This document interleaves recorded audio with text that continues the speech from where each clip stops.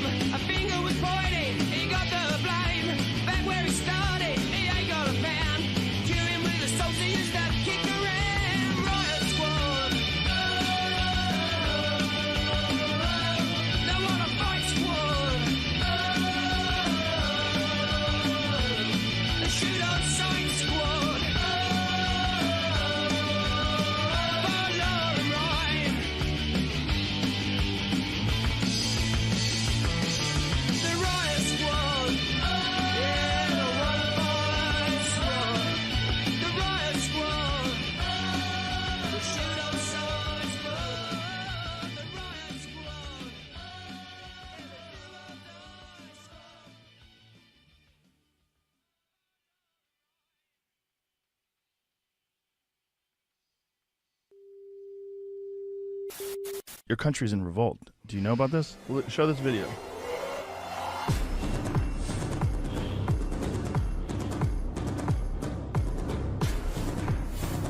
Est-ce que vous êtes d'accord, vous autres, avec la vaccination obligatoire? Ah oui, hein? Those who refuse will have to pay a new health contribution. Ils sont extrémistes. Qui ne croient pas dans la science, qui sont souvent misogynes, souvent racistes.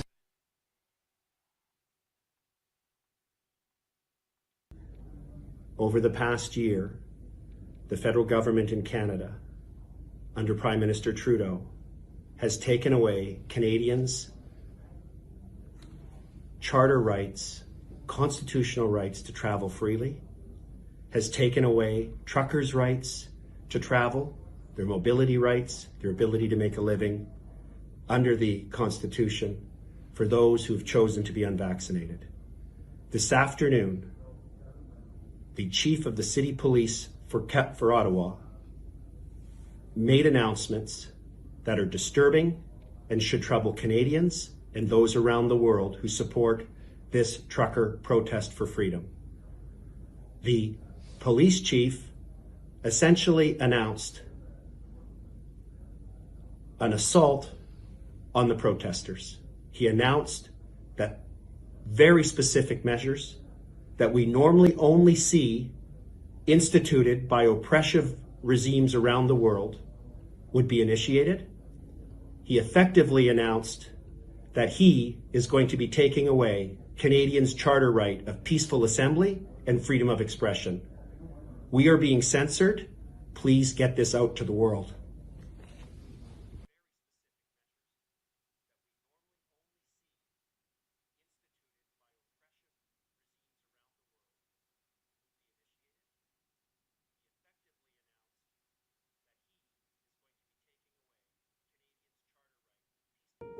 I was raised to be a leader, whatever that meant, and to use my skills and abilities, such as they are, to contribute back to community.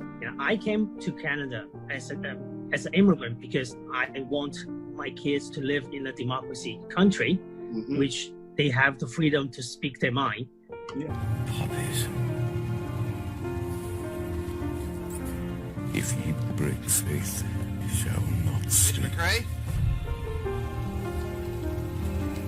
In Flanders, fields. Some days I almost give up. But I cannot contain my imagination. I made Anne real. You've been living in the States for quite a few years now.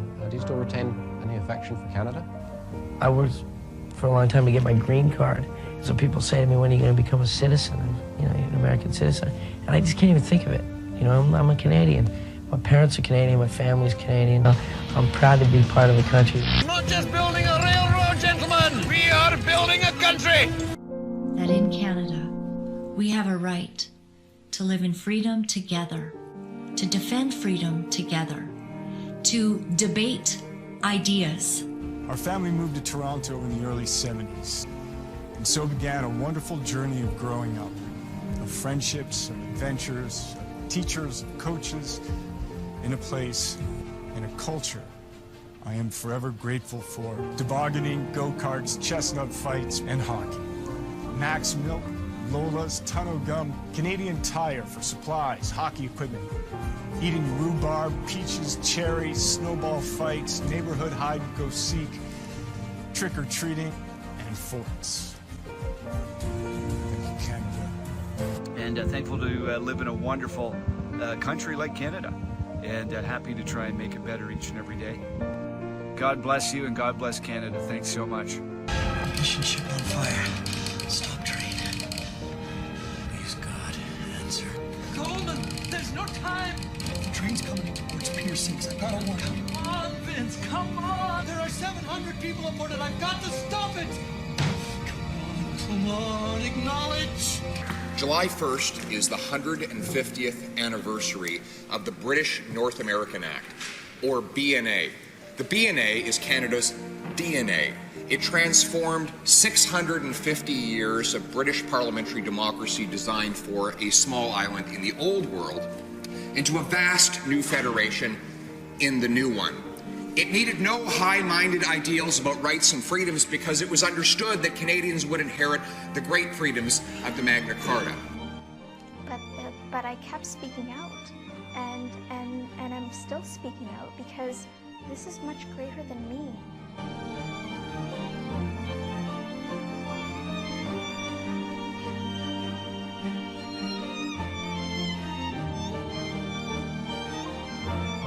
It's a question of pride, isn't it? You want to be proud to be a Canadian. In terms of human wealth of our everyday living, we can compete with the world.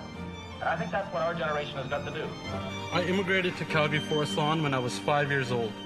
I am forever grateful to my parents who sacrificed so much. My mom worked multiple jobs, and my dad worked hard as a taxi driver to provide for my siblings and I. This great country provided my family and I the opportunities to succeed, and we are so grateful for that.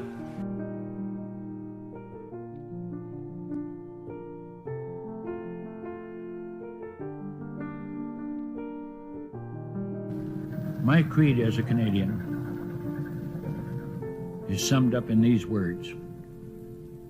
I am a Canadian, a free Canadian, free to speak without fear, free to worship God in my own way, free to stand for what I think right, free to oppose what I believe wrong, free to choose those who shall govern my country. This heritage of freedom I pledge to uphold for myself and all mankind, for I am a Canadian.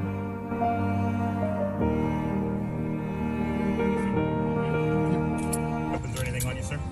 Weapon? No weapon. Only Anything on you only that's my gonna hurt me words. or anything like that? Sorry? Anything on you that's going to hurt me or anything like that? No, anything will hurt you. Only my words, only my philosophy, only what I believe in. Okay. All right, come on over this way. I'm curious to know, is that always how you saw the world and how you saw politics, or has this kind of been have you grown into the views that you hold now?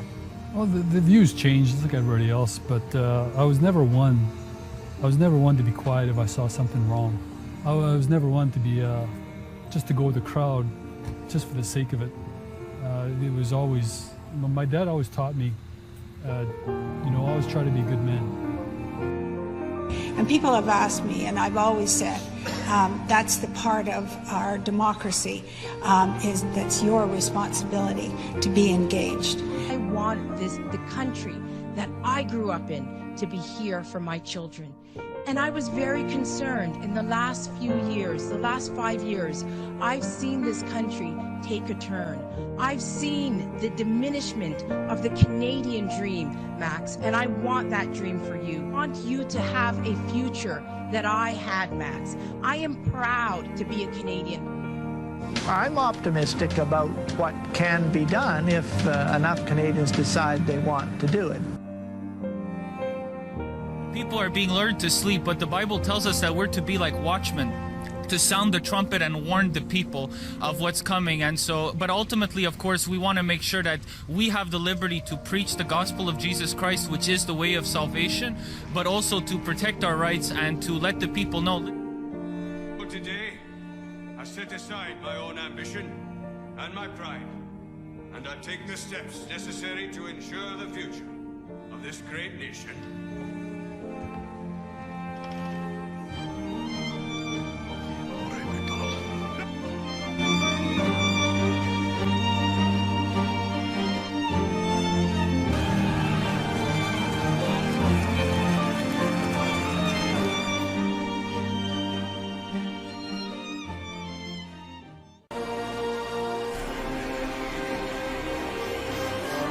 Every overpass is packed with Canadians. Look at us right here. Look at this. God bless Canada.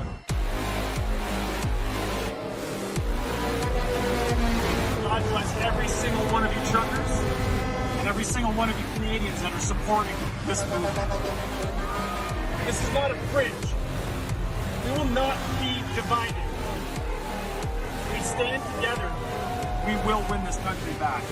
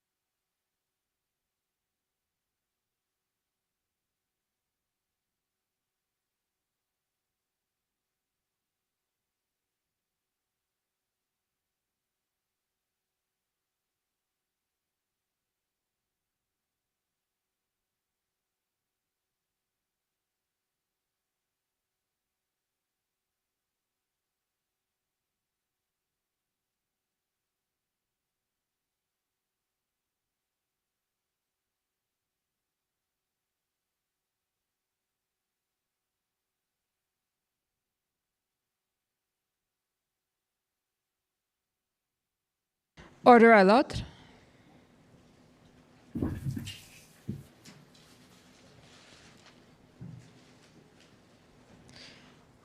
The Public Order Emergency Commission is now in session. La commission sur l'état d'urgence est maintenant ouverte.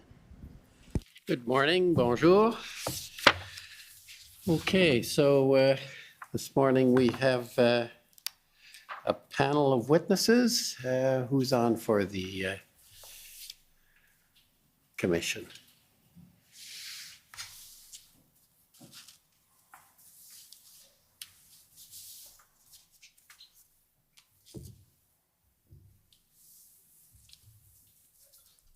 Morning, Mr. Commissioner.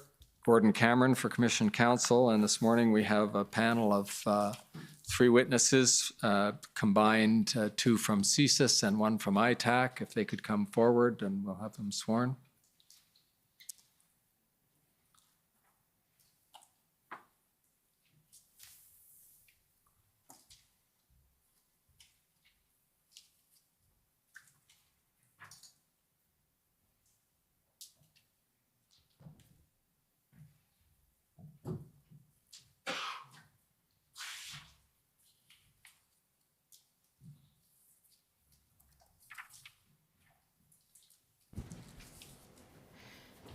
Mr. Vignon, will you swear on a religious document or do you wish to affirm? I will affirm. For the record, please state your full name and spell it out. David Vigneault, D-A-V-I-D, V-I-G-N-E-A-U-L-T. Do you solemnly affirm that the evidence to be given by you to this commission shall be the truth, the whole truth, and nothing but the truth? I do. Thank you. Ms. Tessier, will you swear on a religious document or do you wish to affirm? I will affirm. For the record, please state your full name and spell it out. It's Michelle Tessier, M-I-C-H-E-L-L-E, T-E-S-S-I-E-R. Do you solemnly affirm that the evidence to be given by you to this commission shall be the truth, the whole truth, and nothing but the truth? I do. Thank you. Ms. Chaillet, will you swear on a religious document or do you wish to affirm? I will affirm. For the record, please state your full name and spell it out. Marie-Hélène Chaillet, M-A-R-I-E-H-E-L-E-L-E, C-H-A-Y-E-R. Affirmez-vous solennellement que le témoignage que vous allez rendre devant la commission sur la vérité, toute la vérité et rien que la vérité? Oui. Merci.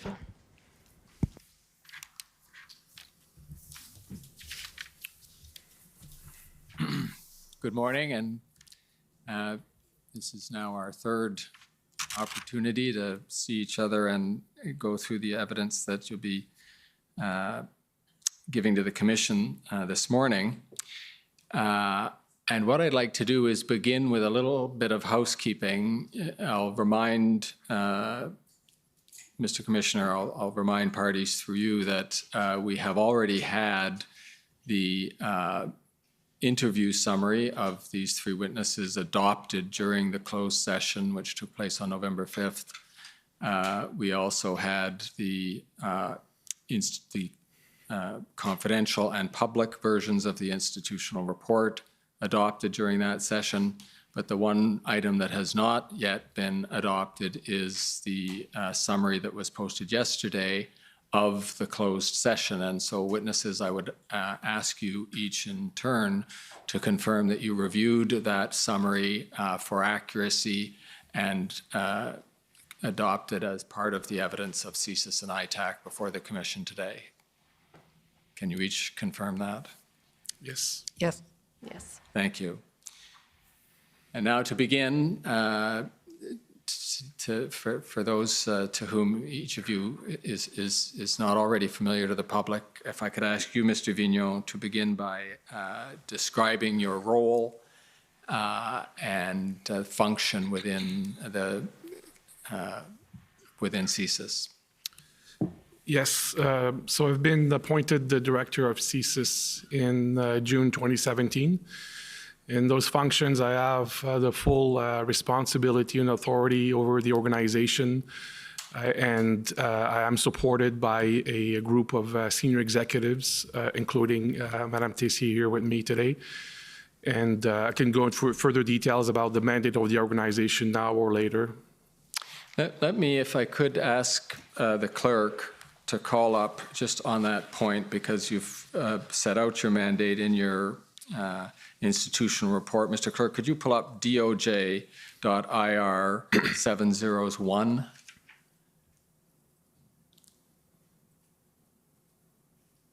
I'm inferring from the number of this document that CSIS was the first federal government institution to get its institutional report filed. And witnesses, if we go to the second page, Mr. Clerk, if you could scroll down just to the top, that exactly there, thank you. And we see in the second sentence there, and I'll read it and you can follow along with me, Mr. Vignon. CSIS's core mandate is to investigate threats to the security of Canada and advise the government of Canada on such threats. See that there? Yep. And you confirm that is the core mandate of CSIS? Yes, it is. Okay, thank you. Now, Ms. Tessier, you are the Deputy Director of Operations at CSIS, correct? That's correct. And can you describe your role in that position? Certainly. I'm responsible for the overall management of service operational activities and the governance of those activities. The way we've found it convenient to describe it to those who aren't familiar with the bureaucracy of the service is to describe you as the most senior intelligence officer in the service. Is that a fair description? That's correct. Thank you. Ms. Chaillet, you're with ITAC. Could you tell us what your role is there and in general terms what ITAC is? We'll go into a little more detail later, but just for introductory purposes. Yes, certainly. I am the Executive Director of ITAC. I've been in that position since September 2021. ITAC is an organization that was created in 2004 out of the National Security Policy to independently produce threat assessment using a broad range of intelligence and information both at the unclassified and classified level. We have three main lines of operations. The first one is to assess and recommend the national terrorism threat level for Canada. The second one is to report and assess terrorism-related event trends and threats. And the last one is to assess and set terrorism threat level for a Canadian interest worldwide. Thank you. And can you describe in general terms the relationship between ITAC and CSIS? Yes, so ITAC is co-located with CSIS headquarters, and we operate under the CSIS Act. And so I do have a reporting relationship to the director of the service. And my organization works very closely with CSIS partners. We have access to the intelligence that is collected by the service, and we assess it independently. Thank you. You used a phrase there, and I'll just take you to the words that are used in your materials, which is that ITAC operates under the authorities of the CSIS Act. Now, we don't see ITAC mentioned in the CSIS Act. Am I correct there? That's correct. So can you explain for the Commissioner why you would characterize ITAC as operating under the authorities of the CSIS Act? Yes, of course. So as I mentioned, ITAC was created in 2004, so after the CSIS Act was enacted. And when it was created, after the 9/11 incident, basically, to avoid silos in intelligence assessment. And when it was created, it was decided by the government of the time to put it under the CSIS Act. So all the founding documents, the founding documentation of the center stipulates that it operates under the CSIS Act. So the institution put itself under the authority of the CSIS Act, even though it's not mentioned there? The government of the day decided to put it under the CSIS Act. Nice move. When you say ITAC is responsible for determining the national terrorism threat level, can you explain how those determinations are made? Yes, actually, ITAC is responsible to recommend the national terrorism threat level. The director of the service sets the level. Thank you. Well, why don't you describe exactly that, the input you have, and then the role that the director plays in that? Yes. So we use a very rigorous methodology to do that. So our analysts are trained to look at a number of indicators to come up with a recommendation. So the methodology uses both qualitative indicators and quantitative indicators. We look at all available intelligence. We consult with many security partners, and we specifically do an assessment of threat actors' intent, capabilities, and opportunities to conduct an act of terrorism. It's very important to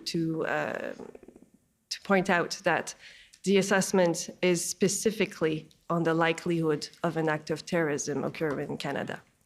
So once we've done all this work, those consultations, this analysis, we do it at least 3 times a year or more often is required. When I'm satisfied with the assessment, we present it to the director who then decides whether or not he takes a recommendation on the proposed level. And just before we go over to you, Mr. Vigneault, as to your role in this, perhaps, Madam Shaya, you could explain whether there is any relationship between the definition we've seen a lot of in this hearing, that is the 2 sub C definition of threat to the security of Canada, and the conclusion you and your organization reach on the national terrorism threat level. Yes, of course.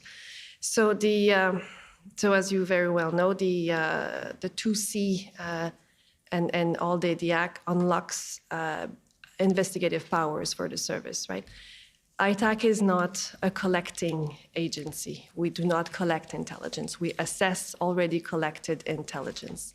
And so the intelligence that the service collects under 2C, this is the intelligence that we assess along with other informations or consultations with partners to come up with the recommendation at threat level. If I understand what you're saying, the recommendation that you make as to a threat level isn't a recommendation that a 2C threat has been found. No. These are independent concepts. Yes. Okay, thank you. Now over to you, Mr. Vigneault. When you received the recommendation from ITAC, what's your role? So, of course, after reviewing carefully the material, I need to satisfy myself that I concur with the analysis, and I can, agree or disagree with the recommendation to set the threat level. And so I do that, as Madame Chailly described, regularly during the year, or as required if there is a specific incident that happens in between those set time periods. And tell me, is this sometimes a subject of dialogue between CSIS and ITAC, where you receive a threat level recommendation and perhaps ask for more information or query the conclusion or give other feedback? Mm-hmm. The way it works is that it could be a combination of, regular dialogue. And so while the assessment is being made, Madame Chailly and I would have part of different meetings. We discussed terrorism issues in Canada and abroad. And so our common understanding will be formed through those discussions. And it happens also that, when I receive the formal material, I will ask you to sit down with the executive director of ITAC to formally question some elements to make sure that I understand exactly what's the basis of the analysis and make sure that I'm comfortable with such analysis. And then I'm the position to make the determination of the threat level. Thank you. Now, witnesses, we are going to go through an exercise that we Commission Council have colloquially called CSIS 101. Similar to some of the questions you got asked in your interview and in the closed session. Probably, Madame Tessier, these are mostly for you. This is your working, the concepts you work with every day, but other witnesses, please feel free to add or qualify as you think appropriate. And these questions, witnesses, will be about your core mandate. So what soon we will come to call your Section 12 mandate, but your mandate to investigate threats to the security of Canada. And so let's start with section 12. And Mr. Clerk, if you could call, you might already have it on hand. It's the same document, the doj.ir.701, and page 2. You have in the second paragraph that begins pursuant, an extract from section 12, which I'll just read for the transcript. Pursuant, and the first part is a lead-in, and I'll mention when the quotation starts. Pursuant to section 12 of the CSIS Act, CSIS, and here the extract from the Act begins, shall collect by investigation or otherwise, to the extent that it is strictly necessary, and analyze and retain information and intelligence respecting activities that may on reasonable grounds be suspected of constituting threats to the security of Canada, and in relation thereto shall report to and advise the Government of Canada. Now, perhaps I'll put it over to you, Ms. Tessier, to describe the function that Section 12 serves in the CSIS, in the core mandate work of CSIS. Certainly. Thank you for the question. It is really what defines what our mandate is, as you mentioned, in terms of opening investigation, collecting information, and reporting to the Government of Canada. The intelligence cycle is such that the Government of Canada issues intelligence requirements to the security and intelligence community, of which CSIS, of course, is a part. And we then issue direction to our regional offices to collect the information that can fulfill that intelligence requirement.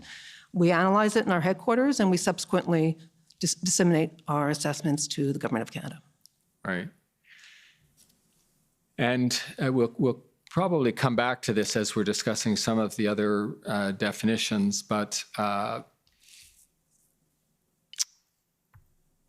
is it fair to say that if we go to the second line there and the words information and intelligence respecting activities, that activities is a central concept in Section 12 and in your mandate? Absolutely. And of course, it's related to Section 2 of the Act, which describes the threats. Yes, Section 2 particularizes the types of activities that could form threats. But in particular, you're not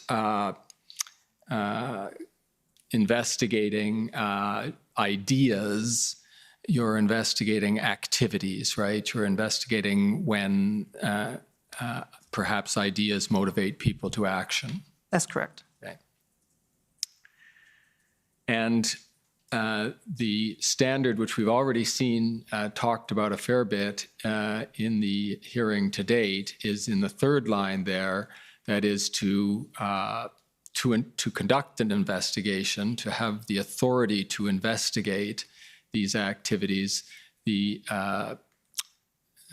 grounds of proof are described there as reasonable ground, activities that may on reasonable grounds be suspected of constituting threats. So sometimes shortened to reasonable grounds to suspect. And that's the basic threshold that decides when, if I'm going to put it in my terms, when you go from being a sponge, just absorbing information and monitoring situations to actively collecting and investigating a target. Is that a fair description? Yes, it is the threshold that we must meet before initiating an investigation. Thank you. Mr. Clerk, could we go over to page 6 of this same document? And at about 3/4 of the way down that page, there's the heading Targeting Authority. And the first sentence describes a standard for your operations. It's the second paragraph that I want to focus on for a minute here. And this is, if you were to ask the question, activities of whom or activities of what is it that you're investigating? And so you would use the expression, if I can ask you to confirm this to make sure I've got it correct, Ms. Tessier, the activities of an individual, a group of persons, or an organization. Is that correct? That's correct. And to follow through with the definition we've just worked with, whose activities are reasonably suspected of constituting a threat. And then this is expanded in the second sentence of this same paragraph, which I'll read. CSIS may also target issues or events to allow for an investigation of activities which are reasonably suspected of constituting a threat to the security of Canada that arise because of or are related to the issue or event. And then parenthetically, you give the example of threats to Vancouver 2010 Olympics. And perhaps you could, the example, threats to Vancouver 2010 Olympics, is helpful. Perhaps you could help us flesh out the concept of targeting issues or events with another example of an issue or event that might have come under the service's attention for the purposes of an investigation of a threat. Certainly, that type of targeting level is normally used when there's what we call a special event, where you can have high-profile individuals attend, such as politicians or the like, who could be victims of a variety of threats. So it allows us, when we don't have a specific, I'll call it an aligned threat, to be able to investigate leads that may come out as a result of that event being held and any potential threat to that event, to spectators, to the individuals attending, high-profile personalities, that type of issue. And do you have an example of when an issue might be something that is constituting a threat?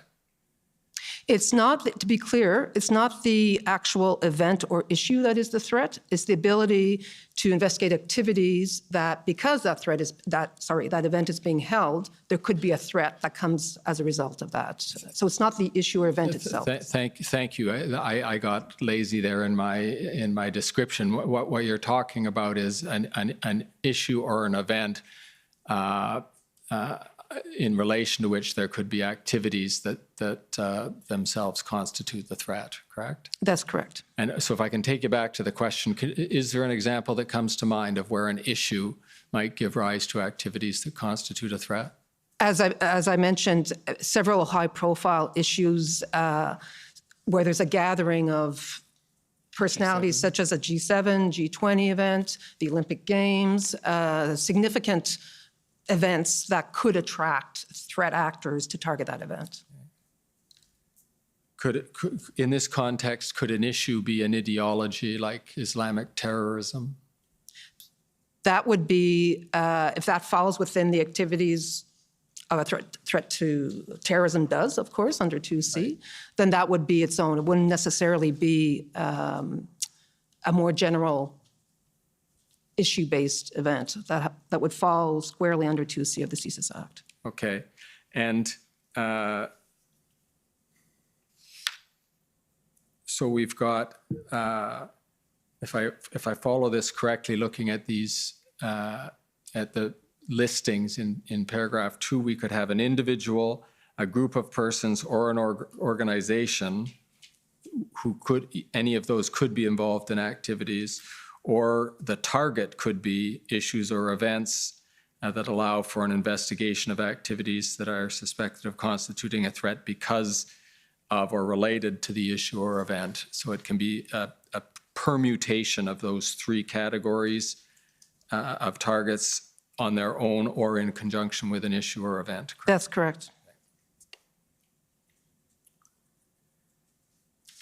Now, let's get to that more refined level of description of the threat activities, and a good place to find that, Mr. Clerk, if you can go back to page 2, we'll see in the footnote to page 2 the extract of Section 2 of the CSIS Act. And just, Ms. Tessier, to help put this in context, Section 2 of the CSIS Act is the section that contains a long list of definitions, one of which is threats to the security of Canada, correct? That's correct. I say that because sometimes we talk almost exclusively about Section 2 as if threats is all it is. But when we say 2C, we actually mean the threat, the definition of threat to the security of Canada that is the third of the subcategories of threats to the security of Canada, correct? That's correct. And is it fair to say that for the purposes we are talking about in relation to the convoy, the blockades, the protests that in January and February of this year, that certainly the concentration and ultimately, I think the exclusive area of interest for potential threats or for investigation of threats would be 2C. Is that right? That's right. Okay. And I'll just read that out again so it appears in the transcript. Activities within or relating to Canada directed toward or in support of the threat or use of acts of serious violence against persons or property for the purpose of achieving a political, religious, or ideological objective within Canada or a foreign state. And so that we don't have to keep repeating that, in your community, you often refer to threat-related activities as a compact way of describing 2C. We often refer to it as terrorism, but yeah, threat-related activities related to terrorism. Other phrases I've seen are threats of serious violence, and we all built into that, we know it has to be all of those other words, including ideologically motivated, et cetera. But if you hear me use that expression, threats of serious violence or activities directed towards serious violence, you'll know that I'm talking about a 2C threat. Can we agree on that?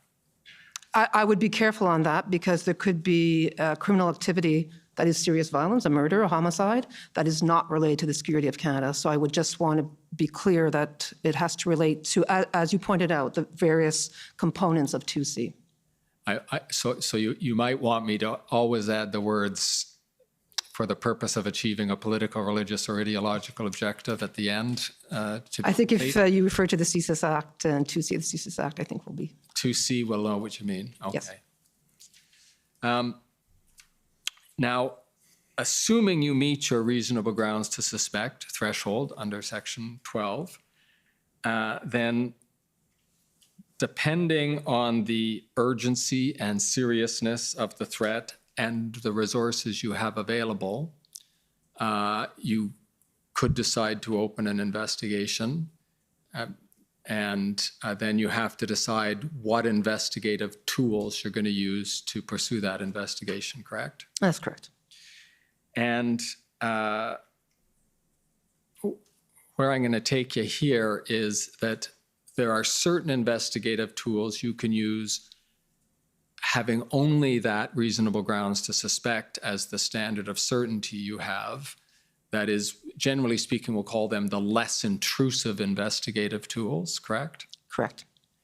Surveillance, collecting information from open sources, basically building a file, but not going so far into the level of intrusiveness that you would actually need a warrant, correct? If it's only reasonable grounds to suspect, that's correct. Right. And then if the circumstances, which might be the seriousness of the threat or the difficulty you have in collecting information on it, so indicated appropriate, you might then apply to a court to get more intrusive, to get authorities, judicially granted authorities for more intrusive investigative techniques, right? That's, yes, once we go past the threshold of reasonable grounds to believe, at that point, yes, we can apply for a federal court warrant. Right. I'm going to try to break that up into smaller pieces and suggest that what you realize is that you need more investigative authorities than you have without a warrant, and then you see if you have reasonable grounds to believe that there is a threat to the security of Canada, because you know you are going to have to satisfy a judge on that point before you will get the warrant, right? That's correct, yeah. Okay. And the reason I want to break it out there is I think you'll agree if we can make this observation that the higher evidentiary threshold of reasonable grounds to believe there's a threat to the security of Canada, that standard of certainty has to do with the fact that you are using more intrusive techniques. You always had the authority to investigate once you passed the reasonable grounds to suspect threshold, correct? Yes. So the higher threshold of reasonable grounds to believe isn't what gives you the authority to investigate, it's what gives you authority to use more intrusive investigative techniques. Yes, that's correct. Thank you. And in terms of resources, another factor that I would expect to play into this analysis you do is that you've only got so many intelligence officers, you've got a lot of information coming in, so there's some proportionality and triaging, et cetera, that you do when you decide which threats that do plausibly meet the reasonable grounds to suspect threshold you're actually going to devote your resources to, and how much resources you'll devote to them. Yes, and of course it's often dictated, well, it's always dictated by the nature of the threat, the gravity, because we can go very quickly into reasonable grounds to believe, of course, depending on the nature of the information we receive at that time. Okay, now on that point, I'd like to make ask you to make an observation that we've seen in your interview summary, and it's come out in the materials that the parties have already seen. And it has to do with the allocation of its counterterrorism resources that the service has devoted to, and here we're going to introduce the acronym. I think almost everybody knows what it means now, but IMVE, ideologically motivated violent extremism. And so can you tell the Commissioner, relatively speaking, of all of the resources of the service that are devoted to counterterrorism operations, what proportion of those resources are devoted to dealing with the IMVE threat? Approximately 50%. Okay. And how does that relate, say, to the proportion that, and I'm just going to ask you to make a rough approximation here, that would have applied 10 years ago, say? It's a significant increase. Maybe not from 10 years ago, but from certainly, yes. I think when we look at events that have occurred in Canada, with, as an example, Alexandre Bissonnette, Quebec City Mosque shooting, Alex Manassian, and the unfortunate event in Toronto where he ran over a number of individuals. When we see an increase in those types of activities, we obviously proportionately place our resource to investigate what we see as a very significant and growing threat. Okay, so even with and to the extent there are still threats out there from organized terrorist groups like Al-Qaeda or other groups that took so many of your resources back around the turn of the century, you are now devoting either half or more than half of your resources exclusively to responding to the IMVE threat. Is that correct? That's correct. Thank you. Now, at that point, I'm going to ask Ms. Khan to come up and expand some more on that threat and the way that the service has handled it, and then I'll come back afterwards with some questions that follow on that.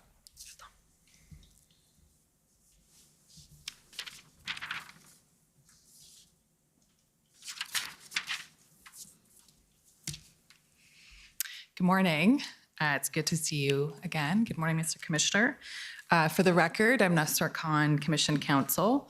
I think my questions are probably best placed to you, Ms. Tessier, but as Mr. Cameron said, please, if the other panelists feel able, jump in where you feel it's appropriate.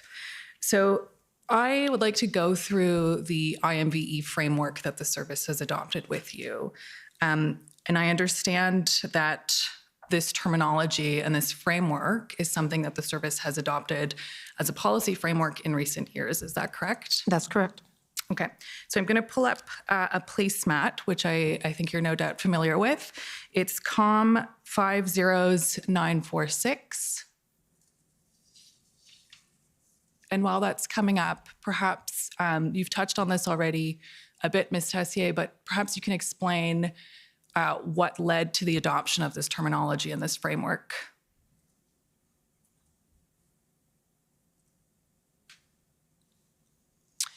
Thank you.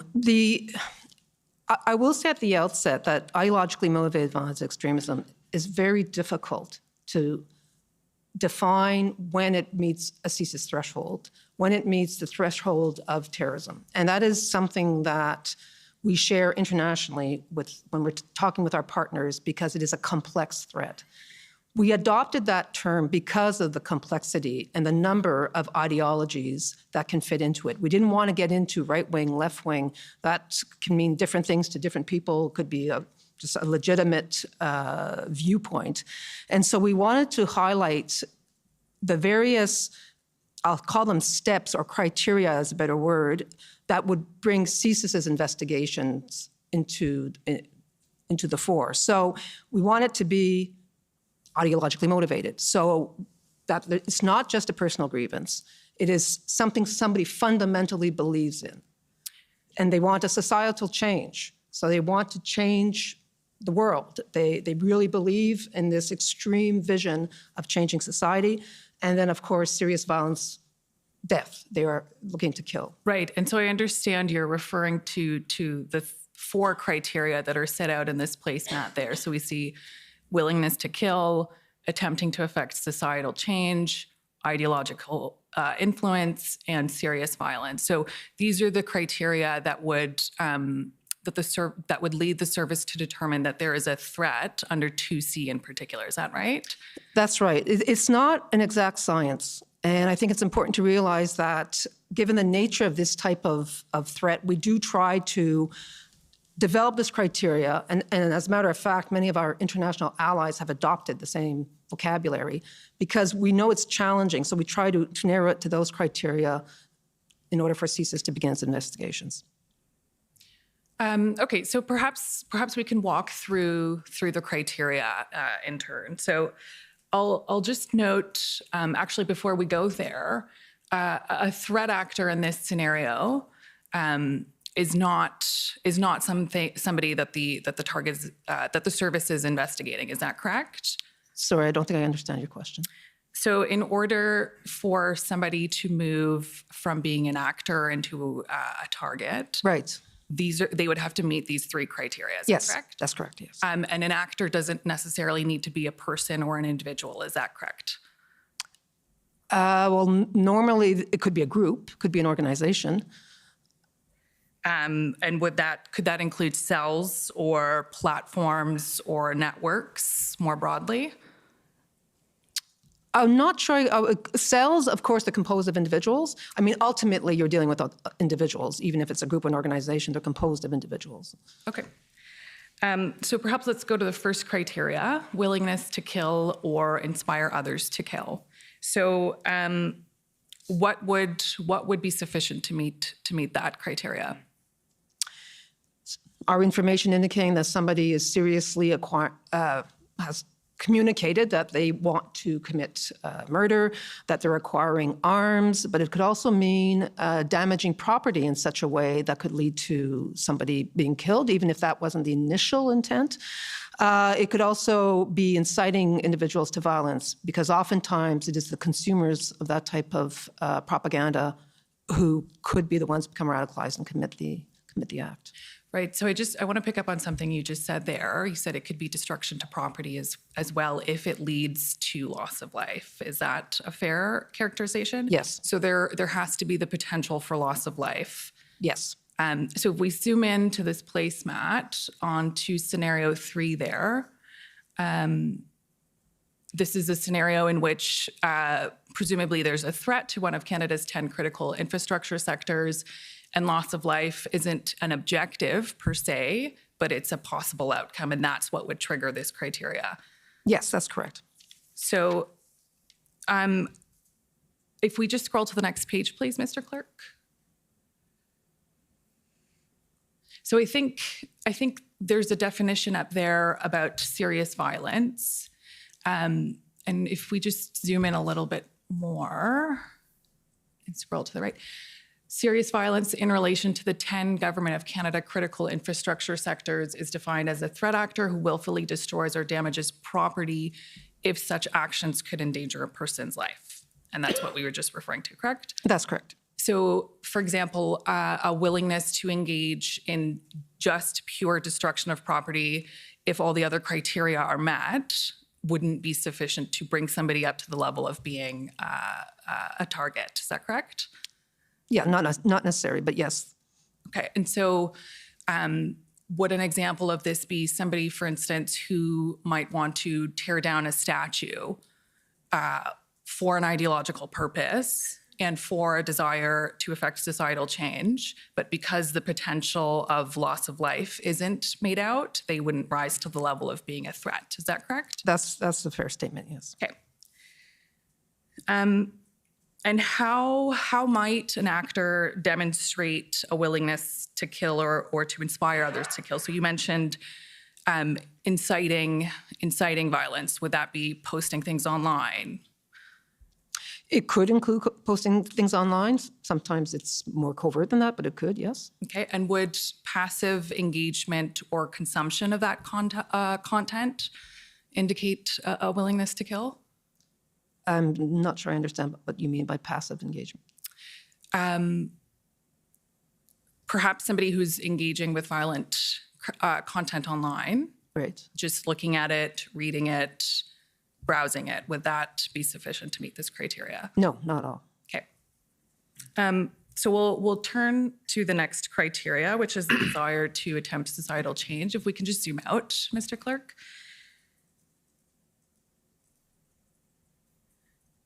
And just go back up to the top page, please.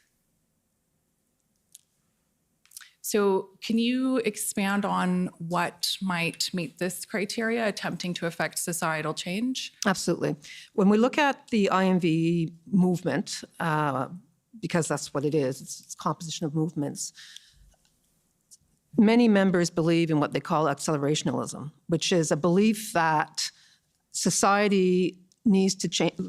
If we take white supremacists as an example, or anti-immigration individuals who believe that their society is at risk either of immigration, of government intervention, of anything they see, they feel that society is at risk and that there's going to be a civil war. So they believe they must take violent action to speed up that societal change and to put society back as to, in their vision, is the way it should be. So that's an example of societal change where they really adhere to this accelerationist mindset, if you will. Okay, and so would somebody who's protesting meet the criteria for attempting to affect societal change? Not necessarily. I would just want to highlight that CSIS cannot, by its law, investigate lawful protest or dissent, unless it's related to one of the threats to the security of Canada. Right, and so protest alone wouldn't be sufficient to meet this criteria? No, it would not. Okay. And so turning to the third criteria there, ideological influence, you've touched on this already in using the word movements. So I see in the top left corner of that placemat, if we zoom in just in the bubble that says ideologically motivated, I see there are 4, I think, broad movements that the service has identified as falling under this category. Can you speak to them, please? Certainly. There's xenophobic violence, as I mentioned earlier, anti-authority violence, so anti-government, gender-driven violence, and what we call other grievance. That could be like extreme environmental groups or animal rights type anti-abortion. I mean, the extreme violent movements, it's meant to capture that type of ideology. So why does the service use the lens of movements and not discrete groups? If we look at terrorism as we're traditionally used to looking at it, we've very much been focused on groups. And those groups, I'll use Al-Qaeda as an example, very much a command and control structure where you had to be vetted and you had to really be accepted as a member of the group and very tightly held, and you had to go to training camps and the like to be considered a member of Al-Qaeda. While there are groups in the IMVE space, they're not as defined in the same way. They don't necessarily have command and control. And it's really a movement of individuals of sometimes various elements of these ideologies and networks of individuals is a better way of describing it than actual strict groups, as what we've seen in the past. Right, and so these are broad categories, broad networks, and participation in any one of them, of course, isn't alone on its own because you've got the other criteria there. Yes, that's right. And we've seen, I've given a couple of examples, but we've seen cases where individuals, they don't belong to any group, but they adhere or they're influenced by these movements and they decide to act and commit terrorist attacks. So can you just explain to the Commission what the anti-public health measures movement is? Anti-public health came out, of course, as a result of the pandemic, and individuals who felt that government was overreaching by their health regulations in terms of wearing a mask or the vaccinations or what have you. And that would fall under which of these categories? Well, it's not an issue or a movement that the service investigated. However, we have seen some of our subjects of investigation in the IMVE space exploit that type of a movement. If they're anti-authority, if that's the ideology that they subscribe to, and they see government intervention, then they can exploit that to justify their ideology and say, yet again, government is overreaching. That type of an example. In and of itself, anti-public health is not of concern to CSIS. Right, and so what would be that anchor that brings it into the purview of the service?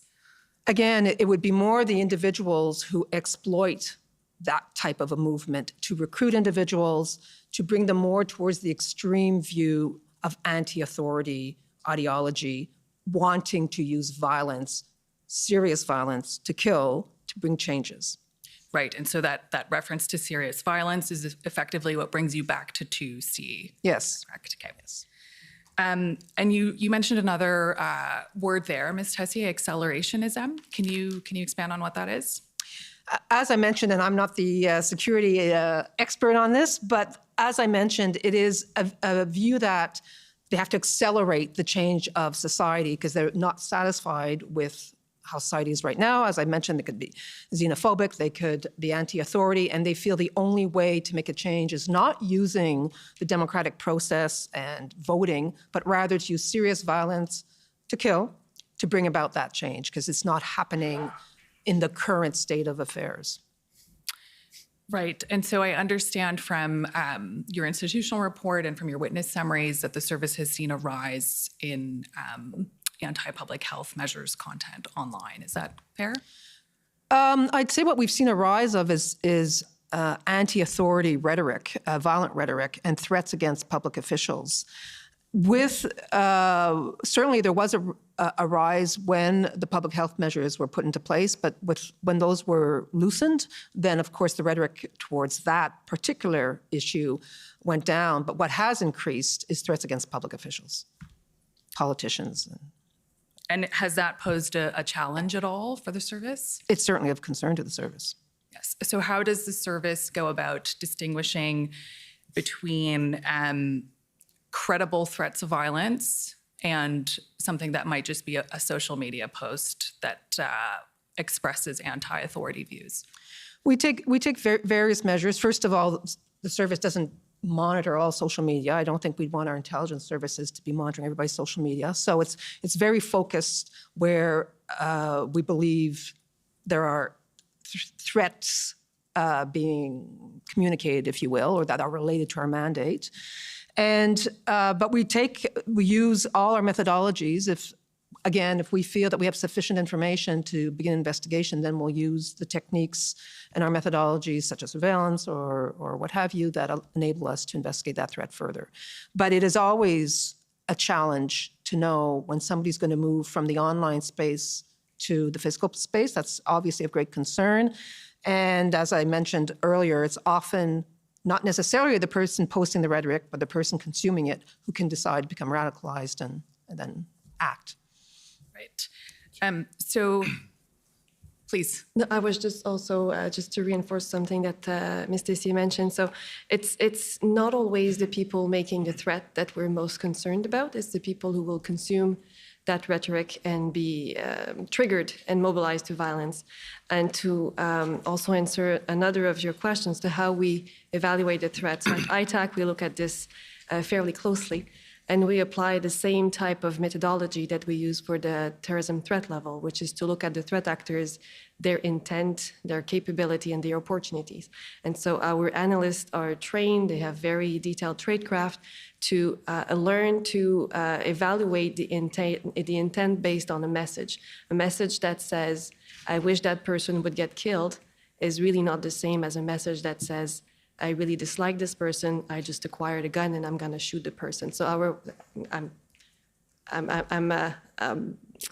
exaggerating, but it's just to give you the idea of how we actually look at those threats and look at them very closely with that tradecraft and that methodology in mind. Right, and this tradecraft that ITAC applies would be, or the methodology is distinct from these 3 or 4 criteria that the service is applying. Is that correct?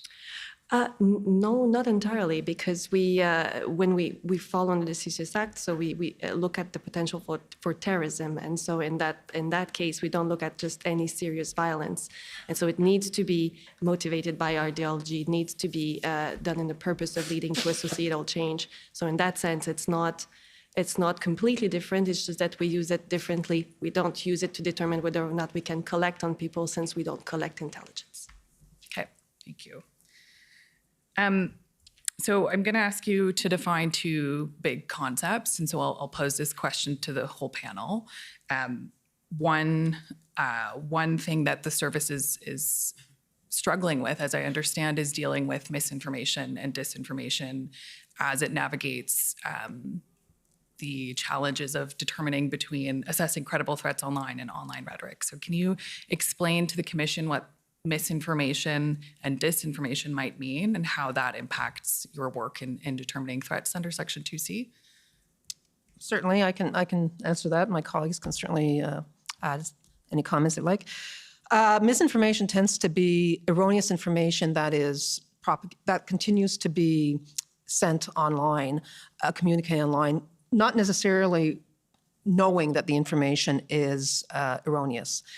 Disinformation is purposely spreading false information, if that helps at all.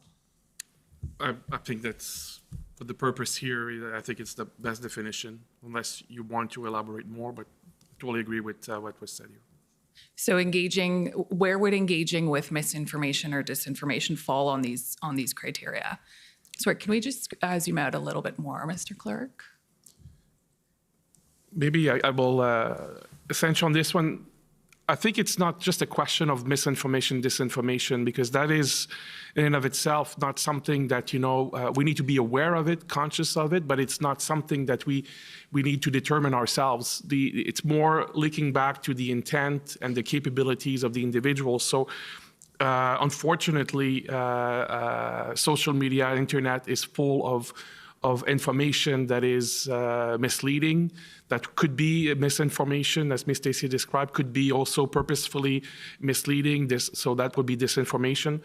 So I think, we're more interested in understanding that dynamic and then apply that understanding to our analysis of specific activities, specific individuals. So I think that will be more a better description of how we, the service, would be conscious and aware and apply those principles. Right, so you're aware of the fact that there are things circulating online that might not be violent rhetoric or that might not reflect a desire to engage in violence, but you've got to keep a general awareness of that. Is that fair to say? Yeah, because what we have seen, unfortunately, a number of the individuals that who have perpetrated act of terrorism in Canada, we've had, since 2014, we have 25 people who have been killed in terrorist activities, by people who were motivated by violent extremist ideologies. And so when you dissect, deconstruct their motivation, often because they left manifestos or writings behind and so on, you see a conflation of different issues. It could be, xenophobic ideology. And then when you start to look at the material and the understanding, you realize that there is a lot of misinformation and disinformation that is weaved into their writings or their understanding that creates that belief for these individuals that they must act. So that's why we, CSIS, will need to have that kind of awareness not because we will be interested, in every misinformation, disinformation that exists, but that reality informs the threat-related activity that we must investigate. Thank you. I'd like to shift gears now, so we can just take that document down, Mr. Clerk, thank you, and talk to you about the services activities in respect of the convoy in particular. So as I understand it, the service was aware or had pre-existing targets and came to learn of the convoy through that activity. Is that fair? Sorry, we became aware of the convoy. Yes, of course. Right, and so the service had pre-existing targets who might have been involved. Yes, we had pre-existing targets in the IMVE space, to be clear. And was the service at any point, was the service at any point investigating the protest itself? So maybe if I can step back a little bit, just to make sure that we provide the Commission with the best possible overview. We, of course, had been, generally aware of, what's happening in our country. We have seen the tension that, was created by reticence or a different perspective on public health measures.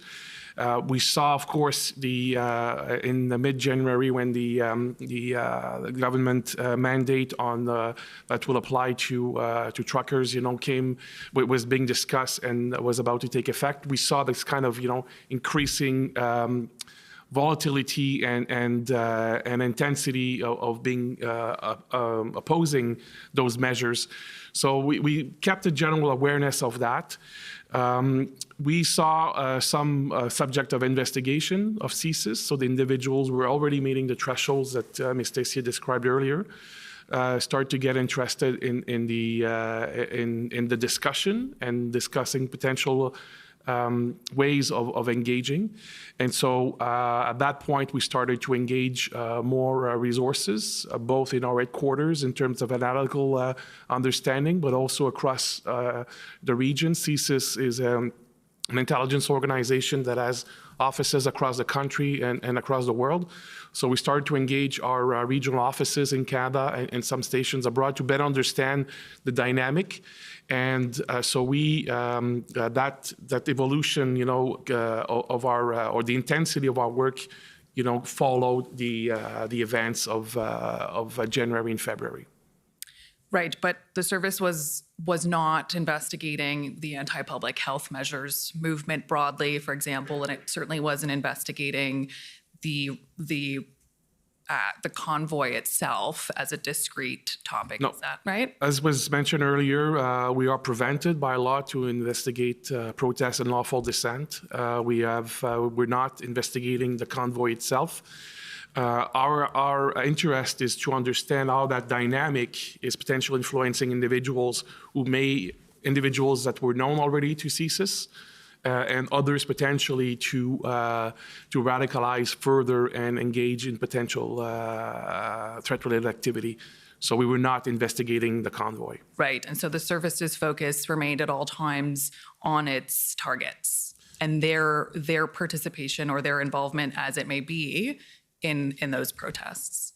I would maybe clarify, Commissioner. I would say that we were, of course, focusing on our subject of investigations, but also the dynamic of such events is that you have people.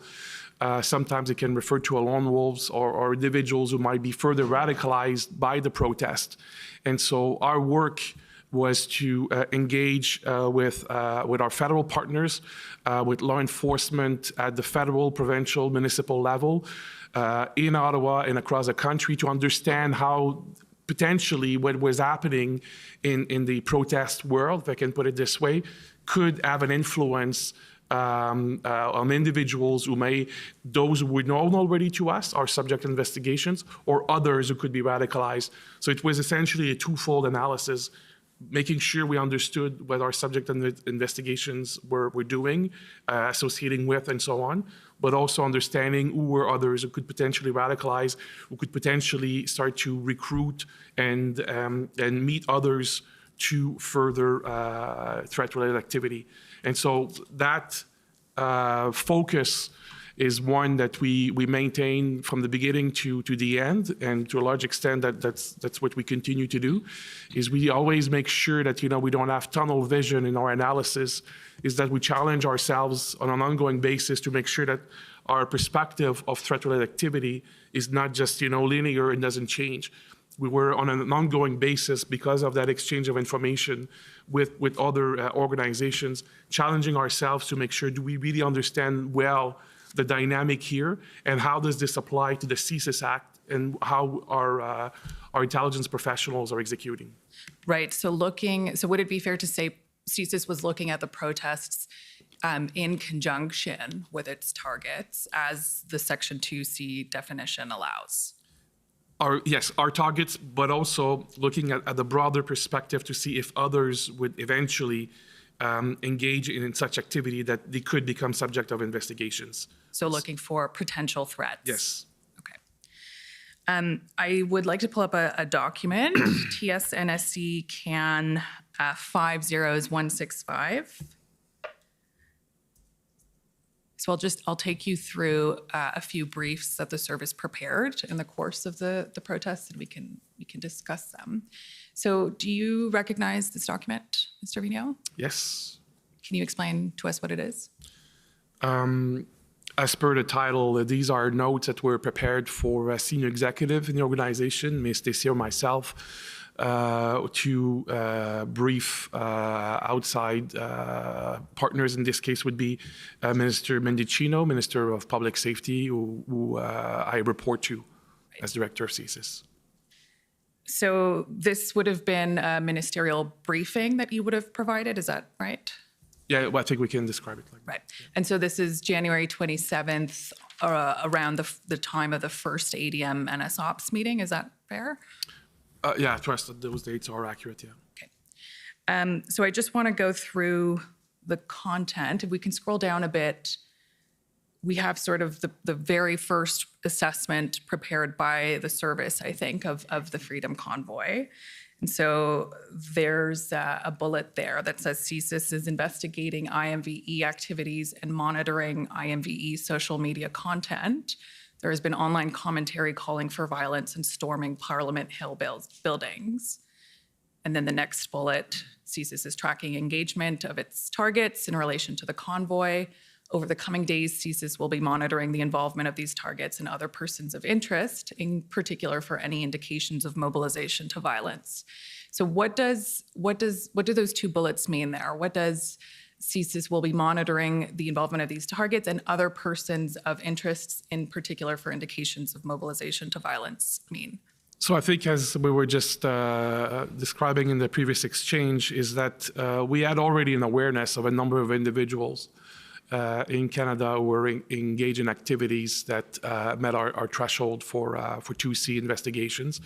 And so we were aware that some of these individuals were interested in paying a lot of close interest to the convoy, and trying to understand, what it meant, saw potential opportunities. And so we were looking at those individuals. So these are the known actors, if you want. Our work as well is to make sure, as I mentioned, that we don't have tunnel vision, that we just don't look at what we know, but also in this context of other people who might be influenced by the events, by some specific decision by the government, some specific radical rhetoric online to say, it is my time, I need to do something. So our professionals at CSIS and in ITAC are trained to really understand well the distinctions we're talking about 2C and so on, about what is lawful dissent and protest versus what are activities that could be potentially, threat-related activity under the CSIS Act. So this is a description of that at a high level of that type of work that was ongoing during that period. So is the assessment there that there's a possibility of a lone actor threat? Is that it? Yes, essentially at that point, late January, we're looking at such an activity because based on, again, experience of our professionals, we have seen individuals who seize opportunities to engage in those acts, either because they had previous beliefs or because they are in events or activities or what they might read, consume in terms of information is radicalizing them extremely quickly. So a person that's not known to the service, but that could Absolutely. be mobilized. So at the bottom there, we see the bullet, CSIS is unaware at this time of any tangible plots or plans of serious violence. And so at this stage, there's no risk of a threat materializing. I would not necessarily say there's no risk, it's just that we're not aware of it. And so I think, it is I think Ms. Tessier used the expression earlier, it's not an exact science. And what I think is very important to remember as in this event and other events of the sort that we've seen in the US and other democracies is that there could be a very quick turn of events. There could be very quick radicalization or shift in the dynamic of these. So at that point, we did not see, so the 27th, when the report was written, we were not seeing any tangible plot of violence. But that's not to say that there was no risk. And that's why we were, as I said earlier, engaging all necessary resources in Ottawa and across the country to understand what was happening. Okay, so we'll go to the next brief, which is TS/NSC CAN 001-50166.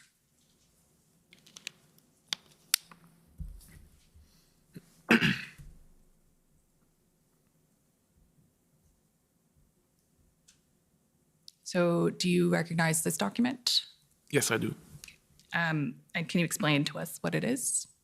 Yes, this is as the title explains, an analytical brief. So it's prepared by senior analyst, intelligence analyst within CSIS to try to contextualize, provide an assessment of some information or facts that may appear. And it's to use their expert knowledge and apply analytical tradecraft to take facts and events and try to make some sense out of them so that we have an understanding within the service and ITAC of what this means. And this distribution here also means that it would have been shared more broadly across government. So it's to have CSIS share our analysis with other members of the government about a specific event. Who would you have been sharing this brief with?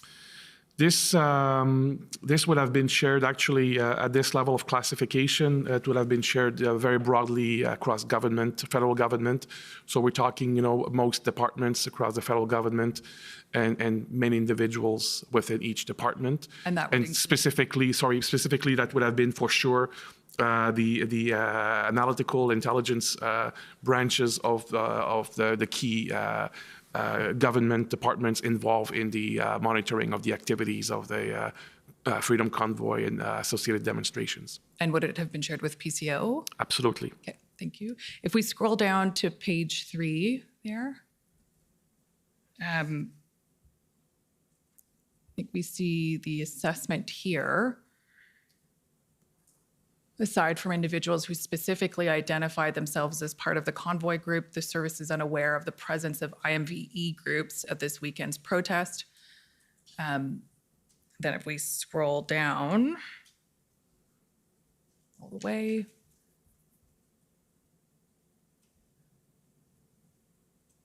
the presence of racist and bigoted flags appear to have been brought by individuals who would like others to believe that their cause or belief is far greater and more organized than it actually is. CSIS assesses that these flags were not part of a broader group initiative.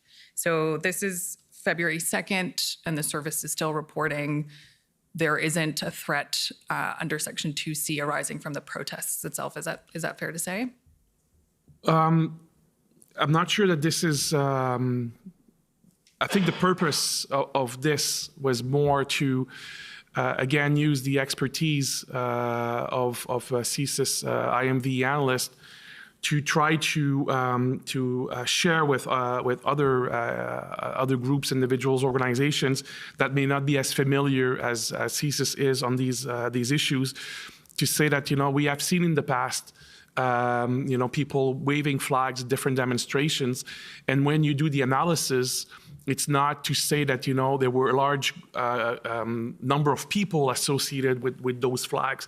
It could be here, it is essentially, there was a number of commentary made in the media and other places that trying to draw an inference between if there is such a flag, that means there are lots of people associated with this cause.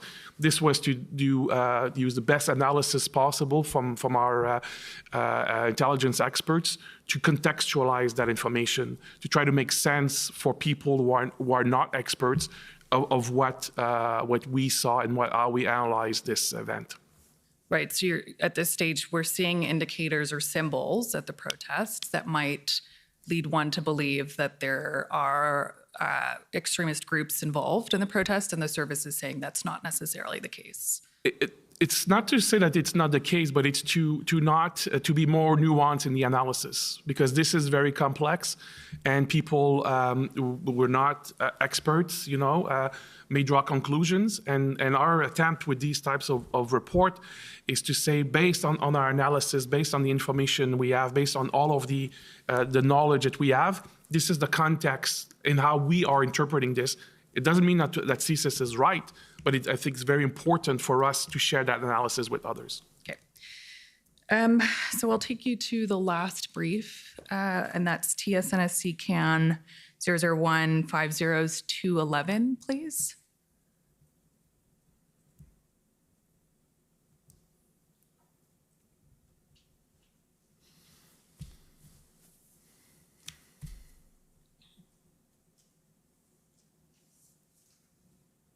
Okay, so if we can just zoom out a bit so that we can see the entire page, please. So I believe this brief is dated February 10th. Are you familiar with this document? Yes. I don't see the date on it, though. I think it's just at the bottom of the page there. Okay. So this is a brief, again, on the protests. If we just look at the title, it says Anti-Public Health Measures Movement, Grievances, and the Freedom Convoy 2022. So if we scroll to the bottom of page 2, we have the outlook prepared by the service.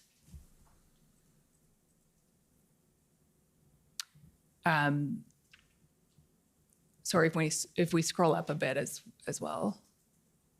So we see there, just before the redaction, no formal organized plot of violence has been identified. CSIS assesses that the Freedom Convoy 2022 is of interest to various subjects of investigation, especially those who hold anti-mandate or broader anti-government views. And then just underneath outlook there, CSIS will continue to monitor the involvement of IMVEs within the Freedom Convoy 2022 in order to better understand the public health measures movement. So what is the assessment being shared here? So essentially, as the first line above the outlook you mentioned, is that at that point, CSIS assessment was that we did not see specific actions being taken that would characterize a threat to the security of Canada associated with the events. Okay. And so the last question that I'll pose to you before I turn it back over to Mr. Cameron is, the Commission has heard evidence about the distinction between lawful and unlawful protests. So in this period between January 27th up to February 10th, you might have even formed the view, just as a personal opinion, that the protests might have gone from being a lawful one to an unlawful one. Would that have had any bearing on your assessments or on your work? No, because it's not the criteria we'll be looking at per se. It is again related to violence. So we're going back very closely to the 2C definition we've talked about earlier. So a declaration of an event that is unlawful. For example, you can have a permit for a demonstration, and then there's too many people, therefore your demonstration is outside the bounds of the permit. It could be unlawful, but that would not engage us. So the unlawfulness in and of itself alone is not just a criteria that would be determinative for CSIS. Can I add something? And it's the last line on page 2 here. if I can read it, further, CSIS will also continue to follow the evolving and dynamic situation surrounding the convoy to identify any national security concerns. That is really important to underline, is that this was a very fluid, volatile environment, and we were constantly doing our assessments. Every day we were re-looking at our information, our investigations, to ensure that we were up to date on our assessments. So I just want to underline that it's sometimes a snapshot in time, that date when that particular brief was written, but that we were also very aware that this was very much a fluid situation. Okay, thank you.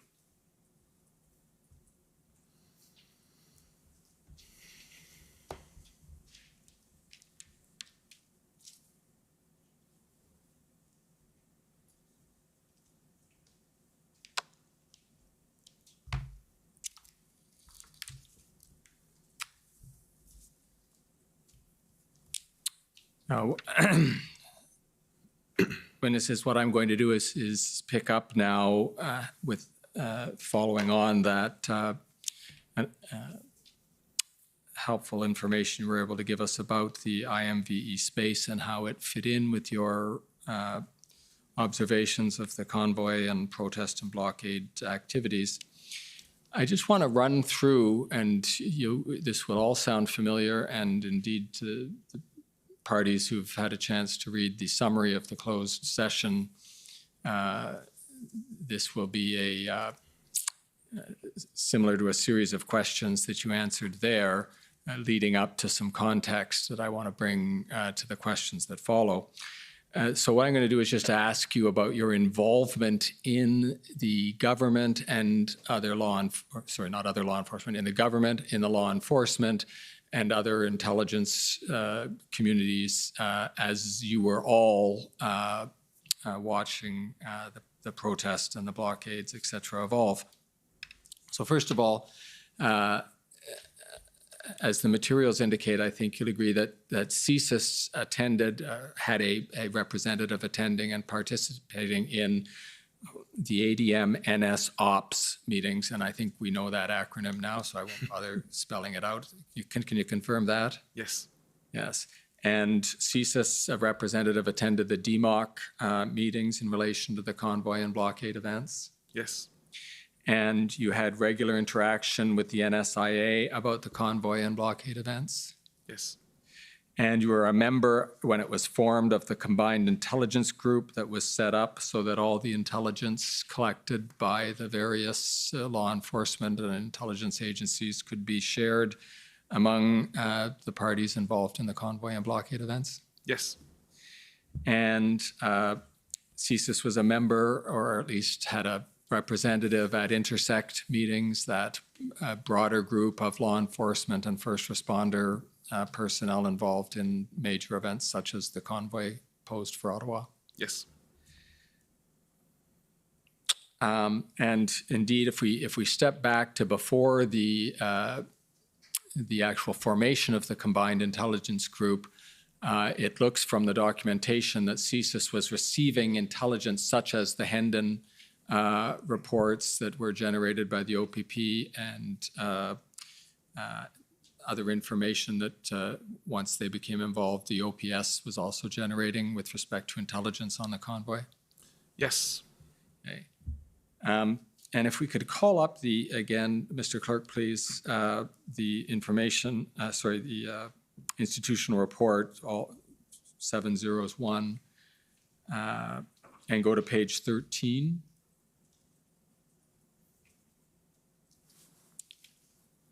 At about halfway down. Now, here's I think exactly where we were picking up, Ms. Tessier, with your comment about the dynamic nature of the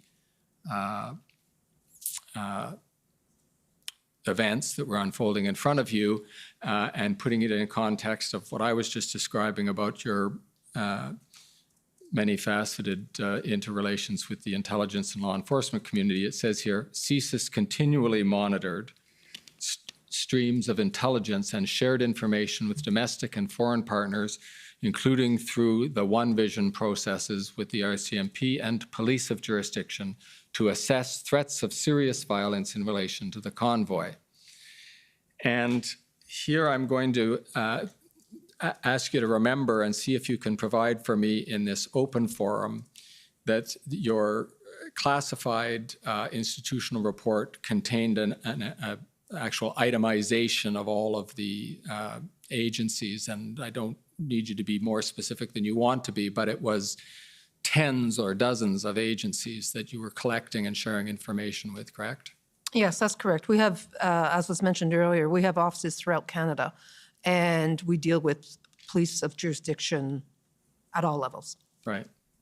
So to the extent that there was intelligence or information available in relation to potential threats to the security of Canada as defined in the CSIS Act, it was received and considered by the service.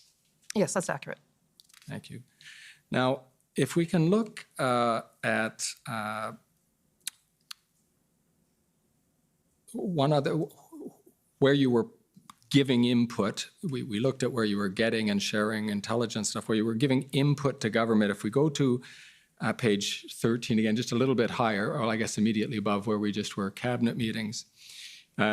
You and, was that Mr. Vigneault, you were attending mostly to the SSE and the IRG meetings? Most of them, Ms. Stacey attended a couple as well. Thank you.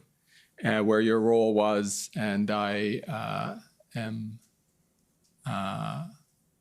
quoting here at the end of the paragraph, to provide updates on national security threats that may arise and answer questions. So that was your role at those cabinet meetings? Correct? Yes.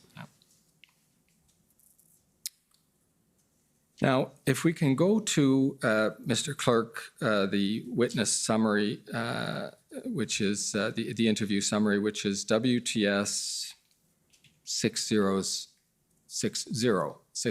So 6 zeros and then 60.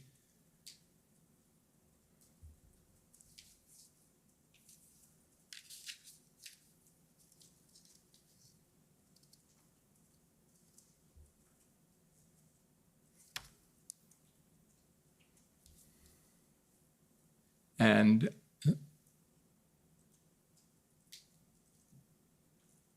thank you. If you can go to page 5, about 2/3 of the way down.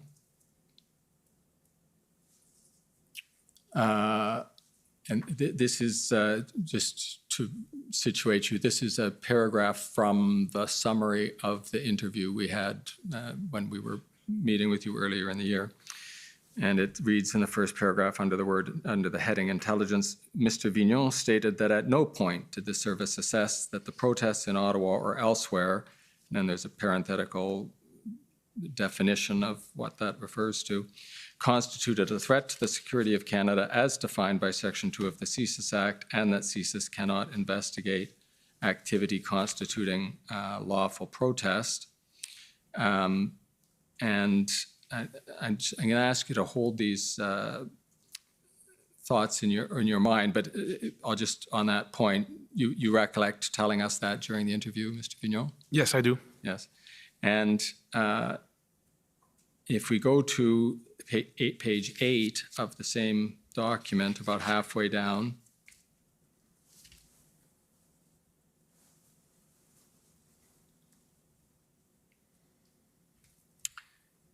under the heading recommendation to cabinet, the first line there is Mr. Vigneault learned that the EA, which would be the Emergencies Act, referenced the threat definition set out in Section 2 of the CSIS Act once the federal government began to seriously consider invoking the Emergencies Act. And then there's the parenthetical date bracket there between the 10th and 13th of February. And then you've requested that the service prepare a threat assessment on the risks associated with the invocation of the Act.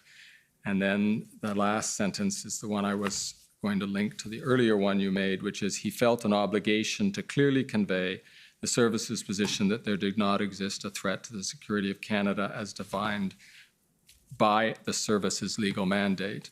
And again, you recollect us telling us that during the interview? Yes.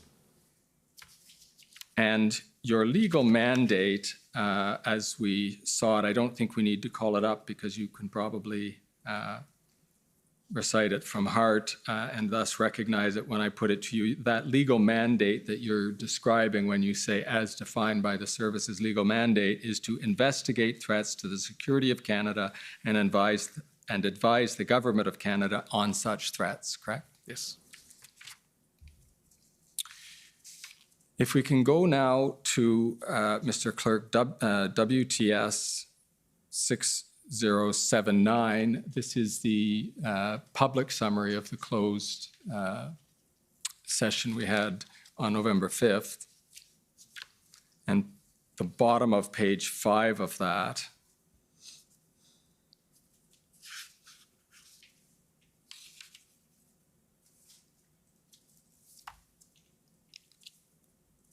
and I'll read there. Mr. Vigneault explained that the advice and the assessments they would be giving to government is taken in conjunction by the decision maker with all of the other different pieces of analysis for the decision. And Mr. Clerk, if you can scroll down to follow with me.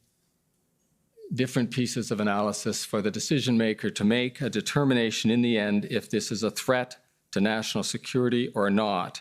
When CSIS looks at national security, in this case, their assessment was that this was not a threat to national security within the confines of the CSIS Act. And you remember saying that, Mr. Vigneault? Yes.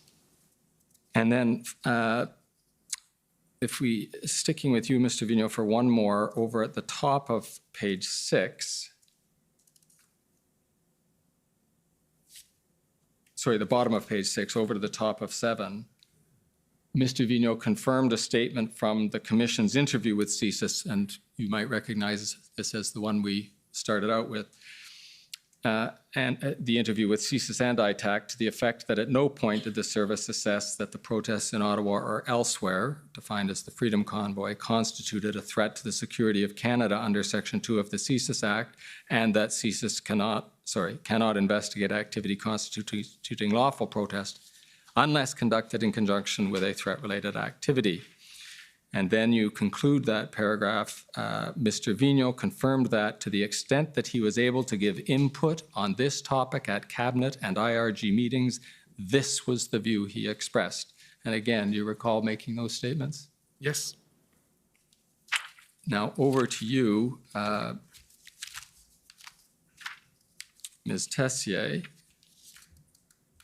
At the top of page 10 of the open summary, the public summary of the closed session, we have your description, and I'll read it out. Ms. Tessier explained that the service's determination that the convoy and related protests did not constitute a threat to the security of Canada was not made by a singular analyst or executive. Rather, strategic analysts provided multiple assessments throughout the relevant period, which were approved at higher levels before they were disseminated. Mr. Vigneault explained that the assessment process is not a binary one, but an ongoing, dynamic consideration of whether the information collected was rising to the level of a threat to national security. So I think, Ms. Tessier, you can agree with both the first and second part of that statement. That is, you can agree with Mr. Vigneault, because that's your point about the dynamic nature of the assessment, correct? That's correct. And Mr. Vigneault, you remember adding that to Ms. Tessier's thought there? Yes. Okay. Now, I'd like to take you to page 8 of the open summary. Sorry, the public summary of the closed session.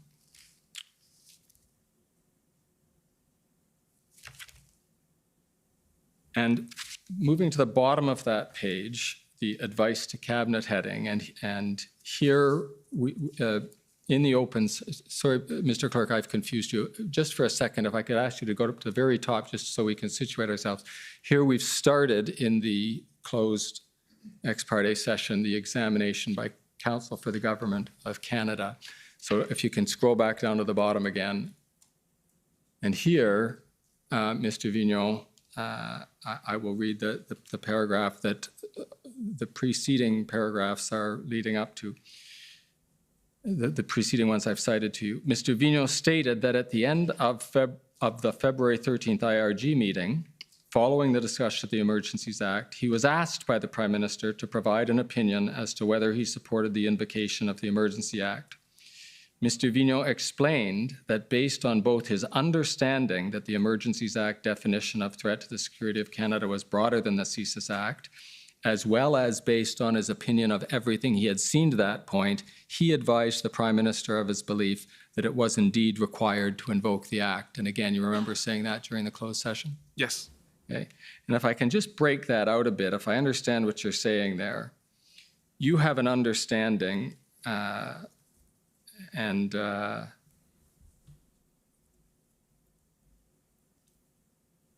we might find out later in the week where you got that understanding, but I'll let you keep that as a mystery for now. You had an understanding that the Emergencies Act definition of threat to the security of Canada was broader than the CSIS Act definition, correct? Yes, and maybe if you allow me, Commissioner, just want to go back to the first element that you took me through, Mr. Cameron, which was that when I learned that the Emergencies Act was to be invoked, I informed myself. So this is, I think, is the crux of the issue. So as director of CSIS, we are very familiar. My colleague and I, we know the Act fairly well, of CSIS Act. I was not familiar with the details of the Emergencies Act. So when that was first brought up, the fact that the Emergencies Act was using the same words as the CSIS Act to define the threat, so imported into the Emergencies Act, I needed to understand for myself and for the course of this, what was the implication of that. And that's when I was assured that there was a separate understanding, the confines of the CSIS Act, the same words based on legal interpretation, jurisprudence, federal court rulings, and so on. There was a very clear understanding of what those words meant in the confines of the CSIS Act. And what I was reassured by is that there was, in the context of the Emergencies Act, there was to be a separate interpretation based on the confines of that act. And that was, instrumental starting on the 10th, I believe, when we discussed that, to make sure that we understand, and how we would be not informing, but, using the words very carefully and very much specified, when we were providing advice and information, it was based on the CSIS Act definition. So I just wanted to maybe contextualize this a little bit. So thanks for that. Thank you for that elaboration. Now, if we can go back to that sentence at the bottom of page 8, I understand, I think the words do speak for themselves, but I want to make sure I understand your sense of them, that based on your understanding that the Emergencies Act definition of threat to the security of Canada was broader than the CSIS Act, and then it says, as well as based on his opinion of everything he had seen to that point.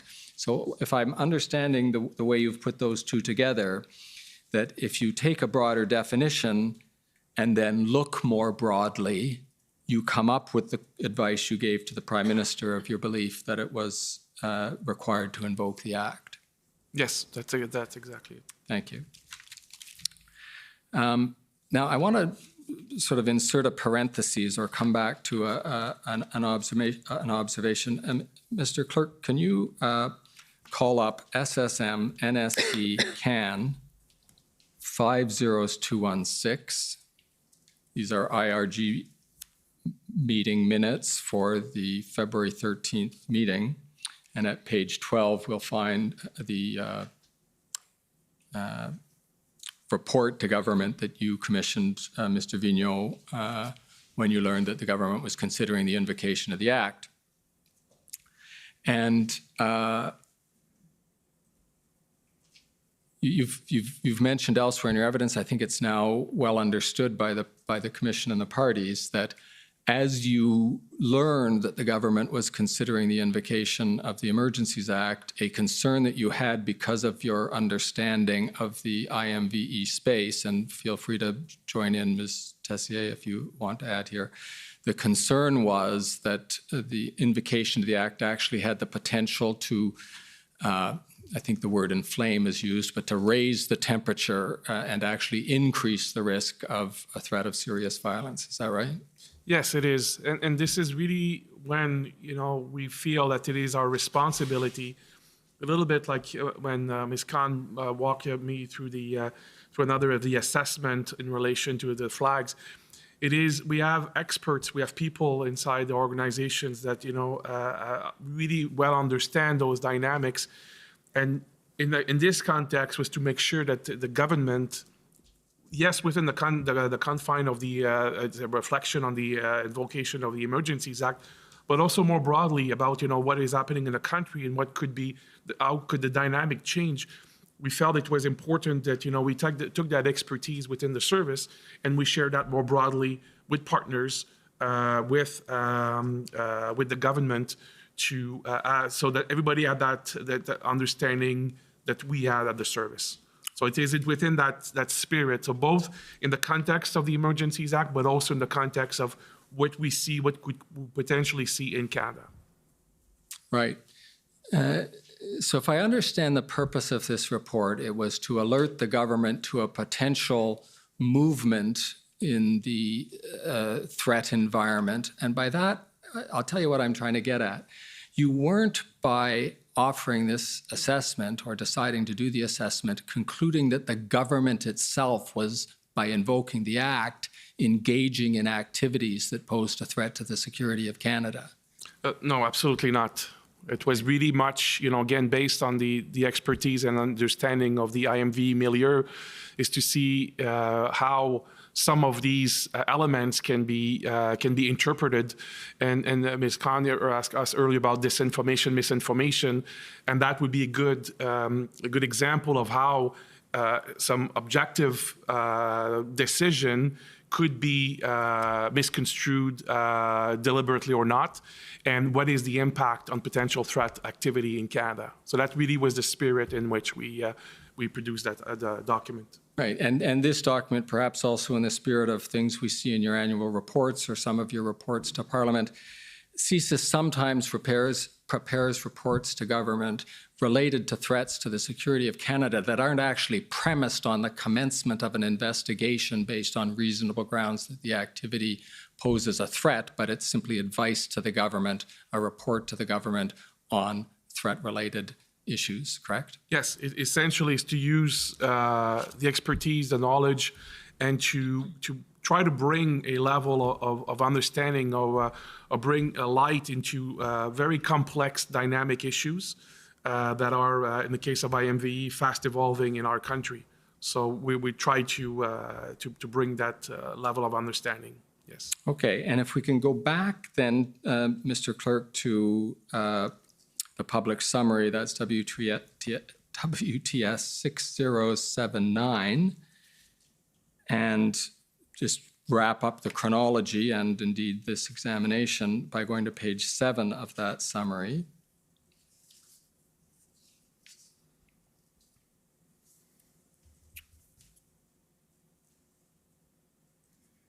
We're now at the stage where the Act has been invoked, and the point I understand you to be making in the paragraph that begins, Mr. Vignon explained, the point being that after revocation, you continued to provide input, both to partner agencies and to Cabinet through the IRG, about the evolution of the protests, the blockades, et cetera, the convoy.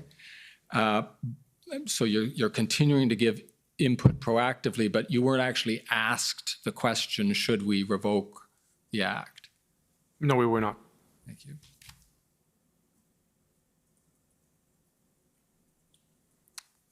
And with that, Mr. Commissioner, I will conclude a few minutes early. Okay. Well, that's great. A little shorter is appreciated. So I think we'll take the morning break and come back in 15 minutes to start with the various cross-examinations. The commission is in recess for 15 minutes. La commission est levée pour 15 minutes.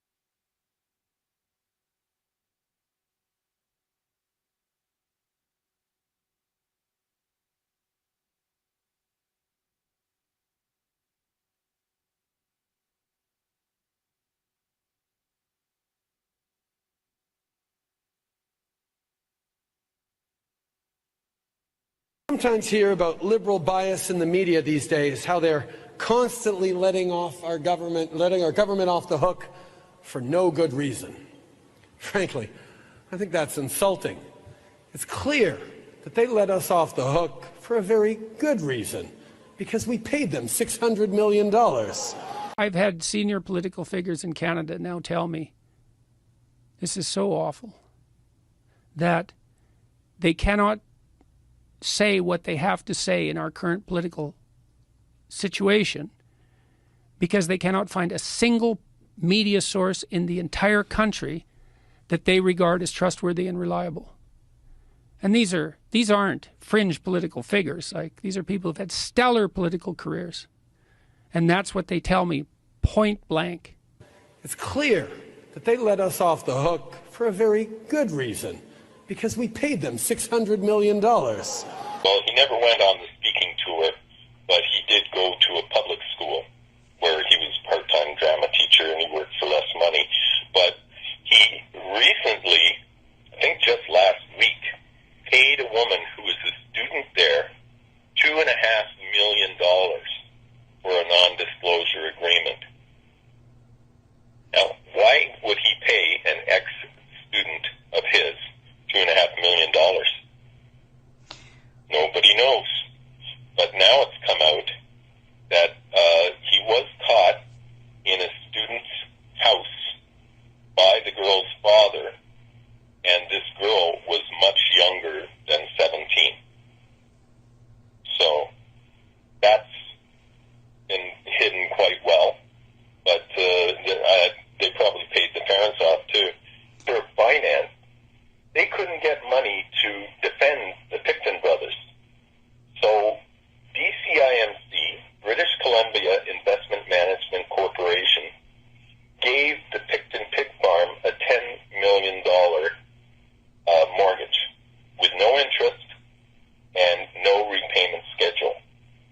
Then Carol Taylor, somehow, she got that changed around, so it was the BC government giving the mortgage. Now, what's up with that? Yeah. Well, it's just reminding me so much of Epstein. Yeah, and the more you look at it, the weirder it gets. So, that a pension management fund is giving a pig farm a $10 million mortgage. But last time we talked also, I asked about children.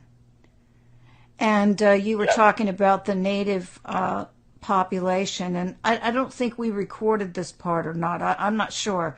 But maybe we just talked about it. But yeah, that the local native children were disappearing. Yeah. The local native children. And one of a chief out there of one of the Indian bands, he was, incensed, and he was trying to get to the bottom of it. And these prostitutes were disappearing from the east side of Vancouver. Well, his daughter was a lawyer in the east side of Vancouver, and his daughter ended up as the Attorney General of Canada, Jody Wilson-Raybould. So Jody Wilson-Raybould is she's a First Nations woman, and she's the first woman Attorney General in Canada, and she's the first First Nations Attorney General. And we have a company up here called SNC Lavalin, and they were involved in human trafficking. They spent almost $2 million entertaining the Gaddafi brothers, the sons of Gaddafi, trying to get contracts in Libya, and that involved prostitutes, drugs, liquor, and that's against the law in Canada. And if you are found guilty, your company is found guilty of that, you do not get any government contracts for 10 years. So there's a lot at stake. So what they were doing was Trudeau and his people were pressuring Jody Wilson-Raybould constantly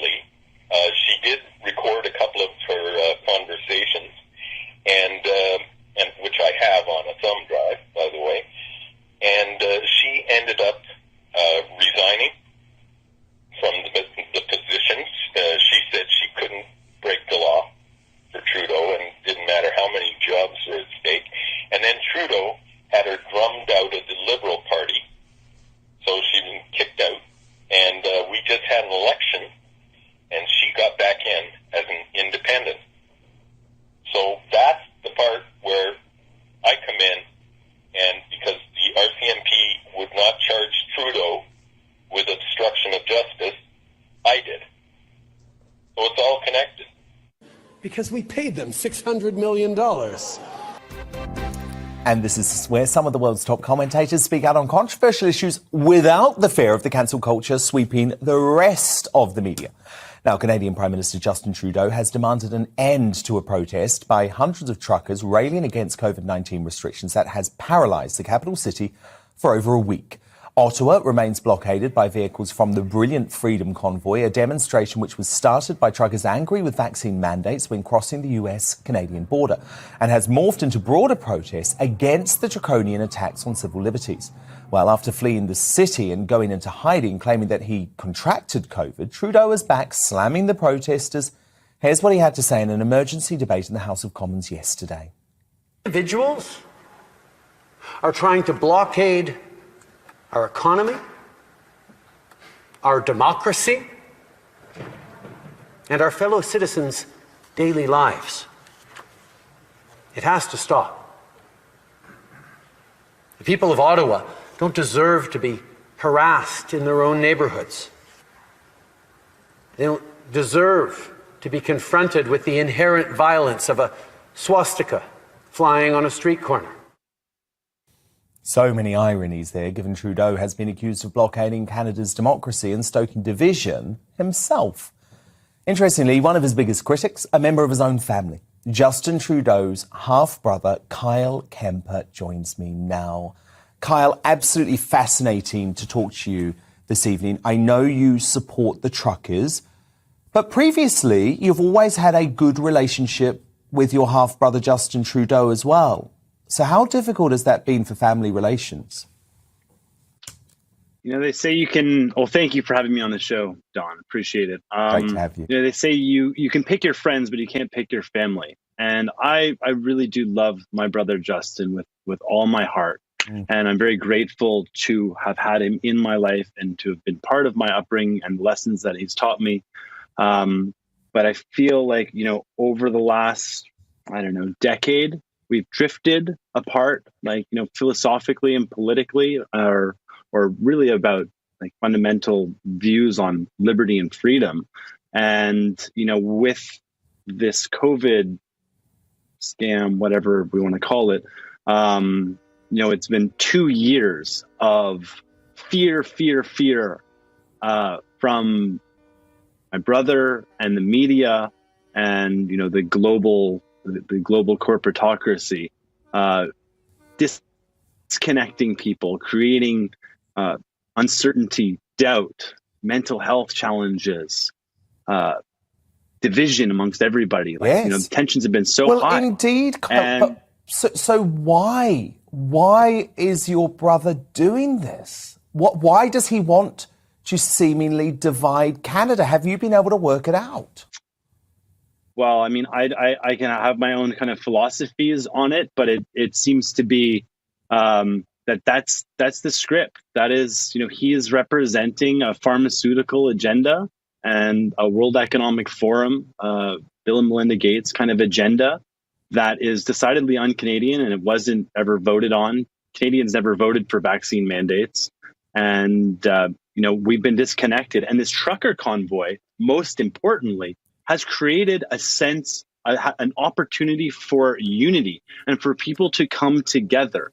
And make no mistake, what's going on in Ottawa isn't hateful, and swastikas are not flying on street corners. That was one photo that was never in a crowd, that was cherry picked and then retweeted by the mainstream pharmaceutical media that just pushed this narrative to try and slander the entire movement.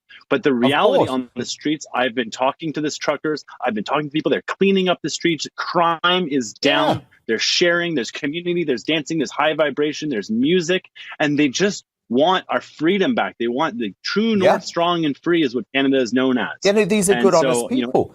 And I think there's a real irony on a couple of levels, Kyle, and I want to put both of them to you, because the first is obviously your brother, Trudeau, big supporter of the BLM movement, and we know that they were responsible for all sorts of acts of violence in North America over the past couple of years.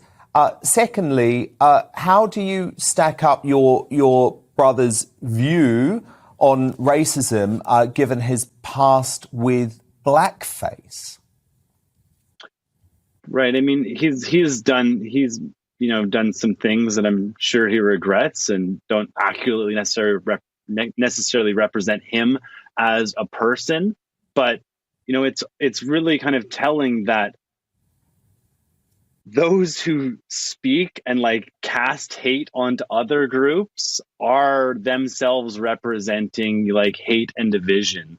And by trying to dismiss or denigrate, a vast segment of Canadians who don't believe the lies anymore. They're done with the fear. They've woken up. They see that this is all a house of cards of lies. They have serious questions around the safety of this, around our children's future, around what is Canada going to become.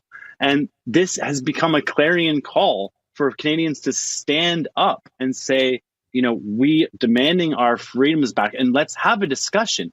And one of the challenges that I think, Justin and the entire pharmaceutical corporatocracy has is you cannot debate.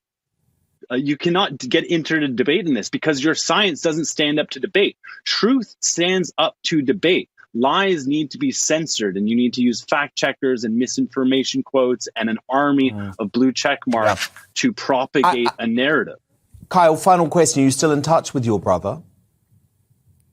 I haven't talked to my brother in a while, but and to Justin, I say, I love you. I'm sorry if I'm causing you harm.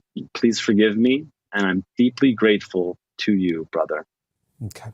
Well, look, you're the brother that I would want to hang out with. That's for sure. So please do come back. That is Kyle Kemper, the half-brother of Justin Trudeau, a freedom fighter very much. The emperor has no clothes.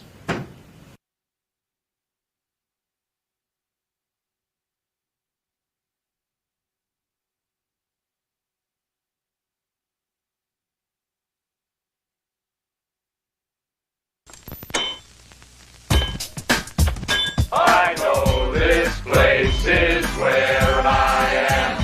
No other place is better than. No matter where I go, I am proud to be Canadian. I am, you know I am. The world that works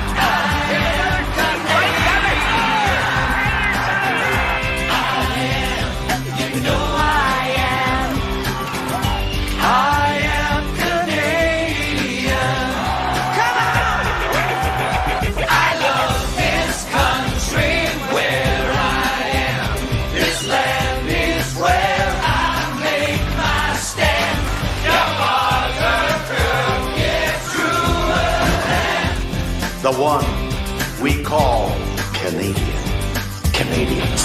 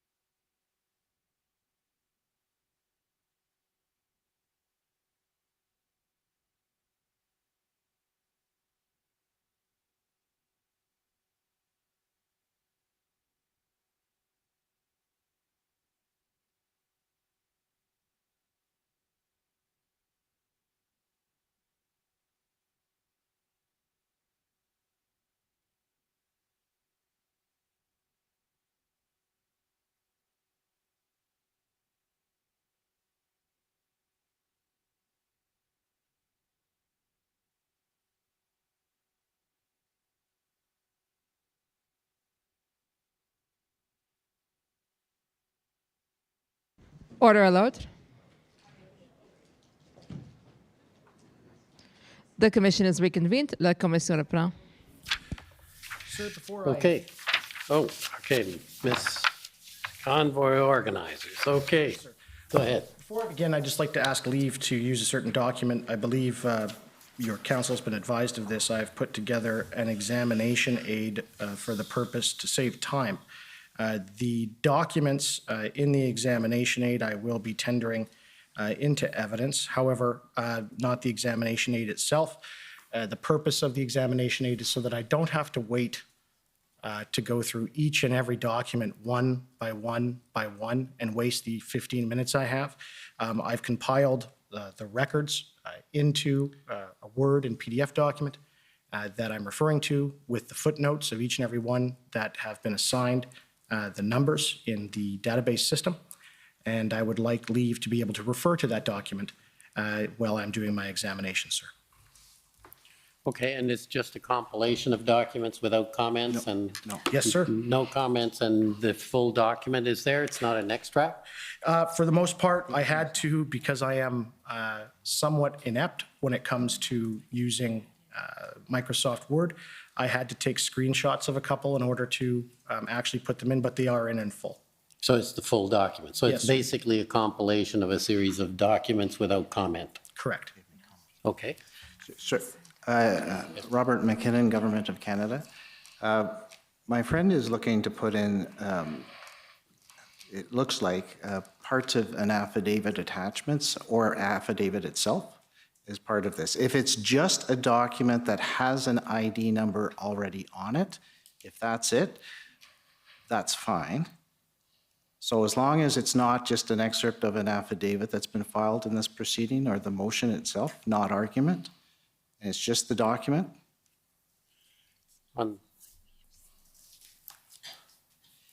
As long as there's no commentary. No, it just, there is a couple of things summarizing the facts. If we want, I can delete every single one of them. We have no objection to a document that's been filed in relativity, but as Commission knows, this is still being in play for a response to the motion. So it would be improper to have comments associated with that motion put as part of the document. As long as it's just the document itself with nothing more, that's fine. Mm-hmm. And what we can do, sir, is that if my friend, he has the document, if there's issues as they arise, before I move to the next page of each one, I will check with my friend to make sure that he feels it's fair.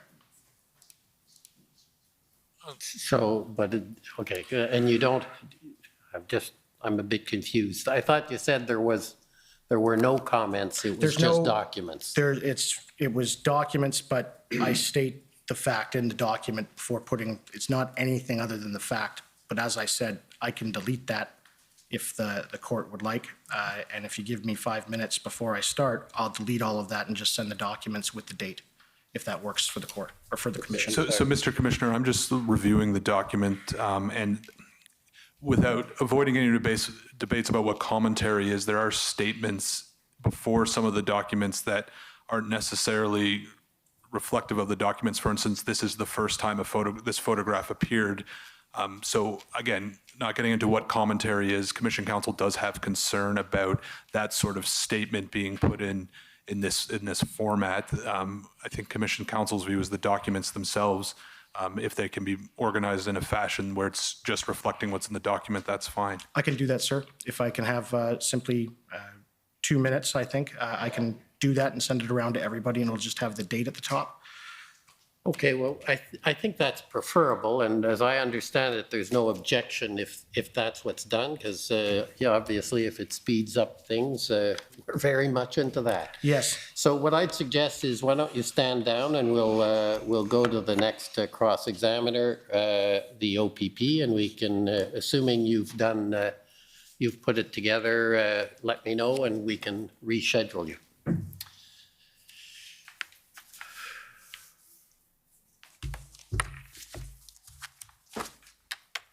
Good morning. My name is Chris Diana. I'm counsel to the OPP. And I have some questions, and I may be asking all of some point for your thoughts. The area that I'd like to start with is about information flow. So Mr. Vigneault, maybe I'll start with you as the head of CSIS because you can speak to your role in advising kind of up the line. But as I understand it, and my friend has taken you through the definition of CSIS, but the mandate of CSIS is to investigate threats to the security of Canada. Is that correct? Is your mic on? Can you try again? Okay. Yes. Sorry, I didn't hear you, that's all. And part of your role is to share the appropriate information with senior decision makers in the federal public service, including the National Security Advisor and Minister of Public Safety. Is that correct? That's accurate, but it's also broader than that. We also share information with many other partners, but we on the federal level, that would be accurate. Yes. And that's how it works. We know in the federal sphere, there are a number of law enforcement type relationships that will work in a similar way, and that they'll collect information and they'll share it with senior level decision makers. Is that correct? Yes. So such as CBSA, RCMP, and there are a number of others. Yes. And obviously you would agree that it's crucial that those senior level decision makers have all the information they need to make informed decisions. Yes, I would say that that's what we endeavor to do, is to make sure that all relevant information is available to decision makers.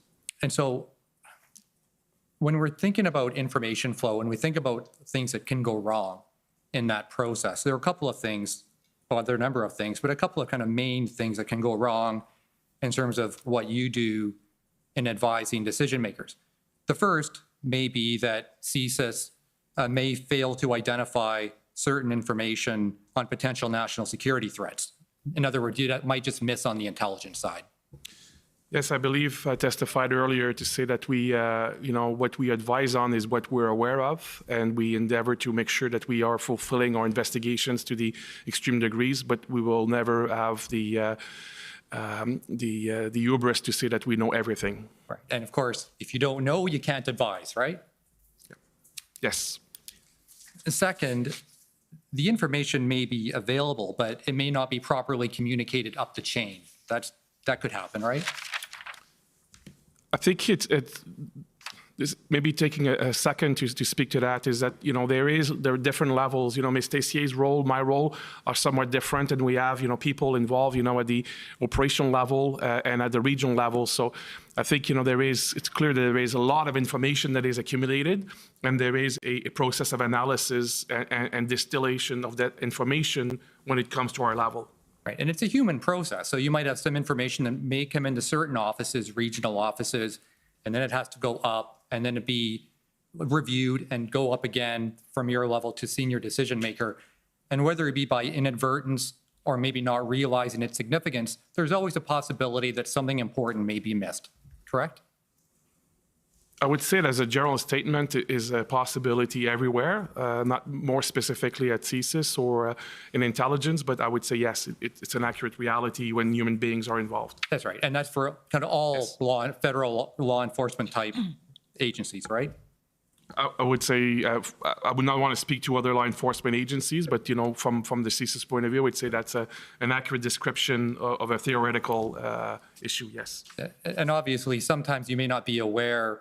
When I say you, it could be CSIS, it could be another law enforcement agency, may not be aware of the potential significance of a certain fact, and it may just be missed. I think it's, again, the same vein. I would say that's accurate, yes. Okay, I would like to ask about Project Hendon briefly, and maybe Ms. Tessier, because you were kind of the lead on the actual intelligence side, as I understand it, the operational side. We do have evidence, of course, that CSIS did receive the Hendon reports that went to a number of recipients. That's correct? Yes. And of course, your interest in these reports would relate to the mandate of CSIS. You would be reviewing them with the CSIS mandate in mind. Is that fair? Well, what we do with all information we receive is always assess it in terms of the relevance to our mandate. Right. And presumably, other federal law enforcement agencies would be looking at those reports in relation to their own respective mandates. Fair? I can't speak to what other agencies would have done with the report, no. Okay. And I believe in the witness summary, it was stated that it was unknown if the information in the Hendon reports was actually used in reporting. Can you confirm whether that information was used? Yes, I think the witness, the interview process, I think that's an accurate statement, but I think in summary of the information that was provided later on, we confirmed that indeed CSIS was receiving Hendon reports. It's just that Ms. Tessier and I had never heard that nomenclature, but it was shared with, I know for a fact, with our regional people in Toronto, in our regional office in Toronto. Right. And important information would have been communicated by those regional people up to your level, correct? Yes. Okay. Now, according to OPP Superintendent Pat Morris, and I don't know if you heard his evidence some time ago, but he testified that the OPP works very closely with CSIS. Is that fair? Absolutely. In particular, I think the Provincial Anti-Terrorism Section works closely with CSIS. Yes, it does. And OPP is also embedded with INSET, the Integrated National Security Enforcement Team. Yes. And you would agree the OPP is a valuable law enforcement partner. Absolutely. And that while Project Hendon and the reports were a new product, but they still provided a valuable source of information, correct? I would imagine so. I've not seen the reports directly myself. I also want to ask about the concept of information silos, which is always, I think, somewhat of a challenge in the intelligence field. It's an obvious proposition, of course, that different federal agencies have different mandates. We've looked at that before. One of the concerns, potentially, in the federal sphere is that one agency may not know or have access to information from another agency. Is that fair? It's fair, but I would, for the Commission's sake, I would say that collectively, individually, as organizations, we have learned a lot of lessons over the years, and to make sure that we move away from the risk of information being siloed. As was introduced in evidence today, CSIS and other organizations were part of groups like ADM and SOPS, the Combined Intelligence Group, Intersect, INSET, as you mentioned. So these are processes put in place to ensure that we reduce the risk to the maximum possible that will be information siloed. And so efforts have been made to get around the silo issue. And you would agree that one of the best ways to get around is to ensure a broad distribution of intelligence. Fair? I would say that to a broad dissemination of the information to people who need to know, because when you have, and the complex context and the concept of need to know is important, but it's in a case like this, and I think, as we've seen and we may speak to that later, CSIS took a very open approach to share a lot of our information with the maximum people possible.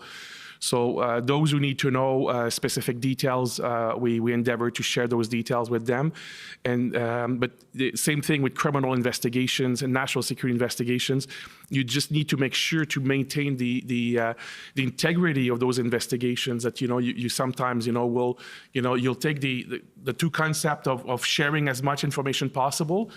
While making sure that those who need to know have the same information. And that's what our experts are doing on a day-to-day basis, on an ongoing basis. Because we don't want the third-party rule to kind of get in the way of broad information sharing, correct? Well, in the case specifically of when we talk about intelligence, there is a concept called intelligence and evidence, which means that if you were to use information collected by CSIS, for example, on intelligence basis, share with law enforcement, there is a process of inherent complexity for law enforcement and eventually Crown prosecutors to use that information in open court. So there are a number of rules that are been put in place, having learned over time what the pitfalls were. And Ms. Tessier referred to earlier as the One Vision process, which is an elaborate process that has been put in place with between the RCMP and CSIS to make sure that we are sharing all of the information, relevant in the right way to enable law enforcement.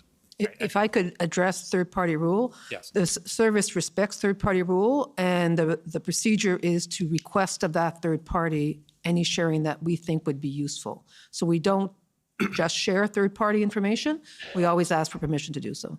Right. And so as far as Project Hendon is concerned, and you may not be aware, but it had a very broad distribution list that went to all federal law enforcement related agencies. And that works to break down silos. Fair? I don't have personal knowledge of that, so can't speak to that. All right. And final topic is on social media. Yeah. We've heard a lot in this inquiry about social media. Anyone can go on, fire up the Twitter machine, and you can find lots of vile content and threats and things of that nature on social media. Fair? Yes. And I believe it was mentioned in your witness summary that it's very difficult to assess the intent and impact of violent online rhetoric. That's fair? That's fair. You would agree that useful intelligence requires a lot more than simply scrolling through Twitter, right? Yes, it's much more complex than that. And Ms. Chair, you spoke about this in your evidence not that long ago, that it really requires a trained analyst to review what's there on social media and pass it through an appropriate intelligent lens, tradecraft, as you put it, before you can have a useful product. Is that fair? Yes, when it falls within our mandate to look at a specific threat on social media, our analysts who are specially trained will take a look with that tradecraft in mind. Yes. Right, and that is in fact what OPP did with Project Hendon, correct? They took information and they passed it through their lens and then produced it out to its partner agencies. I don't recall the exact reports, so I wouldn't be able to say yes or no to that question. Okay, my last question, Commissioner, I know I'm probably up against the clock. And the point I'm trying to make here is that analyzing social media to identify risks is something that should be done by subject matter experts or those trained to do so. Is that fair? I would say that depending on what the purpose of looking at social media is, but if the purpose is to enlighten CSIS, for example, in our mandate, absolutely. And they are another level of complexity of who should have the authority, who should have the mandate to look more broadly at social media. I think it's something that we testified in our ex parte hearing as well as an interview summary. There are some challenges with social media analysis in Canada. Sure, but from an intelligence perspective, you need an analyst to really give you proper intelligence. Yes. Thank you. Okay, thank you. So are the convoy organizers organized, or should I move on to someone else? Okay, so there's organization yet to be done. The Ottawa Coalition, please.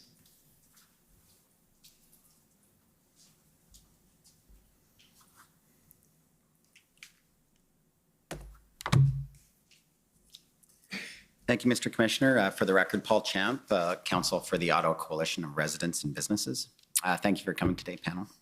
I just want to ask a question, I guess Ms. Tessier perhaps. There's a statement in one of the documents, and you've testified that the convoy protest at no time posed a threat to Canada's national security. But at the same time, isn't it true CSIS advised Cabinet that invoking the Emergencies Act itself could further inflame extreme anti-government rhetoric? Is that not the case? I'm not sure which document you're referring to in the first statement that CSIS said at no time did the protest. Is there a document I could look at? I apologize. Maybe it was Mr. Vigneault, the director. That was the advice you provided to Cabinet, was it not, sir? Yeah, I believe that the statement I made was related to that the analysis continued to be that there was no threat to the security of Canada. That's the concept that we'll be normally using in our vernacular. Yeah, by security of Canada, we're talking about 2C, violence associated with ideologically motivated objectives, right? Yes, very much within the confine of the CSIS Act. But Mr. Vigneault, if there was a concern that, and it was also your advice that invoking the Emergencies Act could further inflame that kind of rhetoric, correct?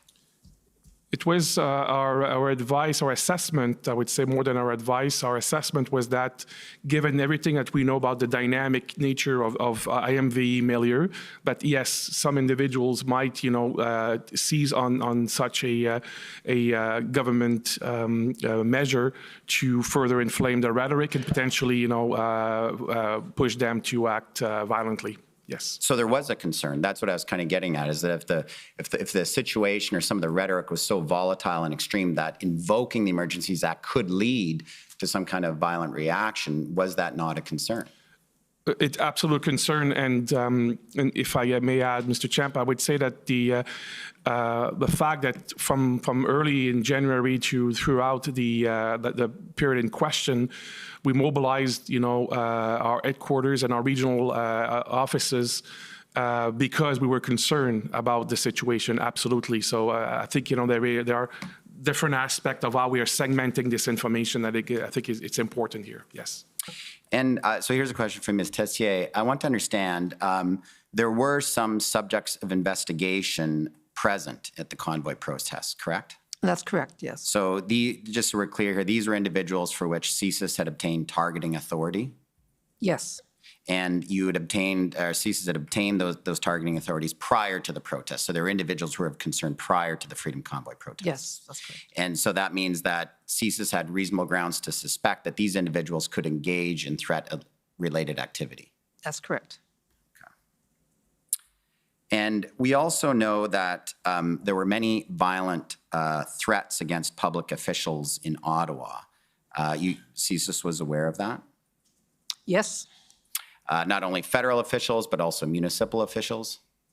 I don't recall who exactly, but I do know overall there were threats, and there continue to be increasing threats, as I mentioned earlier today, against elected officials. Right. The mayor testified that there was an individual coming from New Brunswick who was arrested who had apparently firearms in his truck. We also heard evidence from a city councillor, Mathieu Fleury, who had to leave with his family from his home because people were coming to his house. Was CSIS following those kinds of threats against municipal officials?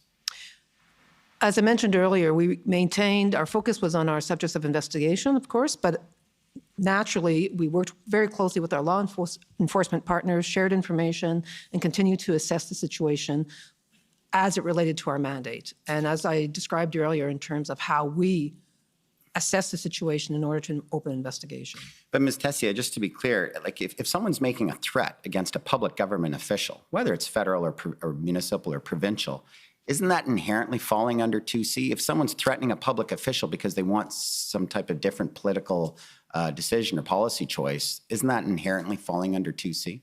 As I mentioned earlier today, we've developed criteria in order to invoke 2C under the IMVE threat, because there are criminal investigations that take place, there are public order incidents that take place that are not CSIS's mandate to investigate. If I may add, Mr. Commissioner, I would just say that, as was described by Ms. Stacey and myself earlier, we're participating in all of these different groups, including Intersect and the Combined Intelligence Group, where we would be sharing information ourselves, our information, but also receiving information from other law enforcement.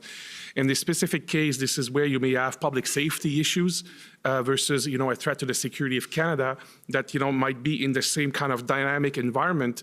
And that this is where, by being at the same table and exchanging that information, we inform ourselves. The second point is that this was a very dynamic threat assessment that we're doing throughout this period.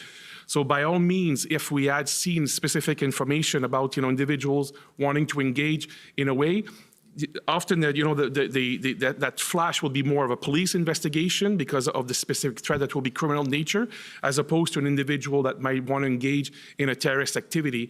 These are not perfectly, black and white issues, and this is why we are working to exchange information very dynamically. But Mr. Vigneault, let's just be clear that if someone's making a threat against a public official because they're trying to influence that public official, that inherently falls under 2C, does it not? Now, it may be that you don't view the threat as credible, but if it was a credible threat, it would inherently fall under 2C, would it not?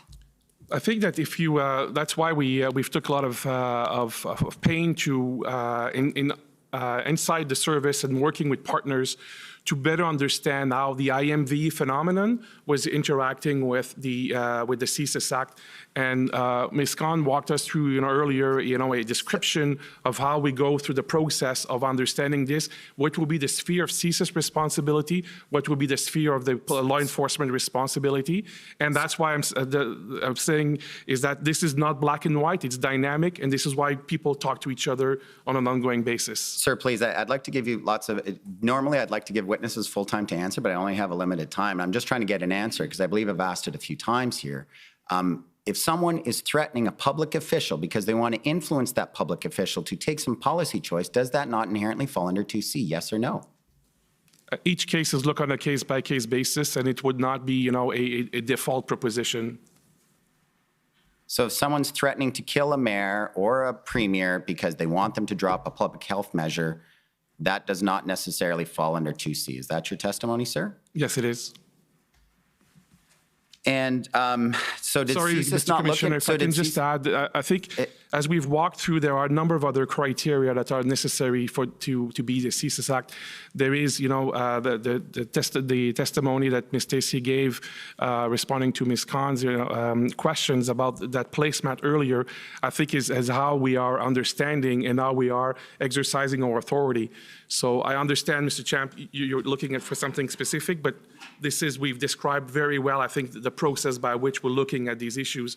And it's not because someone would only write online that they want to kill someone that it will automatically be a threat to the Yes, security sir, I of understand that. And we're reading a lot of time just to get an easy answer to what I thought was an easy question. I thought your response was going to be, with all due respect, that yes, a threat to a public official to influence that public official would fall under 2C. But in most cases, we have not viewed these threats as credible or valid because, it's just online. I think in one of the CSIS documents, I saw shit posting or something like that. But if you viewed a threat to a public official as credible, would it not fall under 2C? If we have, and we have done that in the past. Could I get a yes or no answers, please, sir? He already answered it. He Okay, said well, no, fine, I'll move on. Thank you. So now, did CSIS look into any of those threats in the context of the convoy protest, any nexus to the convoy protest? Probably since the mid-January until, and we continue to today, we continue to look at specific information in context of IMVE actions, blockades, and the Freedom Convoy. So we have done that very intensely throughout that period. So you did look at those threats, and did any of those threats to public officials emanate from anyone with a nexus with the convoy protests? I think it's, Mr. Commissioner, it's hard to speak, at large about in generic threats. I just provided an answer to the question about to Mr. Champ about the threat to public officials. And so if you have a specific threat, unfortunately, we've provided very detailed testimony to the commission in camera about specific activities that CSIS performed during that period. So is your answer to me then that you may or may not have investigated those threats to public officials with individuals, with threats emanating from individuals with a nexus to the convoy protest, but you can't tell us because of Section 38? No, what I'm saying, Mr. Champ, is that we have, we've described how we have, how we are assessing the information that comes to us in the context of IMVE. We've walked through the 2C analysis earlier, and that is that analysis, that expertise, combined with new information that will come to the attention of CSIS in whatever form, exchange of information. That's essentially what we would be doing on an ongoing basis. So I cannot be more specific than that. So I'm done with my time, sir, but I just want to make sure I understand, because I apologize. I've heard your answer a couple of times, and perhaps I'm missing it. Is that, yes, CSIS did look into those individuals, or you cannot tell us? I did not say that, Mr. Champ. What I'm saying is that we have been looking at information that came to our attention through different venues, different platforms throughout the investigation, and that includes the information, the like you mentioned, but I cannot be more specific than that. So that's yes? No, I will stand by the answer I just provided, Mr. Champ.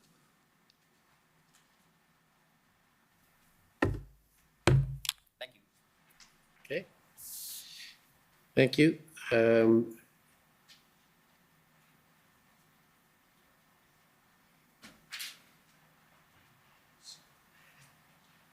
More complicated than you thought?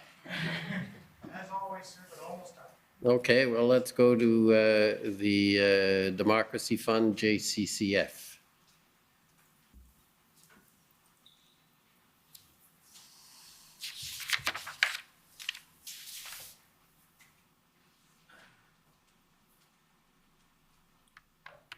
Good Good afternoon. I'm Hatem Kir, Counsel for the Justice Center for Constitutional Freedoms.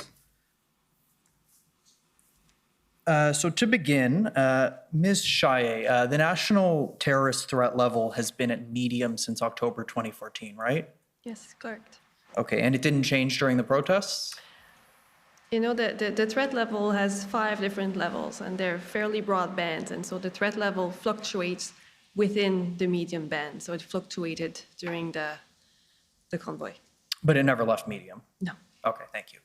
Mr. Vigneault, the CSIS Act is the home statute of your organization, so is it fair to say that CSIS has expertise in applying the statute? Yes, I would say that. Okay, and so Section 12 requires that CSIS investigate wherever there are reasonable grounds to suspect there's a threat to the security of Canada as defined in Section 2, right? Yes. Okay. And so that it doesn't require certainty, it doesn't require reasonable grounds to believe, it's just reasonable suspicion, right? To initiate investigations, yes. Yeah, okay. And that's an assessment that CSIS does day in and day out? Yes. Okay. Now, as someone whose father was monitored by your organization for over 10 years until it was determined an investigation wasn't actually necessary, my personal experience is that it seems that your organization is very thorough. Is that a fair assessment, that CSIS is rigorous in executing its duties?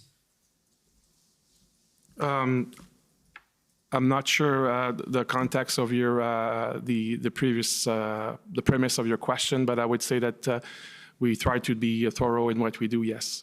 Right, because I mean, a big reason that your agency's members have to be thorough is that if CSIS incorrectly determines something is not a threat and then chooses not to investigate, that could lead to harms down the road, right? I would say that investigating threats to the security of Canada is a very complex issue. Missing, signs, missing information, and having incorrect assessment is indeed something that we are very careful about. And as a learning organization, we try to make sure that we learn from the past and that we are trying to come with the best possible assessment on an ongoing basis. Right. So you said something earlier, and I was just trying to write it down as you said it, but something to the effect that CSIS mobilized whatever resources it could in order to try and understand the Freedom Convoy protest. Is that right? Something similar to that. Yeah, I would say it's accurate, yes. Okay. So you've talked a bit about the potential for a lone wolf threat. Now, am I correct in thinking that that's not based off of particular intelligence? It's more of a conclusion from general principles about this kind of an event? This is based on expert analysis by CSIS, by ITAC, and other organizations that to understand the dynamic environment in where violent rhetoric can push individuals to act.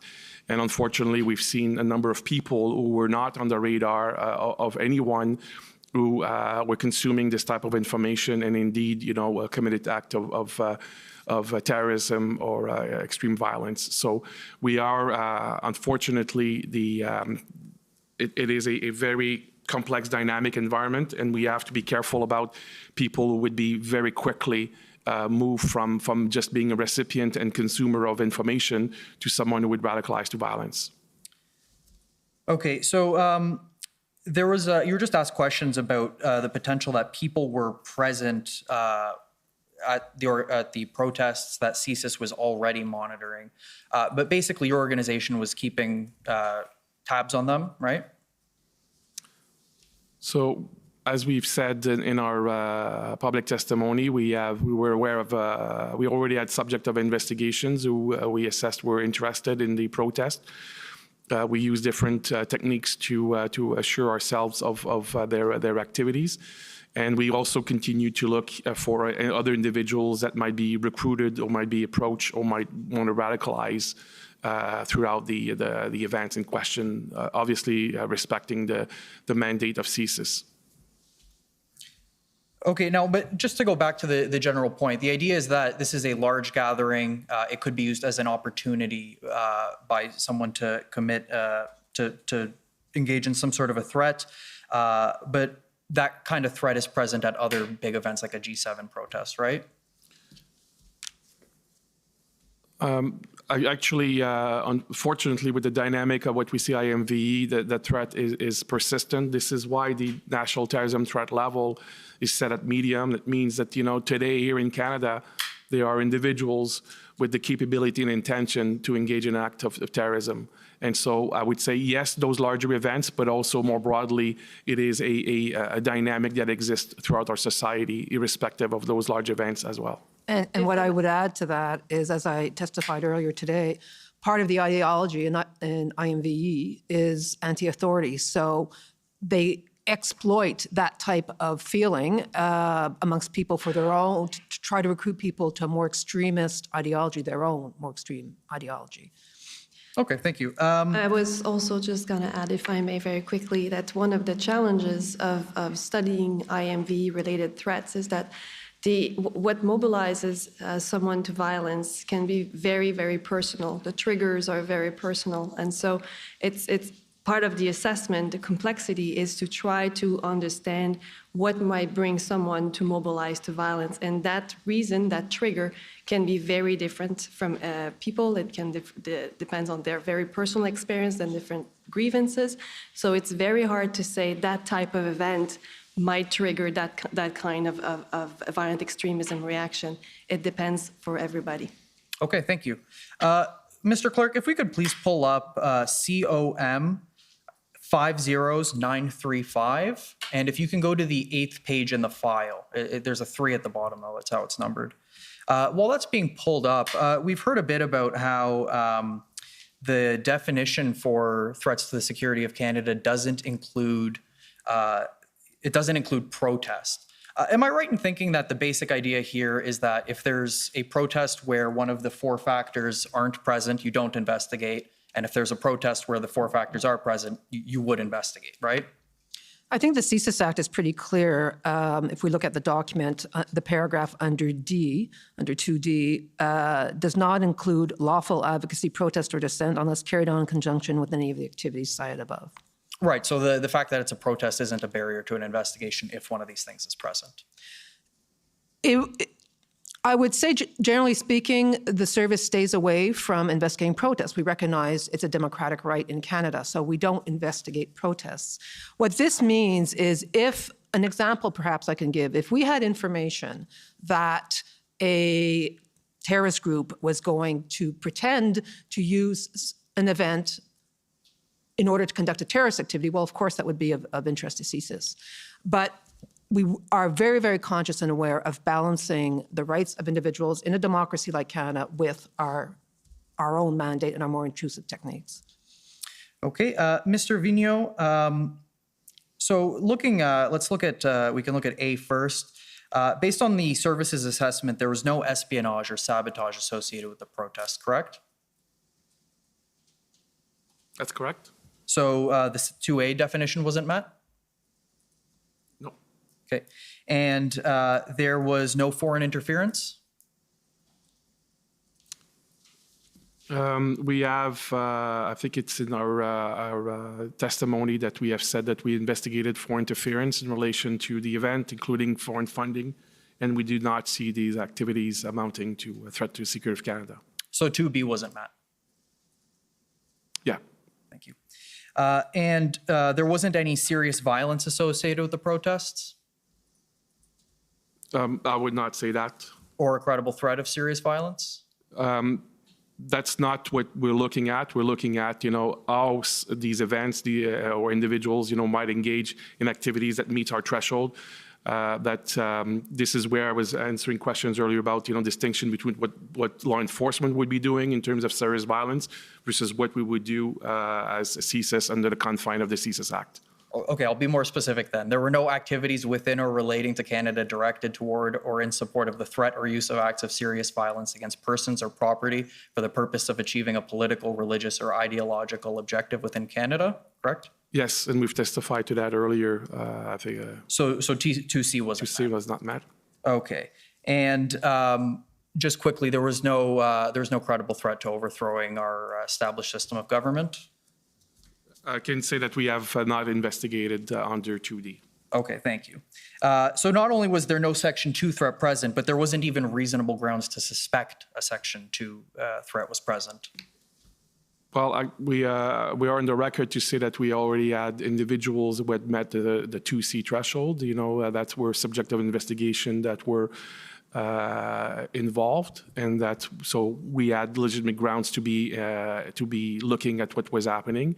As we've said, based on our expertise, we have seen, unfortunately, events like that where individuals were radicalized and mobilized to violence extremely quickly. So that's why we continue to expend those resources throughout those events to make sure that we, again, did not miss something.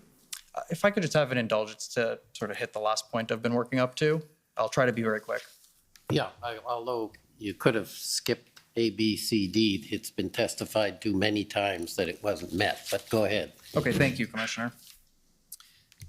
So, sorry, that threat that you're speaking about is with respect to individuals, but the protest itself did not pose a Section 2 threat to the security of Canada. What we've testified to is that we did not make a determination that the event itself, and I think it's part of our testimony, yes. Okay, and yet you still advised the Prime Minister to invoke the Emergencies Act? Yes, I did. And you did that not because you thought that there was the protest posed a threat to the security of Canada as defined in Section 2 of the CSIS Act, but because you were reassured that threat to the security of Canada had a different meaning in the context of the Emergencies Act. I think my testimony was in part that, but it was also based on all of the other information that I became aware of during all of the interdepartmental meetings and cabinet meetings I participated in. So I was provided, that opinion was provided, if you want, as a national security advisor, as opposed to the director of CSIS specifically. Okay, when you say that information that you had received, you're referring to your earlier comment that you were reassured that definition had a broader meaning under the Emergencies Act? I was referring to that, but also more specifically to other events in Canada, events, in Ottawa that, convinced me to say that, the powers under the Act would be necessary. Okay, so just my final question. Yeah, we better get at the very last question. This determination then that the Emergencies Act standard is the definition is broader under the Emergencies Act than with respect to under the CSIS Act. That was not the product of you reading the Emergencies Act and developing your own assessment. That was advice that you had received. That's correct. Okay, thank you very much, and thank you for the indulgence, Mr. Commissioner. Thank you. CCLA, please.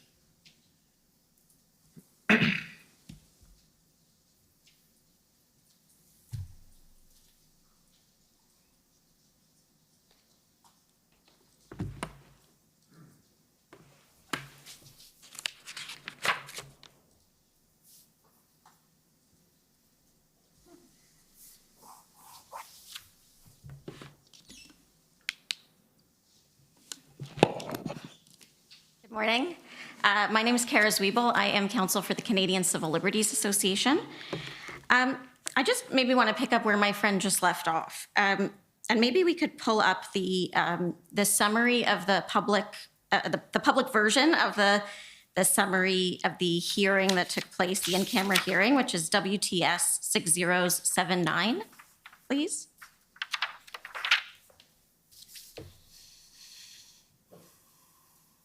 And I think it's page 8 that we want to go to. Thank you, Mr. Clerk. And if you can just scroll down to the bottom. So this statement, Mr. Vigneault, and I'm going to direct my questions to you, but if your colleagues have things they'd like to add, please do. This statement that your understanding that the Emergencies Act definition of threat to the security of Canada was broader than the CSIS Act. Where did you get that understanding? I know Mr. Cameron said maybe we'd hear about it later, but I'd like to hear about it now. So I asked for legal interpretation. Okay. You asked the Department of Justice? I did.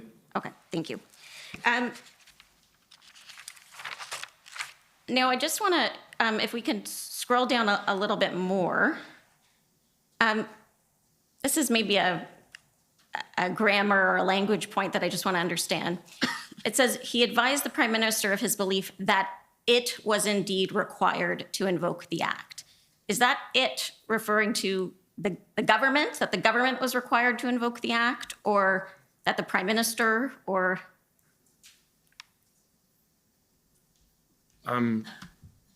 I'm not sure. Okay, but honestly. your view was that Yeah, I think that- based on this broader understanding of threats to the security of Canada, the act should be invoked. Yes.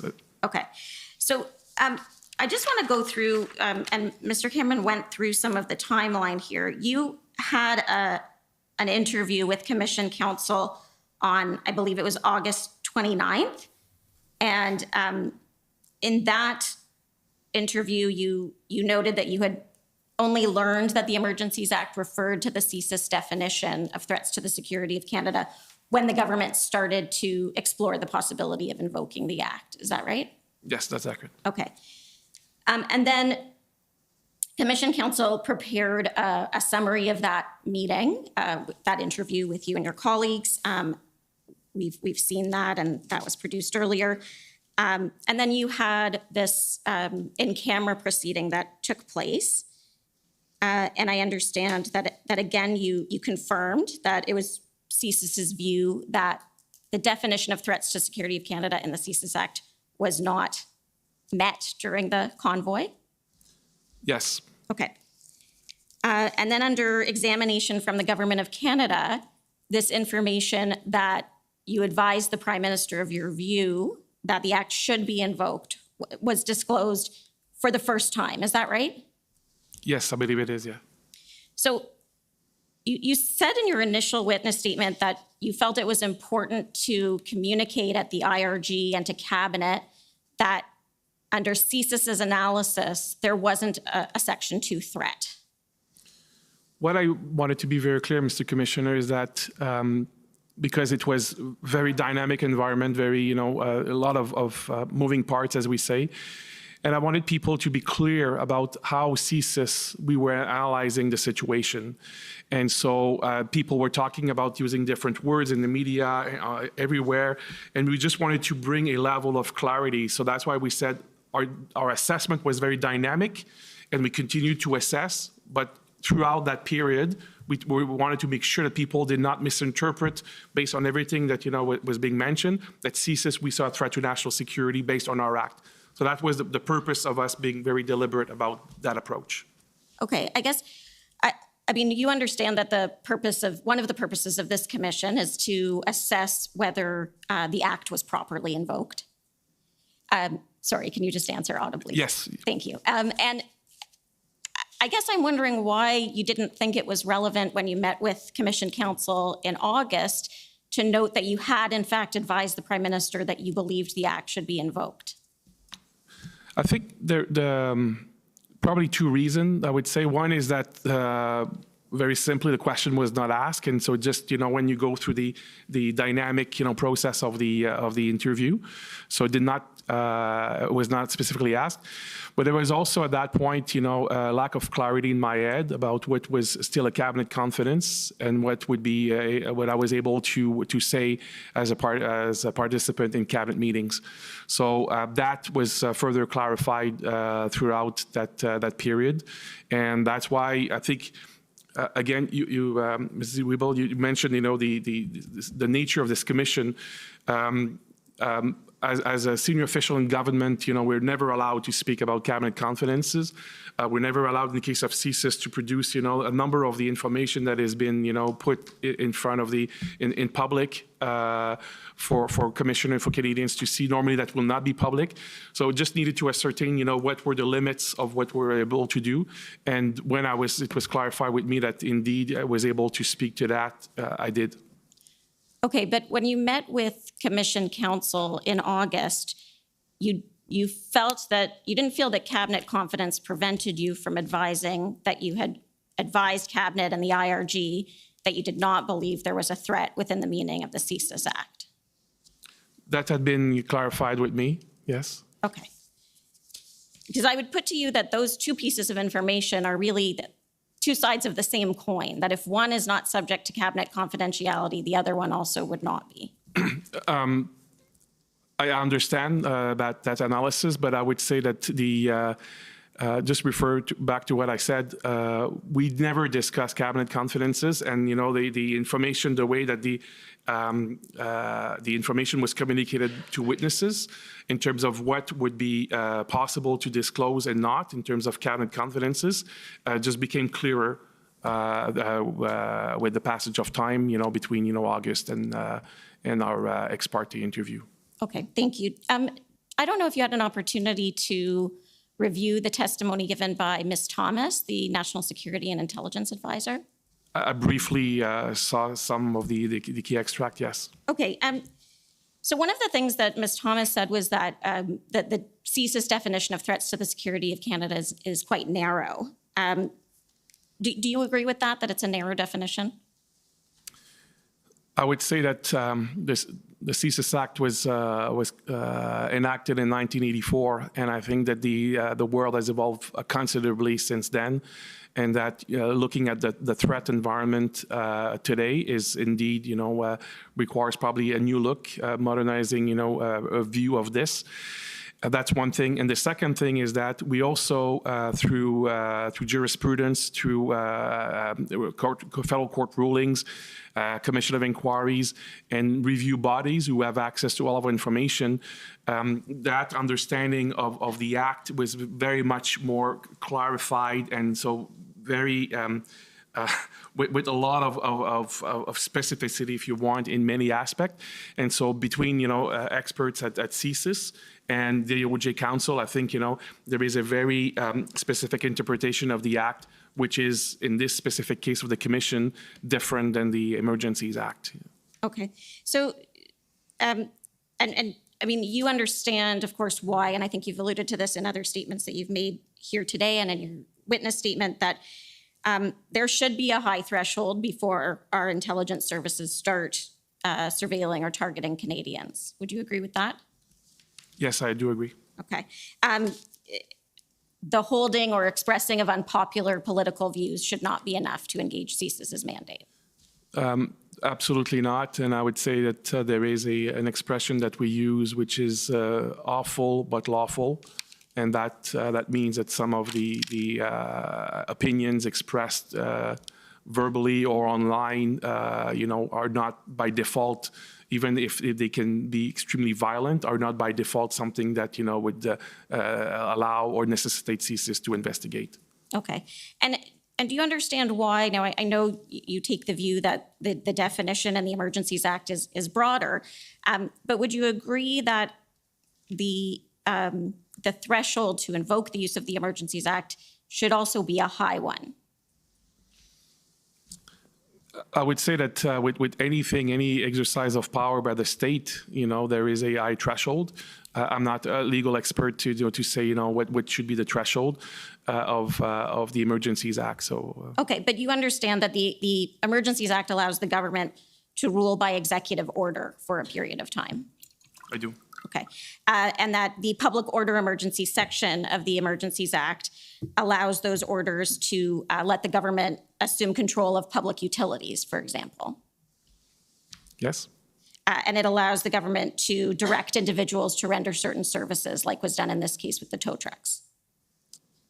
That's my understanding. But again, I do not want to give the Commission the impression that I'm an expert on the Emergencies Act. Okay.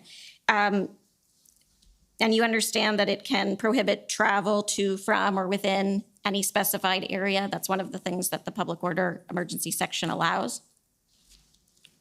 I would say yes, with the same caveat I've just provided. Yes. Okay. Okay, you're now out of All time, right. so if Thank you you. could wrap up, please.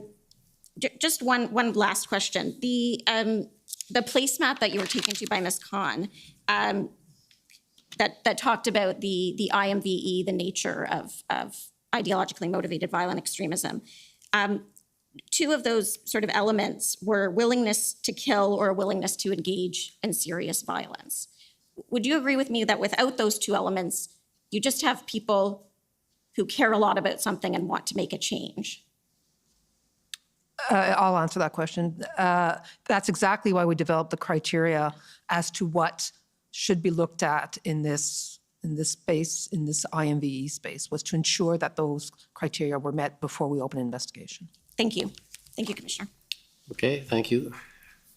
We're ready to go. Okay, convoy organizers, please.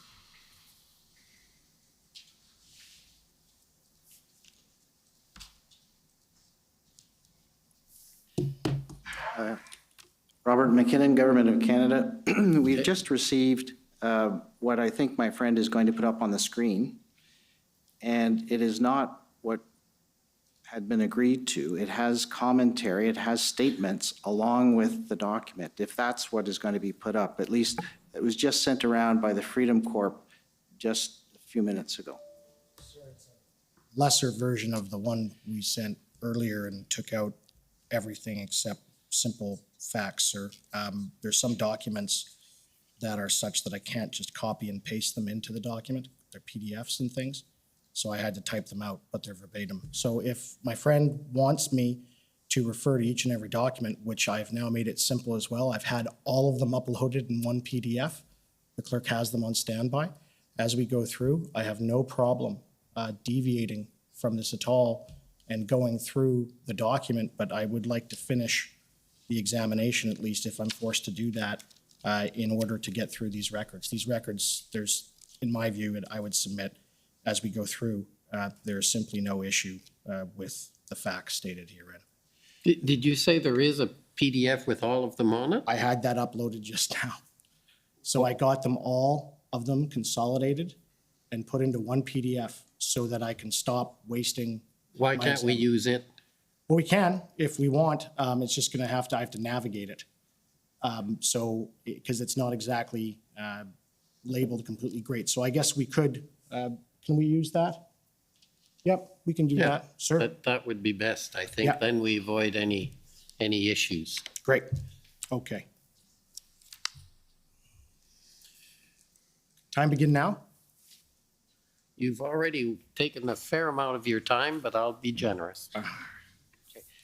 Just Robert McKinnon again, sorry, last thing.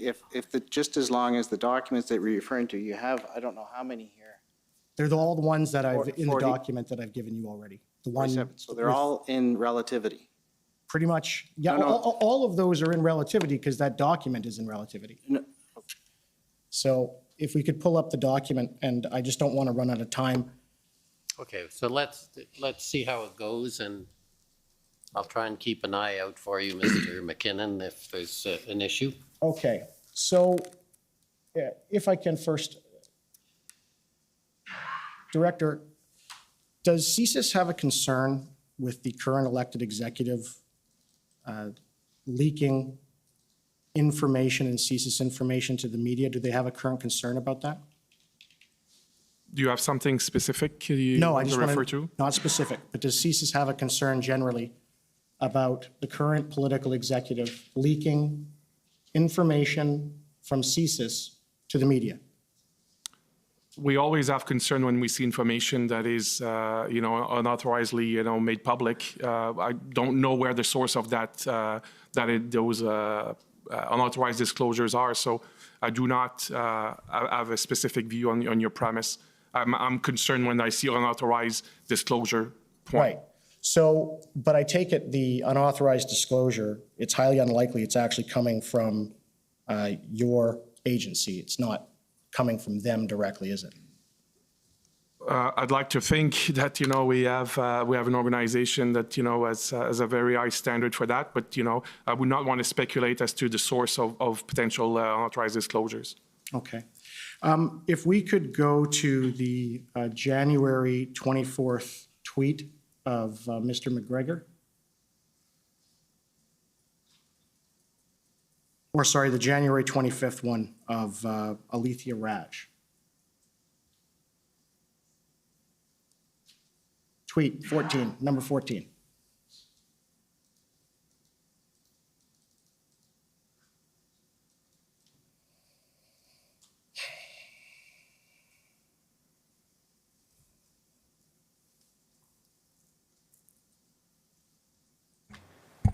Council, may be assistance for you in your time.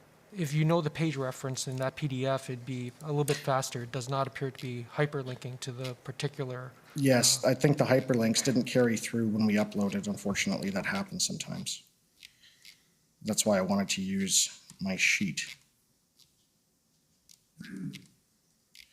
Well, in any event, sir, I'm just gonna ask you. I want to bring up then the document. Just a second.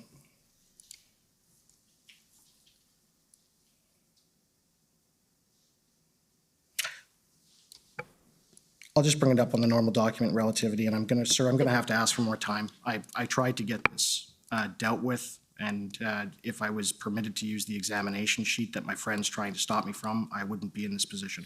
Well, Mr. Commissioner, I do have this is Bathsheba Vandenberg, counsel for Freedom Corps. I do have a number that I can give to the clerk if I may.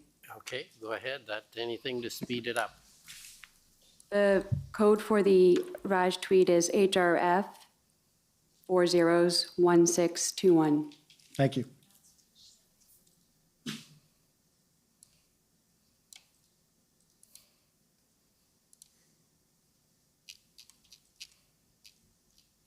And that's also at page 17 of the document that I had put up, actually. So if you want to bring, we can do that. So, sir, do you see that, that tweet there? It's from the 25th. It's retweeting the January 6th event narrative that had been released in the media prior to the convoy arrived. Well, I'm looking at the screen now. Yep. Okay. Did you know that that tweet is what resulted in the political executive essentially becoming concerned with the convoy and having internal discussions about the narrative they were going to build? Were you aware of that? I'm not sure I understand your question. I'm sorry, Counsel. Okay. So I'm going to take you to, and sir, I have them consolidated. They're the text messages between Mary Liz Power and as well as Alexander Cohen. They're verbatim in my examination aid. There's nothing added. If I could bring up the examination aid, please, again, and I can use that, and we can just scroll to where it starts with Mary Liz Power.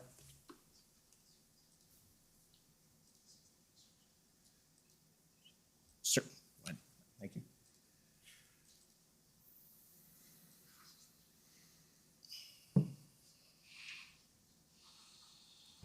Does council have any objection to the use of the examination, or?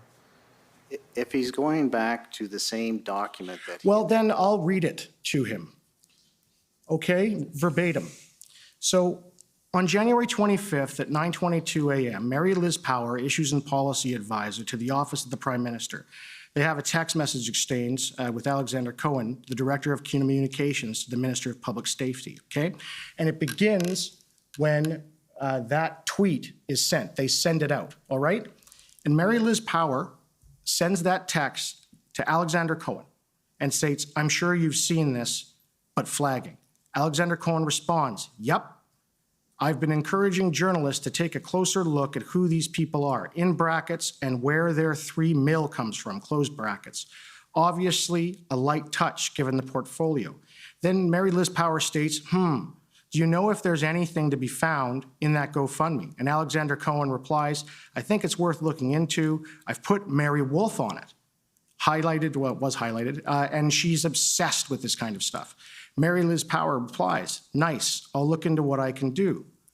Now, can you agree with me from an intelligence perspective that those are two staffers building a political narrative with respect to a national security issue?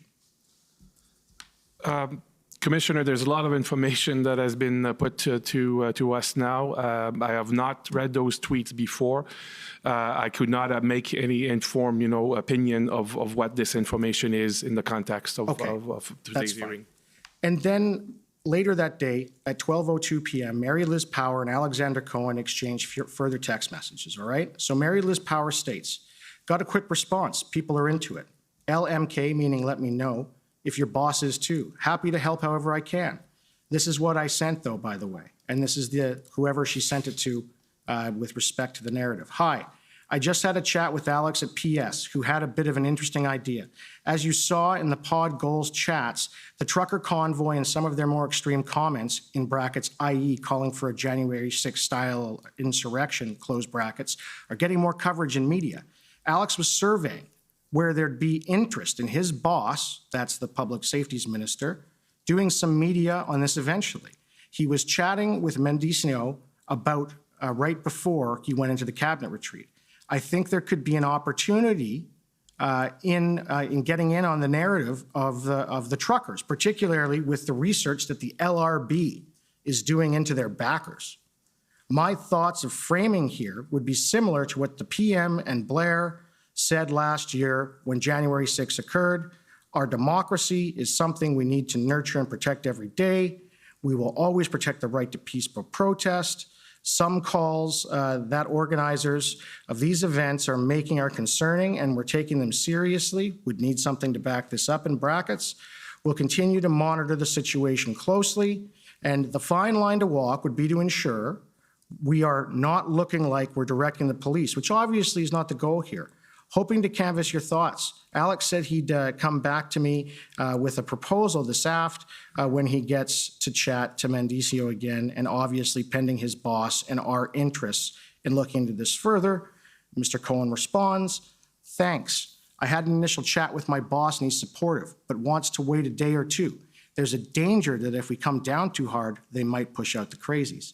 Mary Liz Power replies, I think that's fair. Apparently Global and others are working on stories. Maybe we see how those land. Now, I'm going to ask the same question again. At that point, are there a bunch of political staffers essentially planning to create a national security issue or make one look like it is? Mr. Commissioner, I will have the same answer. You know, there's a lot of information just been put to us for the first time. There are acronyms that were mentioned. I don't know what they refer to. And I think, you know, I could speak to information I'm aware of, privy to, but unfortunately not this one, Council. So are you aware of the LRB, what it is? You are, aren't you? Not the specific acronym. Maybe if you spell it out. Liberal Research Bureau. Yeah, I know about the Liberal Research Bureau. All right. And so is it fair to say that it's kind of strange that the political branch would have the Liberal Research Bureau doing research on protesters with respect to these concerns they're raising, as opposed to yourselves who are the National Security Agency? Mr. Commissioner, I would say that you know, this is not something that would be of interest to CSIS. As we, my colleagues and I have testified, we very much, you know, since the beginning, mid-January on, we've been looking at these issues and the developments and potential threat to the security of Canada based on the CSIS Act. So we would not be looking necessarily for what other parties would be involved in this context. Okay, can we go to document ssm.can.00006358 underscore rel.0001.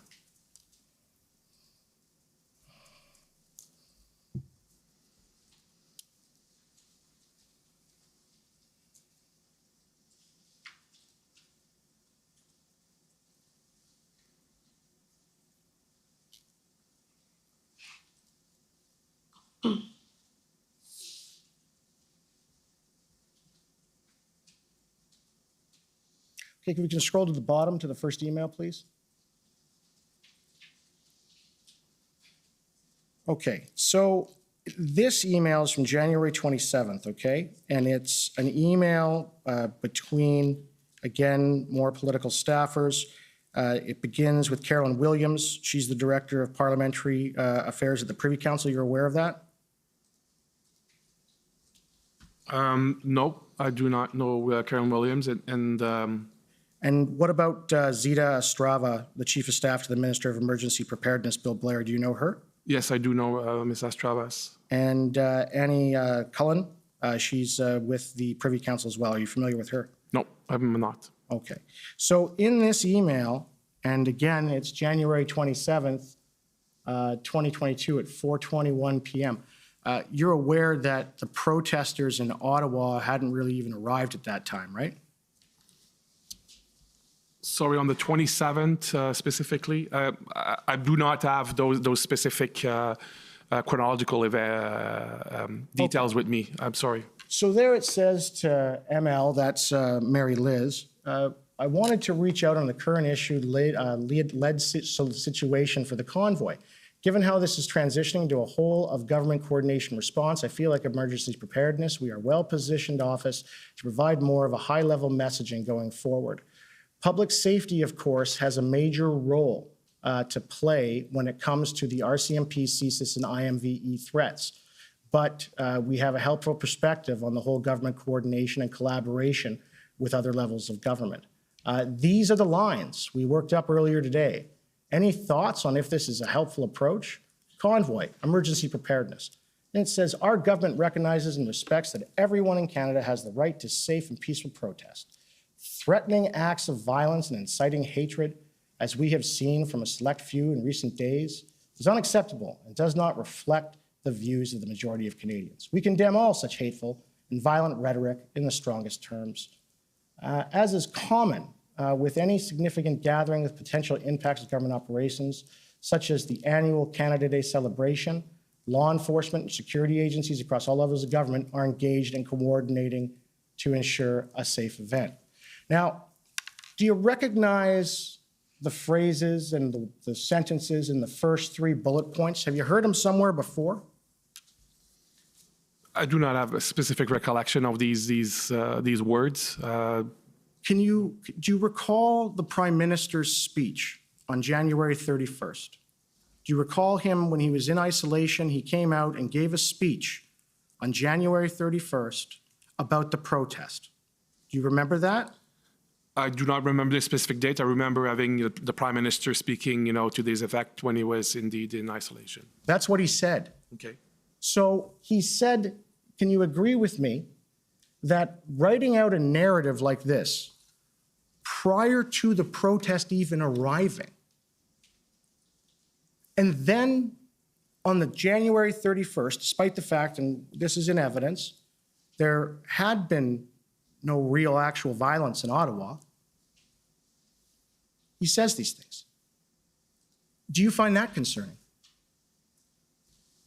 From what point of view? As an intelligence officer, as an intelligence agency, that there's a narrative being built for an emergency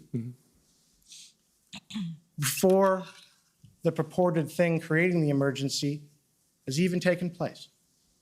Mr. Commissioner, what I can say is that as we've testified, the interdepartmental community got together to understand what was happening, share information, make sure that each of the organization will be able to discharge their mandate appropriately.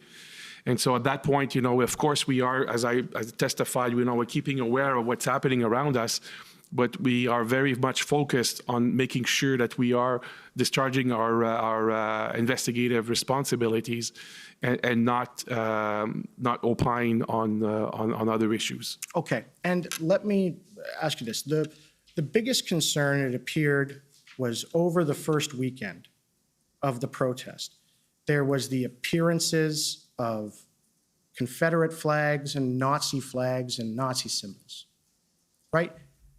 Did you investigate those issues at all? Mr. Commissioner, we testified earlier that we have written an intelligence assessment about the presence of flags and some of the meaning of those flags. And so I can go back to our analysis, what we've described then. I'd be happy to, if you want to refer me back to the document, speak to that concept. Yeah. Mr. Clerk, if you could just go back to my examination aid, this shouldn't be an issue. It's at paragraph 16, just scroll right down to it. Sorry, Mr. Commissioner, just for your information, this is the document that the DOJ has an outstanding objection over. And if we can go to paragraph 16. Mr. Commissioner, we've already objected to this document being put up. I understand, but I'm going to ask for a ruling on the commissioner to put this page to them. So let's deal with that if we Well, can. So if we can put up Just a page second. 16 again. And what is page 16? Or paragraph 16 is just the two pictures of the first post in time at 10:13 a.m. on January 28th, 2022 of the spotting of a Confederate flag. And there's also a license plate number. If you'd like me to go through and bring up all of the documents, I'm just trying to get this done quicker, sir. Well, you're way over time already. I so understand, but I'm not, this is so important, sir, that I need more time to get through this area. It is extraordinarily important. Well, so far asking a bunch of questions Right. to people who have no knowledge of the documents or the I understand. information I understand. So is not, I'm trying to explain something. And I know you're frustrated, but that's not good use of your time. And reading into the record, that exchange of texts was done days ago. And again, that's not a good use. So I'm trying to be patient, and I understand you want to get something done. So let's try and work together to figure out how we can navigate this in a appropriate way. Okay. So you want to put up a picture of a license plate that's in relativity? Yes. Okay, and I think your co-counsel has the number for that, the relativity number, so we can, I'm guessing. Yes, Mr. Commissioner, Okay. from my understanding, Mr. Miller would like to first put up a tweet of Ariel Trusser that shows the image of the license and then the license. So we'll call up the number HRF, so POE.HRF 6021. Okay, so I think that's okay, Mr. McKinnon. We're just putting up the picture for what it's worth. We'll see what it is. We've gone to page 16 with respect, and it's not just a picture. We're not putting up that's it. page 16. We've moved on, Mr. McKinnon, so If it's just the picture, that's fine. okay, so that's what I think we're doing. So I'm just let's try and get through this. Okay, so, sir, this is my first understanding that this was the first post in time that I can find with respect to when a Confederate flag or a Nazi flag appeared. And it's at 10:13 a.m. on January 28th of 2022. And it's posted by Ariel Troster. Do you know who she is? I do not. You're not aware that she's the new counselor that replaced Counselor McKenney? I do not know who the individual is. All right, and so then if I could just bring up the closer photo with respect to the license plate, please, and that actually is at page 43 of the examination book of authorities. That'll just be easier for you, Mr. Clerk. Well, no, I don't think we go there. So your co-counsel, I think, has the reference. Yes, Mr. Commissioner, the reference is POE.HRF 6029.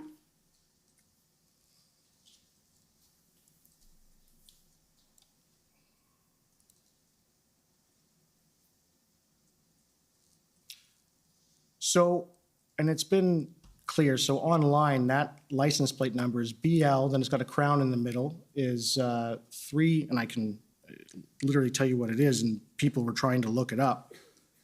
It's viewable. Did at any time CSIS do an investigation into who that license plate holder was? Mr. Commissioner, I do not have the specific knowledge of this, and even if I had specific knowledge, we would not be at liberty to disclose specific details. Right. That's why there was an in-camera session with the Commissioner and Council. Okay, and so the next document then would be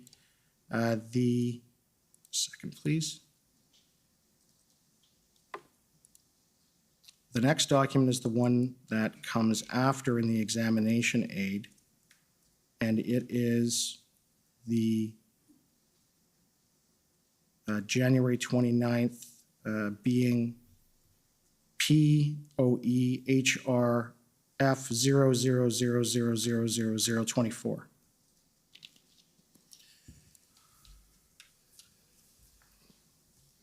You're going to have to wrap up, though. If these are just pictures you're putting up, you Right. can put it up with any witness. I understand. So the next time a Nazi flag or a swastika or what have you appears. The next time you've found it. I mean, Right, I think. right. The next time, so you knew about the situation where Conservative Party Member of Parliament, Mr. Cooper, he was giving an interview and this upside down Canada flag with the swastika appeared. Are you aware of that? I remember something to that effect. I've not researched this recently, but I recall something to that effect, yes. Okay. Could I now bring up POEH.HRF 00000026?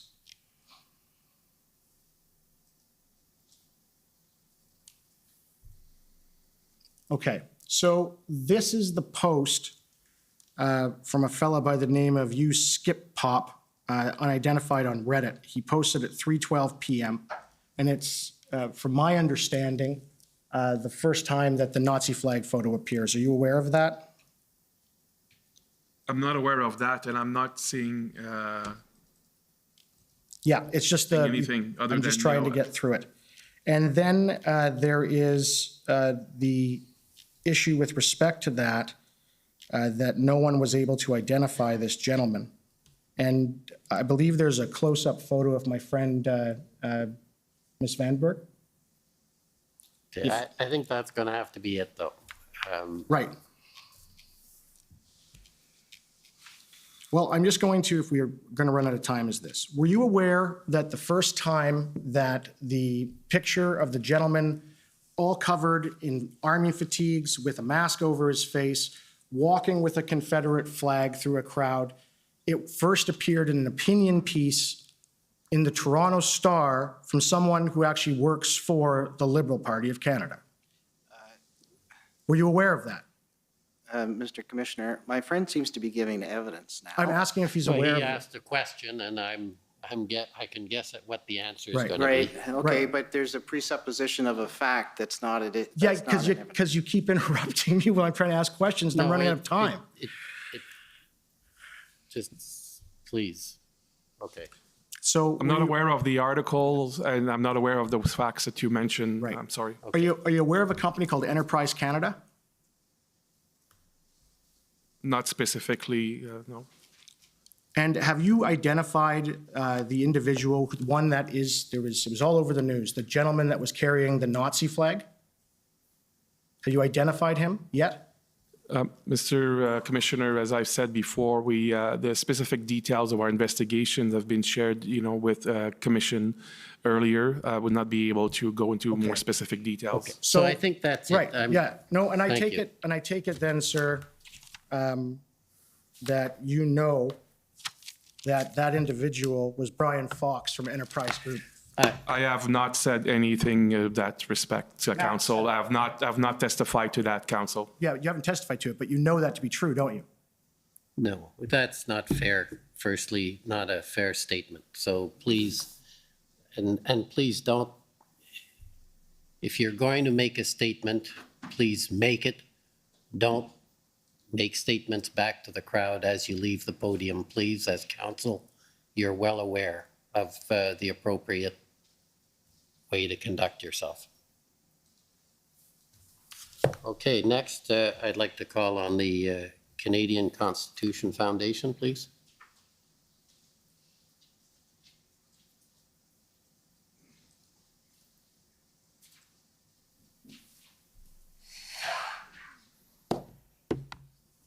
Good afternoon.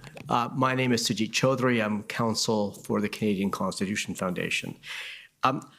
I wanted to ask you a few questions about the legislative history of Section 2C and the emergence of IMVE as a central focus for CSIS's activities, if I may. So is it true that Section 2C was amended in 2001 by the Anti-Terrorism Act to include a religious or ideological objective? I believe so. I believe that's accurate. And is it true that that amendment was ensured that the CSIS Act would align with the criminal code's new definitions of terrorism. I wasn't involved in that, so I don't want to lead you in error, so I'm not certain. Mr. Vigneault, you're shaking your head. Same answer. Okay, all right, fair enough. And so I'd ask you to take my word for it that it was part of the same legislative package to get those two statutes in alignment. And then in 2019, there is a major initiative on the part of CSIS is the development of a definition and framework for ideologically motivated violent extremism. Is that right? I believe that the work started before that, but I think it was maybe put in higher gear. I had in my first public speech that I had made after becoming director in 2018, that speech spoke to the rise of this, and I believe I used the concept of IMV then, but it's around 2018, 2019 indeed that work was solidified and the concepts were developed to try to understand, characterize better this new phenomenon dynamic we were seeing in society. Good. And sir, and just so we're clear, I believe that the first time CSIS reported out on this development and its thinking was in the 2019 annual report. That sounds accurate, yes. Okay, good.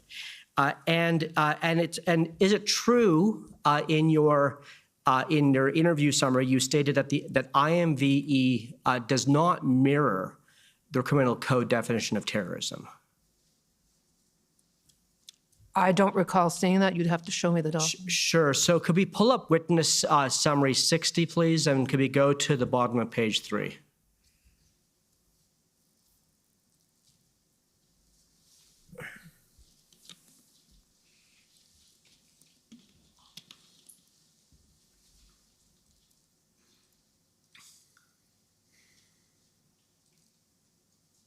Thank you. If we could expand, yes, that's very helpful. Thank you.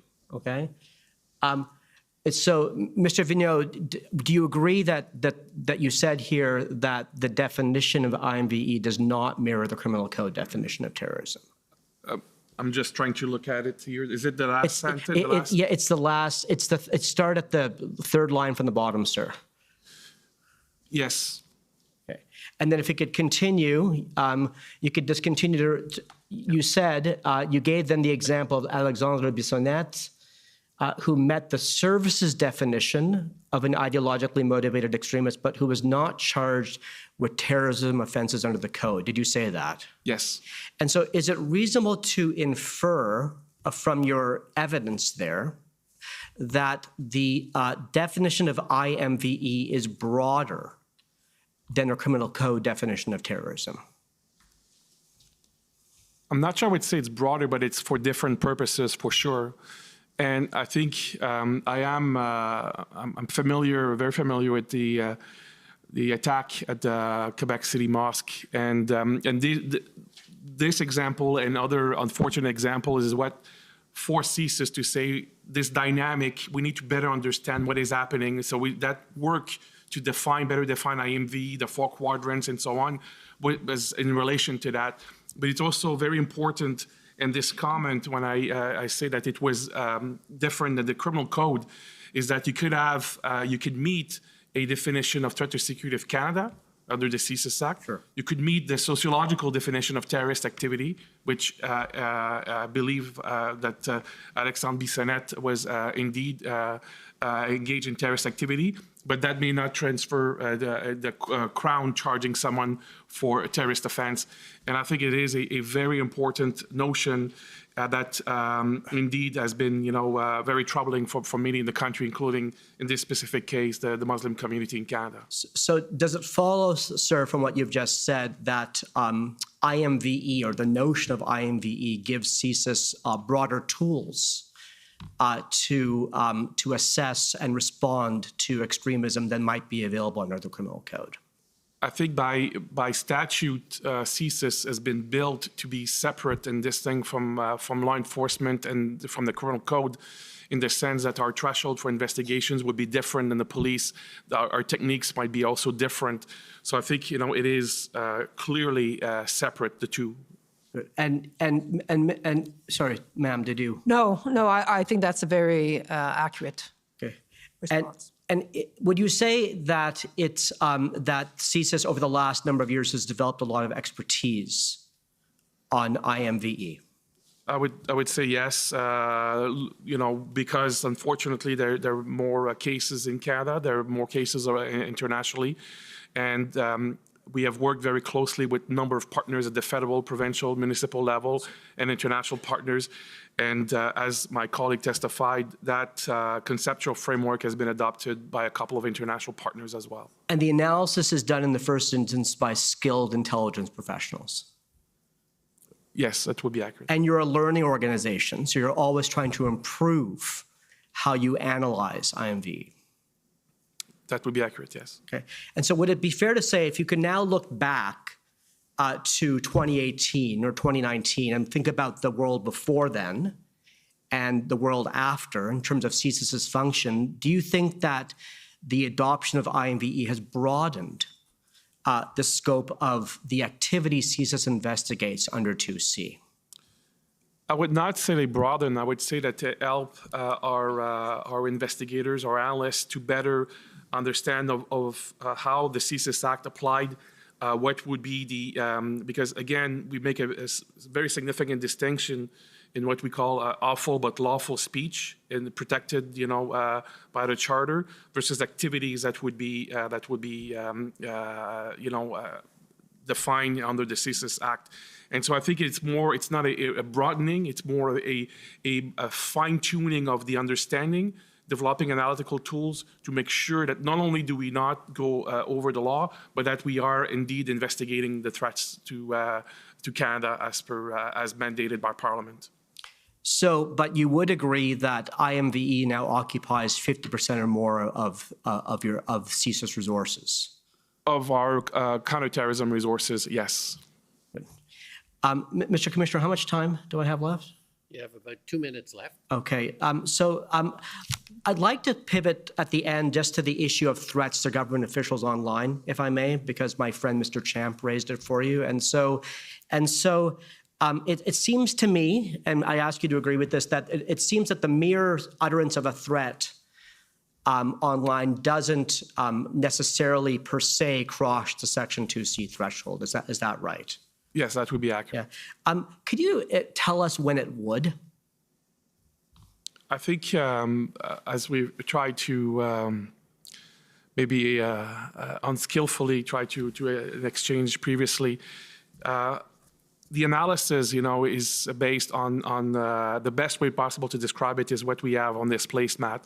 These analytical tools have been developed to make sure that, at all levels of the organization, but also more broadly within the community with law enforcement who are themselves in their own jurisdiction trying to understand what is happening and make a distinction between something that would be bravado online, that would be something that should be investigated, under the criminal code by law enforcement, and something that we CSIS would be doing.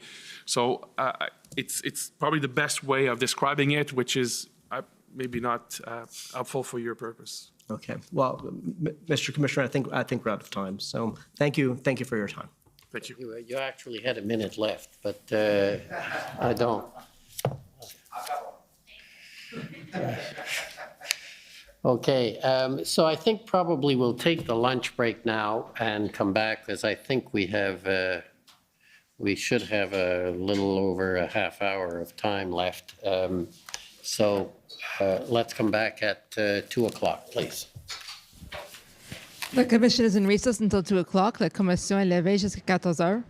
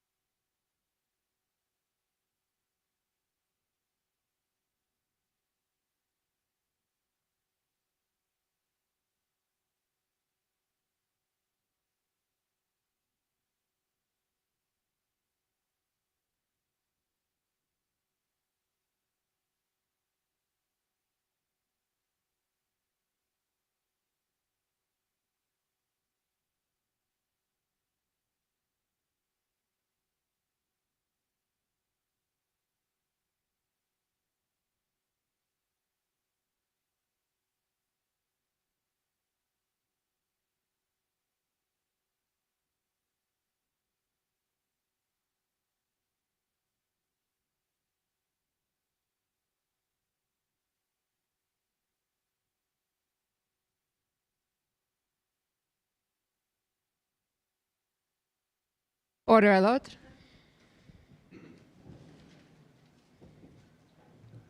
The commission is reconvened. La commission reprend. Okay. Bon après-midi, good afternoon. I think the next is the Union of British Columbia Indian Chiefs. Good afternoon. My name is Cheyenne Arnold Cunningham, and I'm counsel for the Union of BC Indian Chiefs. I will be directing our questions today to Mr. Vigneault, but I welcome the answers of any participant on the panel who may be able to supply additional information. Mr. Vigneault, are you familiar with Bill C-15, which received royal assent and came into force as federal legislation on June 21st, 2021, to adopt and implement the United Nations Declaration on the Rights of Indigenous Peoples, also known as UNDRIP? I'm generally aware of the bill, yes. So under that legislation, the government of Canada is required by Parliament to take all measures necessary to ensure that the laws of Canada are aligned with UNDRIP. How is CSIS meeting this obligation? That's an interesting question. I think that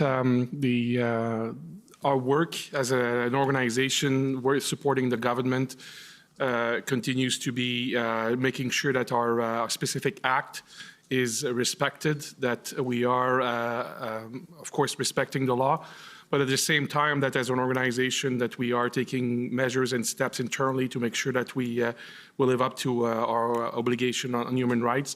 I do not have a specific reference to the CSIS Act in relation to UNDRIP. Okay, that's what I was going to ask next. We noticed in your mandate letter that you've been mandated to advise Minister Mendocino on deficiencies within the CSIS Act that require modernization. So I just wanted to confirm if a review of the CSIS Act for alignment with UNDRIP has been prepared within the agency. There's been no specific review of the CSIS Act. We have been advocating in my transition advice to Minister Mendocino. I have advised that the Act is close to 40 years old and the world has changed very significantly. And in order to make sure that CSIS was not only able to discharge its national security mandate, but also make sure that we're doing so with the evolving expectations of Canadians vis-a-vis an intelligence organization, that there was a need to modernize the Act. There's some internal discussions at the moment in that respect, but there's been no specific legislative amendment introduced. Okay, thank you. Does CSIS consider Indigenous rights in conducting its assessments and evaluations? Actually, we do. And there is one specific document that I have in preparing for the commission's work that I would like maybe council to bring up that in relation to our analysis. I believe the document that Mr. Vigneault is looking for is ts.nsc.can.0025025. Okay, great. Thank you so much. Can we, sorry, I'm sorry, is it going to be pulled up? Sorry. I'm going to make note of that document and I'll take a look at it, but I'd like to move on to the next question for... I'm sorry, there's just one specific element. If you go scroll down, scroll. So there is, just before, go down. Sorry, you're going too fast. Okay, stop, please. So if you look at the last paragraph here, this is something that I'd like to point out, that as an organization, we are obviously not perfect, but I'm very proud of the work that the organization is doing to be aware of how our activities can potentially, impact people. And so the quote here is, despite the lack of concerted Indigenous support for the Ottawa protest, any law enforcement response must be culturally sensitive in an effort to negate any backlash from the broader Indigenous community. And this is, I think it's important to bring this on the record because, as I said, we're not a perfect organization, but we try very hard to make sure that we understand how our actions are perceived because, again, we are an intelligence service that works in a democracy, and we want to make sure that our actions are specifically directed towards threat-related activity and not unduly to other groups. Okay, thank you. Branching off of that, thank you for bringing that up. Has CSIS considered whether UNDRIP's implementation means that there should be distinct considerations on CSIS's ability to monitor nonviolent and unarmed First Nations people who engage in activism pertaining to their lawful rights, even in situations that are perceived to be public order or emergency events that are allegedly unlawful? So, as I mentioned earlier, we have not done a full analysis of the intersection between the CSIS Act and UNDRIP. What I can say is that, as I think testament to the document I just pulled out there, we're trying to really understand how we can discharge our mandate as directed by under the law that Parliament has given us, but make sure that we do that in a way that is sensitive to how lawful protest, including in your question, Council, the Indigenous protest is taking place. We have testified that we cannot monitor, investigate lawful protest and dissent, and our analysis, of events always takes that into account. That is not to say that we will not be, of course, in order to make a determination if there is a threat to security. Of course, we look at a number of different issues, and I think there were some documents that recently were released on the Access to Information Act that concluded that CSIS advised government that maybe some Indigenous protests did not constitute a threat to the security of Canada, which is, I think, an important point to make sure that people understand when there are potentially law enforcement action, they understand how we see it from our own mandate's point of view. Okay, thank you. And I'm going to wrap up with just a few last questions. So in your mandate letter in May 2022, Minister Mendicino mandated that CSIS must work to eliminate any systemic racism or unconscious bias in its operations. He specifically made reference to ensuring that, quote, minority communities, unquote, are not subject to unfair scrutiny in the name of national security, and that CSIS, quote, ensure the intelligence and evidence used when making determinations are free of bias, prejudice, and up to date, unquote. What work is CSIS doing or planning specifically to eliminate anti-Indigenous discrimination in its operations, monitoring, intelligence gathering and analysis, or reporting to other government branches or agencies, specifically in the context of Indigenous rights defenders? I would say that there are probably three main aspects of our work. The first one is, I think, as exemplified by the document I pulled out, our intelligence professionals within the organization are trained and continue to receive training to better understand, how the work that they do might be perceived, how it would impact, different communities differently, and to make sure that they have this awareness. So that the aspect of training is an important one. The other aspect is, as an organization, in terms of our management of our organization, how do we make sure that we bring diversity, that we continue to work to have a much more diverse organization, that we understand that, some of our policies and procedures might not intended to be, biased, but the net effect might be systemic racism, and we want to understand how this works, and we take measures to correct that internally in our own procedures.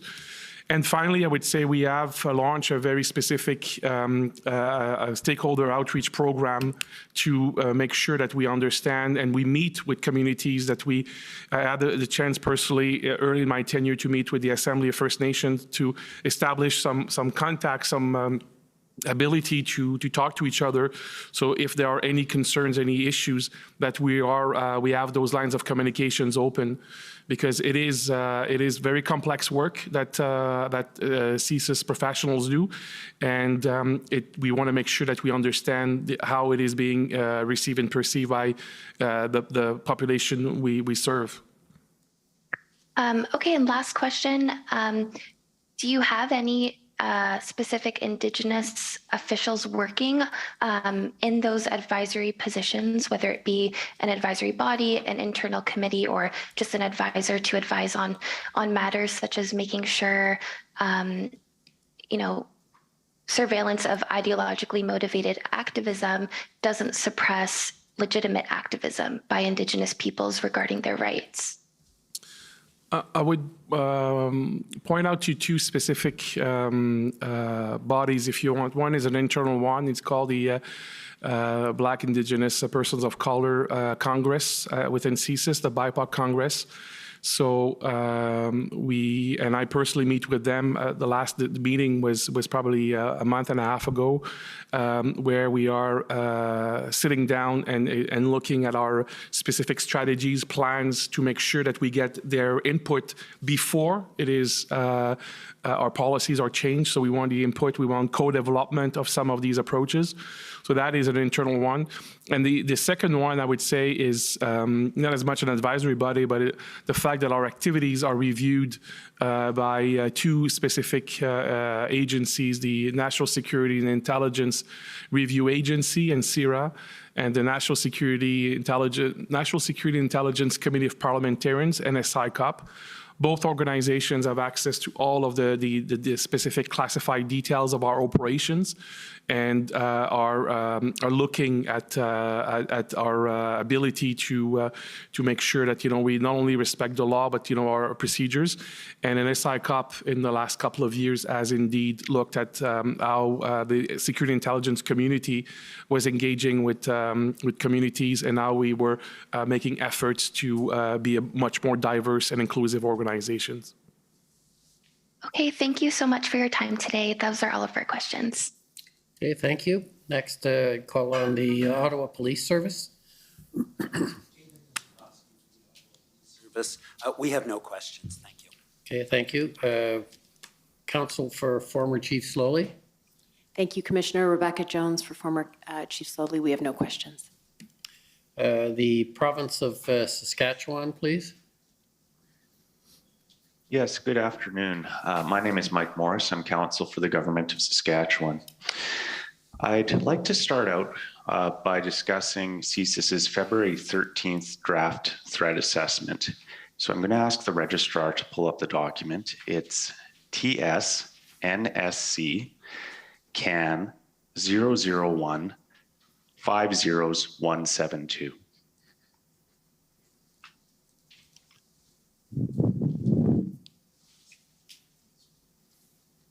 Mr. Vigneault, just as we're waiting, this document is entitled Possible Implications of Emergency Act Across the IMVE Space. I gather you're familiar with it. Is that fair? Yes, I am familiar. The clerk of the Privy Council mentioned last week that this document was available to attendees of the February 13th cabinet meeting. Do you recall it being distributed? My recollection is that the document was discussed at the earlier that day at the IRG meeting, and the document was made available to the Privy Council office, who is charged with cabinet materials, cabinet documentations. So I do not have personal knowledge if the document was distributed, but I am aware of the clerk's comments last week. You attended the cabinet meeting on February 13th, correct? I did. I guess my question is, would you expect to have received notice from the clerk that this document was being made available or distributed for that meeting, if it was? I was aware that we CSIS were asked to make the document available to PCO, so I knew that the intent was for the document to be distributed. I just do not have the personal knowledge if indeed it was, because the meeting was obviously scheduled, fairly quickly that Sunday evening. Right. Would all attendees at Cabinet have had the security clearance necessary to view this document? They will all have the right to see it. Ministers do not have security clearances. As privy councillors, they are deemed to be to have access to the classified information. So yes, they would. Every member of a cabinet would have been entitled to see that information. Okay.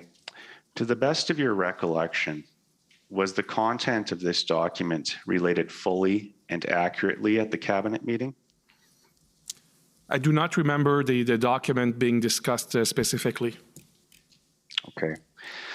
I'm going to quote you a statement that the clerk of the Privy Council made in her evidence on Friday.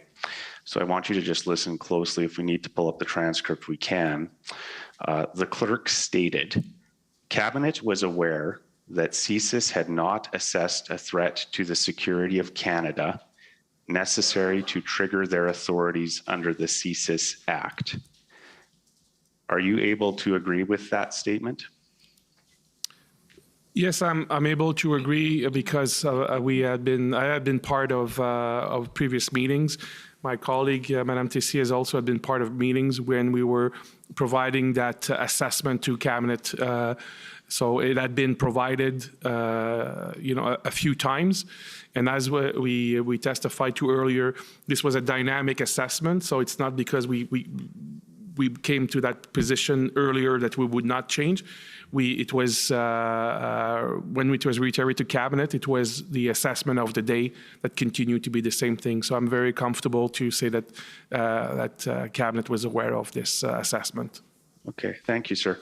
I want to move on to discuss the ability of the federal government to sort of disclose CSIS's bottom line assessment to provincial governments and premiers in particular, because we're aware that there was a first ministers meeting on the morning of February 14th. And I'm interested in whether CSIS's bottom line conclusions would have been able to be disclosed at that meeting. And I want to put two of those bottom line conclusions to you, sir. One is that CSIS's assessment that the protests did not pose a threat to the security of Canada as defined in Section 2 of the CSIS Act. Would the federal government have been at liberty to disclose that information on February 14th at the first ministers meeting? I would say that probably not, because the CSIS Act under Section 19 is fairly restrictive in terms of who can access classified information. And so that access does not go to provinces, territories, or municipalities. So that would be my, I was not part of the specific meeting, but for the purpose of this discussion, that would be my reaction. Section 19 will not allow the classified information to be shared. Well, if there was information of a threat, for example, in the province of Saskatchewan, how would that information then be conveyed to the provincial government? Somebody must have the authority to release it. Is that fair? So the way that information, threat information, operational information is relayed is through between CSIS and law enforcement bodies in this context. It would be RCMP. We referred earlier to a construct called Integrated National Security Enforcement Teams that exist across the country that allow different levels of law enforcement to receive the information. So that's normally how the classified threat information will be relayed. Okay. I just have a couple more questions. We heard some evidence the other day that the NSIA asked the RCMP to produce a threat assessment for the use of the clerk of the Privy Council on February 14th. I'm wondering, was CSIS asked to prepare a similar threat assessment for the clerk of the Privy Council on February 14th? I do not recall such a request. I have seen the testimony, and as part of the preparation for this appearance, I've seen an exchange of email that was in reference to that threat assessment. I do not recall that day being asked specifically to do such an assessment. Okay, I just have one final question. This one's more of sort of personal interest, and it's to Ms. Tessier. Ms. Tessier, you've had a lengthy career with CSIS, and I understand that you would have been employed with CSIS following the September 11th attacks. Is that correct? Yes, that's correct.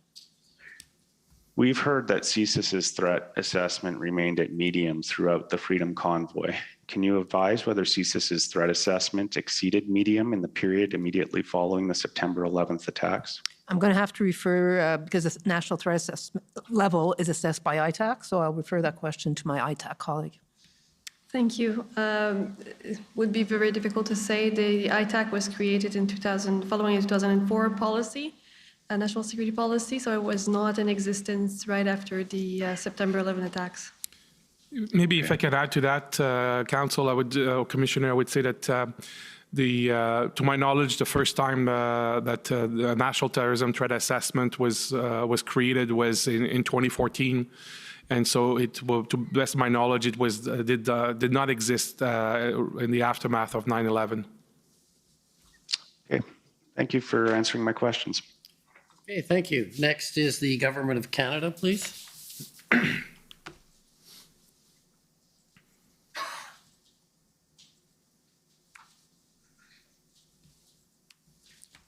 Good afternoon. I'm Robert McKinnon for the Government of Canada.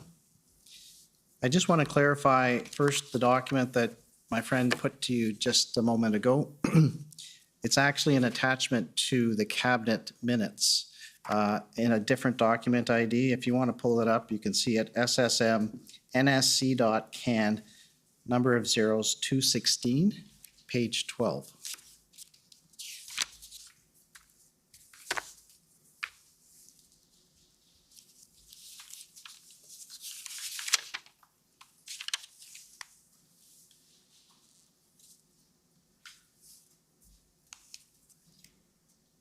Is that the assessment that my friend just put to you?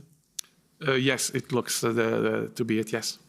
And if you scroll up a little bit, you'll see it's part of the minutes from cabinet meeting. So that would have been distributed as part of the cabinet. Is that right?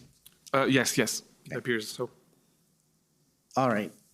On another question that Mr. Miller put to you questions suggesting that it was only on or after January 25 that there were concerns about threats and extreme ideologies in connection with the convoy. Do you recall that?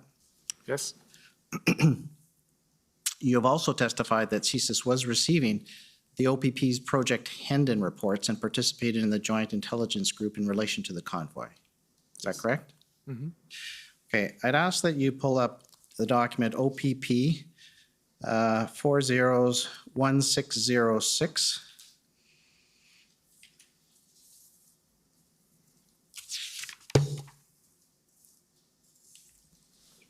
This is a Project Hendon report dated January 23rd. And if you go to the second page, okay, stop.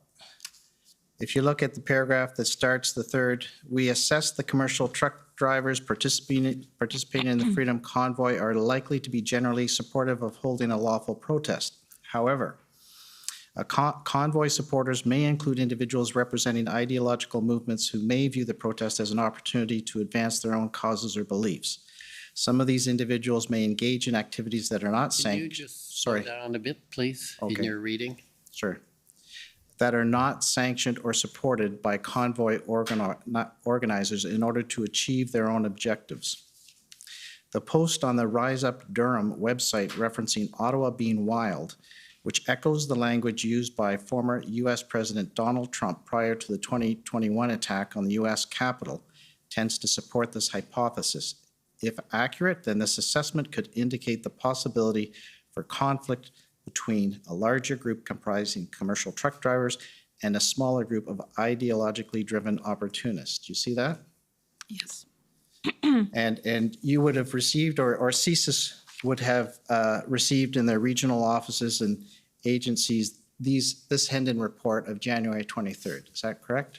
That's my understanding, yes. I'd also ask you to pull up OPP 0001608. It's another Hendon report dated January 24th.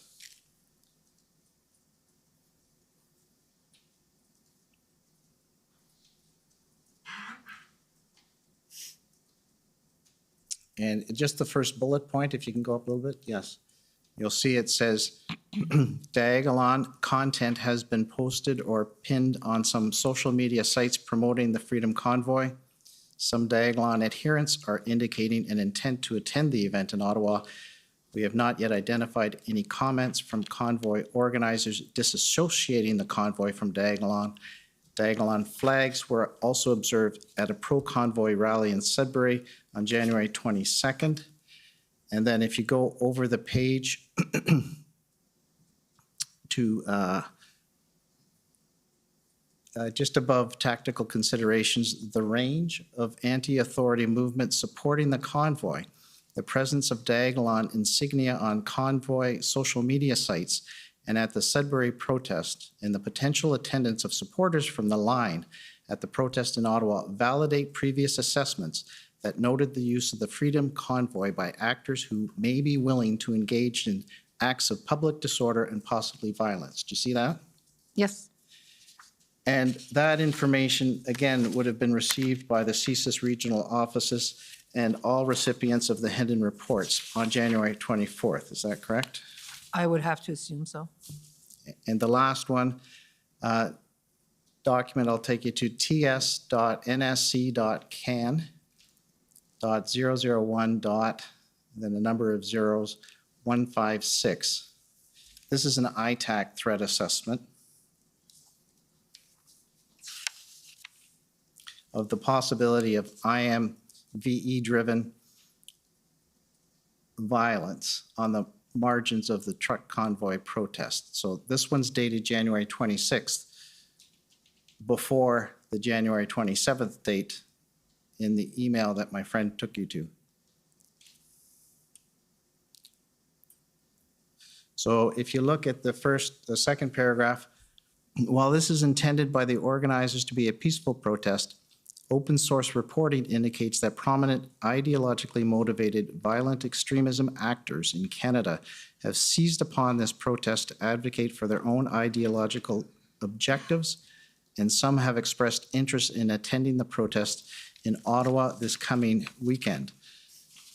So again, this would have been received by CSIS's regional offices and well, it's created from ITAC itself. So, and that, well, you can speak to that, Ms. Shayer. Is that correct? Yes, we published that document on January 26th, and it was distributed to our ADM and SOPS colleagues, so the broader National Security Committee in the federal government. And the next day, we published an unclassified version, which was made available to our security colleagues in other jurisdictions. So all these reports, would they not indicate a concern about violent extremist elements attending or being part of this convoy?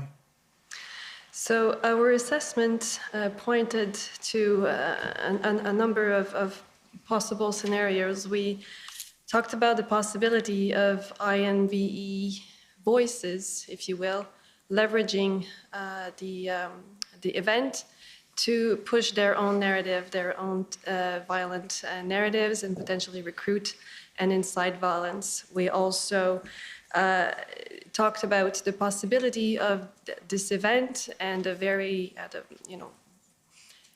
very present narrative of some IMV-inspired people, which could potentially trigger vulnerable individuals to mobilize quickly to violence and then conduct an act of terrorism. Okay, I don't need that document anymore. this one's for Mr. Vigneault. You were asked a question earlier today, and it's also you gave an answer that's also in your summary of the in-camera testimony when about your support for the invocation of this act, the Emergencies Act. And you said, based on your understanding of everything you had seen up until that point, do you recall that? Yes. Can you detail what you had seen or been informed of that contributed to your opinion that it was necessary to invoke the Emergencies Act? Essentially, our information that we've testified to is an evidence with the fact that we knew there were ideologically motivated violent individuals who were interested in this event. The unpredictable nature of this event, the fact that it had gone through different phases and its size and scope continued to be, both in Ottawa and across the country, continue to vary. Spontaneous or not so spontaneous events, blockades, and so on. Fact that law enforcement resources were being diverted from different sites to potentially deliberately to make sure that there were less capacity to deal with these events.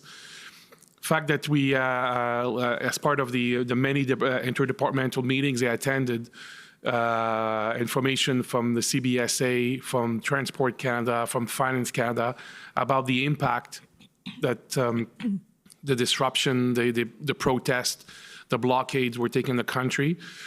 And the fact that there was an evolving operational plan by law enforcement that at that point had not yet been put in place to be able to deal with this situation.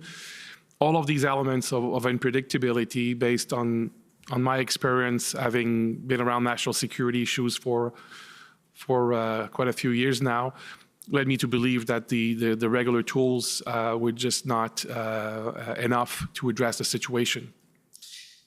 Okay, here's another question concerning the decision. Did the GIC have the same inputs that CSIS had when it made its decision and CSIS made its decision under its act? Are you aware whether they were exactly the same inputs? I did not have full access to, necessarily the documents that the GIC was presented.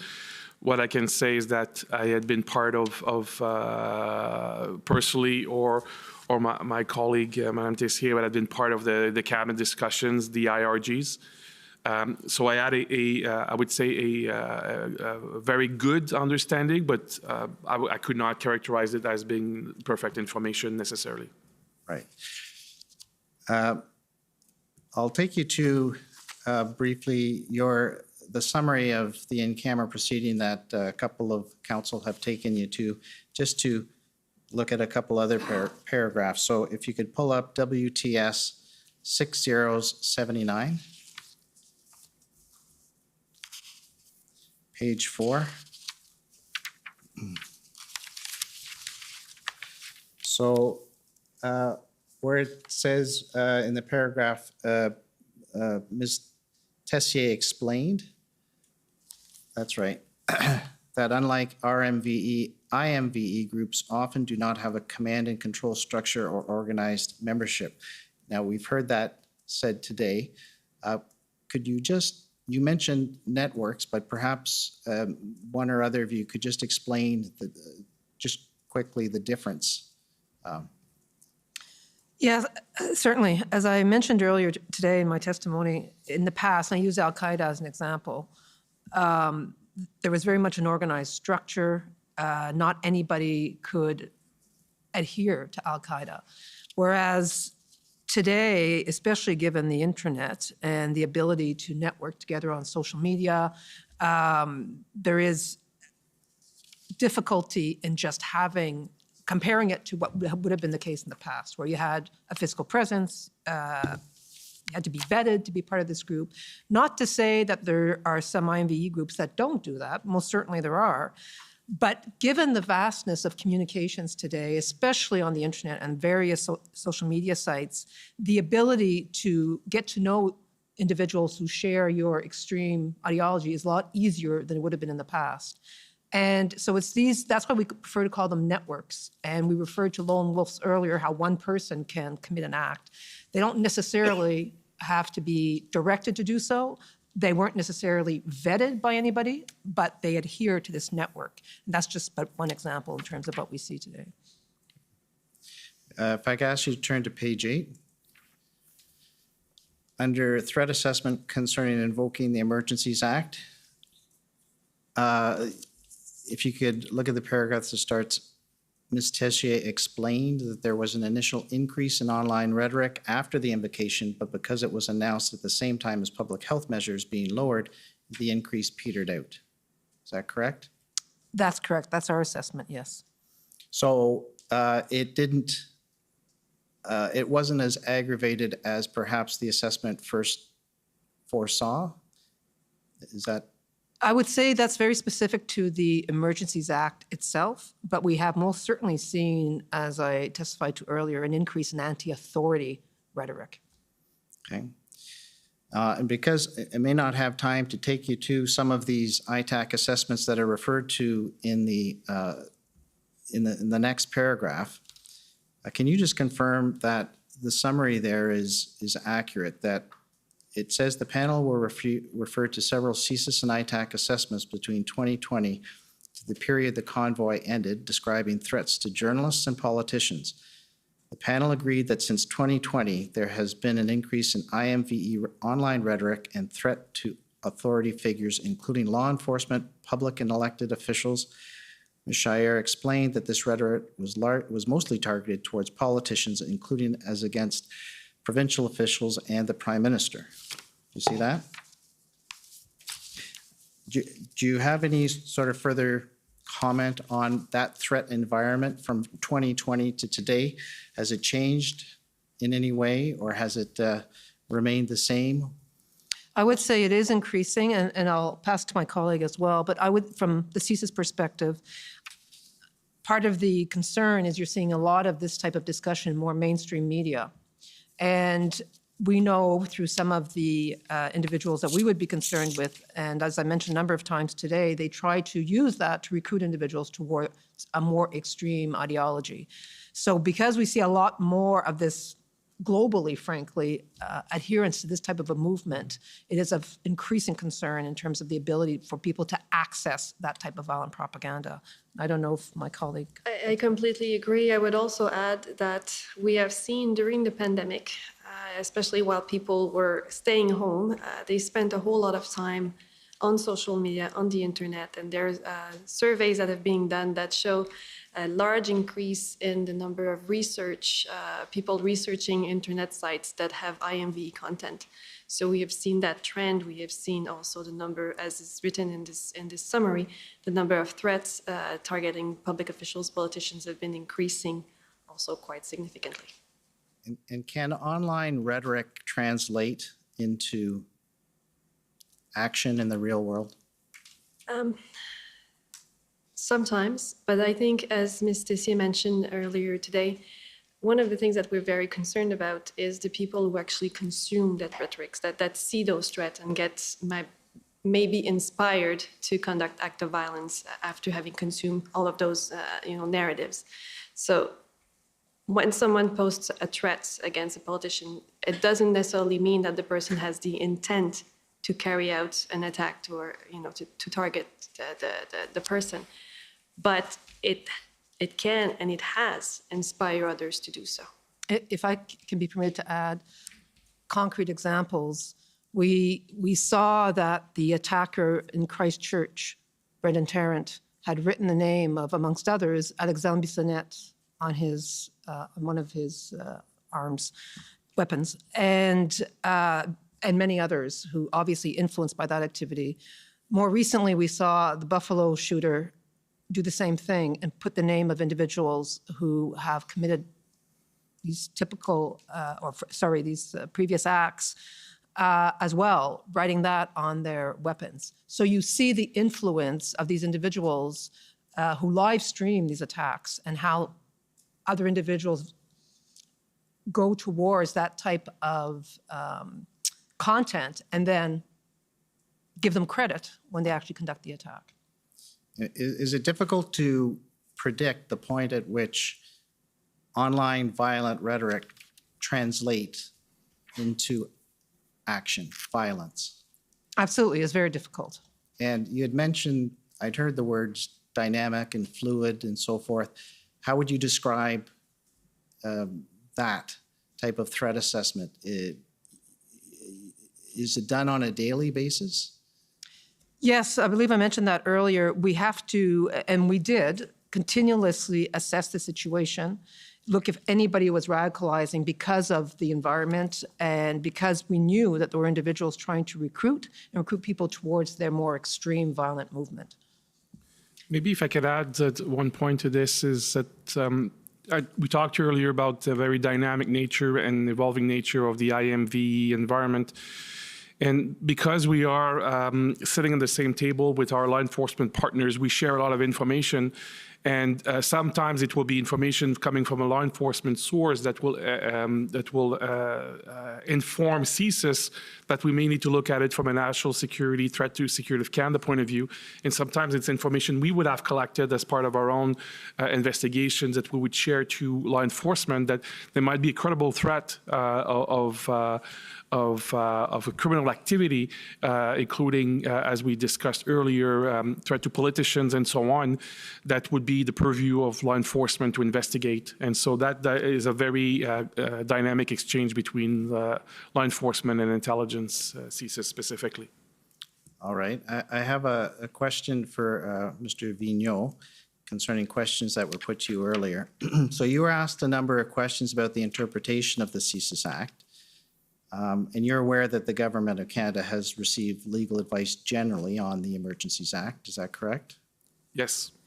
And you're aware that the Government of Canada has received legal advice generally on the Emergencies Act and has claimed solicitor and client privilege over that advice, are you not? I'm aware. And you have not been given authority to waive any solicitor and client privilege over that advice, is that correct? That's correct. And when you answered questions regarding the interpretation of various statutes, you were expressing your own understanding. Is that correct? Absolutely. All right. I have a document to pull up. You're pretty well out of time, so you're going to have to wrap up. All right. I don't know if one of my friends who gave up their 5 minutes would cede me that time, but I see a nod. I feel like it's a bingo parlor. I'll even cede him my 5 minutes. I just think that I'm not going to get through what I want to, but I think some of this is important, I thought. Okay, well, focus on... Yes, I've got a document that I'm going to ask for your explanation of, Mr. Vigneault. It's ts.can.001, well, several zeros, 001, then several zeros, 1 again. So it's entitled Fabric of Society. It's a CSIS document.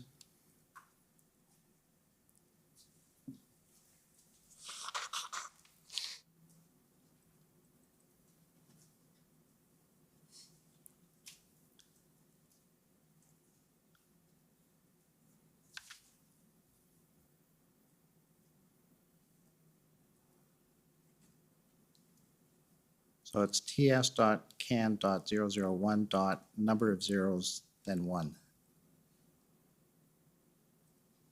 In case it assists, there are 7 zeros before the 1, ts.can. There we go. All right. Mr. Vigneault, could you explain what this represents and how CSIS utilizes this? So again, we've done a lot of work inside the organization to better understand the dynamic of IMV, what's happening in society, what are some social movements that potentially have an impact on our CSIS mandate. And this, if you can maybe reduce the font. If you look at this, it has the shape of a funnel, and essentially what we try to do with this is to explain at the top of the funnel is that, a lot of personal grievances linked to Islamophobia, oppression of indigenous people, the fear of, conspiracy theories like QAnon, xenophobia, neo-Nazi influences. So there's a lot of things that, circulate in society. And that is essentially what is unfortunately very present on social media. When I referred to earlier as awful but lawful, we see a lot of that potentially extremely violent and vile information. But again, this is protected by charter. This is acceptable in a democracy. And the further down you go through the funnel, you're getting into areas that might be potentially constitute hate speech under the criminal code. And at the narrowest part of the funnel, this is where CSIS, our analytical analysis describe this is where the narrowest part of the funnel, where our 2C investigations would kick in. And so that is a conceptual analytical construct to help identify what is happening in society and where we versus the police versus other elements of the society should be concerned with. CSIS should be informed of what's happening on top of the funnel where it's lawful. We are informed by that information, but we're not investigating that. That is, lawful information. Where we are, as I said, is the narrowest part of the funnel. So one other element that is, I think, critical in all of this is we've said early on that people can radicalize extremely quickly. Or mobilize to violence very quickly. So we've seen people, move from being consumer, as my colleague said, consumer of those narratives, to go down and very quickly to say, I need to do something about it. I will mobilize, I will engage, I will train, I will acquire weapon, and I will commit violence. And so this is our attempt to depict what is happening in society and where the CSIS mandate fits. Last question.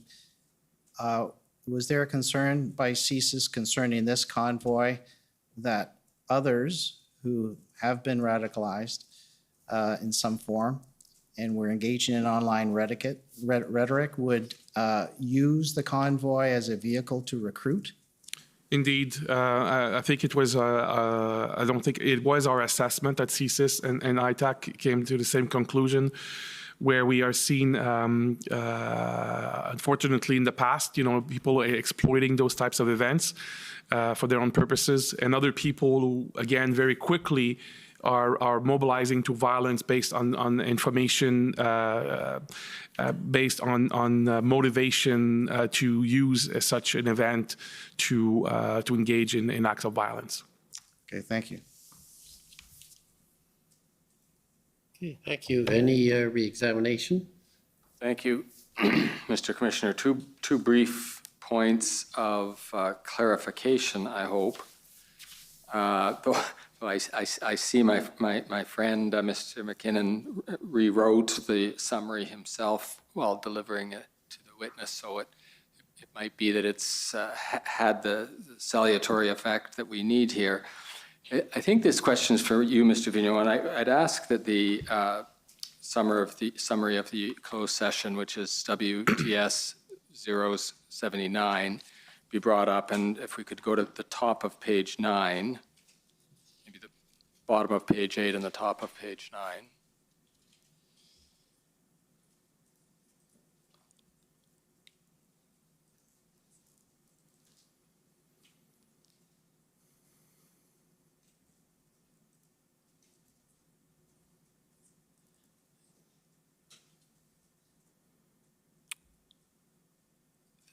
Thank you. And this passage has had some discussion a fair bit already today, so I won't repeat the whole thing. But Mr. Vigneault, I think what some people have expressed some puzzlement about is just the way you phrased it. And you know that if I tried to say something in French, you would have to cover your ears. So I'm not faulting your English here.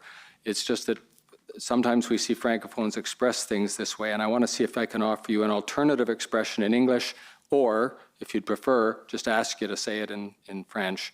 The way you phrased the last 8 or 10 words there allows for two meanings in English that I think you intended only one of them. So it says, he advised the Prime Minister of his belief that it was indeed required to invoke the Act. Okay? And some people are wondering if it has any meaning other than an article that is reflexive to invoke the Act. So one way of rewording that might be advised the Prime Minister of his belief that the invocation of the Act was required, or it was, as Mr. McKinnon put it, necessary to invoke the Act. Do either of those sound right to you? And if they don't, please just say it in French, and you'll lose me, but the Commissioner will be right on it.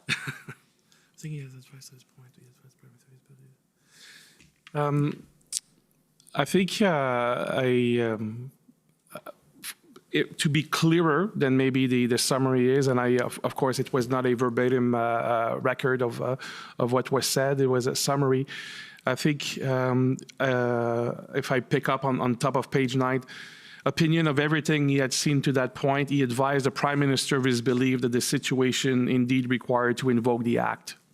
I think that would be a fair assessment of what I wanted to say. Okay, I'm going to tell you that leaves us with the same ambiguity. So, do you want to try it in French? I'm not sure that I can be clearer than that. And if you want to put to me, the two interpretation, I'll try it again. Would you think it sounded right if you said he advised the Prime Minister of his belief that it was indeed necessary to invoke the Act? I think that would be in my head. It means the same thing. So necessary would be absolutely fine. Then we're there. Thank you. Okay. And then on another point of clarification, probably this one for you, Ms. Tessier. Not everybody followed the graphic about IMVE the way the graphic designer probably hoped everyone would follow it, which is quickly and easily. And we were going to try to walk you through that when we realized you've actually got it written out in words in your institutional report. So if you could, Mr. Clerk, if you could call up DOJ IR 701 and take us to page 7, about 2/3 of the way down. And Ms. Tessier, if this is a question for you, I'll ask you to look at the verbal description of the placemat, which is there. And in particular, if you can confirm that that's an accurate description of what the placemat is trying to say, with us being especially interested in the paragraph afterwards, if an actor only demonstrates, which the words for us seem much clearer than the placemat was able to describe. So if you can confirm that those words are accurate, that'll resolve that for us. Yes, they are accurate. Okay. Thank you very much, Mr. Commissioner. Those are my questions. Okay, so that ends your testimony. Thank you very much for coming and testifying at the commission. Much appreciated, and you're free to go. We're going to move on to the next. So I'm going to do a 5-minute break just to change the arrangements, maybe 10 minutes to change the arrangements and move to our next witness. So a 10-minute break. The commission is in recess for 10 minutes. La commission est levée pour 10 minutes.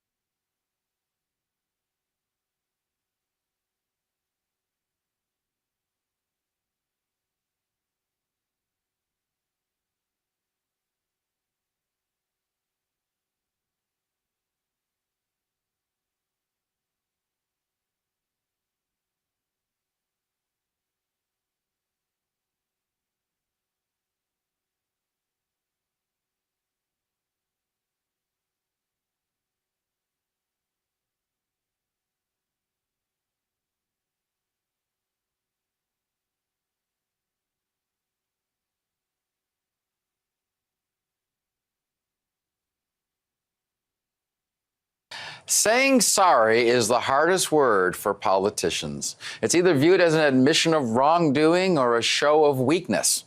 But Justin Trudeau has taken aim at becoming the greatest apologist in our history. In fact, the Prime Minister is apologizing for most of our history as regrets roll out, some for actions predating the birth of every Canadian alive today. Of course, he's as apology adverse as any other politician when it comes to expressing sorrow for his own promise lapses and policy failures. Yet, given the rest of Canadian history to scour for suitable mea culpa material, Trudeau has raised the art of getting all misty-eyed and remorseful in front of the cameras to an art form. This past year, I've been accused of apologizing too often. I'm sorry that you feel that way. However, I feel like I haven't apologized enough.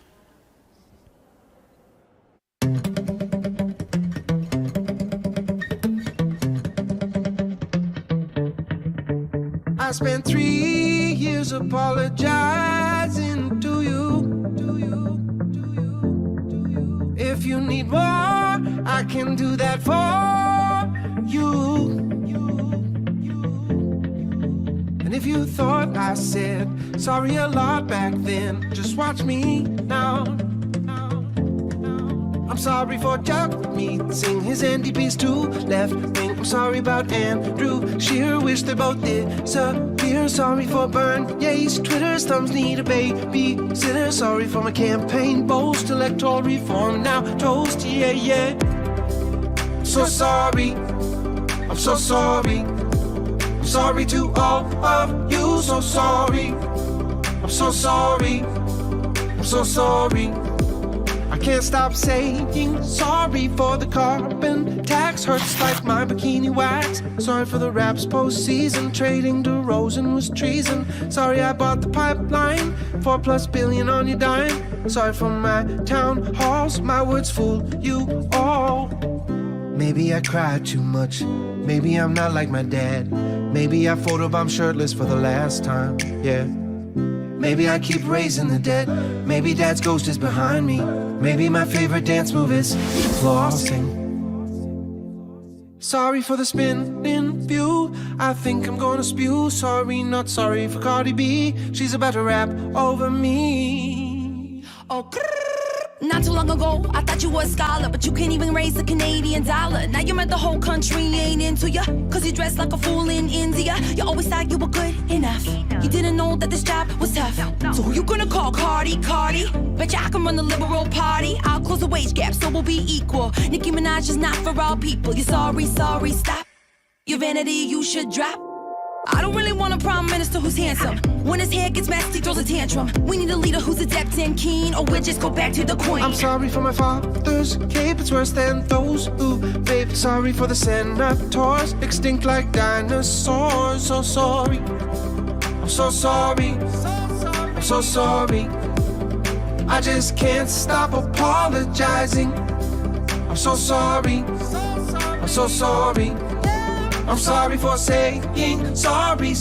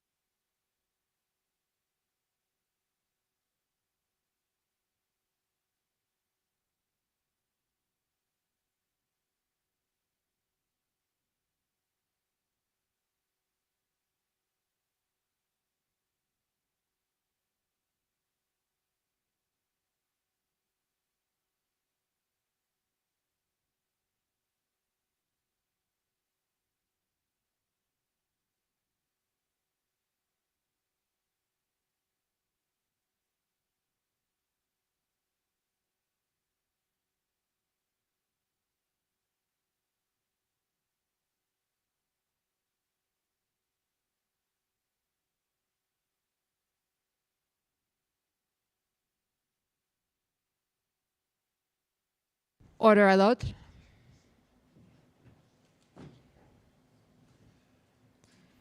The commission is reconvened. La commission reprend. Okay. Now, just before we start, if I could just, I just want to make a brief statement that from now on for the balance of the week, we will be hearing from a number of senior government ministers, including the Prime Minister and the Deputy Prime Minister. The Commission recognizes that this is exceptional, and even more so as the House, as I understand it, is sitting. So the latter fact, the fact the House is sitting, is such that it may require some accommodation for these witnesses in the event of votes, the House of Commons, or events requiring that they respond to pressing needs. So I just wanted to put that on the record. So for parties, it's also important that in the course of these examinations, we not lose sight of the reason that they are here to testify. That is the subject matter of this inquiry. The examinations, therefore, must remain focused on this, particularly in light of the limited time we have. Finally, as I have insisted throughout, I will continue to insist that the conduct of the public and indeed the parties be respectful at all times, which I'm sure everyone understands. So I just wanted to say that because we're sort of entering another phase for the balance. Okay, so with that introduction, Commission Counsel.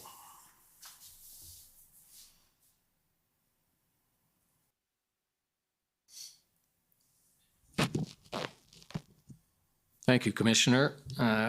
Gordon Cameron for Commission Counsel. And the first witness in this category of ministers is Minister Bill Blair.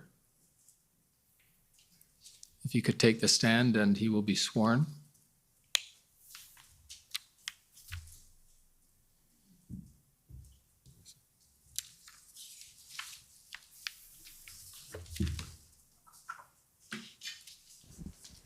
Minister Blair, will you swear on a religious document or do you wish to affirm?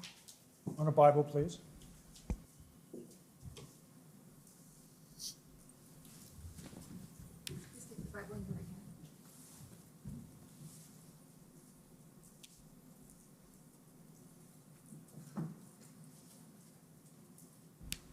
For the record, please state your full name and spell it out.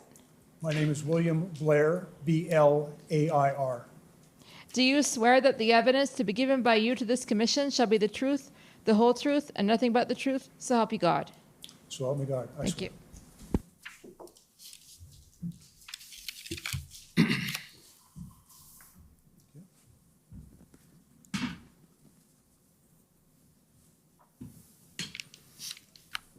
Sir. Good afternoon, Minister Blair. I'll begin just with some housekeeping, some formalities, and in particular, what I'm going to ask you to do is recall that you had an interview with me and some of my colleagues on September 6th. And for the record, I'll note for parties that the summary of that interview is WTS 7048. Now, Minister Blair, have you had a chance to review this witness summary that was prepared following your interview? Yes, sir, I have. And can you confirm that it's accurate and that you adopted it as part of your evidence before this proceeding? I can confirm that, yes. Thank you.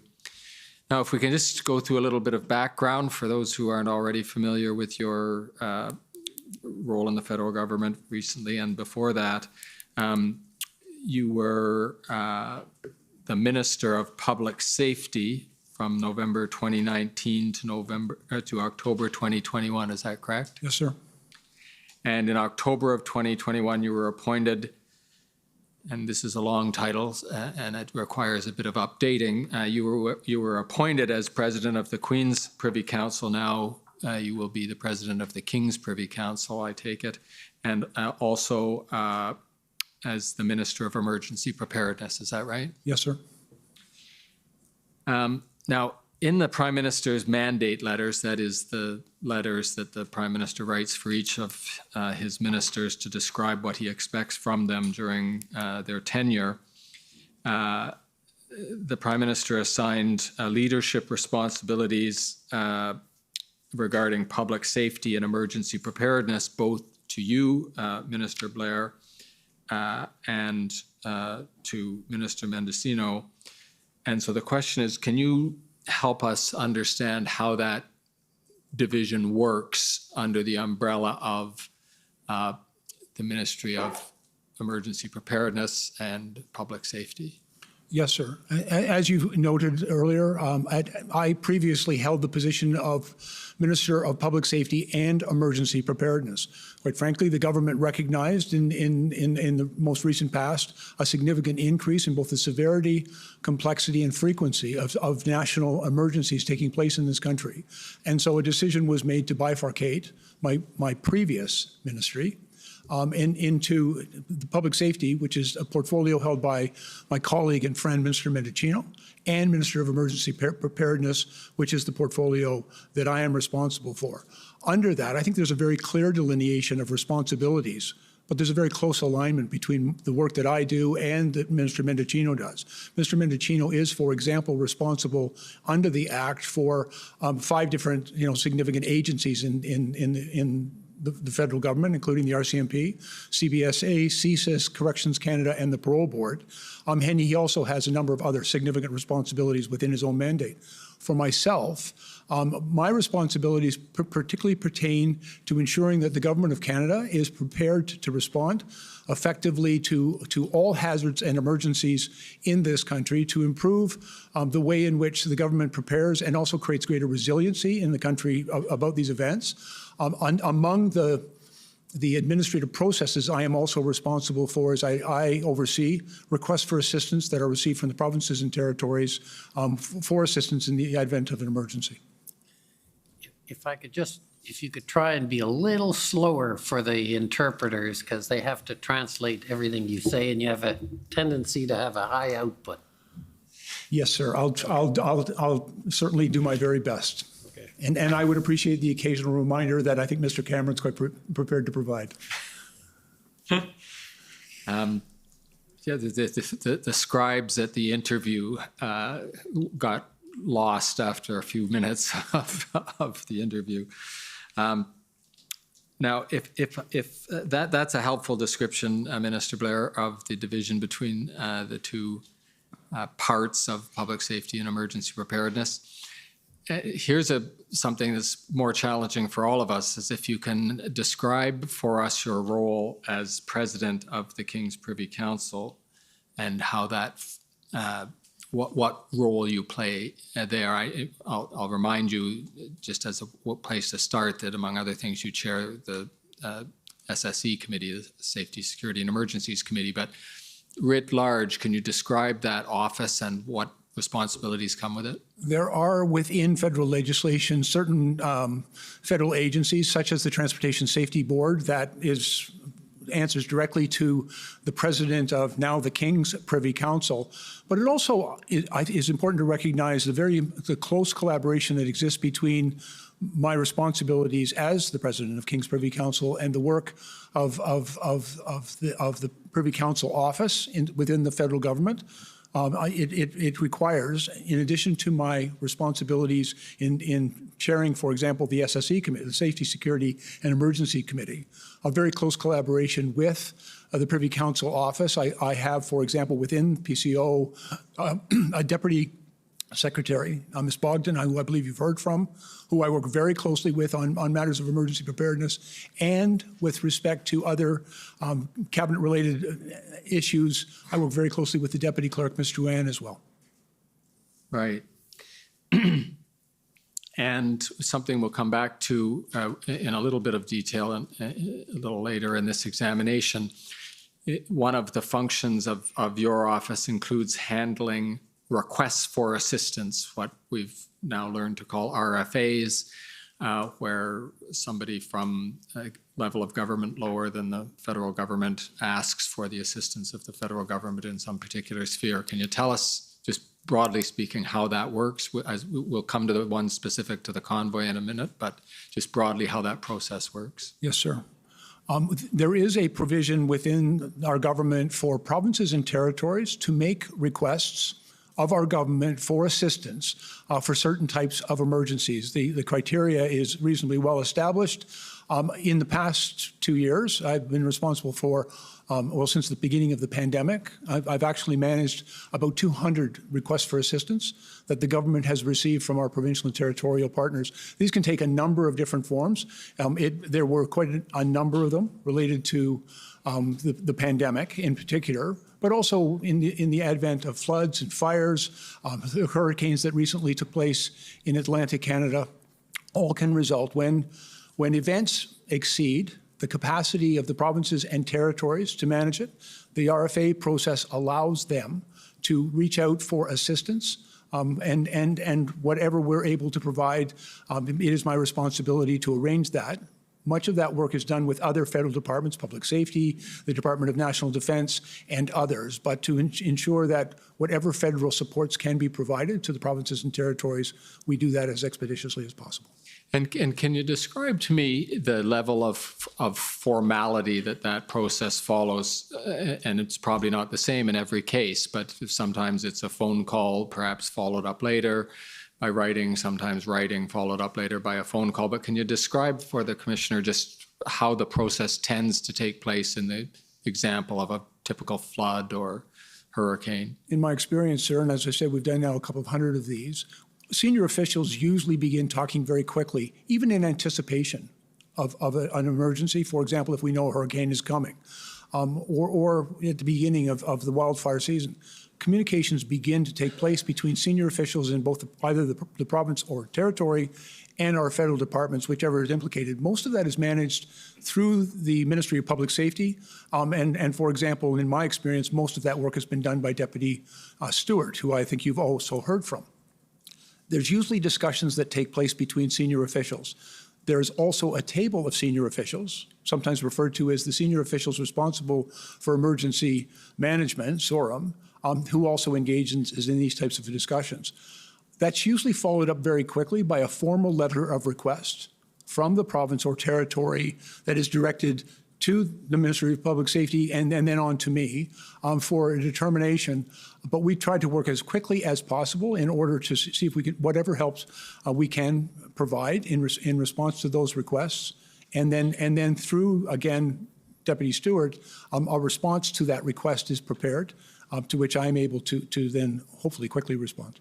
So if the hurricane's coming up the coast, you don't wait till the letter arrives before you start mobilizing a response to a request for No, assistance. and in fact, in our most recent experience with Hurricane Fiona, as it was moving to Atlantic Canada, we were receiving very good forecasting from Environment Canada, which gave us a pretty good idea of where that hurricane was going to land.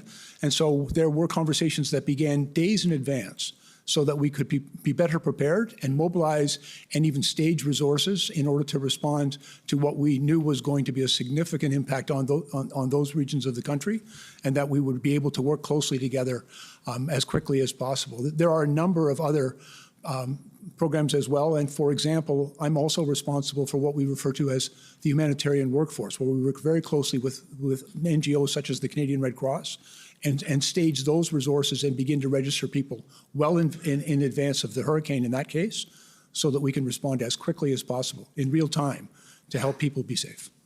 And I assume that if you do act immediately before the paperwork arrives, there will nonetheless be the requirement for the orderly administration and documentation of the RFA that the paperwork eventually come through and then the request be properly documented. Yes, sir. Those requests are properly documented, but we don't necessarily wait for the paperwork. Sometimes there have been very limited circumstances where the paperwork arrived first, and then we start responding to that immediately.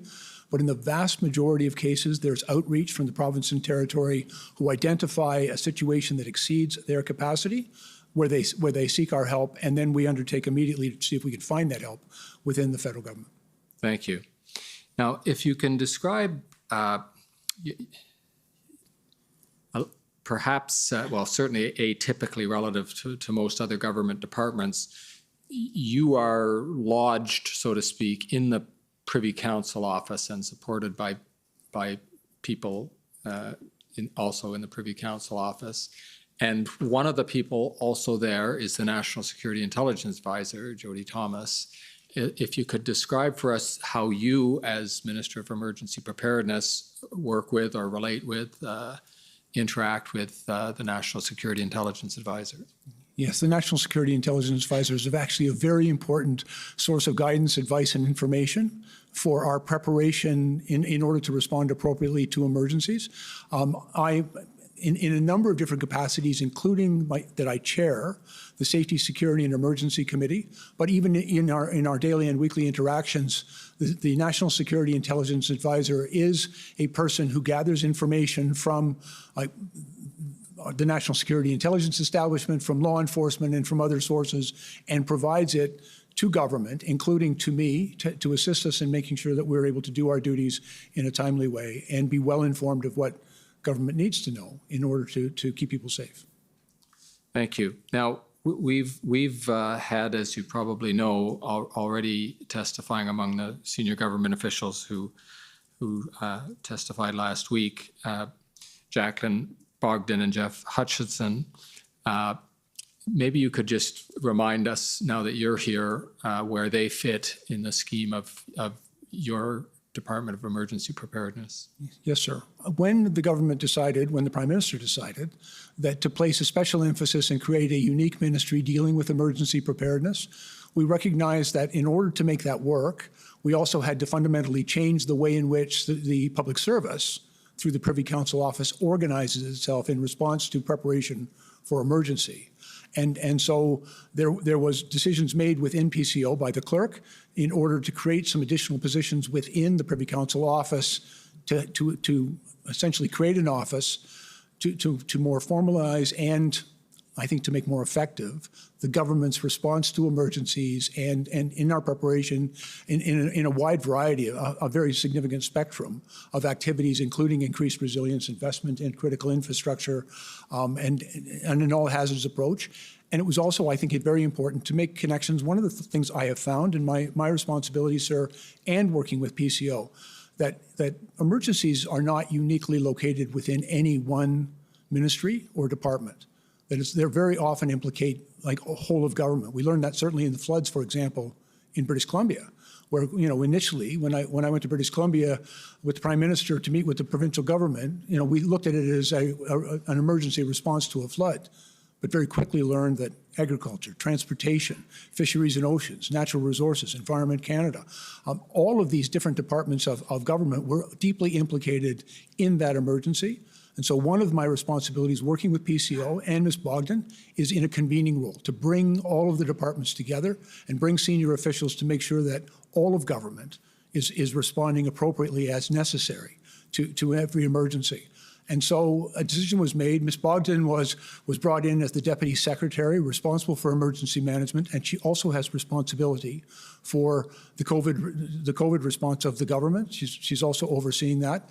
And Mr. Hutchison was also brought in and serves in a number of different roles, including he is secretary to the cabinet committee that I chair, the Safety, Security, and Emergencies Committee. He's also acted as secretary in other duties that I've been assigned by the Prime Minister. And for example, I co-chaired with British Columbia a committee with the British Columbia government involving all of the ministers and very significant representation from First Nations leadership in coordinating all of government's response to the floods. And Jeff acted as the secretary for that committee as well. Okay, and a third name that we're going to encounter in some of the documents, and that those who have been following will have seen already, Zita Astravis. Can you describe what her role is in your department? Yes, Zita is the Chief of Staff for my ministry office. I have within my ministry office people who are responsible for policy development as it pertains to emergencies, with communications and media relations, and finally with operations, because we engage with every region of the country. And all of the people that work in that office are overseen by my chief of staff, Zita Estravis. She is a very serious and experienced political staffer within a ministry office, and she previously served as my chief of staff when I was the Minister of Public Safety. Now, again, people who've been following this proceeding or following the original events will know that there's another part of your background that ended up assuming special significance as these events unfolded in January and February, and that was your first career as a police officer and ultimately the chief of police of the Toronto Police Service. First of all, can you describe in broad strokes what that experience was, and then I'll bring you back to the particular public order experience that you had in those roles. Yes, Mr. Cameron. I joined the Toronto Police Service in 1976. I served as a Toronto police officer for 39 years, and for the last 10 years of my 39-year career, from 2005 until 2015, I was the chief of police of the city of Toronto. And in that capacity, I served in a number of roles and that were somewhat related to the events that transpired. Right. Now, as I understand it, as you were coming up the ranks, you in fact served a term as an inspector of a public order unit itself, that is the actual unit that goes out and deals with public order incidents, is that right? Yes, sir. I was public order trained, and I served as a public order incident commander for very, very many public order incidents in the city of Toronto over a number of years. Okay. Now, the one that often gets remembered because it was so newsworthy was the G20 event in Toronto, which ended up being a public order event as well as its political event on its own. And you played a role in that, but it would probably be helpful if you described what role you played, what role you didn't play, and roughly how that, what you learned from that experience. Yes, sir. The G20, it occurred in June of 2010 in the city of Toronto. It was a planned event. I was, throughout that entire period of time, the chief of police, and therefore responsible for policing in my city. But the event itself was actually headed up by an integrated command structure with a gold, silver, bronze command structure that was put in place, the leadership of which was with the RCMP, but also it had representatives from my service, but also from some of the regional services around and the OPP. And they were actually responsible for the operational response to the G20. But throughout that period, I was the chief of police and therefore ultimately responsible for every policing-related matter taking place in my city. Right. And as you mentioned, probably in a 30-odd year career, and especially 10 as chief of police, there were more than just the G20 event. And the one other perhaps event or series of events that was memorable during that period when you were chief of police were the Tamil protests in Toronto. And I mention them because you might find some similarities with some of the events that happened around Ottawa. And if you could just tell us about those events and how they were resolved, at least as best as you can recollect it. Yes, sir. That took place in May of 2009. It was a period in which there was a great deal of concern within the Tamil community, and there's a very substantial Tamil community in the Greater Toronto Area, about events that were taking place in Sri Lanka at that particular time. And as a consequence, a number of people came out onto the streets to begin to protest. There were two, frankly, significant and somewhat distinct matters that I had to deal with as the chief of police during that event. On Mother's Day of 2009, about 5,000 people from the Tamil community were demonstrating and marching, and unfortunately went up on a ramp of the Gardiner Expressway and ended up on the elevated highway that runs through downtown Toronto. I was called because, of course, they had blocked the highway. It wasn't a particularly serious traffic issue because it was Mother's Day, a Sunday evening, and not too concerning. But I heard from my operational commanders at that evening that there were no safe ways to remove those people from the bridge. There was a real concern because the guardrail really is for vehicles, not for pedestrians.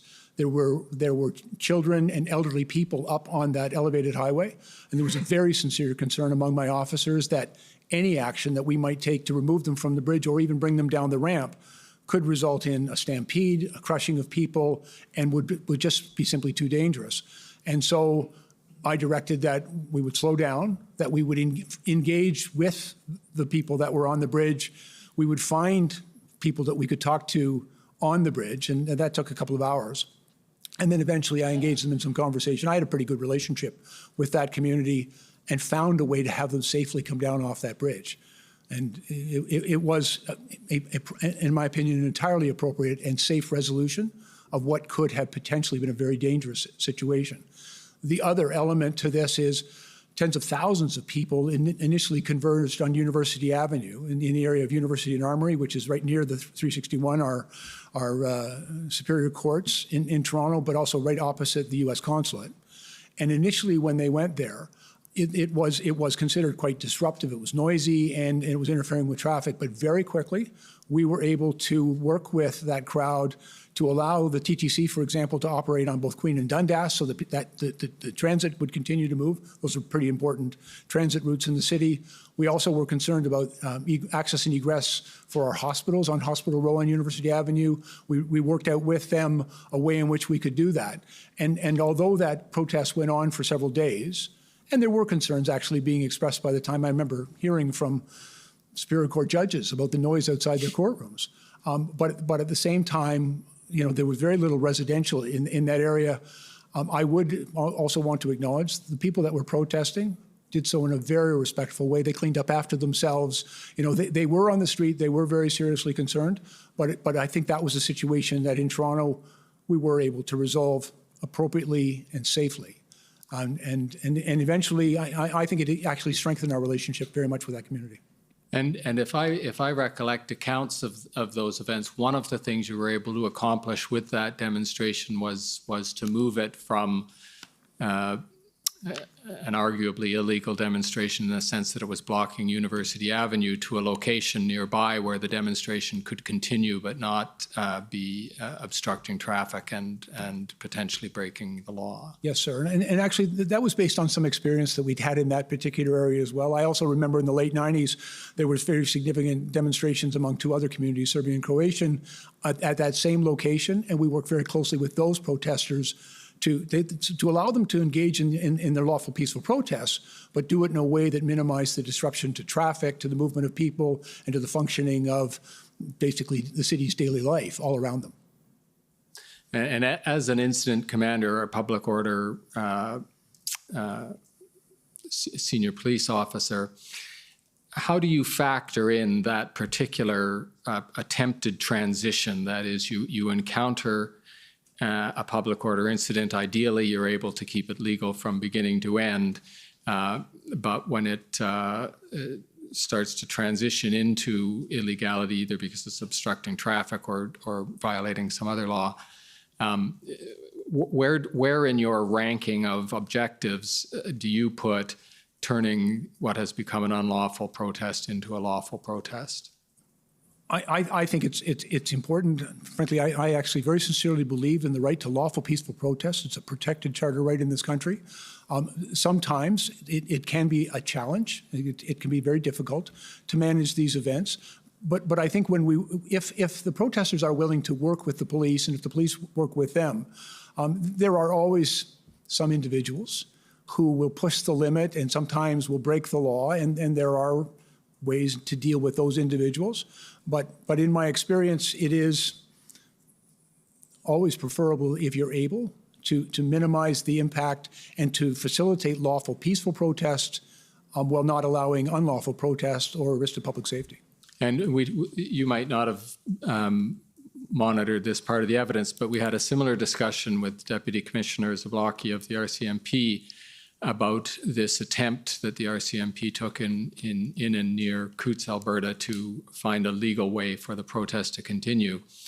And let me ask you if you found in those days when you were doing this the same tension, because the protesters want to be visible, they want to, in effect, cause at least enough of a nuisance that they're noticed and that they're able to make their point and be heard, and yet you want them to be as little a nuisance as possible. And is that a tension that your forces and the people you have as your liaison team are trained to try and sort out? Well, if I may, just let me cite as an example. During the G20, we designated certain places where we wanted to facilitate lawful, peaceful protest. And for example, over at Queen's Park, we said, if you gather there, you'll be able to protest.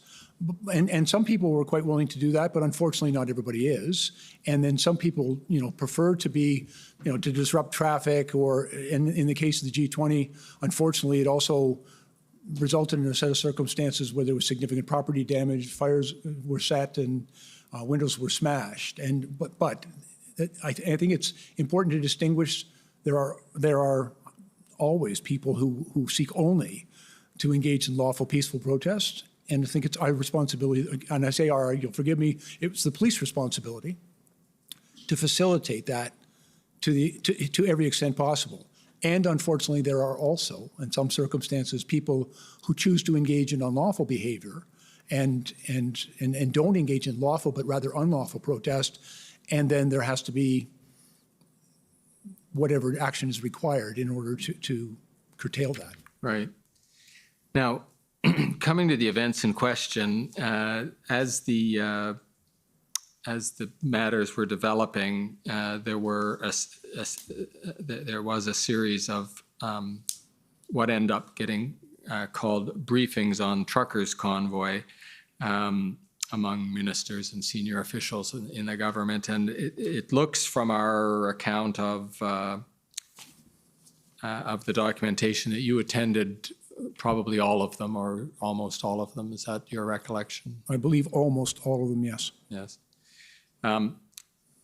There was one on January 28th, and I'm going to ask the clerk to call up SSM NSC CAN 50251.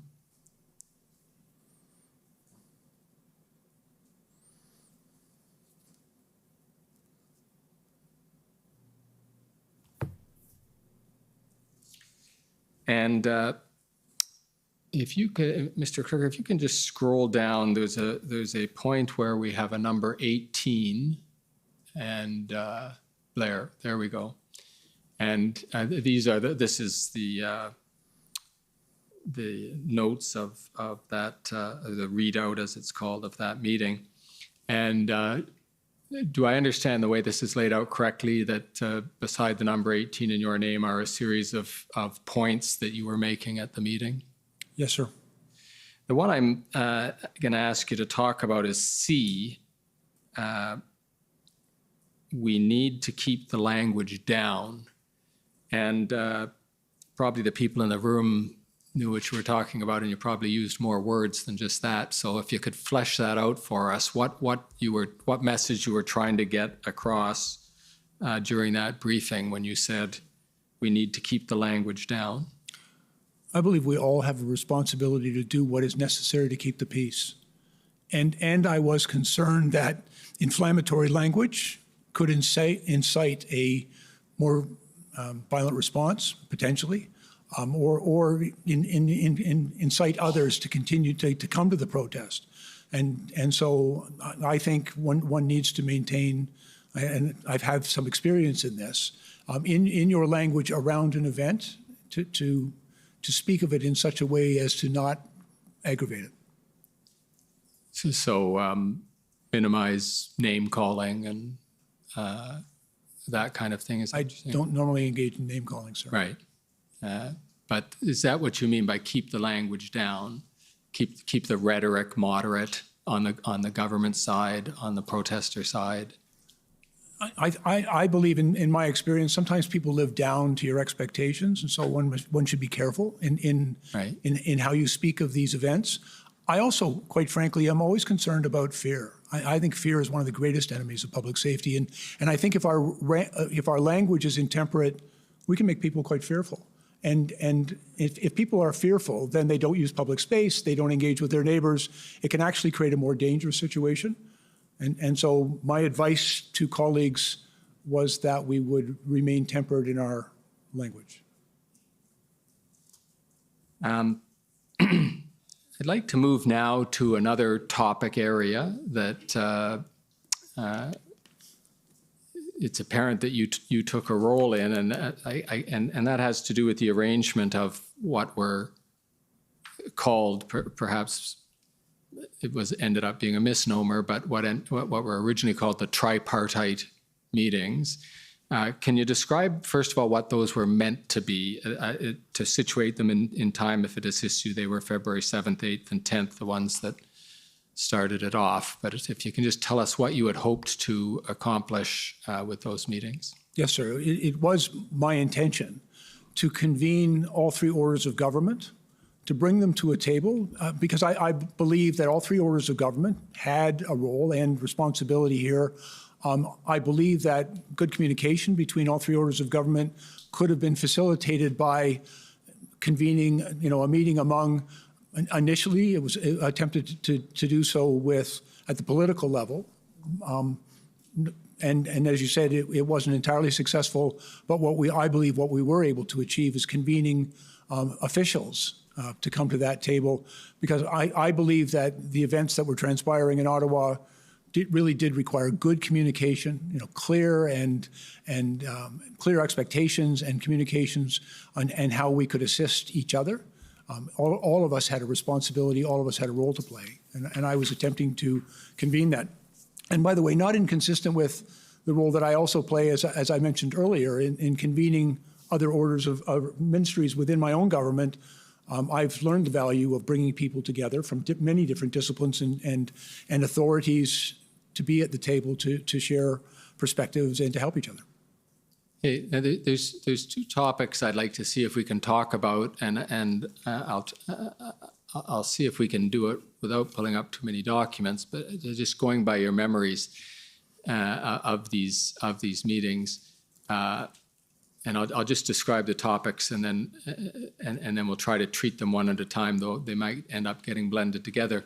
One is the fact that you didn't succeed in getting Ontario at the political level to the table, as I think had been your ambition. But the other topic is why there seemed, in at least the records of these meetings, so much confusion or misunderstanding between the City of Ottawa and the federal government, and to the extent they were there, officials of the Ontario government, about which resources would be committed by whom, when, who was actually there, et cetera. The documents just seem to be the equivalent of a whole bunch of ships passing in the night, nobody understanding what the other person's saying, and perhaps even a lot of mistrust. So let's take the first of those issues, the effort you made to include the province of Ontario and how much success you had there. Well, first of all, I reached out to Minister Jones, who was the Solicitor General in the province of Ontario at that time. I've enjoyed a very long-standing and very positive professional working relationship with Minister Jones. I reached out to extend an invitation for her to join that table. Minister Jones indicated to me during the one call I had with her that she would consider the invitation, but she did express some concern, and I understood that concern, and I acknowledged that to her. She expressed some concern that she did not want to be seen to be directing the police. And actually, we had a very brief exchange because I'm also very familiar, as she was, with the Linden Commission report on the Ipperwash event. And I think there is an actual sensitivity and concern among Ontario officials about any appearance of being seen to direct the police. I would also acknowledge Minister Mendicino, who has a direct reporting relationship. He is essentially Minister Jones' counterpart. He also had a number of conversations with her and with the Premier at the time. But in my one conversation with the Solicitor General, I sought to offer to make the invitation and to provide her with assurances about what my intent was in convening that table. Mr. Clerk, perhaps you could call up SSM NSC CAN 4 zeros, 2676. And just start at the top so we can orient ourselves with what this document is. That's got a nice, helpful heading there, Tripart Meeting Readout. And this is a February 10th meeting. And so, Mr. Clerk, if you could scroll down to about page 3. Thank you.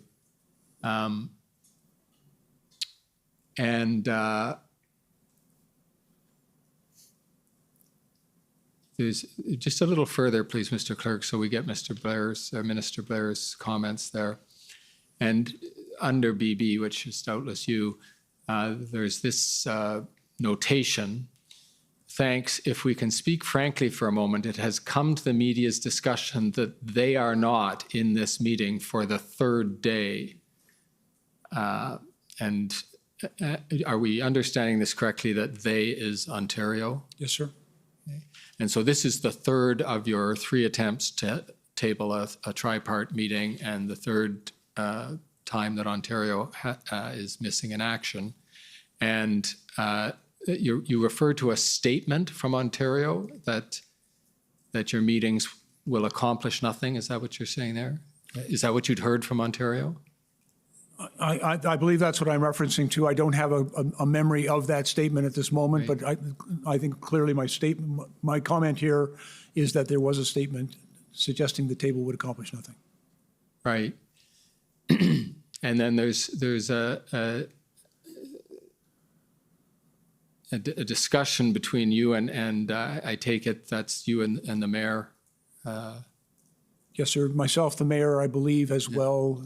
I believe the city manager and Minister Mendocino, of course, were on that. Right. And there's, you say good point, and then, sorry, the mayor says good point, and you say, you refine a point he's trying to make, and then the mayor says, in the third line, I can say that I'm disappointed that the province has not come to the table. Premier is telling me, and then he's quoting, it appears, what the Premier is telling him, anything you want, but then there is silence. Now, we've already heard from the mayor, and he's given his side of this, but from your perspective, were you disappointed that Ontario hadn't participated in these meetings so far, and was it your sense that the mayor was also disappointed that Ontario, at least at the level you would hope to have participation, hadn't shown up at the meetings? Frankly, I had hoped that we would be able to convene the tripartite table as I had originally planned it. But I was, this was on the 10th. By that date, I was receiving assurances that, for example, Deputy Minister Stewart was in regular contact with his counterpart in Ontario, Deputy Minister Di Tommaso. And that there was ongoing discussions between my Government Operations Center, between the Deputy Minister of Public Safety, and between, as frankly, the Deputy Minister of Public Safety, Mr. Stewart, was acting as an interlocutor between both municipality and the province in these circumstances. And so, yes, a little disappointed that the minister wasn't able to attend, but quite gratified, frankly, and that there was now, I think, and my goal had been good communication between the 3 orders of government. I believe that was being achieved. That is helpful. Thank you. And the other point, again, the mayor wasn't only, as you'll recall, because I think you might say you got an earful from him as well. The mayor wasn't just disappointed in Ontario, and the notes, which I don't think you need to be taken to remember, because you probably had some of the same frustration experiencing these exchanges as one gets just reading them, which is the mayor seems very frustrated that he cannot get the support from either Ontario or from Ottawa in terms of boots on the ground in Ottawa, in particular federal. He'd be looking to you for commitments with respect to the RCMP. And there seems to be almost interminable confusion about how many are committed, how many are actually there, different ways of counting how many people are there. Were you able to participate usefully in that discussion? Did you have good lines of communication to the RCMP? Because it doesn't seem that much was being accomplished on that front in these meetings. Minister Mendicino is the minister with direct lines of communication to the Commissioner of the RCMP and that organization. That's his responsibility. He was on this call and made a number of comments in response to the mayor's, as I recall, from those discussions. One of the things I tried to contribute to this discussion is that it wasn't just a numbers plan. It wasn't just about how many people. And in fact, I pointed out that it's actually difficult to start talking about specific numbers because, you know, the number of police officers to be deployed is a matter, frankly, of police confidentiality, and it can actually compromise police operations, in my experience. And so I cautioned about that. And so my recommendation is that we should be talking about resources. We should be talking about providing the support that the city needs without being specific about numbers. There had also been discussion, Mr. Cameron, throughout these tripartite meetings and in other fora, about the need for an integrated action plan, not just how many people were required, but how those people will then be utilized in order to effect the purpose of bringing the protest to a peaceful resolution. Okay, well, that you've segued right into my next point, which is from your perspective, and we've heard a lot of police perspective from people similarly qualified already, but you were in a unique position here, so we'd benefit from your perspective on why it was, as you saw it, that there might have been some challenge for the OPP and the RCMP to commit resources to solving the problems that Ottawa was facing. Yeah, to be very clear, sir, I was never briefed on any operational aspect of the plan. That would have been inappropriate. I never sought to be briefed on it, and I was not. But what we were seeking was assurances from those who did have operational responsibilities that they were satisfied with an integrated operational plan, an action plan, and that they were prepared to action it. That, I think, was a consideration because it's also useful to remember, I think, Mr. Cameron, there were a number of things happening right across the country at the time. You know, the OPP in particular were dealing with a difficult situation in Windsor. They had also had to respond to other events across Southern Ontario. Their resources were being quite significantly challenged because they had to continue to respond to a very dynamic and mobile threat across the country. And so my understanding was that, you know, they needed the clarity of an integrated command action plan that they'd all agreed to in order to facilitate the movement of people to go and deal with the situation in Ottawa. And in that context, did you have a view as to whether there was any logical order of operations, if I can call it that way, in terms of where Ottawa should look to first? We have heard from Commissioner Lucky that she wasn't standing on protocol here. She was prepared to devote resources as quickly as she could while Ottawa sought help from the province as well. But putting aside those urgent first steps that were taken, did you have a sense of what the proper protocol was for Ottawa to follow in this context, putting in mind both the hat you were wearing as Minister of Emergency Preparedness and your history of having encountered similar situations, doubtless over many years in Toronto? Yes, sir. To be very clear, there's a number of different ways in which this has been approached, particularly if there's a planned event. A planned event, as I've already mentioned, the G20 in 2010, there was another, planned event that I was involved in involving the visit of a U.S. president to the city of Ottawa. This happened in the early 2000s. That was a planned event where there was an integrated command structure put in place. At the time, I actually brought about 400 Toronto Police Service officers up here to Ottawa to work under that integrated command structure and to assist in public order for that event. I'm also aware, because frankly I've been around a long time, that there was always a very close working relationship between all of the police services working in the National Capital Region. They convened a table that they refer to as Intersect. I've had no dealings with it in the recent period, but I was familiar with it when I was a police chief, where the RCMP worked very closely with the Ottawa Police Service. I believe the OPP were at the table and the Gatineau Police. And so there's always been good cooperation among the police services in the National Capital Region. I'm also very familiar, I've been involved in very many incidents when I was a police officer, where we would, in the Toronto Police Service, we had, frankly, a lot of people.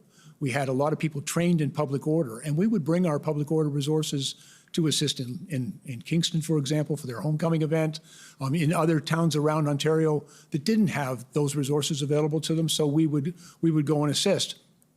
But there's also, and I'm aware, that within the Ontario Police Services Act, which is, frankly, the legislation that governs policing in the City of Ottawa and in the province of Ontario, there is a provision in that act that in circumstances that exceed the capacity of the police of jurisdiction, a municipal police service, to deal with an emergency, there is a provision within that act for the chief to make a request to the commissioner of the OPP, and the commissioner is required under that act to respond. You may also make a request to another municipal police service, and that municipal police service has the ability to decline. But there is a provision whereby a police service dealing with an emergency exceeding their capacity to manage can also, within the act, make an appeal and a request to the OPP. I believe that was done, in fact, in Windsor in response to the event at the Ambassador Bridge. It's a rarely used provision of the act, but it is a tool that was available.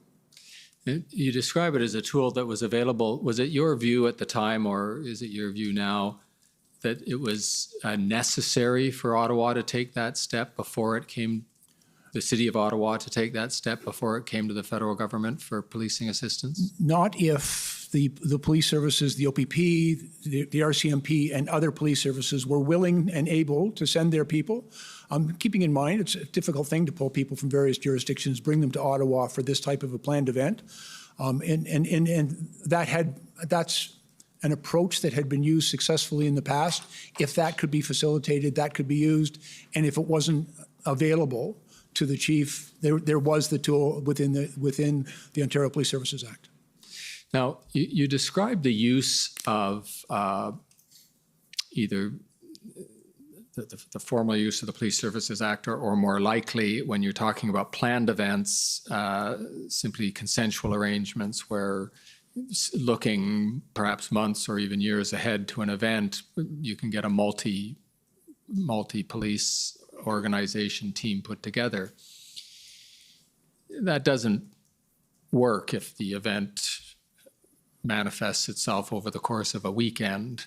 And so one thing that the commissioner might be interested in your views on is whether it would assist matters to have a protocol in place so that there isn't quite as much confusion and disagreement about whose responsibility it is to who goes where and who provides what, to have a protocol in place and perhaps even standby memoranda of understanding or something, so that it, within days rather than weeks, everybody knows who goes where, whose responsibilities are what, and the matter hopefully gets sorted out more quickly. Yes, sir. I believe good communications, and to the extent that it is possible to plan for an unplanned event, those types of arrangement can be very useful. I've actually had the experience as a police chief making arrangements with other police services in the event of emergency, how many people I would send them and how quickly I'd be able to get them there. Because we all know that certain types of events can exceed any of our capacity to respond to an emergency. Planned events is actually pretty straightforward. And I believe that we've got a long history and a lot of success in dealing with, I'll stop saying we, sir, it's in my previous capacity. The police services have a long history of working very collaboratively together for planned events. And a number of different things are worked out well in advance, including the integrated command structure, who's going to be in charge, what they're often referred to as a gold silver command structure that is put in place, who's paying for what, and et cetera, what resources and obligations each of them will undertake to provide, is usually worked out well in advance. It is, quite frankly, more challenging in the event of an emergency, and made even more challenging when that emergency might be taking place in multiple jurisdictions. All right.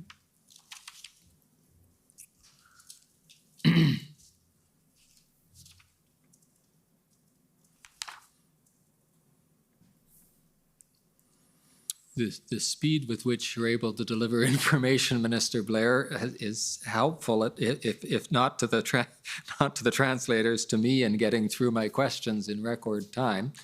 So I'm flipping through some pages here. I want to ask you some questions about a related issue you talked about, Ipperwash. You had the probably not entirely pleasant experience of having a commission of inquiry look into the events of the G20. Not an entirely pleasant experience of having your conduct examined in a commission of inquiry.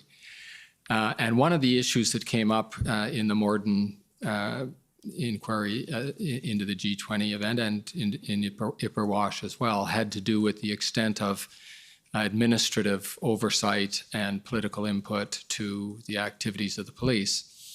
And so with your long policing experience and your role now as a Minister of the Crown, can you start by giving us an overview of how you see either police board or other levels of government officialdom oversight of police, where you see that fits in, and how you view what has been called in this hearing so far sometimes the line between church and state, or the conundrum of how much police forces should resist political interference, and that whole topic.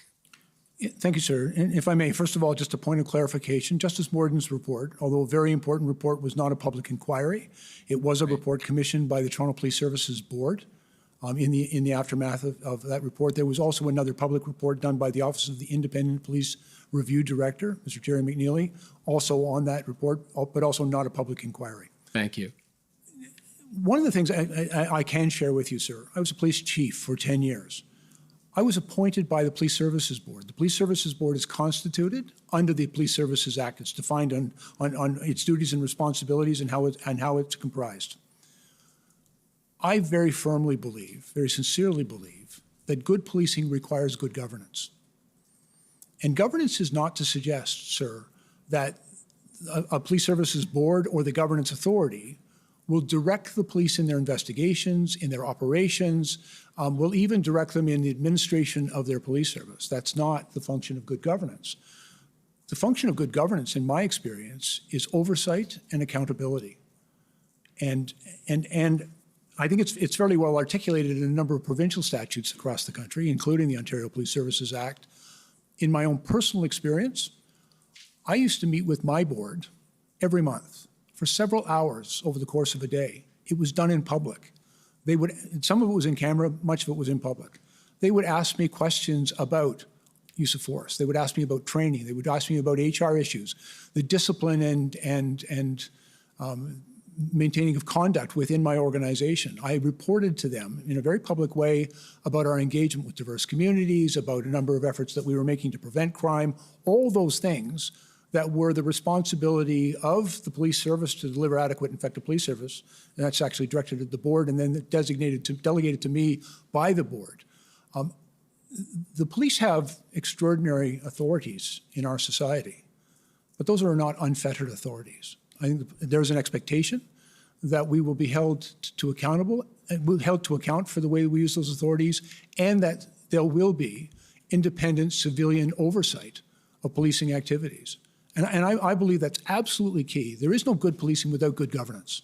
So sorry, slow down and say that again, please. There's no good policing without good governance. And when you use governance in this context, you're not talking about the police and his or her deputies. You're talking about some level of... Sir, I'm talking about independent civilian oversight of policing. The police chief answers to someone. I answered to my board. I worked for my board. And I was accountable to my board. And I understood that was my responsibility, to be accountable, to answer their questions They were always very careful, by the way, and I can't recall at one incident in 10 years where they ever directed me in an investigation, in an operation, but they asked me a lot of questions about what we were doing and why we were doing it. I believe it was my responsibility to provide them with that information so that they could fulfill their function of providing oversight to me and to hold me accountable for the job that I was doing. And so I know there's been, because I've watched, there's been a lot of discussion about, having a civilian or a politician directing the police, and that's never acceptable. But at the same time, the police must be accountable to an independent civilian authority. Now that can be achieved through a government minister who's assigned that responsibility. It can be done through a police services board.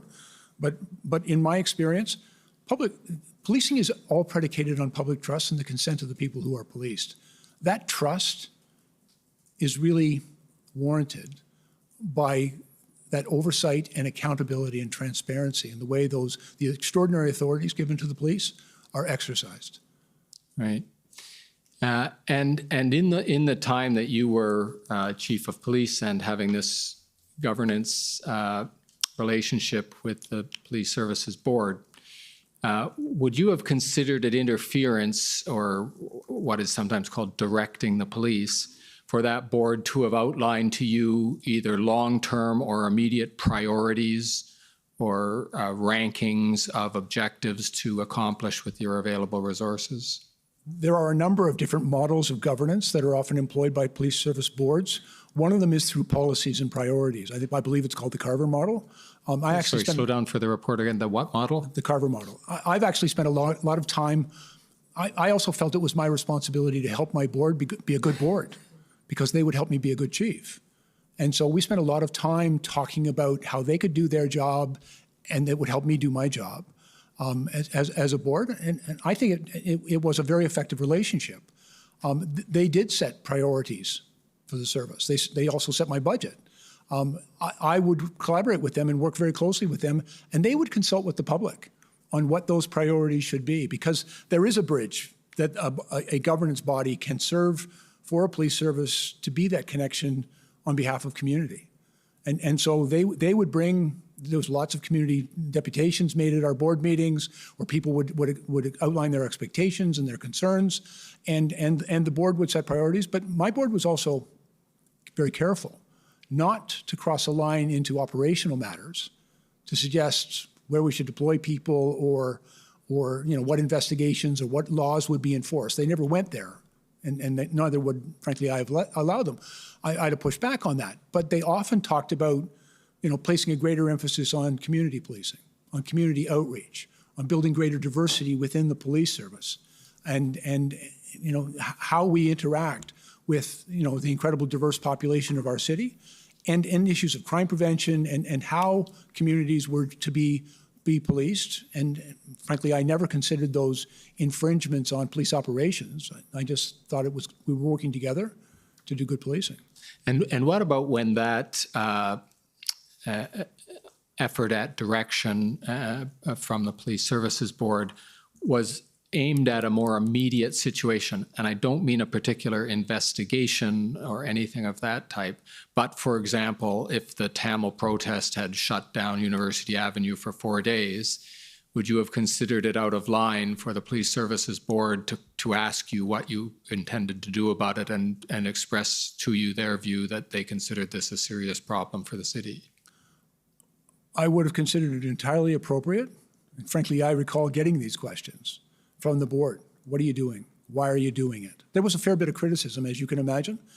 As a matter of fact, some of the national papers were accusing me of being overly tolerant. My board was very supportive of what we were doing, but they did ask questions about what and why, which I considered entirely appropriate. But at no time did they tell me how to police that community. And I think for me, there's a bright line there. And they didn't cross that line, but they held me to account to the decisions I was making on how I was going to deliver policing services in those circumstances. And I didn't consider their questions infringements on any aspect of my authority or responsibility. It was my job to answer their questions and to allow them to perform that oversight role and to hold me accountable for the decisions I made. So that's very helpful. Now, I'm going to ask you to see if you can direct those thoughts to the, I don't know if unique is the right word, but at least the different situation of the RCMP, which doesn't have a police services board structure to which it is accountable. The commissioner reports to the minister and has a relatively thin statutory framework that delineates that relationship. Have you had some thoughts about what you're calling governance of the RCMP could and should look like if it's different than it currently is now? Yes, sir. And in fact, it actually appeared in my mandate letter when I was the Minister of Public Safety, that we were looking at the issue of governance. I also had some responsibility. I have a keen interest in the delivery of First Nations policing program across the city, and we're working towards the development of a new legislative framework for First Nations policing in Canada. In order to make sure that that's as effective as it can be, I believe we have to resolve the issue of governance in those communities, give people a say in how they're going to be policed. That doesn't mean they get to direct the police operations, but they can make decisions about how the police will function within their communities. And I would also make the observation in a number of jurisdictions across the country, we sometimes see the tension that exists for the contract policing across this country. But very often, it's an issue of governance. And I'll just cite, if I may, I also recall vividly, in Ontario, there were a number of police or communities that had their own little small police services who made a decision to go and contract with the Ontario Provincial Police to deliver policing services in their community. And I witnessed the OPP make a very strong effort to give those communities governance authority over their detachment and to meet regularly with the local officials and to actually give them a say in how they're going to be policed. I thought it was very thoughtful, and I also believe that model, which I'm familiar with Ontario, could assist us in improving the quality of policing right across the country, particularly in contract areas and in particular in First Nations. And do you have any specific recommendations, or I shouldn't say specific in the sense of drafting legislative terms, but what a more complete governance structure would look like for the RCMP? I think there's a number of models to be considered. I also want to be respectful. This is the responsibility now of my friend and colleague, Minister Mendicino. He is the minister. If you want to stop there, then we're going to hear from him shortly. But at the same time, I have obviously some thoughts on the matter, and I'm more than happy to share that with Minister Mendicino. I think ultimately it's going to lead to better policing, which is our collective goal. Right. Now, there were a couple of times, and you might remember them. I'm going to bring you to one in particular where you made comments to the effect of the police just need to do their job. In other words, you made comments that gave the public the impression that you didn't think the police were doing as much as they could to deal with the situations in both Ottawa and elsewhere in the country. The Ottawa ones, I think you're familiar with, and we've heard a lot from the OPS and about their reaction to your comments. So let me just begin there. Did you have the impression that the Ottawa police were not doing as much as they could or should have, or perhaps as early as they should have, to deal with the situation that they encountered when the convoy arrived in Ottawa? I think initially their response was incorrect. Was incorrect. I think, and based on the intelligence that they had, I think allowing those trucks into the downtown core to establish themselves and become essentially very large barricades, in hindsight, and I appreciate this is the clarity of my hindsight, but I believe that was a mistake. And I think they would acknowledge that it would be better had that not happened. But once that actually happened, they were dealing with what, in my experience, would be a unique set of circumstances, a uniquely challenging set of circumstances, which was extremely challenging. And in fairness to them, my concern And the statements I made, frankly, it was not my intention to criticize the police. It was to encourage them to utilize the tools that were available to them. Because again, I've spent most of my life telling police officers to do their job. And I have every confidence in them. I'm very proud of my profession. I'm very proud of the men and women who do that work. And I was just trying to encourage them. We, as a society, needed the police because they're the only ones empowered to deal with these public order events, and we needed them to do what was required to bring it to a peaceful resolution. And I was simply commenting that we needed them to do that job. Okay, and I'll ask the clerk, if I can read this, to call up SSM NSC CAN 403129. Minister Blair, this will be a text exchange between you and Zita Astravis, your Chief of Staff. And of course, you can see the words that caught our attention when your office sent the Commission this document among all the others. And that is your comment: the police are finally doing their job in Windsor. And we'll go on to the next paragraph in a second. But had it been your impression that the situation in Windsor was taking longer than it should have to resolve because the police were not doing their job? And again, not something I would have ever said to the police because it's not, I don't believe that would have been appropriate. But personally, I believe that the impact of the blockades at the Ambassador Bridge were being hugely impactful, not just economically, but auto plants were being shut down right across the province. There was a huge impact that was taking place. People were being laid off. They were being sent home. Factory floors were being idled. And I believe there was a sense of urgency to resolve that. I respect, the operational commanders. I wasn't second guessing them, certainly to them, but I was frankly relieved that they were, in my opinion, finally resolving that. I also had every expectation, as I indicate in that note, that they would do everything to avoid violence, that they would be measured and proportional and professional, because I know those guys, and I have every confidence in their work. But I was very much seized with a strong sense of urgency about the blockades at that particular location because I believe that they had been so impactful. And do you recollect any view you had about the liaison efforts?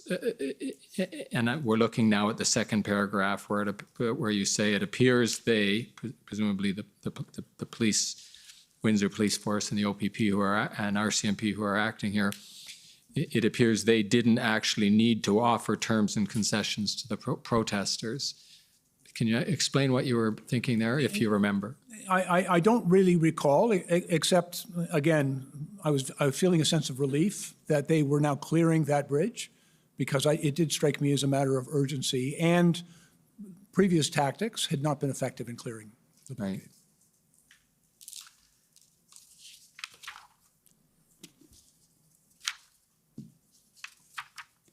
Right. I'm going to move to a different topic. So before I leave, is there anything more you'd like to say about those topics that we've just been covering about police governance, about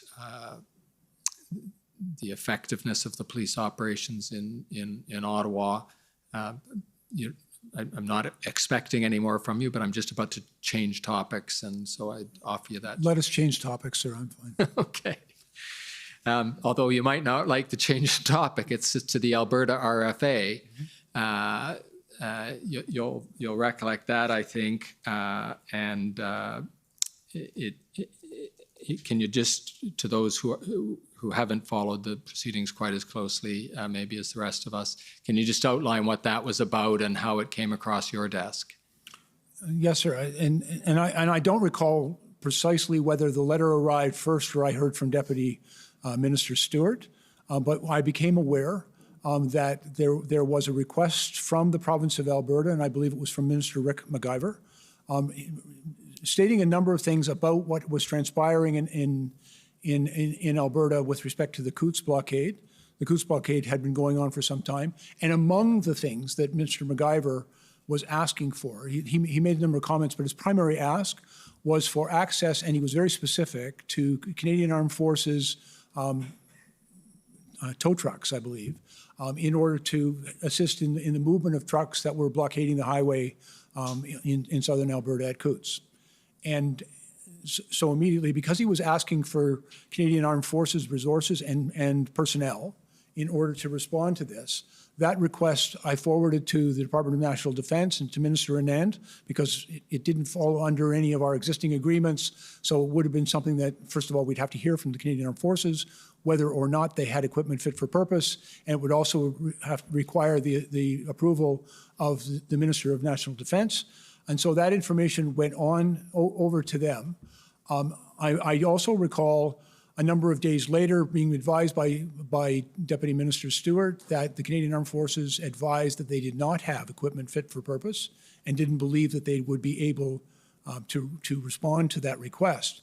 The advice I received from the Deputy Minister at that time is that we should simply advise Alberta that we weren't able to respond positively to their request for assistance. We always endeavor to try to do our best, but there have been a few occasions when we've had to say, no, we just don't have that equipment. But I did ask the Deputy Minister and some of my own staff to explore, again, from a whole of government standpoint, did we have any other resources that we can draw upon? I was quite reluctant to just say no. And so we looked at other departments and agencies, Parks Canada, Transport Canada. I even had people checking to see if we could access trucks in the United States that could have been brought across the border to assist. And ultimately, I was advised no, and that they weren't able to do that. I then asked, because Mr. MacGyver had called me and wanted an answer to the question. And I said to my people, we have to have a formal response to Mr. MacGyver. A letter was produced. I approved it. I was concerned that, again, we were saying no, but I approved it. Also making an offer because he had indicated that they were going to purchase some of their own vehicles at that point in time, that the federal government would assist in paying for those vehicles. And eventually a letter was approved, and I signed off on it thereafter. It goes back to officials to be sent. I understand in my subsequent messaging with Minister MacGyver that he never received that letter. I have no explanation for that. And we've heard an explanation from your staff, so I won't ask you to expand on that. But if we could, it might give some more insight on that process if we looked at another document. So, Mr. Clerk, could you call up SSM CAN NSC 402689? And if the system is working, this will be the unredacted version of a document that has been redacted to the parties until just about right now. And you can see there's a, we're at February 11th here at this exchange of emails, and the email we're looking at right now is from Ms. Astravas, and she's recording that the PMO is approved, and this, we're going to find out when we go down here, is followed by an email from you, and I'll suggest to you, you might recognize it, but you're commenting here on the response to Alberta. And if I've got that right, what you're saying is it's a weak response, that is the response you or the federal government is giving to Alberta. It's a weak response, but all we have, I approve, please advise Alberta. And if I've correctly characterized that as your message in relation to the response to the RFA, why were you describing it as a weak response? Because I wanted to help Alberta. And we had examined all of our options, and we weren't able to provide them with the equipment that they sought. And so a letter was prepared. I believe it indicated our willingness to provide them with financial assistance for what they were requiring. But at this point in time, we weren't able to provide them with the trucks that they sought. I had hoped we would be able to. And so I thought a weak response.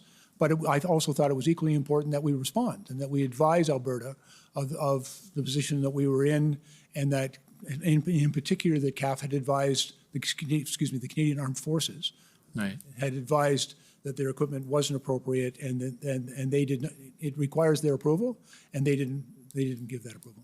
Okay, so one reading of it's a weak response would be, we, the federal government, don't have a good rationale for denying this RFA. That is, it's a weak response to Alberta, but that's not how you intended those words to read. No, you meant it's a... Not at all, sir. And frankly, we didn't have the equipment. The rationale was pretty straightforward. We don't have the equipment that you've asked us for. The Canadian Armed Forces said it's not fit for purpose and they're unable to provide it. And you know, that is exactly what it is, sir. So you would say it was a complete and logical response, but it was unfortunate in that it was you weren't able to deliver anything. My strong preference would have been to help Alberta. Yeah. Now, moving chronologically through events to the consideration of the Emergencies Act as it came up, you participated in the SSE meetings and then the IRG meetings when the forum transitioned to the IRG. Were you present at or represented at all of those meetings? I was present at all of them, sir. Thank you.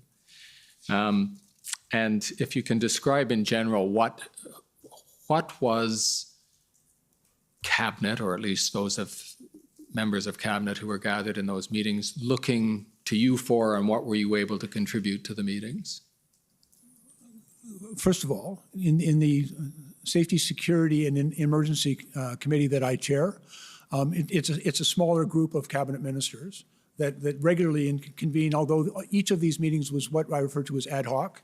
It was beyond our regular schedule of meetings, but I brought them together in order to receive briefings from, depending on the officials, Deputy Minister Stewart, Commissioner Lucky, the NSIA advisor, to provide information to my Cabinet colleagues, also to discuss the appropriate government response.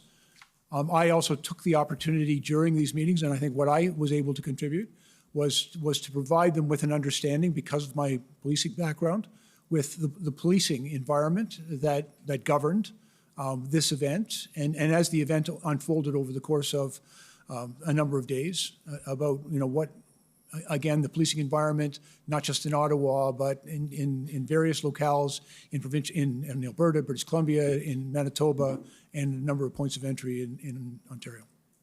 Right. Now, I have a particular question that comes out of something we discussed in the interview, and that I believe you have a view on. You were participating in these meetings as events were coming to a head. We had IRG meetings coming up towards the IRG meeting immediately before invocation on the 13th.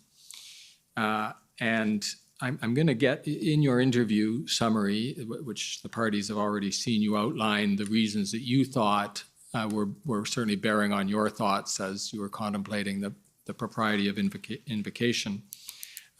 But there was a particular sub-point that I wanted to ask you about, which was whether you were aware of, because I think you've probably heard about now, at the time you were contemplating this and ultimately giving your input to the Prime Minister on the 13th, whether you were aware of Commissioner Lucky's views that she thought that there were still law enforcement tools available to the RCMP to deal with the situation in Ottawa and elsewhere in Canada. I don't believe I was aware of that on the 13th. Right. Or before. Or before. Yes. I've obviously subsequently become aware of it, and we've talked about, you've asked me about it, but I don't recall being aware of it. Right. Prior to that. And as I'll just, to be clear, despite having been at all of the SSE and IRG and ultimately Cabinet meetings that were considering invocation, is that correct? Yes, sir. Okay. Now, can we come to your four? You don't have to do them off by heart, although you might remember them. I can I can help guide you through them. But as I recollect it from our interview with you, you had categorized the reasons that you thought invocation of the act was important. And as I don't want you to characterize these necessarily as the advice you gave Cabinet, because that would be a confidence of Cabinet. So if you can just describe them to us as how you were viewing the matter as you were contemplating invocation. Yes, sir. If I may, the situation in Ottawa had been enormously challenging for the people of Ottawa. And I think people were living in a state of fearfulness and intimidation. And frankly, I think it was a very difficult set of circumstances for them there. And I was aware of that and, obviously anxious to resolve that. But I remained hopeful throughout. And I'd like to also sort of be clear to characterize, I believe very much the Emergency Act was a measure of last resort, and that it was incumbent upon us to, first of all, either exhaust all existing authorities or acknowledge that they would not be successful and could not be used for a number of different reasons. And we were hearing that type of feedback from law enforcement about the enormous challenges they were facing. We were also hearing about how stretched their resources were being pulled because of events that were taking place in different parts of the country that required them to respond to one place but then be required in other places. And that was a challenge that we were hearing quite frequently as well. But I will also tell you I became very concerned because one of my responsibilities as the Minister for Emergency Preparedness is the resiliency and safety and security of critical infrastructure. And we define critical infrastructure as 10 different sectors of critical infrastructure. And in particular, as it relates to this event, it includes such things as manufacturing, our transportation routes, the essential supply lines, the movement of essential workers. And what I was witnessing at the Ambassador Bridge, at Coots, at Emerson, and then in a number of different venues that I would where we would see similar activity being threatened to be done at Point Edwards, at the Peace Bridge, at the Pacific Highway in British Columbia. That escalation, and I viewed as a significant escalation, because it did result in significant disruption of critical supply lines, the cutting off of essential goods and services, the impact that it was having not just economically, but on people, on families, and people were being laid off their jobs, and factories were being idled. I was also concerned because I'm aware, being a person from Ontario, that the integrated manufacturing processes in Ontario, particularly in the auto sector, but in many other manufacturing sectors as well. Prior to being Public Safety Minister, I was also the Minister of Border Security, and so it really did give me an understanding and appreciation of how important the integrity and functioning of that border is to our prosperity, to our economy, and to the well-being and health and safety of Canadians. And so when those borders were essentially closed, and that the movement of goods and services, particularly some of the parts that go into our factories, was being essentially stopped, it was hugely impactful. And I believe that it had risen to the level of a national emergency. We were also seeing, frankly, the information that we received from the RCMP on or around February 10th that they believed that there were firearms present at Coots. And then subsequently, I believe on the 13th and 14th, when they completed their criminal investigation and arrested people and seized a number of firearms, it also, for me, elevated concern about public safety and the risk that not everyone involved in these protests represented, but embedded within these protests, the possibility, certainly in Alberta, of violence and even serious violence taking place. And so for me, the impact that it was having, not just in the city of Ottawa, but I don't want to minimize what was going on in Ottawa by any stretch of the imagination, but right across the country, particularly as it pertains to critical infrastructure, for me, elevated the situation to a national emergency. I would also observe as well, I believed that there was strong evidence that what was the fact that this protest was so well entrenched in blockades in Ottawa really anchored what was taking place even right across the country. There was, in my mind, a clear correlation between the activities of border blockades and what was taking place in Ottawa. And it also, for me, highlighted the need. We had to resolve the whole situation, and failure to do so failure to resolve in Ottawa would have resulted just continue to like whack-a-mole, chasing border blockades from one point of entry to another. There are 119 border points of entry, land border points of entry in this country, plus our airports, and all of them are vulnerable to this type of unlawful action. And in my opinion, that represented a serious threat to our national security and became a national emergency. And when you describe your observation that the impact on the critical infrastructure elevated the situation, that the blockades, the convoy, the protests, et cetera, elevated that to a national emergency, when you say that the impact on the critical infrastructure, when I think of infrastructure, I think of physical built bridges and roads and trains and things like that. But I don't think there was any actual harm to those. So I take it you're talking about the impact on trade and the economy and people in the vicinity, their lives, things like that, not the infrastructure itself.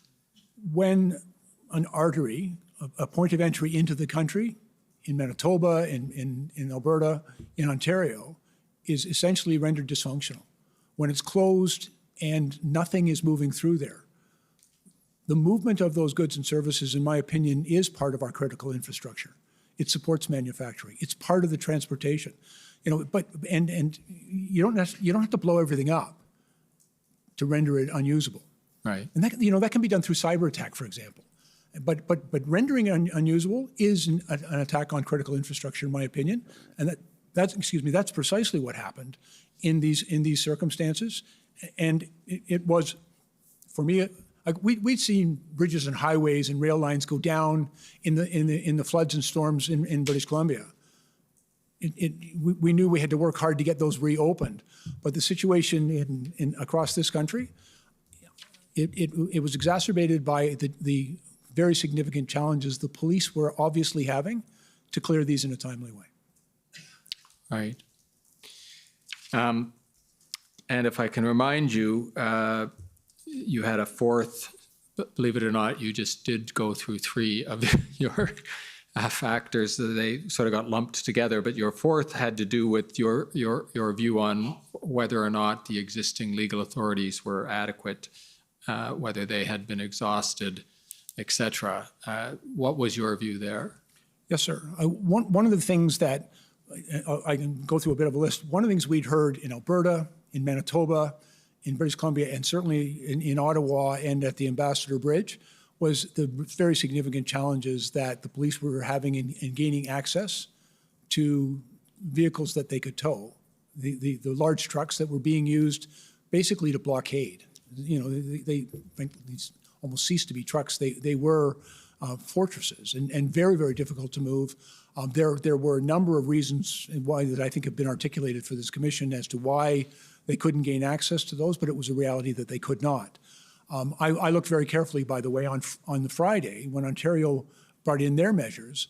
They did attempt to address making those tow trucks available, at least in Ontario, but it only authorized the use of the truck. It did not compel it, and so I was concerned that, given the circumstances and what I believe to be the reasons why those trucks weren't available to the police to clear the blockades, either at Ambassador Bridge or in Ottawa, that we needed to do something else. I'm also aware, in a previous part of my police career, I was very much involved in organized crime and money laundering investigations, and so I am familiar with the authorities and the activities of FINTRAC.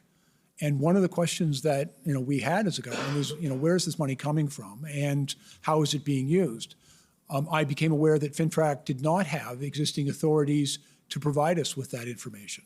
And so that was, in my opinion, a deficiency in existing authorities and something that we needed to consider how we might be able to address it. There were also a number of areas, like one of the things when Ambassador Bridge, as an example, was blockaded.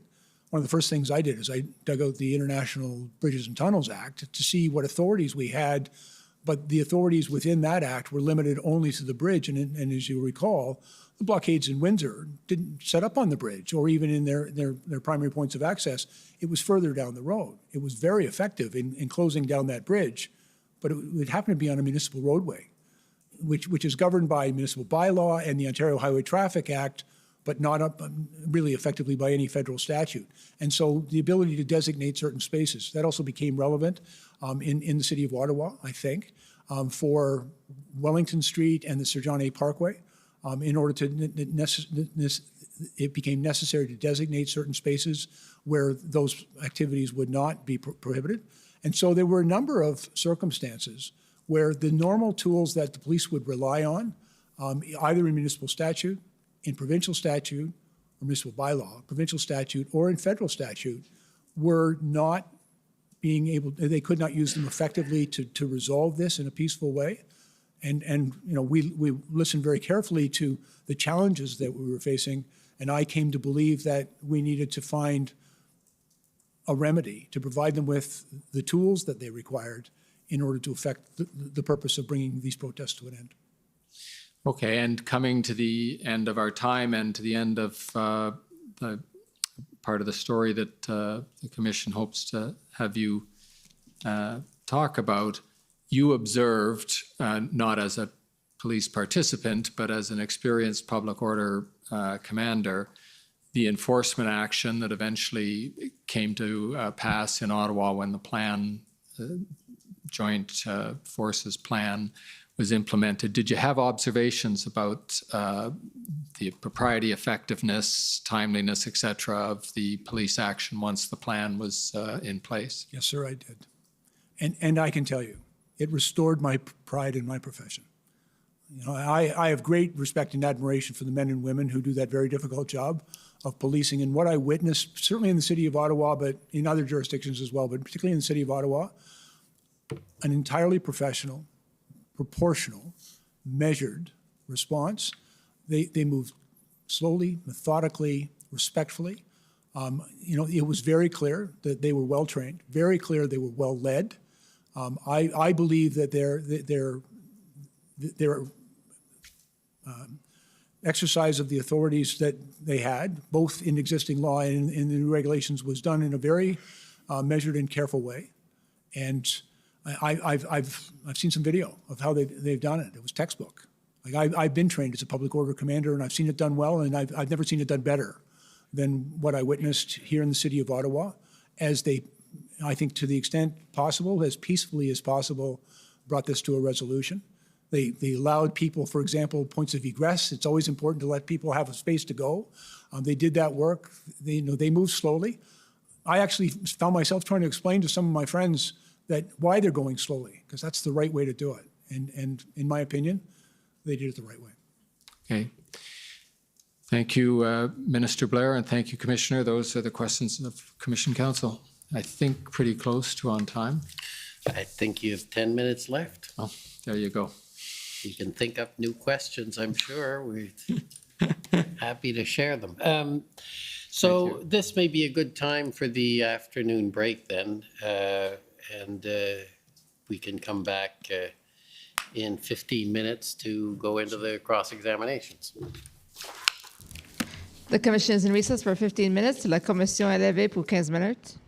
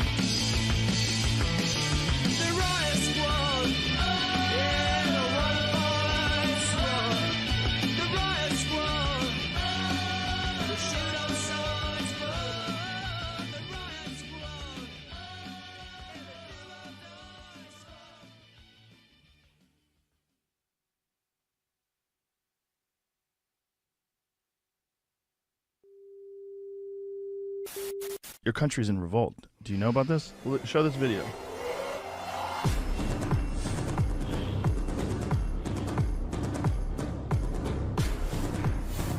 Est-ce que vous êtes d'accord, vous autres, avec la vaccination obligatoire? Ah oui, hein? Those who refuse will have to pay a new health contribution. Ils sont extrémistes, qui ne croient pas dans la science, qui sont souvent misogynes, souvent racistes.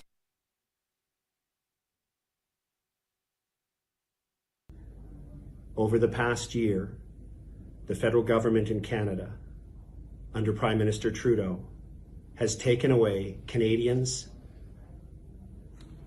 charter rights, constitutional rights to travel freely, has taken away truckers' rights to travel, their mobility rights, their ability to make a living under the Constitution for those who have chosen to be unvaccinated. This afternoon, the chief of the city police for Ottawa made announcements that are disturbing and should trouble Canadians and those around the world who support this trucker protest for freedom. The police chief essentially announced an assault on the protesters. He announced that very specific measures that we normally only see instituted by oppressive regimes around the world would be initiated. He effectively announced that he is going to be taking away Canadians' charter right of peaceful assembly and freedom of expression. We are being censored. Please get this out to the world.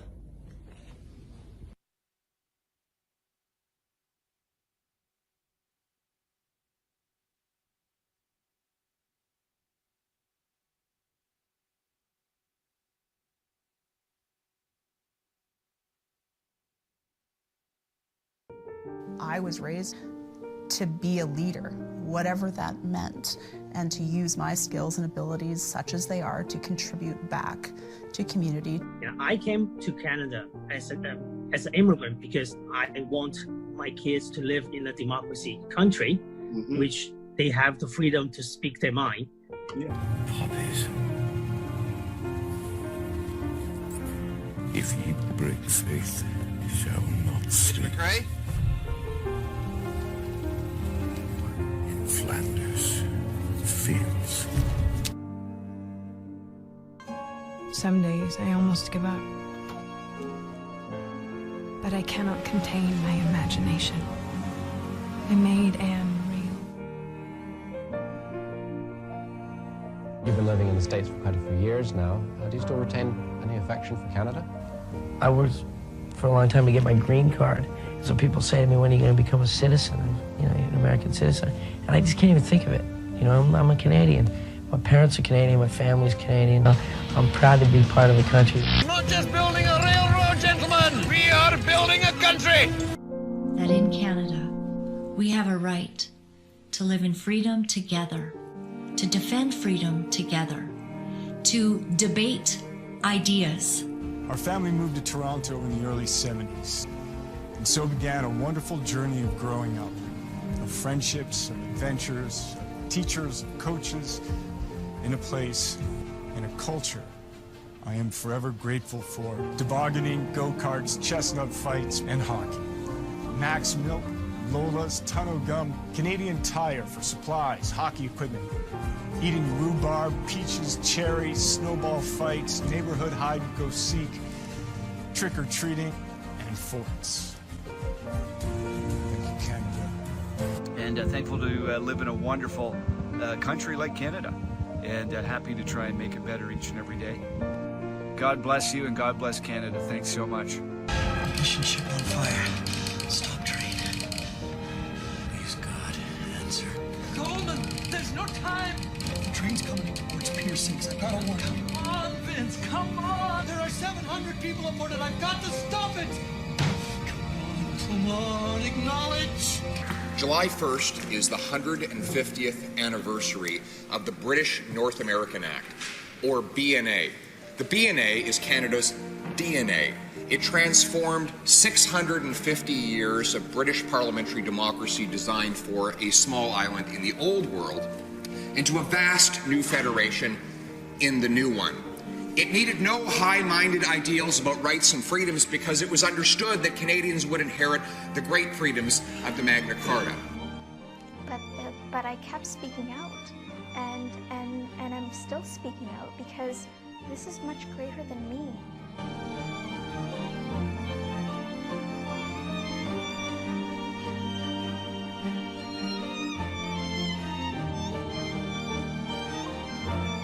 It's a question of pride, isn't it? You want to be proud to be a Canadian. In terms of human wealth of our everyday living, we can compete with the world. And I think that's what our generation has got to do. I immigrated to Calgary Forest Lawn when I was 5 years old. I am forever grateful to my parents who sacrificed so much. My mom worked multiple jobs, and my dad worked hard as a taxi driver to provide for my siblings and I. This great country provided my family and I the opportunities to succeed, and we are so grateful for that.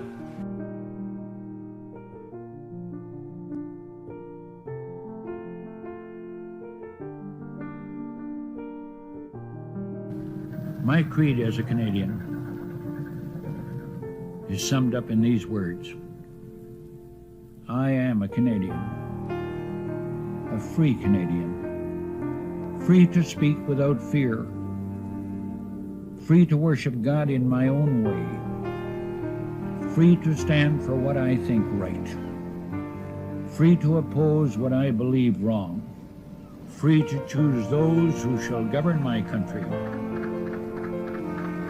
This heritage of freedom I pledge to uphold for myself and all mankind, for I am a Canadian.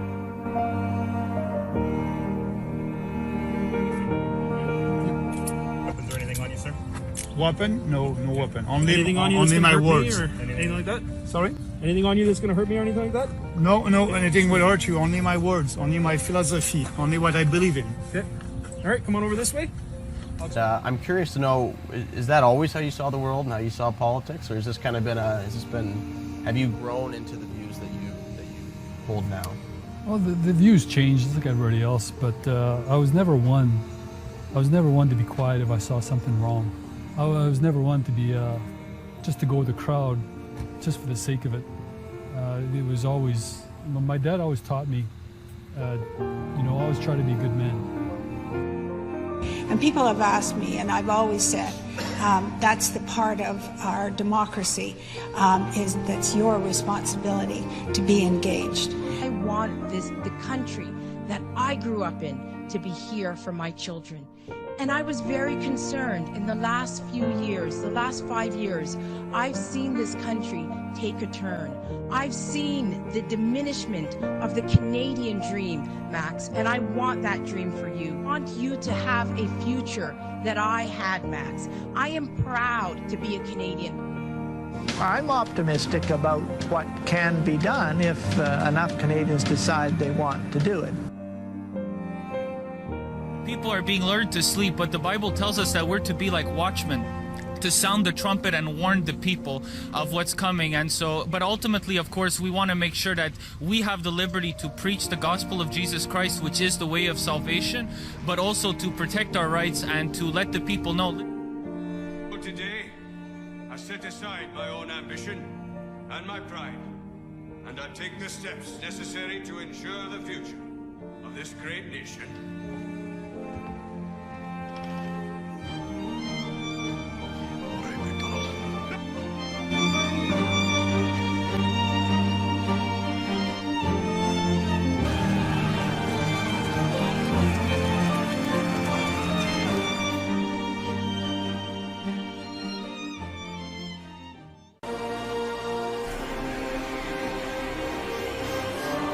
Every overpass is packed with Canadians.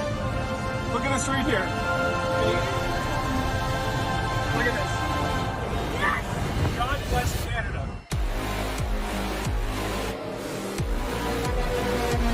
God bless every single one of you truckers and every single one of you Canadians that are supporting this movement.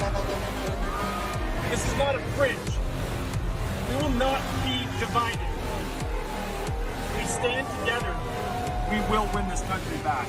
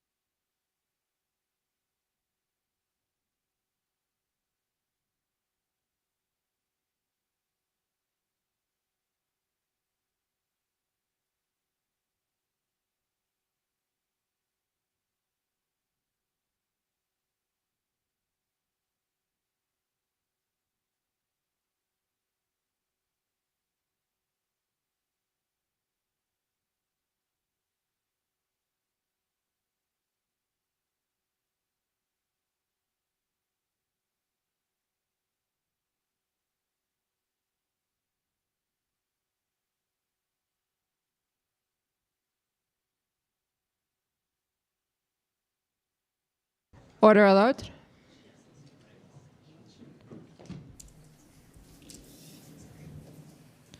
The commission is reconvened. La commission reprend.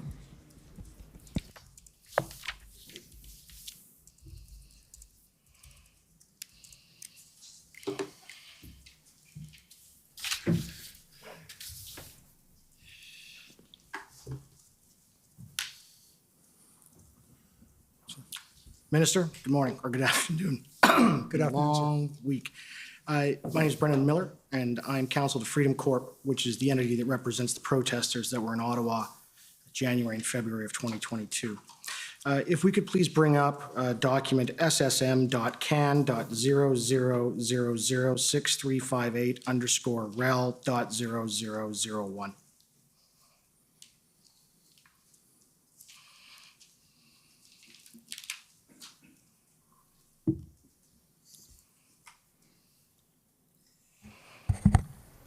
Council, is that 1658? 6358. 6358.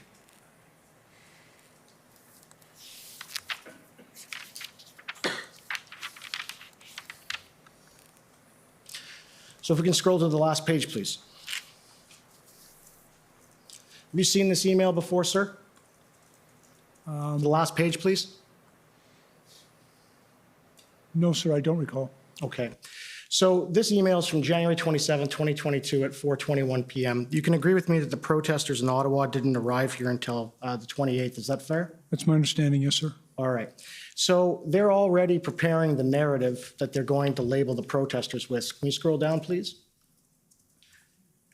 And there I put this to the last witness as well. Our government recognizes and respects that everyone in Canada has the right to safe and peaceful protest. Threatening acts of violence and inciting hatred, as we have seen from a select few in recent days, is unacceptable and does not reflect the views of the majority of Canadians. We condemn all such hateful and violent rhetoric in strongest terms. So can you agree with me that that labeling of the protesters had already been set out on January 27th? Sir, I don't know the context of this email or frankly, where it comes from. Okay, if we can scroll up. Okay, scroll up to the top, please. So this is with your chief of staff, and they're agreeing about how they're going to set the narrative for the protest. And if you scroll down again, they confirm with one another that this is what they're going to do. So can you agree with me again that by January 27th, 2022, essentially all your colleagues and yourselves had agreed that there'd be a joint government response, and this was how you're going to deal with it. You were going to label the protesters violent, to incite hate, hateful, violent rhetoric. That was the intention on January 27th, correct? No, sir, I disagree. Okay. There is no agreement here. It's recommendation from someone on staff. Right. If we could bring up document ssm.can.00007719_rel.0001.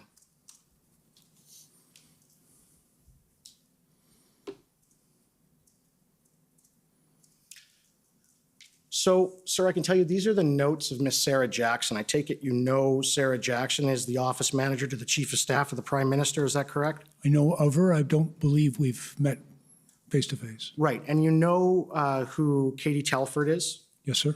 And she's the Chief of Staff to the Prime Minister? Yes, sir. All right. Can we scroll down to page 3, please? All right. So you'll see that this note, it's the notes from Ms. Jackson. It says February 4th, KT call. So I'm sure you can agree with me that KT, that's Katie Telford. Is that correct? I have no idea, sir. Okay. So let's scroll down to page 4, please. And there at the note on February 4th, 2022, it says Blair Strategy Emergency Act. You see that?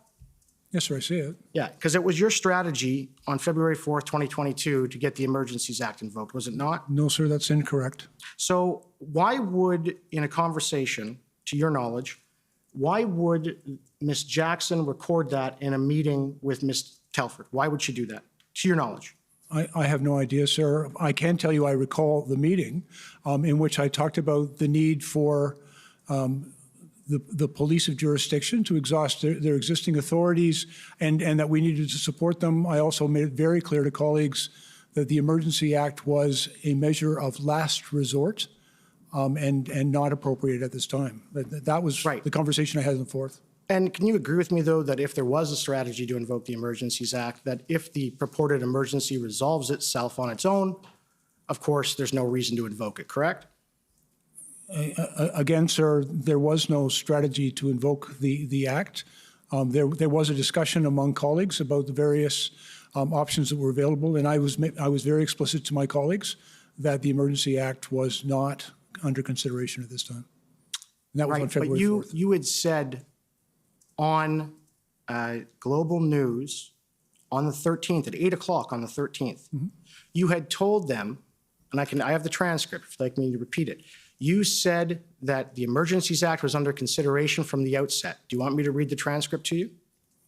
To be really clear, I believe what I said is, and you can read whatever you like, by the way, but what I believe I said is everything was on the table and we were considering every option throughout. That is the responsibility of those of us. Sir, what you actually said was that it was under consideration from the first day. That's what you said. Would you like me to show you the transcript? That might be useful. Okay. If we could bring up the support documents, it, I believe, is in there.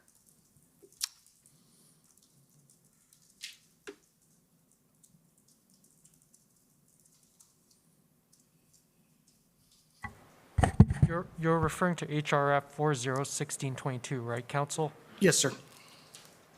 Well, do we have the actual reference? Maybe your associate can tell us what the reference is in the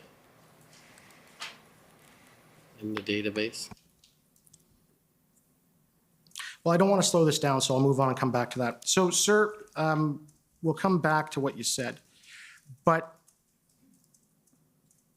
by February 4th of 2022, you agree that the Prime Minister and Minister Mendocino had already labeled the protesters in Ottawa as extremists. Is that correct? I have no knowledge of that. I don't agree with that. But you can agree that on January 31st, 2022, the Prime Minister addressed the nation on TV and on the internet by video. Do you remember that? No, sir. You don't remember that? No, sir. When the Prime Minister went on television to the whole nation and talked about the Ottawa protest on the following Monday. You don't remember that? I know the Premier spoke. I have no recollection of what he said. I was busy doing other things. Well, I'm going to read you what he said, and you can tell me if you remember it. And he stated, "I know you are wondering about what you saw in our capital city this weekend. As my friend Erwin Cotter said on Saturday's Freedom of Expression, assembly and association of the cornerstones of democracy, but Nazi symbolism, racist imagery, and desecration of war memorials are not. It is an insult to memory and truth. Hate can never be the answer. Over the past few days, Canadians were shocked and frankly disgusted by the behavior displayed by some people protesting in the nation's capital. I want to be very clear. We are not intimidated by those who hurl insults and abuse at small business works and steal food from the homeless. We won't give in to those who fly racist flags. We won't cave to those who engage in vandalism and dishonor the memory of our veterans. There is no place in our country for threats, violence, and hatred. So to those responsible for this behavior, it needs to stop. To anyone who joined the convoy but is rightly uncomfortable with the symbols of hatred and division on display, join with your fellow Canadians, be courageous, and speak out. Do not stand for or with intolerance or hate." Do you remember hearing that now? Actually, now that you've read it to me, sir, I not only remember it, but I agree with it. Okay. And so you can agree there that the Prime Minister has stated that being part of the protest is essentially standing with intolerance and hate. Can you agree with that? I don't believe that was the distinction the Prime Minister made. He was actually telling people who don't agree with those measures not to stand with those who do. Right. And I take it you know that when the protesters arrived on January 28th up to February 1st, that the evidence to date is that they were largely and completely peaceful and that there was little to no violence. Do you agree with that? And again, I think there might have been isolated incidents, and frankly, I also believe the carrying of hateful symbols, like a Nazi flag, is in many ways causing fear, and it is a form of violence and intimidation against people who would be caused to be very fearful about such symbols in their community. And so the bearer of the Nazi flag, that is a person who is hateful, and it is someone that the government of Canada is concerned about. Is that fair? Again, I don't know the person who was bearing the flag, and I wouldn't comment on that. But I know how hurtful a Nazi flag can be to very many Canadians who in their life experience, that's a symbol of anti-Semitism, hatred, I understand. and fear. And so I understand that you're also, though, you're familiar with the company Enterprise Canada. It does work for the Liberal Party of Canada. I'm not, sir. Are you familiar with Suprad Davini? Does that sound familiar? I'm not, sir. Are you familiar with a Mr. Brian Fox? No, sir. Have you heard anything about the individual carrying the Nazi flag actually not being a protester, but somebody sent there so that photos were taken? Have you heard anything about that? Only from you, sir. Okay. And we'll just come back to the issue with the labeling then. I take it, though, that you consulted your comms people on the narrative that you wanted the media to accept before the protesters even got here, according to that email? No, sir, that's not correct. That email states that they were buying the narrative. That's what it states.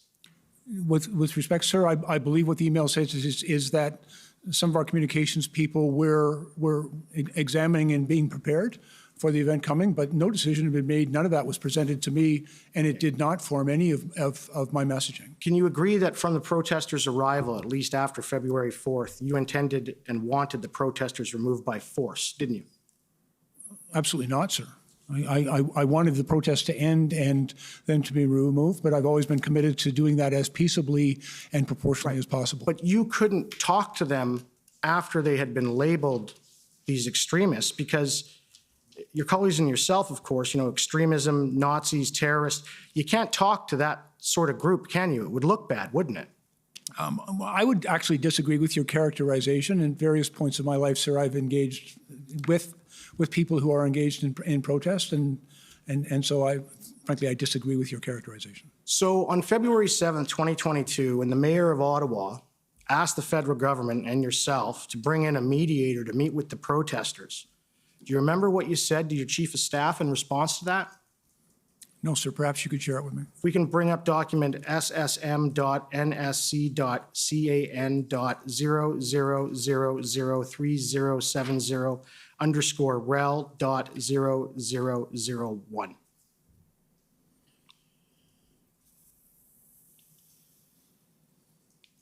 So this is your response to finding out about the request for a mediator.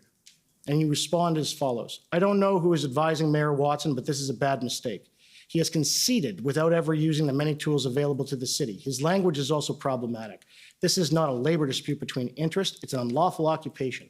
As long as the city and its police refuse to do anything, no progress will be possible. So I take it at the time when you wrote that to your chief of staff, that was how you felt, correct? Yes, sir. All right. That's an email from myself to my chief of staff. Correct. And so it's fair to say that you did not want to bring in a mediator. I was concerned about the intention of the mediation and what was being negotiated.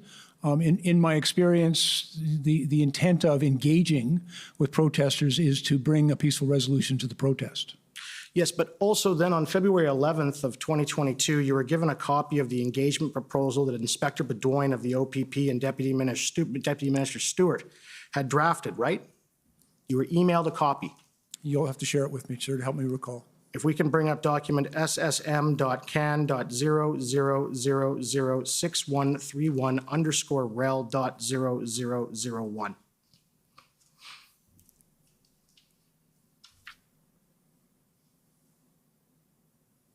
If we can scroll down to the bottom. And so this is attached as the draft for your review and comments. I have validated the proposed approach with the OPP expert and since shared the draft, but no word back yet. And that is from Deputy Minister Rob Stewart. And it is on February 11th, 2022 at 12 p.m. And if we can go up, we can keep going. It is then forwarded to you by your Chief of Staff, Astravas Zita. And then it appears, if we can scroll up, you have a response, but it's redacted under Section 39 of the Canada Evidence Act. Now, can you agree with me that your Chief of Staff is not a member of Cabinet? That's correct. Right. So what was your response here? I don't recall. You don't recall. Would it be helpful to the Commission if we had your response? I don't know because I don't recall the response. You don't recall the response? But given that it's an engagement proposal and in the meeting when you actually had it before you, there's notes to the effect that this isn't action, we want action. Is it fair to say that both yourselves, including the Prime Minister and Minister Mendocino, you were never on any terms going to carry out any such proposal that would essentially require you to go and talk to the protesters? Were you? No, sir. I don't agree with anything you've just said. So you had always been open to meeting with the protesters? We were, and Deputy Stewart had advised that he was involved in a process of engagement with the protesters. But I frankly, I was not in favor of having senior ministers of government go out and engage with the protesters. In my experience, that's done at an officials level and not involving cabinet ministers, or certainly not the Prime Minister. But right now, as I understand it, and there has been testimony that it's not uncommon for law enforcement to request of the political branch to assist in a negotiation like that. It's actually relatively common. They testified to that. So what was the problem? Was it because you couldn't be seen to meet with Nazis and extremists? Is that what was the issue? First of all, I disagree with the characterization you've just provided, but I don't have any experience in the many years I've dealt with public order events of engaging with political figures to engage with protesters. Okay, can we please bring up one last document, ssm.can.00008763_rel.0001. And you're over your time, so I hope that's the Yes. last. Okay, thanks. This is a copy of the proposal with respect to engaging the protesters. Okay? Minister, what's the problem with it? Could I see the whole thing? Absolutely. Great.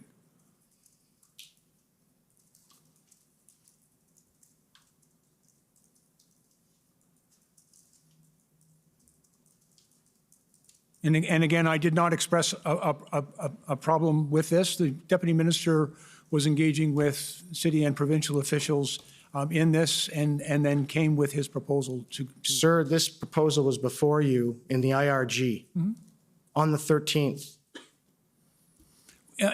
Actually, I appreciate you bringing that up, sir. I also recall that in the discussion, almost immediately after Deputy Minister Stewart advised us of the discussions that had been taking place, there was very public disagreement among a number of people in the protest who disavowed this process. And so, quite frankly, I think that had an impact on our consideration. I understand that, but that's not really what the evidence that's come out. There's been evidence, and we'll leave it at that. But at the end of the day, when you saw this, you agree that it was recommended by the OPP, it had been brought to you and drafted by the Deputy Minister of Public Safety, and they were on board. In fact, I found an email. Can you agree that the Privy Councillor clerk, she gave it the green light? Again, I have no knowledge of that, sir. It was cabinet, was it not? Well, there was no recommendation. Mr. Commissioner, I think that misstates the evidence of the clerk with respect to the green light claim that my friend has made. I'd like to ask that my friend have a good faith basis for the questions put and the characterizations of the evidence that are placed before the witness. As some of the characterizations suggest that there's a purpose to the questions, less of seeking the witness's evidence, but a purpose of stating facts as though they were evidence when that evidence is not properly before you. I have one last question and I'm done. So you agree with me that after the invocation, on numerous occasions, your government told the public that law enforcement had told you that the threshold to invoke the Emergencies Act was met. Do you remember all those statements that your colleagues and maybe even yourself made? Do you remember those? To be very clear, sir, I do not agree with you. Okay, so you don't agree that those statements were made? I don't agree with what you said. Okay, so you don't agree that ministers in your government have said that law enforcement advised cabinet that the threshold to invoke the Emergencies Act was met? And again, sir, the question you put to me, I do not agree with. Okay, but then you do agree, of course, is that law enforcement never advised you that the threshold to invoke the Emergencies Act was met, did they? Frankly, it was never a question I put to law enforcement. I don't think that would have been appropriate. Okay, thank you. Okay, next is the Ottawa Police Service.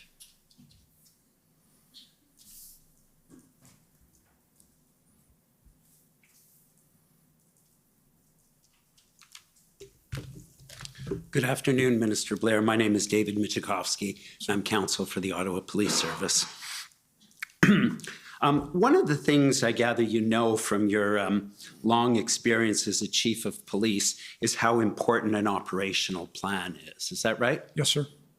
And in order to have an operational plan to end the type of event that occurred in Ottawa, you'd agree with me it'd be necessary for the police to draw upon subject matter experts? Very often the case, yes, sir. And you wouldn't be critical, I take it, if the police needed to draw upon resources outside their own service, whether that be other Ontario services, the OPP, the RCMP, etc. Not at all, sir. That's a very common practice. And that might take a bit of time to assemble such a team. Fair enough? Yes, sir. You participated in a meeting with, and you may have had more than one, I believe, with Mayor Watson and Minister Mendicino, I believe Mr. Kanalakis, Deputy Minister Stewart. And at the time, OPS and the city had made a request for more police resources. Do you recall that? Yes, sir. And you indicated at that meeting that it may be necessary to look at the matter of information sharing around the allocation of resources. Because fair enough, you'd want to know what are you going to do with those resources, correct? Yes, sir. And one of the things Deputy Chief Bell said at the time was that the OPP were asking for the same thing. And then Minister Mendicino said, we need to know from the chief what the plan is with the appropriate boundaries on operational independence. How is the convoy being broken up and disengaged? And then he added, we need to know the plan. And I take it you would agree with that. Respectfully, sir, I don't believe I needed to know all of the operational details of the plan. I needed simply to be satisfied that the police services that would be contributing to its execution would be involved in the plan and be satisfied with its sufficiency. But I did not ask for details of the operational plan. Right. So what you needed was the RCMP and the OPP to say they were satisfied with the operational plans. When we were asking them to bring significant resources to bear, my understanding from them is that they also wanted to be satisfied to the sufficiency of the plan. And the subject of the Ottawa Police Service not having a fully developed operational plan came up several times during the period prior to the Emergencies Act invocation. Is that right? And yes, sir. I think that's fair. We had heard it from a number of police officials. There was some general discussion about the plan.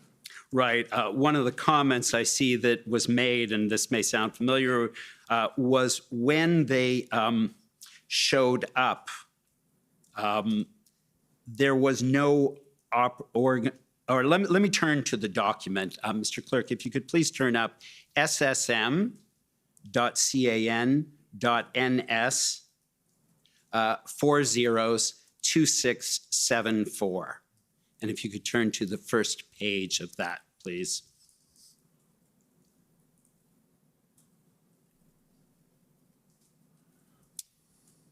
And so this is from Ms. Astravas, and in it, that's your chief of staff, correct? That's correct. And so she indicates there's an operational update as to what the RCMP were reporting. RCMP Integrated Planning Cell was set up to assess OPS operational plan. I do have concern. Strategic Tactical Planners, OPP, OPS, RCMP were identified to be part of that planning cell to review, challenge, and provide plan.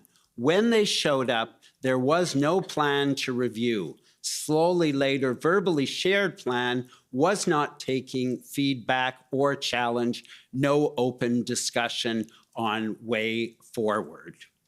And I take it, Minister, if those statements are true, those actions by the chief would be problematic.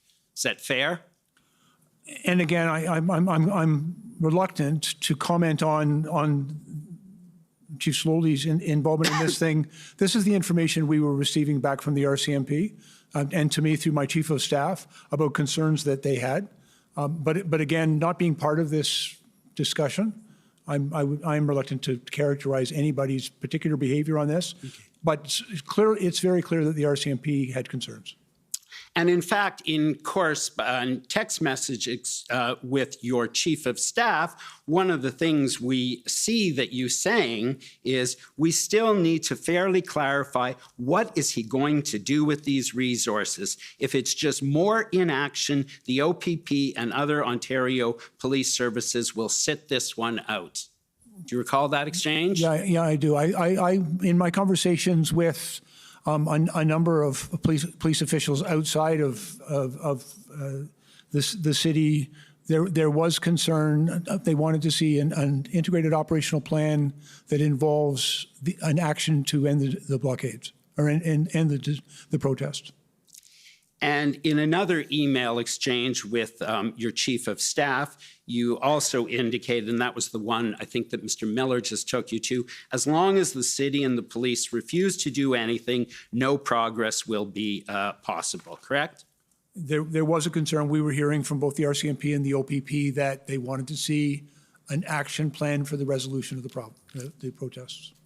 You talked about the importance of communication with the protesters and the style of communication. I take it you wouldn't disagree with me that equally a chief of police needs to have the ability to communicate effectively with those in his or her organization. Yes, sir. And as chief of police, it would be important to respect those below the chief in the chain of command. Yes, sir. And you would not condone a chief of police telling his command that if they didn't support his plan, he will crush them. I don't think that language is appropriate. And you wouldn't take, you understand that the RCMP and the OPP were asking for information on operational plans. And you indicated that that would make sense, that they'd want that information if they're sending 1,000 or more officers, correct? I would expect that they would have an expectation to be aware of how their people would be used. And you wouldn't take that as evidence that the RCMP wanted to see the OPS fail or that they were serving their political masters. That wouldn't be the message you'd want for a chief to deliver to his or her command team, would it? Well, again, I have no direct knowledge of that communication, but my expectation is that everyone had a strong interest in resolving this quickly and peaceably. You indicated that you attended the IRG meeting, I believe all of them, correct? Yes, sir.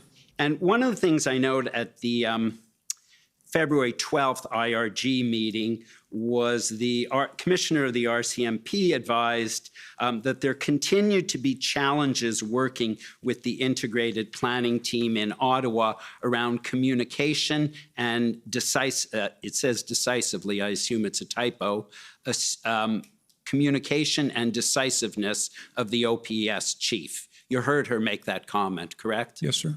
And that did not come as a complete surprise to you, did it?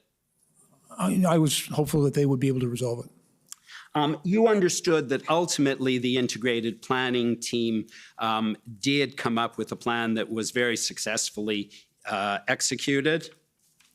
Yes, sir, as I commented in my earlier testimony. And that team only came together on or about February 9th, and the plan was then actually signed off on February 13th. And sir, I don't have a line of sight into the internal meetings and discussions that were taking place. That was not shared with me. I was aware that all three organizations were working together, but the timing and the steps that were taken, I don't have a set. And you also attended the February 13th cabinet meeting. Yes, sir. And at that meeting, it was reported that there was potential for a breakthrough in Ottawa, correct? I can pull up the document if you need to see it. It might be useful to see the document. I don't have a precise recollection of that comment. Okay, the document is SSM-NSC.can 50216, and it's on page 8.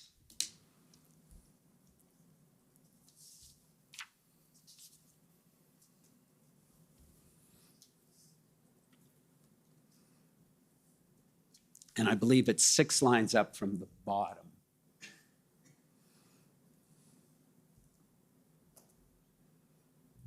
With respect to recent actions, the National Security and Intelligence Advisor indicated that law enforcement gains have been important and that there was potential for a breakthrough in Ottawa, Ontario. Do you see that? Yes, sir. And you understand that the breakthrough was that there was now an integrated operational plan, correct?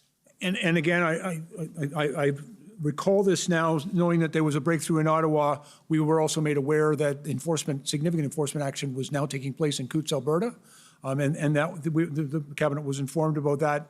I don't have a recollection of the exact nature of the potential breakthrough to which the NSIA refers. And finally, if I may just have 2 minutes left, Commissioner, I was hoping not to have to go to the document, so that used a bit of time, but I will be very quick. Oh, go ahead. You had certain frustrations with Chief Slowly, and there's a text message exchange with your Chief of Staff where you refer to your frustrations with Chief Slowly, which is an internal issue we need to be that needs to be managed. Do you know that text message exchange? No, sir, I don't recall. Okay, it's ssm.nsc.can.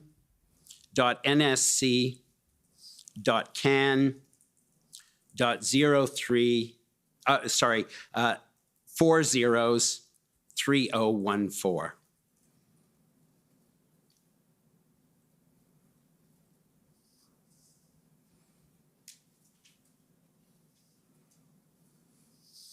So it says, individuals have relayed your frustrations with OPS Slowly, which is an internal issue we need to manage.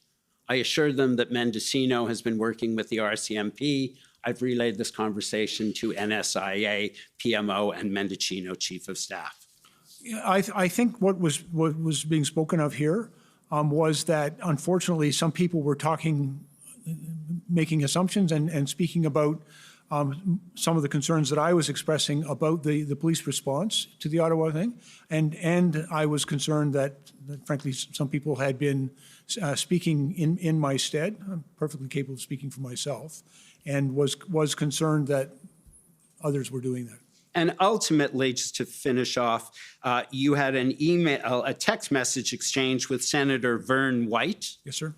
Senator White was the former Chief of Police of Ottawa. Yes, sir.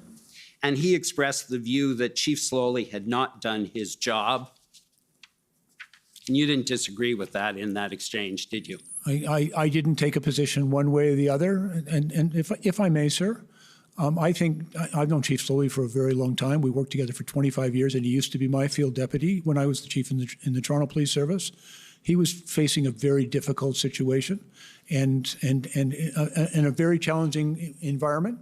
I have respect for the man and for the very difficult job he had to do. And when you stated that the police response was inexplicable, that was after the actions on phase, and you indicated at that point that the police then had redeemed themselves. And to be very clear, when I said that I was asked specifically about the police response, and I said it was somewhat inexplicable, and to be really clear, what that means is I could neither explain nor account for the police response. It really isn't my place to explain or account for it.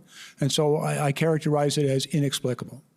And ultimately, they redeemed themselves, correct? Well, and the work, and as I've already characterized in my earlier testimony, I think that they did an excellent job in utilizing the tools that were available to them in clearing the convoy in the week following the invocation of the act. Thank you very much. Thank you, sir.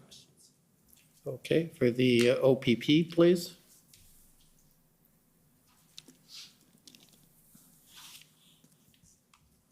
Commissioner, I will endeavor not to go over time.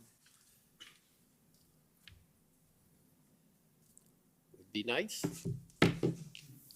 Good evening, Minister. Chris Diana, counsel to the OPP. We've heard pretty extensive evidence from both Ottawa Police Service and Windsor Police Service witnesses that the OPP provided significant support to both Ottawa and Windsor. I don't know if you've heard any of that evidence. Yes, sir, I have, and I would agree with it. All right, and former Chief Slowly, in particular, was very complimentary of the assistance provided by Commissioner Carrique and the resources provided that helped bring an end to the protest, correct? Yes, sir. And as you said, you would agree with that assessment? Yes, sir, I would. Right, and that assistance started with the Hendon reports, went to frontline officers, POU support, integrated planning team leadership, and that's just in the Ottawa context, correct? And if I may, sir, I'm not familiar with the Hendon report. It wasn't intelligence that I had access to, or the internal activities within the police service, but my general overall impression is that the OPP were very helpful. All right, can we go to document ssm.nsc.can 402983?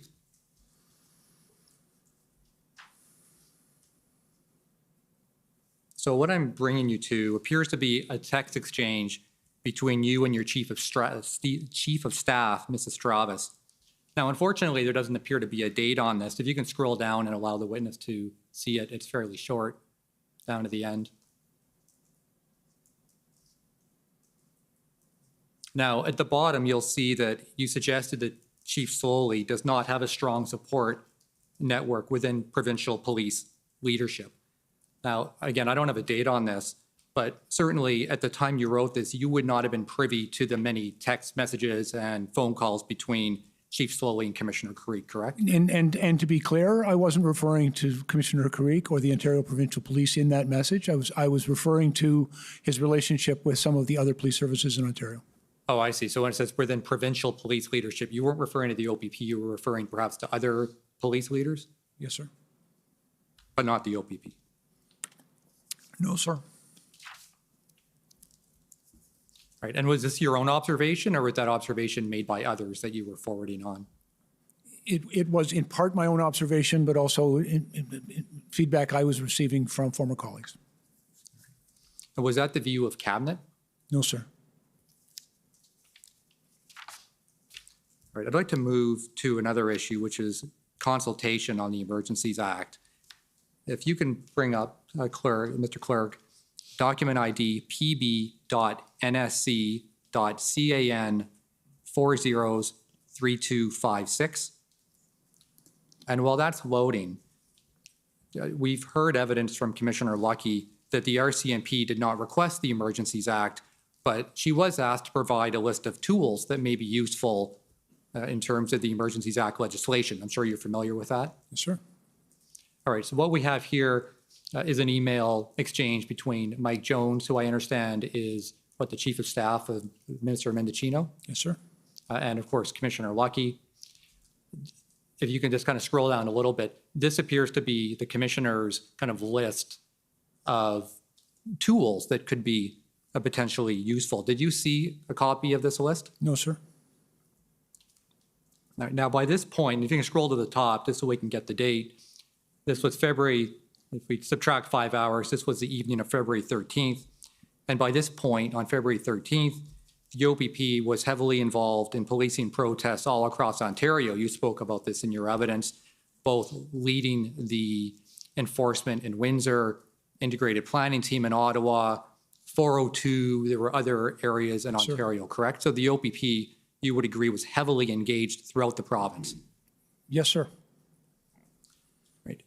Well, I asked both Deputy Minister Stewart and Commissioner Lucky about consultation, and both agreed that in light of that context where OPP was heavily involved and would be using these tools, the OPP could have provided valuable input into the request as to what would be useful or necessary policing tools. Would you agree with that? I'm not sure what the OPP might have provided. There was also an issue of the decision had not yet been made. At the time of this email, it was under consideration, but the decision had not been made, and it was a matter, there was still a very important consultation that the Prime Minister had to undertake with the First Ministers from across the country. And so the decision to invoke had not yet been made. There was some consultation internally about useful tools, but it wasn't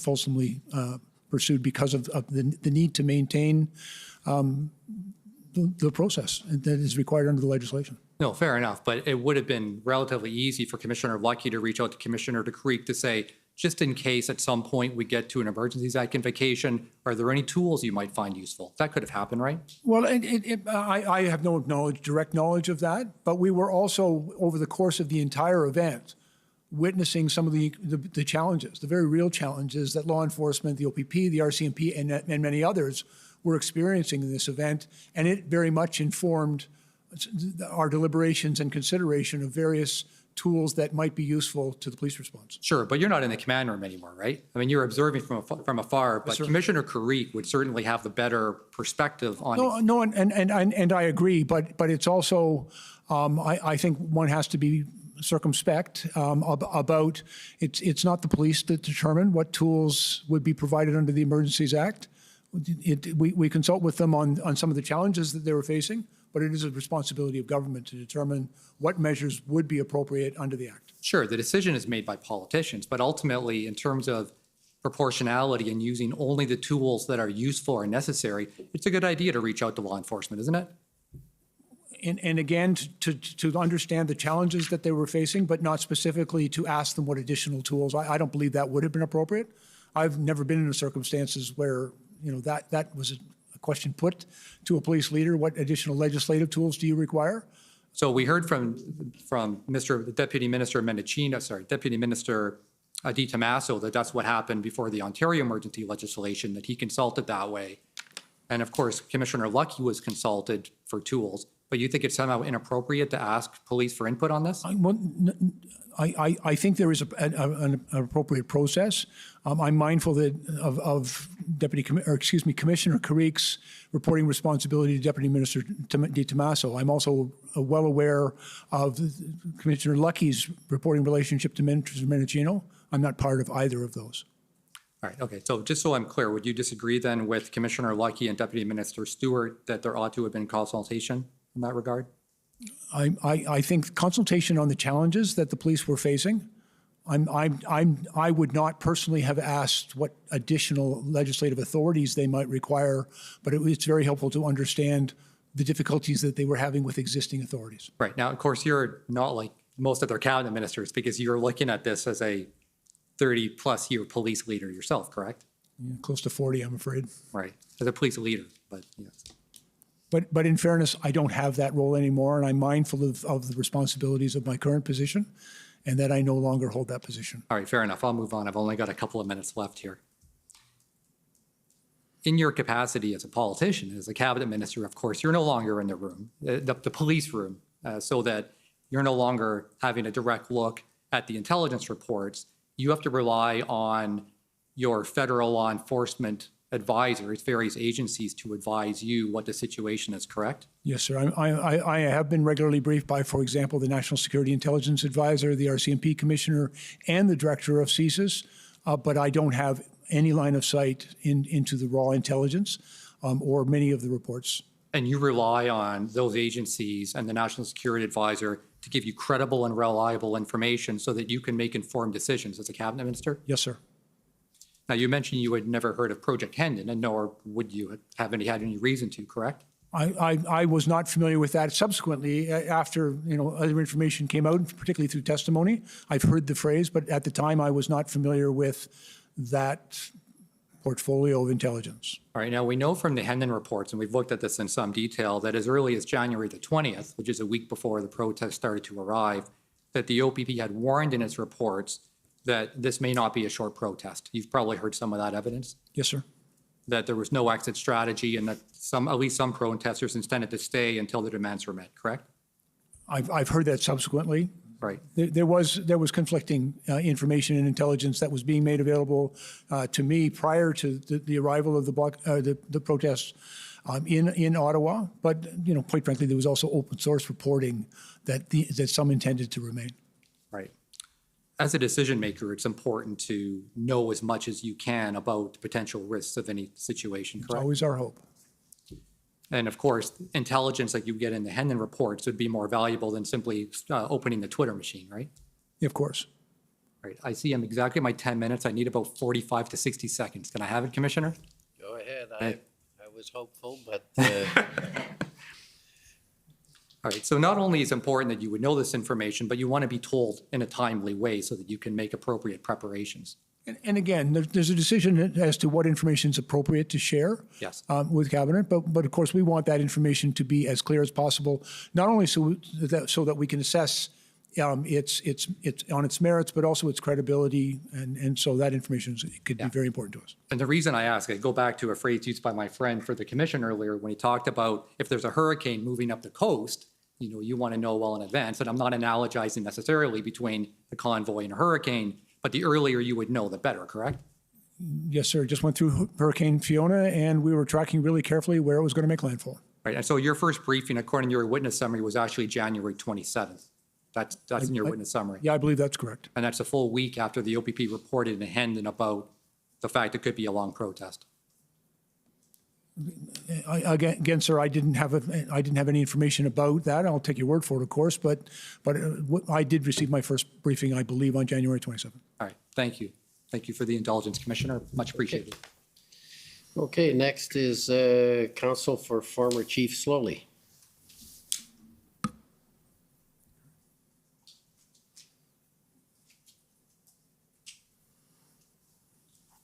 Thank you. Minister, I'm Tom Curry, for your former colleague, Chief Slowly. Can I start by asking you a couple of questions about your relationship with the former chief? He was your deputy chief for the period 2009 to 2015, I understand. Yes, sir. And prior to that, I think you told the commissioner that you had worked with him in the aggregate for 25 years. Close to it, sir. I think we first became, he was actually subordinate to me in a division I ran beginning around 1997 or 98. Right.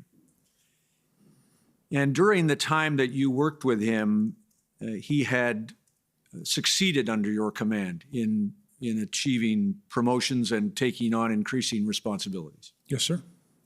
And you knew him then and now to be an experienced and effective police leader. Is that true? Yes, sir. I have great respect for Chief Slowly, Mr. Peter Slowly. And that included, in as I understand it, in matters that concerned public demonstrations. You mentioned the Tamil demonstrations. I understand that Chief Slowly, or at that time, not Chief Slowly, but at that time as a member of the Toronto Police Service, that he was a major incident commander in that respect. There were a number of my commanders, but Peter also held that role in the service at that time. And you have seen firsthand his ability to manage successfully large-scale public demonstrations. And again, I did not have direct observation of Peter dealing with large public order events. Of course, his actual involvement in the G20, as I recall, was somewhat more limited. But certainly I recall quite vividly the Tamil protests. Frankly, I think we took a very careful, measured approach to that. And frankly, I've always been proud of my services keeping everybody safe in those circumstances. Including the role that he played. Including all of the men and women who were involved in that effort. It was very much a team effort. Thank you. Now, during the time that you were chief of the Toronto Police Service and Deputy Chief Slowly, or Chief Superintendent, he held a number of different ranks. During your tenure, he had your confidence and respect. Yes, sir.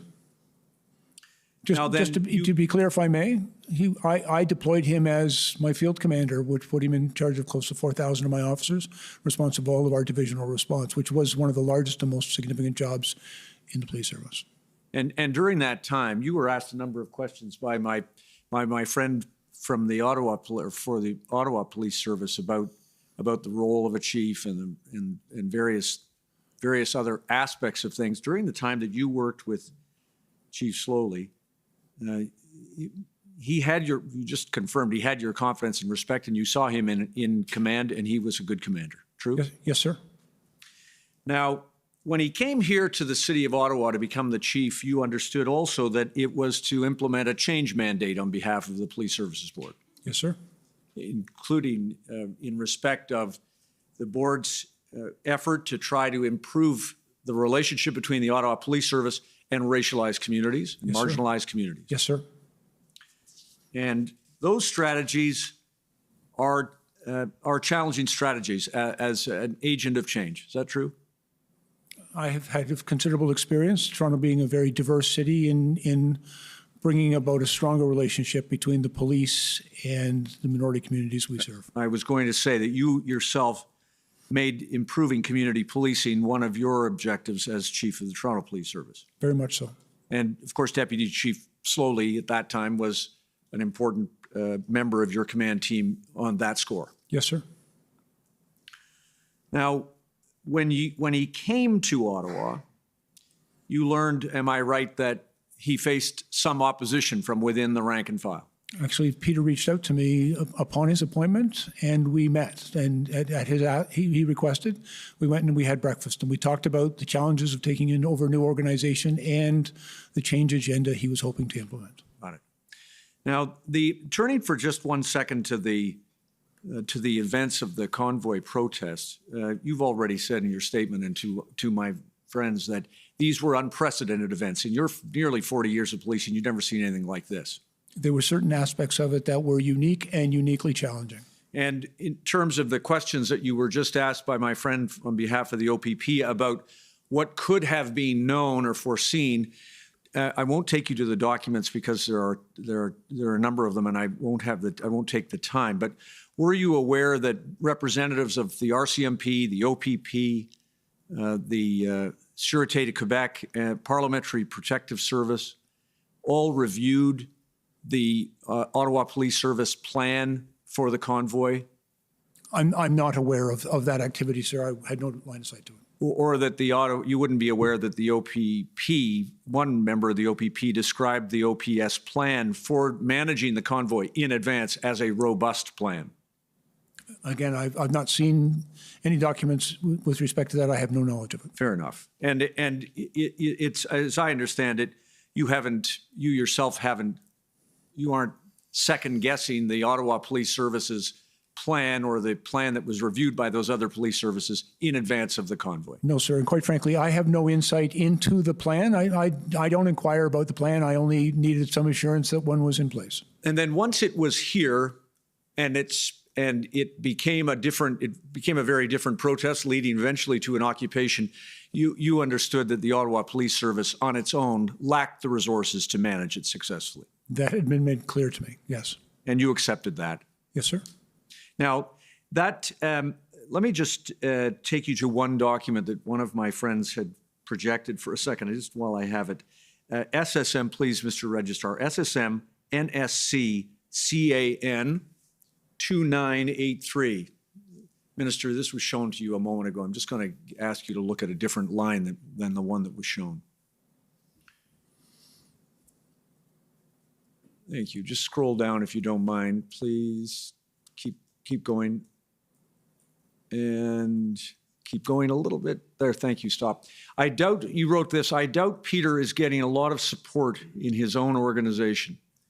They are likely sitting back and waiting for him to flounder. And then the line that was read to you earlier about lack of a strong support network within other police leadership. Just focusing on the first part of that sentence, it was your concern that members of his own police service, the Ottawa Police Service, were not supporting this chief. And if I may, just to be very fair here, I have no information. I had no insight into what was going on within the Ottawa Police Headquarters. I don't know. I don't know the men and women under his command or anything that may have been. We've heard some evidence since, but I had no sense of that. But I was concerned because, in the conversation Peter and I had upon his appointment, that he was coming in with a strong change mandate, and I know how challenging that can be. And the expression to here in this text or message was a very real concern for you. Is that fair? That you were concerned that his own his own command team, or at least members of his own organization, would sit back and wait for him to flounder, not support him in the expectation that perhaps he would fail and pay a price, not unlike the one that you were invited to comment about by his own police service in their questions to you. Well, and again, to be fair, I was speculating here, and I don't want to characterize this as based on any factual information that was available to me, but I was concerned that in a very challenging set of circumstances, it's really cohesion within the command structure is really, really important, and I was concerned that that cohesion may not have been as strong as it needed to be. Understood.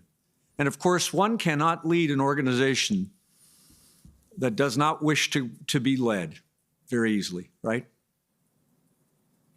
I know a little bit about the challenge of leading a large police organization, and I think leadership is very important, but I would also say leadership doesn't exist just in the chief's office. There's leadership throughout the entire organization, and that leadership has to be mobilized to get the job done. Understood. Now, a couple of things, if I may, please. I want to ask you, if I could, about RFA, requests for assistance. Can I just ask you, please, to confirm that the Solicitor General Ontario asked for the use of the Cartier drill hall? Do you recall this? Yes, sir. And am I right that the Solicitor General Ontario asked for that use of the Cartier drill hall parking lot for 2 days, being the weekend of the protest?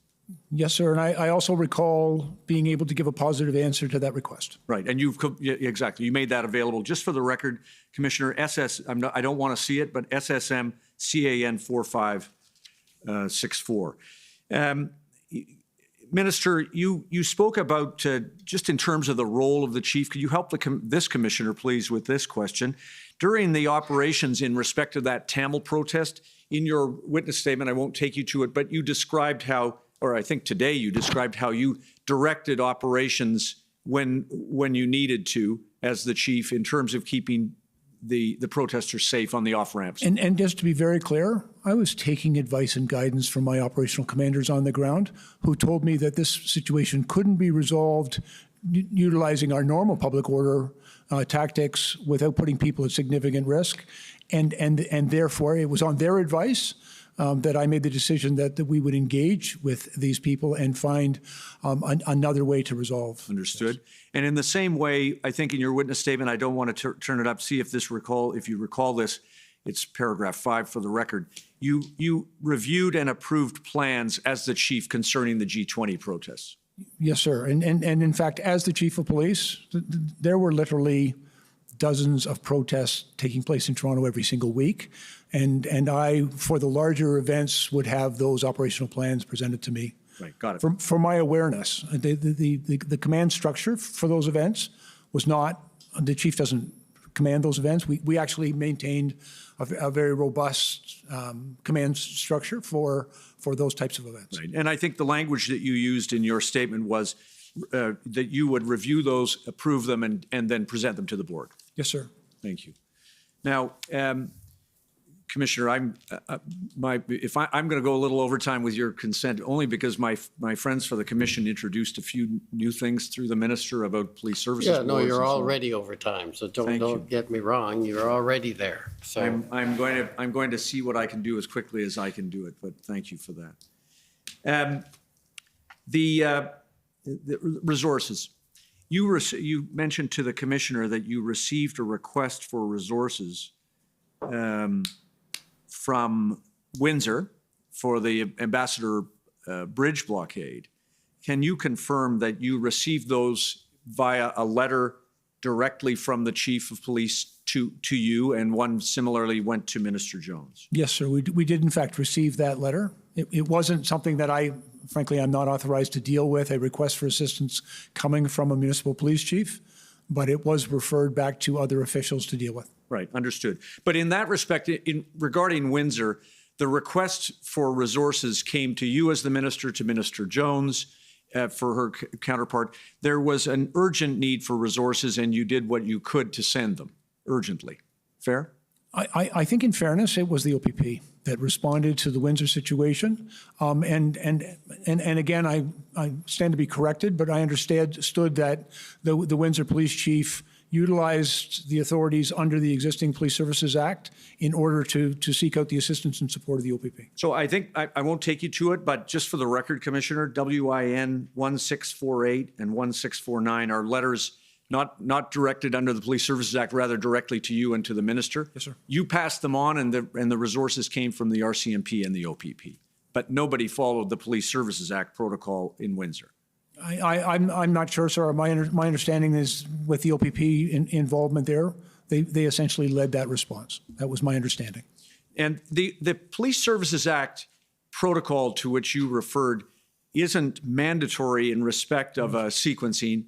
It is there, but police services, including at the time that you were the chief in Toronto, gain resources through memorandum of agreement and other requests through police services, correct? Generally for planned events, yes. When I made reference in my earlier remarks to this Police Services Act and the provision within the Act for a chief of police to deal with an emergency that exceeds their capacity, there is that provision in the Act. But I am in agreement, sir, that quite routinely for a lot of these events, they reach out to neighboring police services and people come to help each other as best they can. And what you observed from Chief Slowly was that he was trying his best to get the support he needed for the community, to keep the protests safe and his own service safe, correct? He was certainly advocating for what he believed to be the necessary resources. And your observation was that he acted in good faith in the performance of his duties? I did not detect any element of bad faith. And that were you made aware, I assume that you weren't, you did not know of the plans that the OPS had, their evolution and the approvals that Chief Slowly's team gave to those plans? No, sir. As I've previously testified, I made no inquiry and received no information of the operational plans that were either being developed or in place.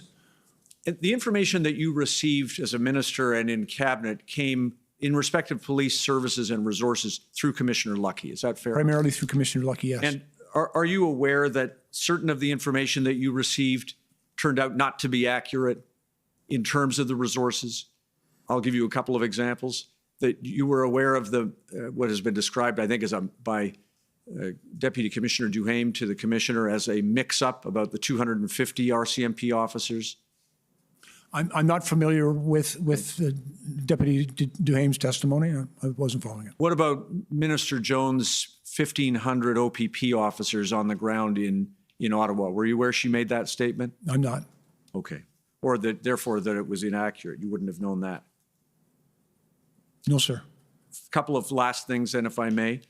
You, I think in your evidence, in your statement, have described that you had requested or spoken with Chief Slowly about the possibility of tagging vehicles and towing vehicles. Yes, sir. He explained to you why that was not possible as a matter of safe enforcement, and you accepted his conclusion. Yes, sir. And did you know that RCMP and OPP officials were urging OPS through Chief Slowly and others to not take enforcement steps because in Ottawa they lacked resources to do so safely? I'm not aware of that. If they did, you would again defer to them and the OPS as to the people with the best line of sight into that. Of course. Chief Slowly gave me an explanation and I accepted that. He was the chief of police and that was his belief. Last thing then, please, if I could, because of course you know, Minister, from the nature of the questions that you've been asked, that there's a great deal of scrutiny about what Chief Peter Slowly did here in Ottawa. Can you agree that in hindsight, that more could have been done and sooner to assist Chief Slowly and the OPS to secure the assistance of resources? I believe with the clarity of hindsight, sir, that there were a number of steps that upon reflection, I think everyone involved would have liked to have seen a quicker outcome. I'm very mindful of the enormous impact this was having on the people of Ottawa in particular. And because of some of the other then related protest activities across the country was hugely impactful upon all Canadians. And so the timeliness of resolving that, I think was important to all of us. And in hindsight, I think it's also our responsibility to learn from that experience and make sure that we can do it better next time. And in hindsight, nothing more Chief Slowly could have done individually to make a difference. Well, again, that's a judgment, but I don't have enough information to make respectfully.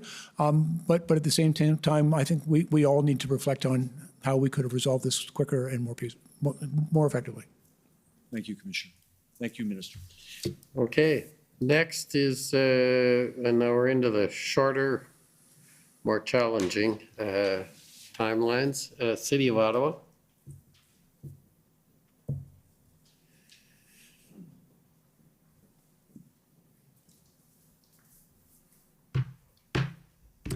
Thank you, Commissioner. I'll do my best. Minister, my name is Alyssa Tompkins. I'm one of the lawyers representing the City of Ottawa. So I will try to be quick. I do want to take you to a couple documents, though. So first document, Mr. Clerk, ssm.nsc.can 402993.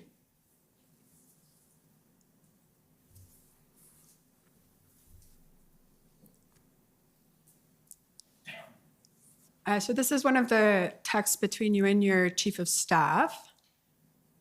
And it's just this comment. So if we see there a date below, Thursday, February 10th, but I'm actually looking at one of the comments above. And I believe if we scroll up, because I believe these are produced by your chief of staff, so your texts are the ones on the left. And there's in white. Yes, sir. And there's a comment that says, and it's not really going to help in Ottawa unless the OPP take over here. I just want to know what you meant by the OPP taking over. Again, I'm not entirely clear on the context of this because there's clearly conversation that was taking place before. But I believe that it was going to be necessary for the OPP to have a much greater operational role in the resolution of this event for public order. Okay, and if the next document we can go to ssm.nsc.can 403140.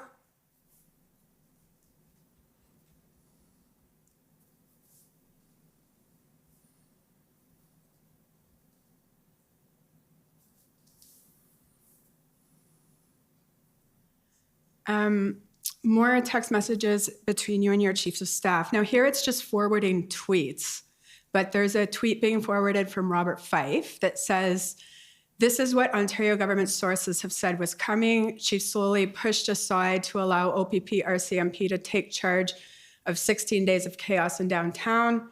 I think you then forward a text from Glenn McGregor. Maybe the OPP will help." I'm just wondering, particularly with respect to the text from Mr. Fife, he's hearing from Ontario government sources that OPP and RCMP are coming. I was just wondering, sir, whether you ever heard anything to that effect from the province. No, ma'am. My only knowledge of this information was what Mr. Fife was tweeting, and that's why I shared it with my chief of staff. Okay, no, those are my questions. Thank you very much, sir. Well under your time. Okay, next is the Ottawa Coalition.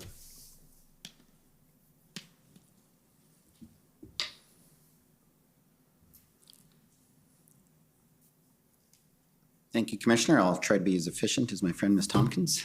Minister, my name is Paul Champ. I'm one of the lawyers for the Ottawa Coalition of Residents and Businesses.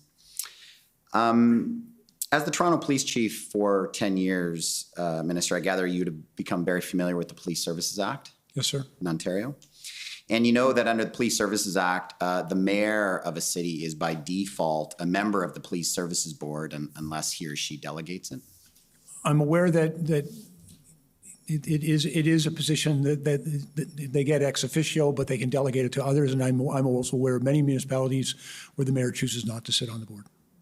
And in your last, I think the last mayor you had when you were chief was Mayor Tory. He sat on the board? Not while I was the chief, sir. I don't, well, perhaps maybe for a few months, but only a few months. Yeah. You were near the end of your I was kind of on my way out the door. 1 foot out the door.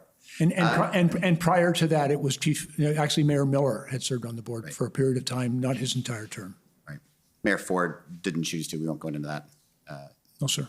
Now, you convened tripartite meetings on February 7th, 8th, and 10th with intended to be the municipal, provincial, and federal levels of government. Is that right? That had been my hope, yes. And you had from Ottawa, City Manager Steve Kanalakos and Mayor Jim Watson, is that right? Yes. And when you dealt with Mayor Watson, you would have assumed he was chair of the Police Services Board, is that right? I don't think I was making that assumption. I'm not aware of that. Did you know if he was the chief, or if he was on the board or not? No, and I apologize, but I'm not that familiar with Ottawa Council or its board.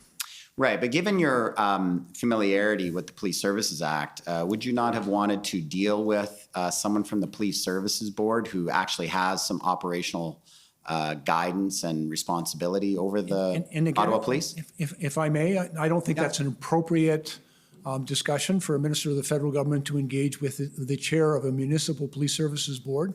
My intention in establishing the tripartite table was to bring the three orders of government. Right. And I use that word advisedly, by the way, because I don't believe in levels. There are orders of government. The federal, provincial, and the municipal governments all had a responsibility to work together, to collaborate, and it was my intention to convene that discussion. But I gather then, though, if you were sharing information with the mayor and the city manager that was relevant for the Police Services Board, you would have assumed the mayor and the city manager would have shared that information with the Police Services Board? Again, I make no assumptions about those discussions. My intention was to bring the federal, provincial, and municipal governments to the table. But to do what, sir? It's about managing the police services. No, sir. It's about managing the protest that was taking place in Ottawa. It was hugely impactful. There is obviously a police responsibility there, but respectfully, I don't believe it is my place, and I've always been meticulously careful not to in any way interfere with police operations. I believe, the city clearly has a role with that, with their Police Services Board, but not directly from me. Now, we know from your testimony or for your witness statement as well that it appears that there was indeed a delay in resources, RCMP resources being provided to the City of Ottawa, in part because there wasn't a firm plan in place for the deployment of those resources, correct? There are a number of reasons, as I've come to learn, as to some of the challenges of deploying those resources. Some of them were also deployed in a number of functions, as I understood it, that were dispersed from the downtown core. But you, and on your witness statement anyway, sir, which I understand you've adopted, you said one of the main reasons was that there was not a firm operational plan in place. And that's true, Mr. Champ. There was a concern that we were hearing from not just the RCMP, but other police services, that they wanted confidence that an operational action plan was in place before they were able to deploy the resources. And you would have agreed with me, sir, that it would have been important for that information to be shared by someone in some way with the Ottawa Police Services Board? I'm going to object. This is, again, Alyssa Tompkins.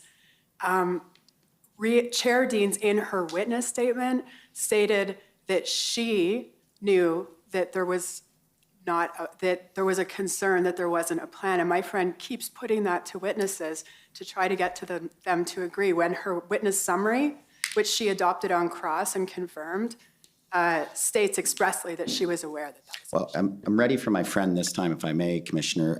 The testimony of Ms. Deans was that was her speculation, but she was never told that by anyone. No one shared that information. She was concerned that she wasn't getting detail in the plan. She was wondering why there was a delay, but no one shared that information. That's what's in her statement. That's what her testimony was when she testified. In fact, her statement suggests that she's the one that suggested okay, to well, the commission that was the case. Let's try and keep this. Can you just... I just want to be careful because it's an important point, and my friend keeps putting it to witnesses. I'll be sending a letter to my friend after this. But I just want to close with this, Minister. You would agree with me that it would be inappropriate for a federal government official to be trying to influence the Police Services Board on the selection of a chief of police, or to delay a decision of appointing a chief of police for municipal service? I can speak for myself, sir. I would not engage in that behavior. If my advice was asked on a matter, I might provide the advice, but as you characterize it, I'm trying to influence or interfere with that decision. I don't believe that would be appropriate. Okay, thank you very much, Minister. Of course. Okay, next is the Windsor Police Service. Hi, good evening. Heather Patterson here for the Windsor Police Service. Good evening, Minister Blair. Can you hear me okay? Yes, ma'am. Thank you. In your testimony today, you praised the Ottawa enforcement operation because, and I'm going to paraphrase what you said, because it moved slowly, it took care, and it allowed for the least amount of force possible. I think you described it as a textbook operation. Yes. Then would you agree that it's a hallmark of good police enforcement, that type of slow, careful, least amount of force possible type operation? Yes, I would certainly characterize that police operation as proportional, measured, charter compliant, and appropriate. Great. And you praised the Ottawa enforcement action, even though you had to explain to colleagues the need for police to move slowly and carefully in an enforcement operation.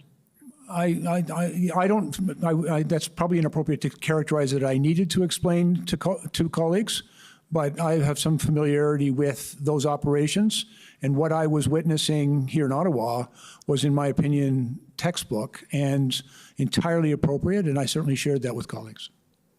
Okay, so then let me put it to you this way. Would you agree it's important to move slowly with an enforcement operation, even when others feel there's a sense of urgency? And again, I think the response is it depends on the urgent nature. If someone was being injured for example, I think under those circumstances one might want to go a little quicker, and it'd be necessary. But I think a methodical, measured, and proportional response. Every public order response is in part determined by the actions of the other side, the protesters, and if their behavior is less aggressive, then that type of approach is entirely appropriate. Okay, and would you agree that that equally applies to the situation in Windsor and the Ambassador Bridge? Oh, yes. And would you agree that citizen and officer safety is the forefront in any public order operation? I believe certainly in public safety, and that includes officer safety as a priority in every operation.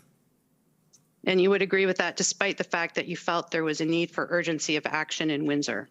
I was very concerned about the blockade of that roadway and that there was a need for urgency. But at the same time, the operational decisions made by the police commanders on the ground, knowing the challenges they face, the resources available to them and their legal authorities, I respect the decisions that they make. Okay, great. Mr. Slowly's counsel briefly referred to the letter you received from Chief Mizuno on February 9th requesting assistance from Windsor. Yes. Just for the record, I don't need to see it. It's WPS 60788. And you advised that you passed that along to others but didn't respond to it directly. Is that correct? To the best of my recollection, it is not part of the process that I'm responsible for, the request for assistance, to receive requests directly from a municipal police chief. Those requests come through provincial and territorial ministers, and it was referred, to the best of my knowledge, to the appropriate minister in the Ontario government. And do you know who that minister was? I believe it would be the Solicitor General, Sylvia Jones. Okay, and But if I may be clear, that was likely done through officials. I don't want to suggest that it was done directly to Minister Jones, but it would have been done in all likelihood from federal officials to provincial officials to make sure that that information was properly shared. Okay, great. And Mr. Clerk, could you please pull up SSM CAN NSC 402671? And while that's coming up, you're going to see that this is a that after receiving the WPS request, this seems to be a draft between Carolyn Williams and Rady Barrick. Yep. These are members of your staff, correct? Yes. And did you direct them to prepare a draft response to Chief Mizuno's letter? We tried to respond to every bit of correspondence and not leave it simply unanswered. Okay, and if we go down towards the end of page 1, we see that this is a draft, but I've never been able to find whether it was actually sent or not. Do you know? No, I'm afraid I don't. Okay, and if you look in the last paragraph on that page, it says, local communities are the ones ultimately paying the price for the actions of these demonstrators. Do you agree with that sentiment? I think certainly the local communities were in fact being significantly impacted by these actions and by these blockades and demonstrations that were taking place. Okay, and would you agree it's vital that government ensure that police have resources required to maintain public safety to bring about a peaceful resolution to a public order event? I believe keeping people safe is the first responsibility of every order of government, and to provide whatever resources are available to assist law enforcement in effecting their purpose. Great, thank you. Commissioner, I just have 3 more questions if I could have a brief indulgence. As long Please. as they're short. Yes, they will be. And are you aware the Ambassador Bridge is privately owned? Yes. And you're aware that it's the Windsor Police that will respond to incidents on the bridge, such as a traffic accident? I would have anticipated yes. Okay, and we looked earlier this afternoon at a February 12th text exchange that you had, for the record, SSM NSC CAN 3129. I don't need to see it unless you do, Minister. But this is where you said police are finally doing their job in Windsor. Yes. Are you aware that the enforcement action took place over February 12th and 13th? Yes. And that the bridge was opened in the early hour mornings of February 14th? Yes, I watched it very carefully. I was very concerned about the blockades at the Ambassador Bridge. And so you would agree that any difficulties the OPP or the WPS were having in Windsor were resolved before the Emergency Act was invoked? I was aware that they had been able to move that protest. I was also aware of concerns that they were expressing to us that those blockades could either go to some other place or could return to Windsor. And what we had heard very clearly from the police is, although they had been effective in clearing it, there was real concern as to whether they could hold it open. Okay, thank you. And lastly, would you agree with me that the Windsor enforcement operation was a success? Yes. That there was no loss of life or serious injury to either the public, protesters, or police? Yes, ma'am. Thank you very much. Those are my questions. Okay, thank you. Next call on the City of Windsor.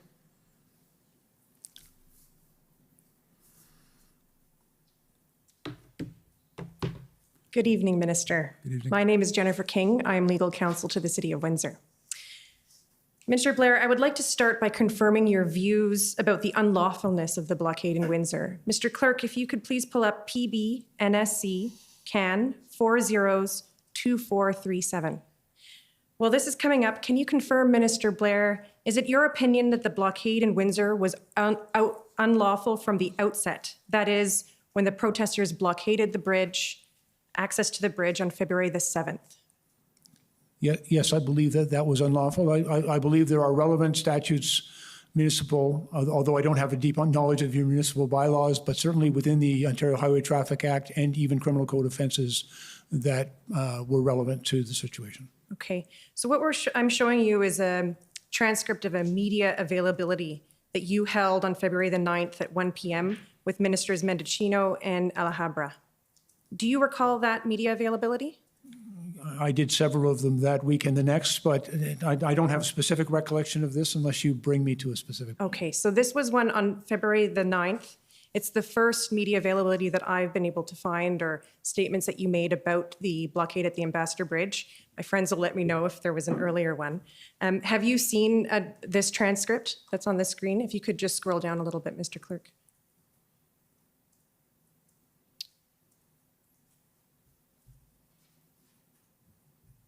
I've actually not seen this transcript, but if you could scroll down, and by the way, I think I likely used the word thuggery, not thuddery. Okay. Well, Mr. Clerk, if you could please scroll to the bottom of page 3. And you'll see here, I think at page 3 of the PDF.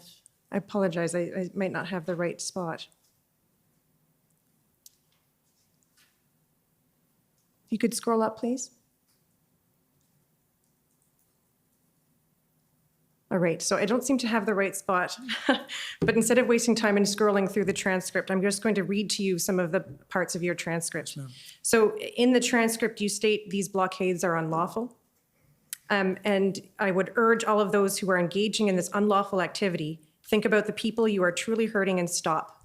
Let me be very clear. The Ambassador Bridge is a vital artery to our country, and it's a vital artery to our supply chain. It's central to the functioning of our economy and to serving all Canadians. Do you recall making those comments? Yes. And later in your remarks, you referred to the protesters' unlawful actions blocking ports of entry as essentially putting their foot on the throat of all Canadians. Do you recall that? Yes.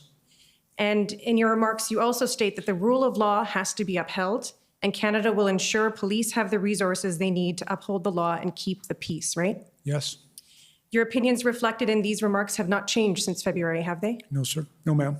I take it you made these statements to national media to make it clear to the public and to the protesters that protesting by blockading ports of entry is unlawful, correct? Yes. And that the protesters should stop. Yes. Are you aware that the same day as this media availability, that it was widely reported by American and Canadian media that you and your fellow ministers labeled the bridge blockade as illegal?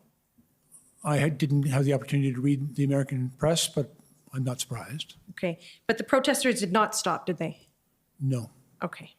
I have a few questions, Minister Blair, about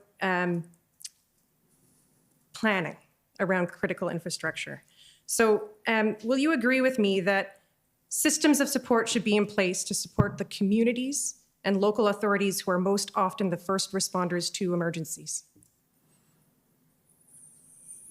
I would agree that local communities are often the very first impacted. I tried to make the point, though, the blockade at Ambassador Bridge went well beyond that intersection in Windsor. It was affecting auto plants, for example, right across the province and in Michigan, that, a lot of people were being deeply impacted. But certainly I would acknowledge how difficult that was in Ottawa and in Windsor. Minister Blair, are you aware that shortly after the successful police operation, Windsor representatives, including Mayor Dilkens, started asking all three levels of government to sit down and develop a long-term sustainable framework to protect the critical border infrastructure? I did not have a direct conversation with Mayor Dilkens, but I believe my colleague did. Well, Minister, are you aware that Mayor Dilkens wrote to you directly on March the 17th? If you share it with me, it'll refresh my memory. I have no direct recollection of that letter from Mayor Dilkens, although we've communicated quite extensively over the course of the pandemic and other related matters. Okay, well, I will ask the clerk to bring this up. This is Win 402240. So he sent you a letter on March the 17th. And just to summarize it for you, and you can see it, but I don't have very much time, Minister. He does ask for you and Minister Mendicino and former Solicitor General Jones to sit down, to debrief and work together to protect Windsor's important international border crossings. You don't recall receiving this letter? I have no direct recollection of it, but it strikes me as a reasonable request from the mayor. Okay. And Minister Blair, are you taking any steps as Minister of Emergency Management to ensure the interjurisdictional collaboration that's requested by Mayor Dilkens here and the planning occurs to protect border infrastructures and the communities around them? There's a great deal of work ongoing about creating a more resilient critical infrastructure for this country from all hazards, including what we have seen over the course of last year. And if I may, I'm over my time. Are you taking any steps as a Minister of Emergency Management to ensure that municipalities and border municipalities are included in these conversations? I can tell you in every community that I go to, I try to go and visit the mayor. I believe very much in all three orders of government have a role here. And as I said, I've engaged with Mayor Dilkens on numerous occasions and many of the mayors, particularly the border mayors. Mm-hmm. And throughout the pandemic, I met on a very regular basis with all of the mayors of Ontario border communities. They had some important things to say, and they needed to be heard. Thank you very much. Okay, thank you. I'd like to now call on the province of Alberta. Good evening, Minister Blair. My name is Stephanie Bose. I'm counsel for the province of Alberta. I'd like to start with document SSM.CAN 406055.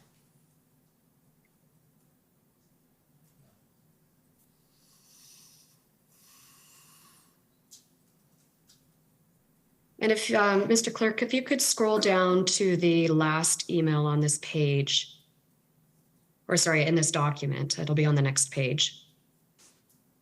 And this is an email dated February 9th from Mr. Stravas to you, subject line ABRFA.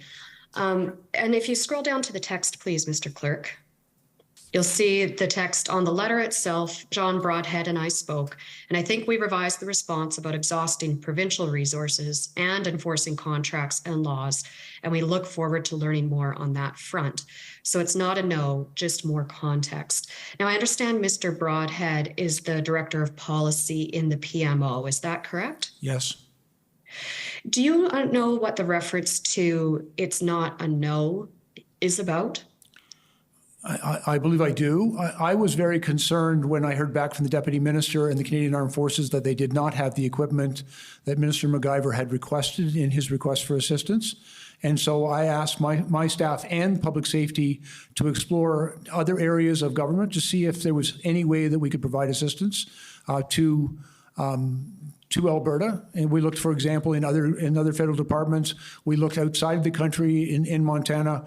We were looking for any way that if the CAF equipment was not appropriate or available, we were looking to see if there was any alternative that we could help Alberta with. All right, thank you. At ssm.can.nsc 402689. This was a record that Commission Counsel put to you earlier today. And I'll ask the clerk to please pull that up. The version that you saw today was unredacted, and I understand that that was only recently supplied. And when we review this, this is an email from, again, your Chief of Staff on February 11th. If we scroll down, we see an email from Rady Barrick to you on February 11th. Within the next page, we see a response. Further, I understand that Alberta has the required legal authorities necessary to enforce compliance as a highway is considered essential infrastructure, and it goes on. There are a number of contraventions or other applicable legislation that may also be enforced by Alberta and its police forces. So at that point in time, the reason for rejecting Alberta's RFA was, in fact, that the position of Government of Canada was that Alberta had the required legal authorities. Is that correct? Yeah, if you could read down through the entire letter, because I want to see how this is dealt with.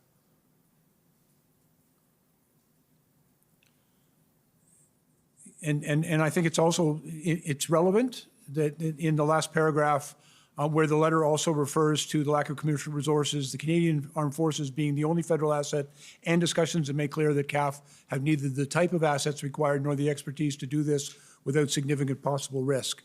So it was an answer to Minister MacGyver's specific request for tow trucks belonging to CAF. And it was, I think it was an important context for this letter as well.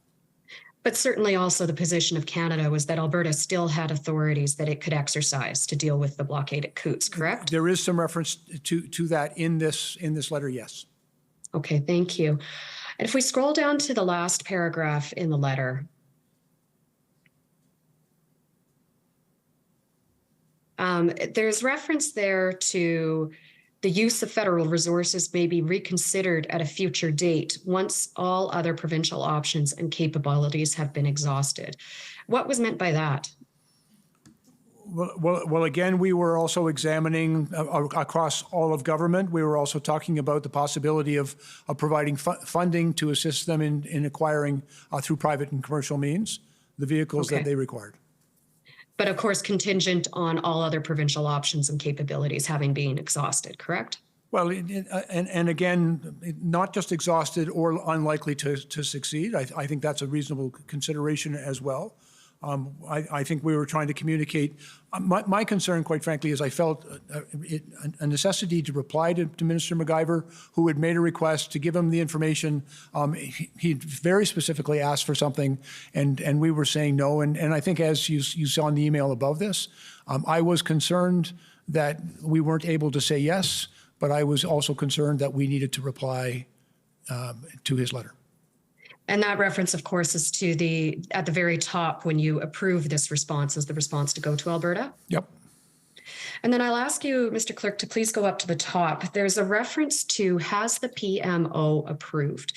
And I take the PMO to be the Prime Minister's office. Is that correct? That's the usual, that acronym represents the Prime Minister's office. For sure. And was it a requirement that the Prime Minister's office approve a response to an RFA? No, not normally, but clearly there was communication between the offices because there's also an issue of intergovernment affairs between ourselves and the provinces. I think there was a complexity to this request because it involved a number of different ministries, and it was an unusual outcome because we always try to find a way to say yes. Do you know if the Prime Minister's office ever did approve a response to Alberta's RFA? I have no knowledge of that. I'm not involved in those communications. All right. There is reference in the records to your Chief of Staff arranging a February 9th meeting with the Prime Minister to discuss the RFA. Were you aware of those discussions? No. Okay, thank you. I am over my time. I would ask the indulgence of the Commissioner for a couple more minutes just to touch on 2 more things, please. Okay, go ahead, but try and make it fast. Everyone's been For over, sure. with one exception, as I recall. All right, Mr. Clerk, could you please pull up document ssm.nsc.can 403164? And this is an email dated February 17th from you to your Chief of Staff, Minister Blair. Yes. I'll have you scroll down a little bit to that second email. It says, Zita, this letter from Alberta is incredibly helpful. They are asking for federal assistance. They say they've exhausted all existing authorities and resources. They are practically begging for us to help. We should think about publishing this. I'll take it this is reference to the February 5th RFA that your office received from Minister McIver. Is that correct? Yes. All right. You wanted this letter to be published as support for Government of Canada's invocation of the Emergencies Act, correct? My intention was that it would be published because we were putting documentary evidence before Parliament. There was an ongoing parliamentary debate, and there was a vote scheduled for the following week. And my recommendation, because specifically Minister McIver had talked about the RCMP exhausting, the language isn't in front of me, but I believe his letter said all of their resources and options. And I thought that was particularly relevant to the discussion around the invocation of the Act. But you were also aware prior to the invocation of the Act of Alberta's success in purchasing tow equipment, correct? I was aware that they'd purchased tow equipment. I also was aware that it had become somewhat moot because after the investigation by the RCMP, the seizure of weapons and the arrest of a number of individuals, the blockade that existed at Coots, most of those people skedaddled. All right, thank you.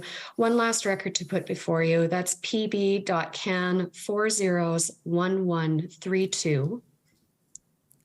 And this is an appearance a transcript of an appearance you had on Global News on February 13th at 11 a.m. Eastern Time.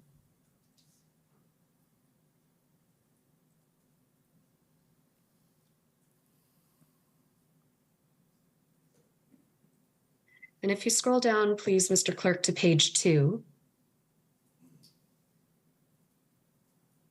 There's a question from Mercedes Stevenson. You can see it now just at the bottom of your screen. Are you prepared to invoke the Emergencies Act? It's not on the bottom of my screen, but sorry, can you scroll down there, please, Mr. Clerk?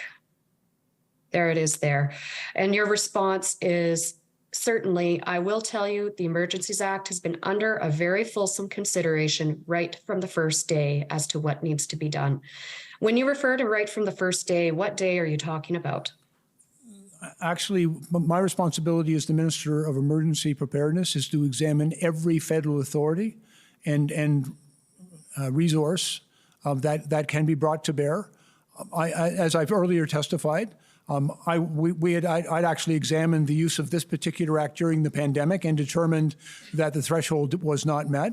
And throughout this event, I was aware of this and many other legislative options available to us, and so it was something that we were, prepared to examine. But as you can see in my answer, a more fulsome answer, below that, I was very clear that our work with the provinces was important. And I talked about the Ontario steps that they had taken with their own Emergency Act And as I believe it said, we will see if their effectiveness is sufficient to bring the situation in Ontario under control. And as I've said, I don't believe that we had at the time of this discussion on the Sunday morning reached that decision. And I was indicating that we were prepared to look at every option. But you'll agree, your answer was that it was under very fulsome consideration. So it's not just a background option, it's something that you were seriously considering, correct? What I was attempting to convey is that every option was on the table, and we were prepared to examine every option and then to do what was required to bring about a peaceful resolution of these blockades. I understand that you did I'm going to have to say that you're now more than double your time. So one last question is all I'll allow. All right, you will agree with me that by speaking on news programs on February 13th, you made the public aware that the federal government was considering the Emergencies Act, correct? I anticipated that the public was expecting their government to consider every option to bring about a peaceful resolution to these protests because it was hugely impactful, not just to the people of Ottawa and the communities impacted, but to the entire country. All right. Thank you very much for answering my questions today, Minister Blair. Thank you very much. Okay, the province of Saskatchewan, please. Good evening, Minister. My name is Mike Morris, and I'm counsel for the government of Saskatchewan. Sir, will you agree with me that after the cabinet meeting on February 13th, the Prime Minister was left with full discretion as to whether the Emergencies Act would be invoked the next day, following his consultation with First Ministers? Just to be clear, sir, because if I'm going to agree with you, I want to be precise. Yes. The matter had been discussed at Cabinet. It was left what we call ad referendum to the Prime Minister, but it was very clear to everybody that the Prime Minister's decision was contingent upon the consultation that he would undertake the following day with First Ministers. Understood. My understanding is that Cabinet did not meet again then, though, until after the Emergencies Act was invoked. Is that fair? Yes, sir. Okay. So the Prime Minister did not then take the consultations back to Cabinet before invoking the Act. You'll agree with me. And I believe, sir, that we'd had the Cabinet meeting, as you've indicated, the night before. There was a Cabinet discussion, but the final decision was left ad referendum to the Prime Minister following his consultations with the First Ministers. I understand your answer. Minister Blair, I understand you're the president of the Privy Council, correct? Yes, I am. On Friday, we heard evidence from the Deputy Clerk of the Privy Council, and I'd like to pull up the transcript for some of the evidence given by the Deputy Clerk, Ms. Drouin. So, Registrar, if we could pull up the transcript, it's TRN 6026. And spoiler alert, we're going to be looking at page 300 of the transcript where Ms. Drouin is giving evidence. It'll be 300, right, not on the PDF, but on the document itself. So can you go down just a little bit further? Remember is where I want to start. Okay, up just a bit. Okay, this is Ms. Drouin's evidence from last week.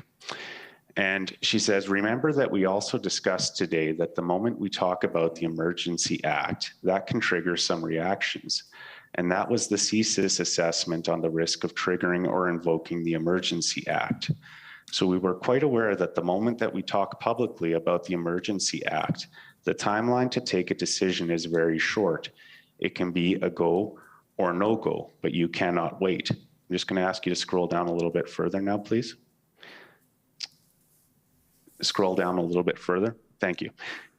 No, up. Okay, next paragraph. You cannot put that in the domain without taking a decision. And what we were afraid happened very rapidly. The moment we hang off the call on the FMM, it was already out there that we were thinking about the Emergency Act. So this is why, we were very concerned and concerned that talking about the Emergency Act will request a very rapid decision. a no or a yes, but a rapid decision.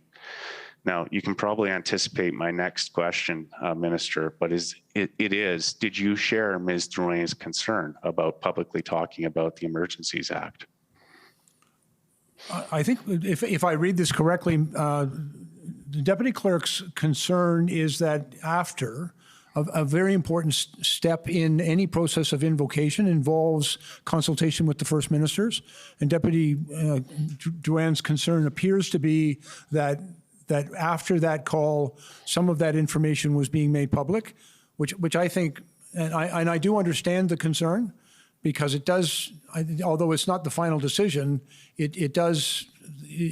many might take an inference that this was likely to happen. That, in my opinion, is different than suggesting we were considering all options, which was a conversation that I'd had a number of times prior to that. But if the deputy's concern, quite frankly, I have great respect for the deputy, and if this was a concern she had, it aligns somewhat with CIS's advice that the invocation of the act could result in a violent reaction from some. Okay.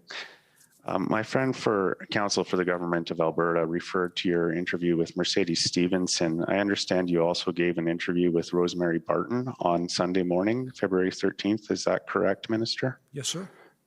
And that was on Rosemary Barton Live. I understand at that time you advised Ms. Barton that the IRG had been having daily discussions about the potential invocation of the Emergencies Act. Is that fair? I'd actually have to see that to understand the precise language. I was trying to be, and it was always my intent to be very precise, that we were considering all of our options, including the Emergencies Act, but that no decision had yet been made. Do you recall telling Ms. Barton that the police now have new authorities and very effective tools? We just need the police to do their job. Yes, I do, and I was referring to the new authorities as those that had come from the province of Ontario, with the invocation of their emergencies measures and as well the regulations that they had brought in on the Saturday. And do you also recall stating that it was somewhat inexplicable why enforcement was not happening? I was asked if I could explain the law enforcement's response. And I said it was somewhat inexplicable, and my meaning there, I hope, was clear, that I could neither explain nor account for law enforcement's response. Frankly, that's up to them. Okay.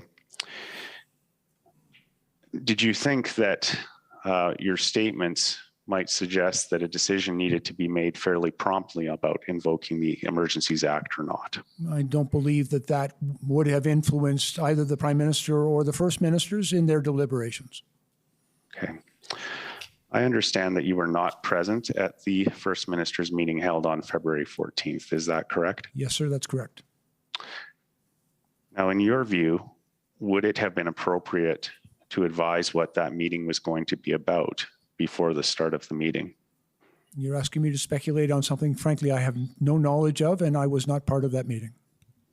If you were a premier, would you have preferred being advised in advance about what a First Minister's meeting is going to be about? That's quite a hypothetical, sir, and I've never thought about being a premier.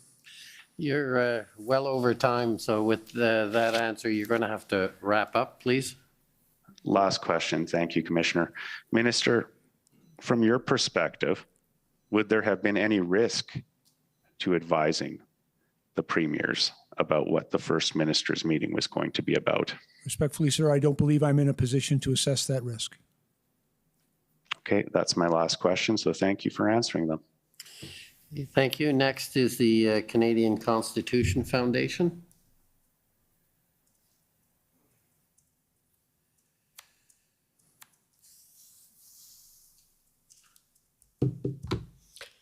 Minister Blair, good evening.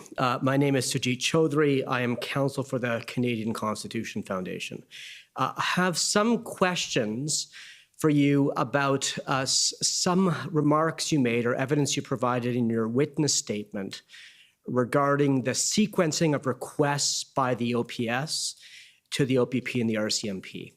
And so just for the sake of time, I'd prefer not to call it up, although I will if you'd like to refresh your memory. But do you recall you said that the City of Ottawa and the OPS were not following the proper procedure for requesting resources because requests for police resources in Ontario are formally governed by Section 9 of the Police Services Act? And I believe that I expanded upon that evidence in my examination in chief earlier today, sir, that I am familiar, of course, with a number of circumstances where various police services may seek and obtain assistance from others. I was also just simply pointing out to council that there is a provision within the Police Services Act that allows for a police chief dealing with an emergency that exceeds the capacity of his police service to manage.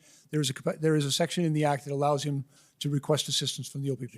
And Minister Blair, would you agree that that provision, although it authorizes a municipal police force or a chief of police to seek assistance from the OPP, it doesn't require that they go first to the OPP before going to the RCMP? No, and in fact, again, depending on the circumstances, they often go to neighboring police services. I can tell you from experience in the Toronto Police Service, we very frequently assisted other municipalities because we had a fairly robust and well-established public order unit that we would assist those other police services. Okay. And so you'll recall the tripartite calls that Chief Slowly participated on February 7th and 8th. Yes, sir. And you had a brief interaction with him. And this was after the request for policing resources was sent simultaneously by Mayor Watson and Chair Deans, both to Ontario and to the federal government. And this type of concern about sequencing, it wasn't ever relayed to him, was it? I did not discuss the Ontario Police Services Act with the mayor. Right. My primary interaction was with the mayor, and on the first the tripartite meeting, Chief Slowly joined that call right at the end, and we did not discuss. And you'd agree there's nothing in the RCMP Act that says that the RCMP can't respond to a request from a municipal police service? No, and in fact they do, but there is actually, the Ontario Police Services Act is silent to the RCMP, and the RCMP has some capacity to respond, but under normal circumstances, it's somewhat limited. Sure, and this wasn't a normal circumstance, though, was it? No, I think that, as I've said, it was uniquely challenging for the City of Ottawa and then in the multiple other jurisdictions that were being impacted by the blockades. And so if I could conclude here, so you'd agree that even though in the normal course it might be appropriate and it might be standard practice for a municipal police service in this province to first go to the OPP or to other municipal police forces before going to the RCMP, perhaps in the case of the convoy and in the National Capital Region, it might have been entirely appropriate to set aside that normal practice and go directly to the RCMP in parallel. I can tell you from a long experience that the RCMP are actually a very important and valued partner in providing public safety services here in the National Capital Region. And because they have a presence here, probably stronger than anywhere else in Ontario. Thank you, sir. Of course, sir. Thank you. Next is the DDF, JCCF, Democracy Fund, and Minister Blair, I'm Rob Kittredge, counsel for the Justice Center for Constitutional Freedoms, and we share standing at these hearings with the Democracy Fund and Citizens for Freedom. You understand that in order to declare a public order emergency pursuant to the Emergencies Act, there must be a threat to the security of Canada, as that term is defined in Section 2 of the CSIS Act, right? Yes. And I guess let's put that definition up on the screen, please, just for reference. COM 935, Section 2. Are you familiar with the Section 2 CSIS Act definition of a threat to the security of Canada? Yes. CSIS themselves advised Cabinet that the protests didn't pose a Section 2 CSIS Act threat. You were aware of their assessment, weren't you? But I think context is really important, sir. Sure. The advice that I understood from CSIS is that it did not meet the CSIS threshold for them to enable them to initiate an investigation, and they were very clear about that. But for the purposes of the Emergencies Act, that definition, I believe, has a broader application. that is contained within that definition. And it really, the violence and the threat of violence, I believe very clearly the threat of violence. I also believe that, the threat of violence existed. And I also believe that the threshold for, in that definition is different for the Emergencies Act than it was in the very narrow application of that definition to enable the CSIS to undertake an investigation. All right. I was previously the minister responsible for CSIS. I'm not unfamiliar with the extensive jurisprudence and very high standards that exists for CSIS to take that action. In the interest of just trying to, I'm hoping to understand your thinking a little bit better, and in the interest of trying to do that in 5 minutes, if you can help us get through this in shorter answers wherever possible, that would be really appreciated. Looking at this definition here, you haven't raised any concerns about espionage, sabotage, foreign interference, or a credible threat to overthrow the government of Canada associated with the protests, have you?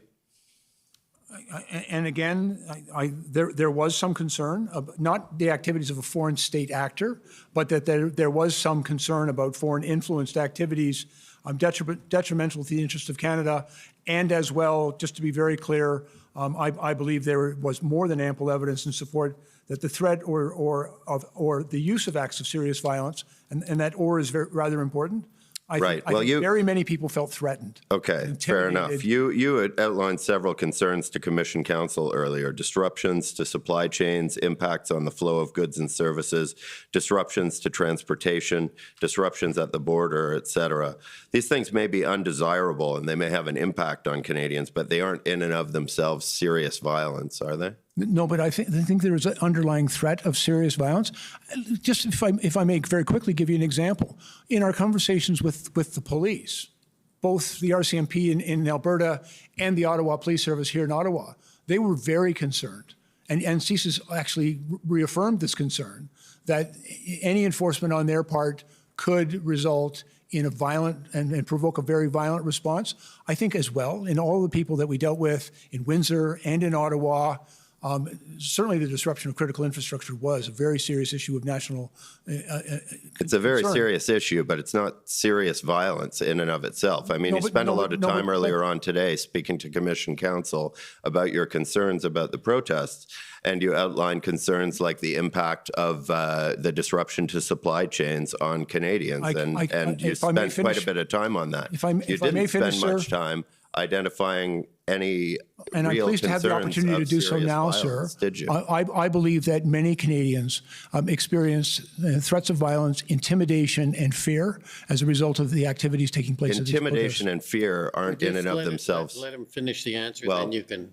I mean, in the interest of getting me through this in 5 minutes and giving me a chance to if you don't let him answer, then there's no point asking the question. So. True.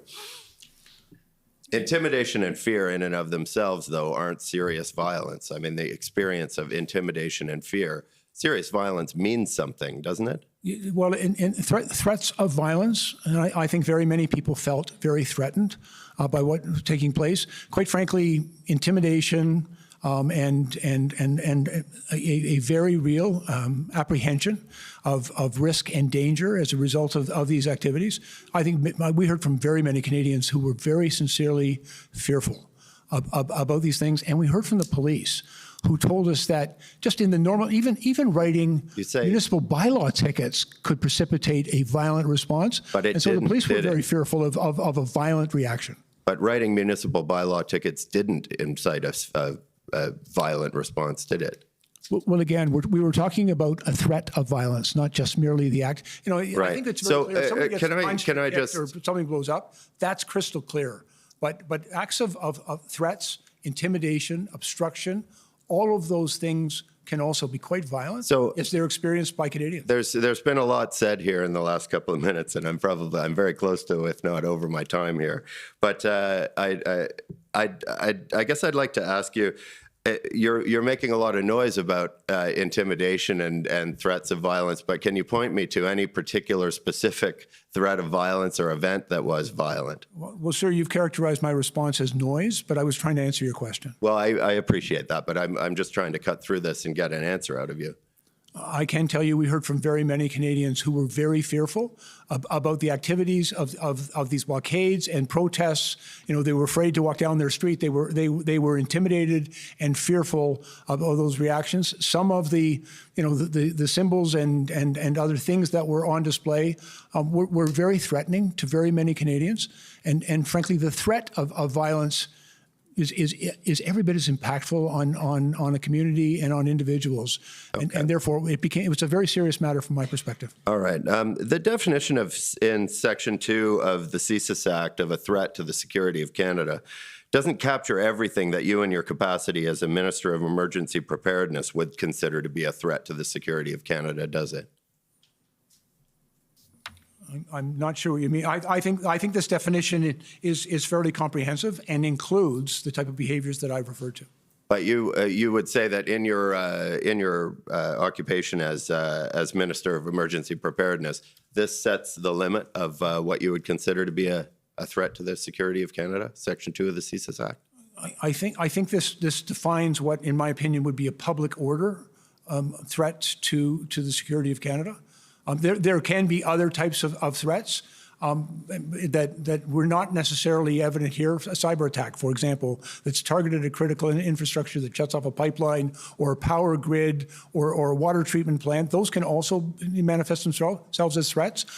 There is a significant threat there that doesn't necessarily involve physical violence in the first instance. Okay. And just a final question. It's your belief that this definition here in Section 2 of the CSIS Act applies differently to CSIS than it does in the context of the Emergencies Act, right? I'm aware in the way in which this definition applies to CSIS's authority as determined by the courts to initiate an investigation.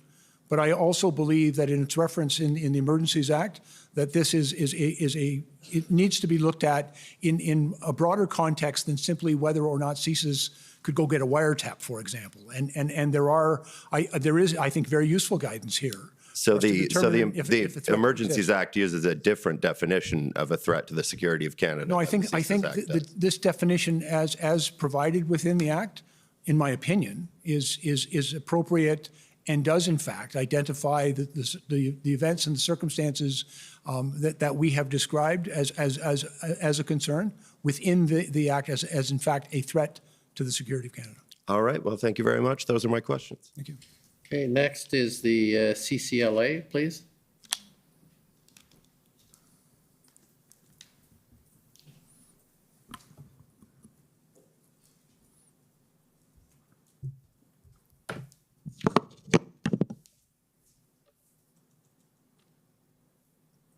Good evening, Minister Blair. My name is Kara Zwiebel. I'm counsel for the Canadian Civil Liberties Association. I just have a few minutes with you, and I just want to ask you about those few days, I guess between February 10th and the 14th. So I think this is when we switch from the SSE meetings to the IRG meetings. Is that right? Yes. Okay. And is it fair to say, I mean, I think probably starting at the end of January, but certainly by this time that the federal government was feeling significant pressure from many quarters to do something about what was happening across the country?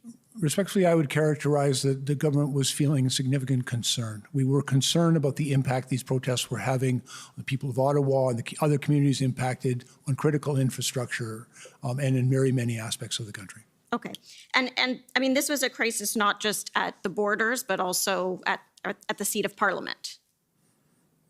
We had people in the nation's capital. If I may, Parliament continued to function throughout this, notwithstanding it was a challenge and noisy. I think the impacts, from my perspective, were far more significant on the people living in Ottawa, trying to do business in Ottawa, and as well in Windsor. And, you know, I'm also very mindful of the impact that these events were having on people's ability to make a living, to go about their business.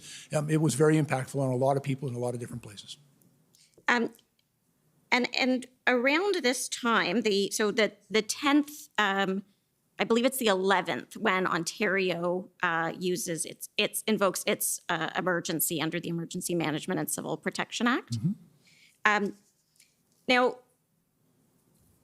So that's the 11th, and I think we learned that the 12th is when the orders under that act were actually published. So the actual sort of operative provisions that gave police the authorities under that act came into existence on the 12th. That's my recollection, yes. Okay. Now, then we have the 13th where there's an IRG meeting.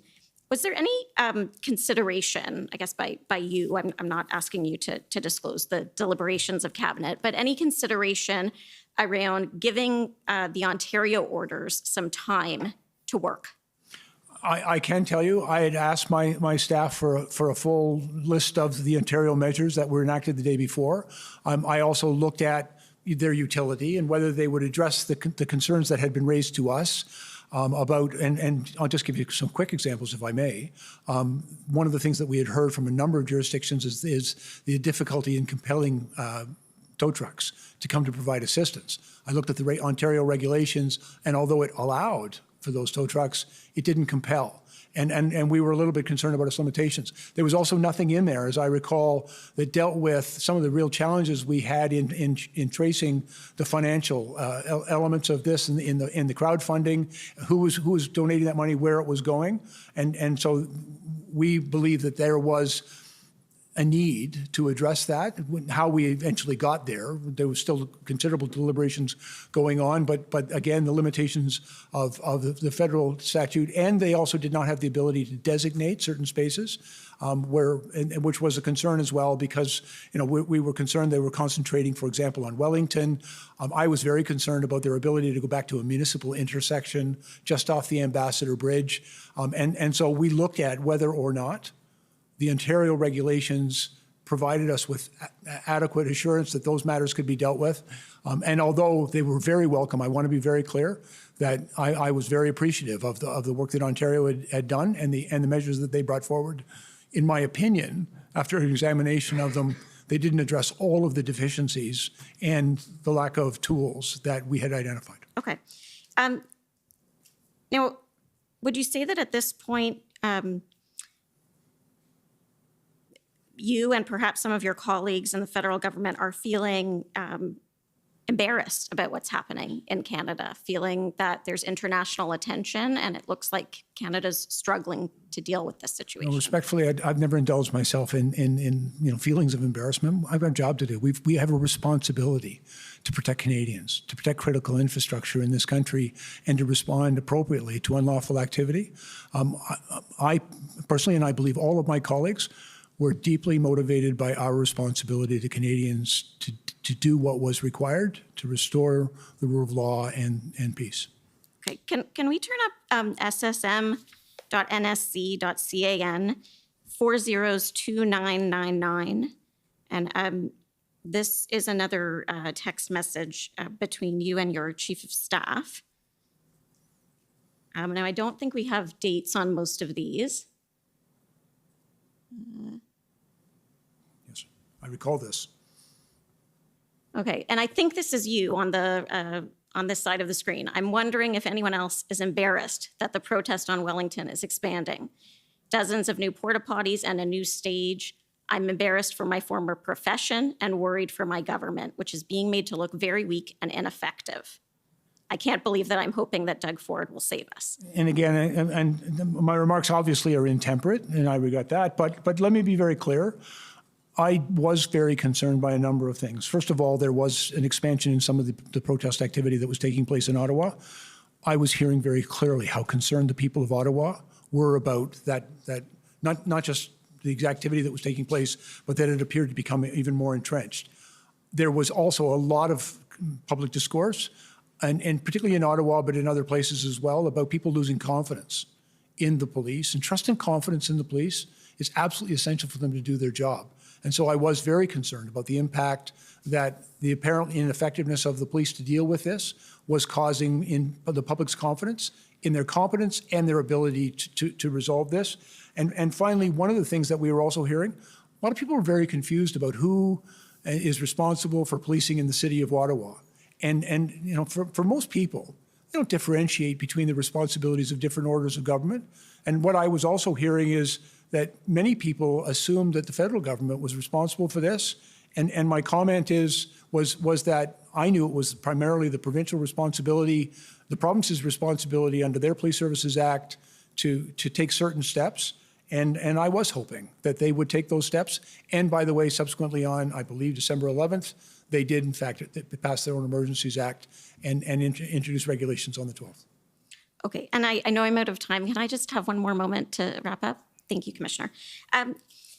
So the IRG on the 13th, and then there's a cabinet meeting the night of the 13th as well.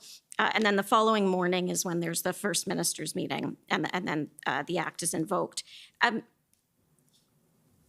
But we know that the morning of or overnight leading into the 14th, the blockade at Coutts was dealt with and arrests were made. And the Ambassador Bridge, I believe, had also been cleared. Is there anything that could have happened between the 13th and the 14th that, in your view, would have caused the government or should have caused the government to pause and say, perhaps we don't need to take this nuclear option that we're about to take? Well, thank you for the question. I want to be very clear.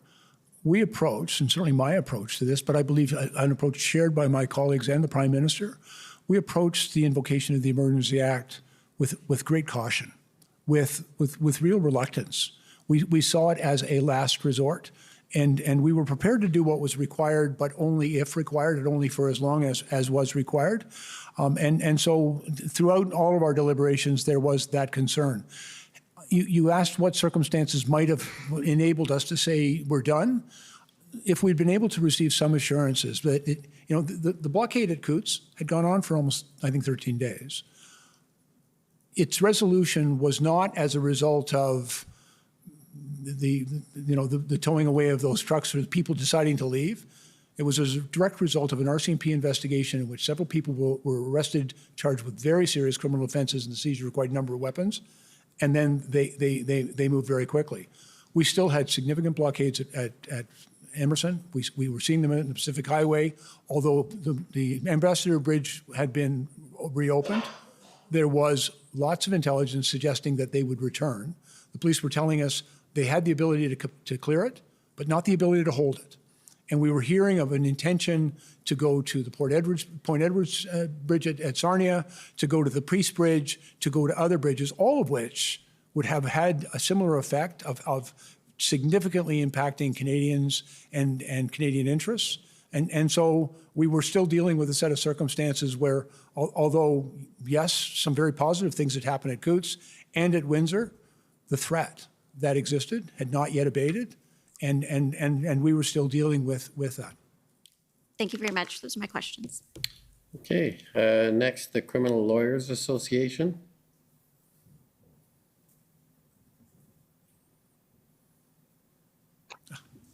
Minister, my name is Greg Del Beccio. I'm one of the lawyers representing the Criminal Lawyers Association and the Canadian Council of Criminal Defence Lawyers. You have testified that, in your view, reliance upon the Emergencies Act was a matter of last resort, and I'm going to pick up on that theme, okay? When Commission Counsel asked you questions, what now probably feels like some time ago, he asked you questions about why there was about mistrust between, as I understood it, police agencies. He used the phrase ships passing in the night. He, in a question, suggests there was confusion and disagreement about who goes where and does what. Your answer to that was in reference to governance. But my question is, as you look back today, to what extent do you believe that better communications, more effective communications between police agencies and within police agencies might have avoided the need for resort upon the Emergencies Act? And first of all, let me agree vigorously that good communications within police services and between police services is very important in them doing the important job that we task them with in our society to keep the public safe.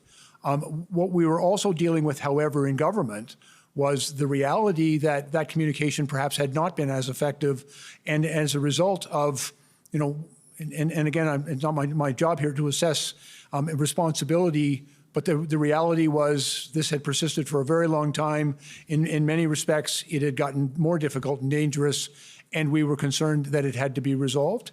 And so, I'm in complete agreement that good communications within police services and between police services, and I would also add, between those governance bodies responsible for policing and the public. I think those communications really critically important on all aspects of this. But in the event that had not been as effective as perhaps we would have preferred or wanted it to be, we were dealing with a situation that was uniquely challenging and required, unfortunately, in my opinion, an extraordinary response. You looked at the Emergencies Act because circumstances pushed it onto your plate and you had to deal with it. Well, my responsibility is to look at all federal authorities in existing legislation. And because of, frankly, my background, I also look at municipal bylaws in their application and highway, like Ontario statutes, such as the Highway Traffic Act, which can also be applicable and useful in these circumstances. And so one of my responsibilities is to look at every legal authority. I've already mentioned, for example, at Windsor, we looked at the International Bridges and Tunnels Act to see if there was any application that would assist us with. And what we found in the unique and challenging circumstances that police and communities were confronted with as a result of these blockades, there were, I think, a need for additional tools and authorities to enable them to effect the important lawful purpose of restoring the peace. And finally, Minister, when you testify that about your belief that the Emergencies Act is a matter of last resort, that's not just a personal preference you're expressing, that's your belief with respect to what the law requires, right? Yes, I believe that is a requirement. And as well, the law also requires that it be charter compliant, that it be time limited, and it also provides a number of parliamentary processes and an inquiry. All of those are very high standards that the law puts in place, and in my opinion, appropriately high standards. Thank you. Those are my questions. Thank you. Call on the Government of Canada, please. Commissioner? Yes. Before he begins, my colleagues at the Government of Canada have moments ago provided some unredacted records finally based on our motions. One of those records is relevant and material to this witness extraordinarily. And if my friend, I'd be asking to deviate on that basis because they were just provided moments ago. To be able to ask this witness for 5 more minutes so I may question them about this new document. I can advise it's February 12th minutes readout from a ministerial meeting about this very issue, and it's very enlightening. Does it involve this witness? It does. Okay. What's your position on that? I'm trying to sort that out right now, as I'm not aware of what my friend is speaking of in terms of the specific document. I see that there's been a response sent from the Government of Canada with respect to one of my friend's motions with an attachment to it. And frankly, Commissioner, I don't think I'm informed enough, nor are those at the council table at the moment to respond to what my friend has. If we took 2 minutes, we may be able to get there. Yeah, maybe we'll take 5 minutes, a 5-minute break, and probably the witness can appreciate it. It's been a long afternoon or evening, so we'll take 5 minutes. Sure. And then maybe you can sort it out and we can come back, because obviously it's better to have the questioning before your final questioning. And you can also deal with Commission Counsel. I don't know if they can help, but I'm sure they're willing to help if possible. Okay, thank you. We'll take 5 minutes and you can, Commission Counsel, come and get me if it's... The Commission is in recess for 5 minutes. La Commission est levée pour 5 minutes.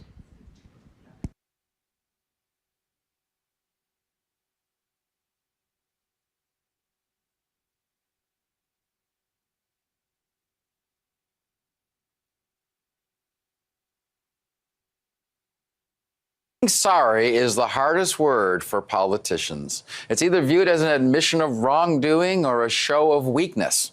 But Justin Trudeau has taken aim at becoming the greatest apologist in our history. In fact, the Prime Minister is apologizing for most of our history as regrets roll out, some for actions predating the birth of every Canadian alive today. Of course, he's as apology adverse as any other politician when it comes to expressing sorrow for his own promise lapses and policy failures. Yet, given the rest of Canadian history to scour for suitable mea culpa material, Trudeau has raised the art of getting all misty-eyed and remorseful in front of the cameras to an art form. This past year, I've been accused of apologizing too often. I'm sorry that you feel that way. However, I feel like I haven't apologized enough.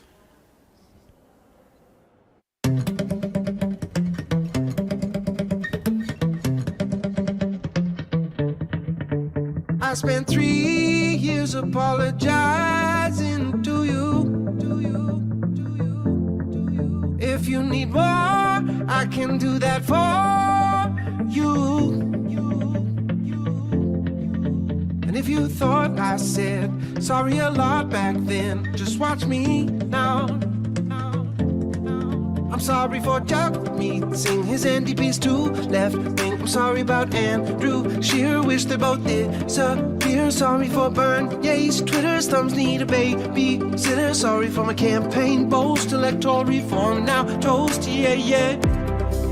So sorry, I'm so sorry. I'm sorry to all of you, so sorry.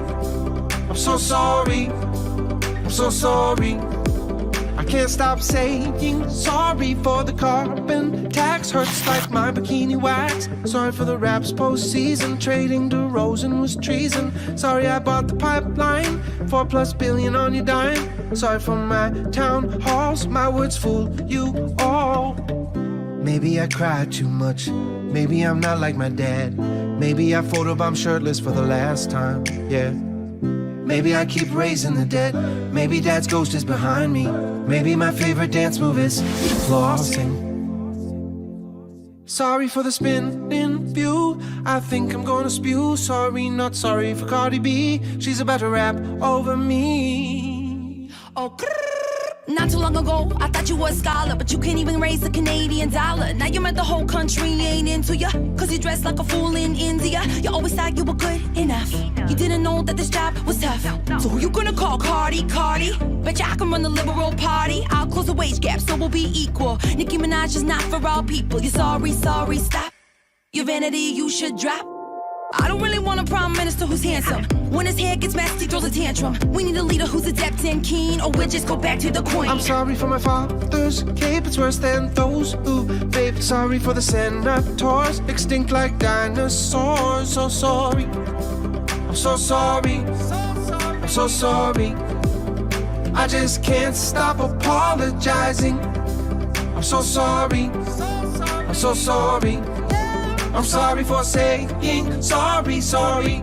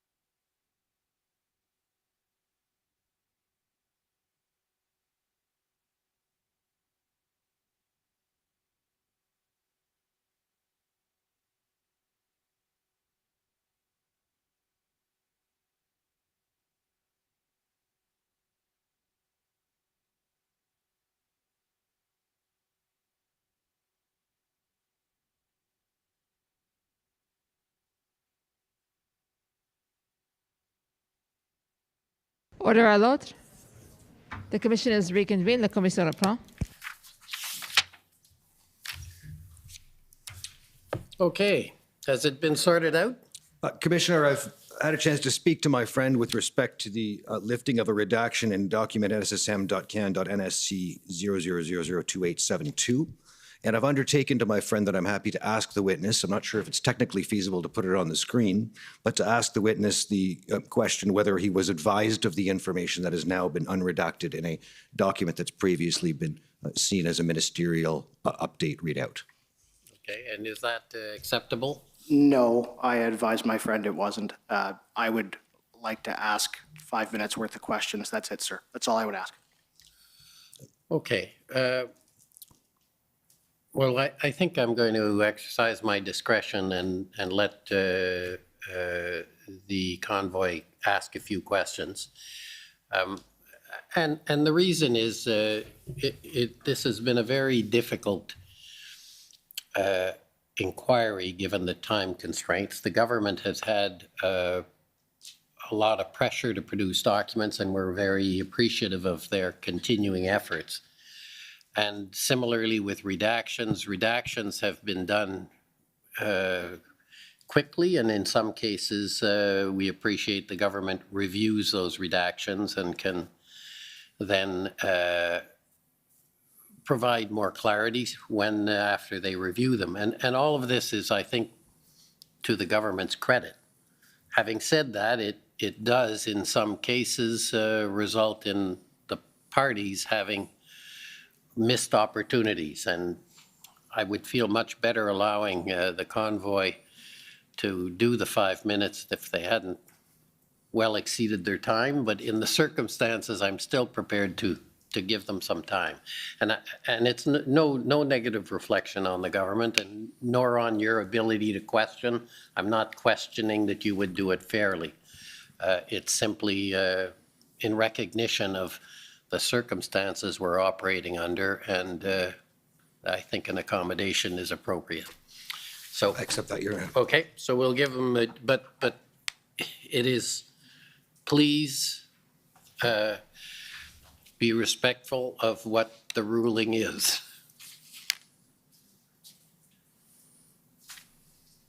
So hopefully this is already in relativity. It is document ssm.can.nsc.0000287220, I think. Is that, do you have it? Great.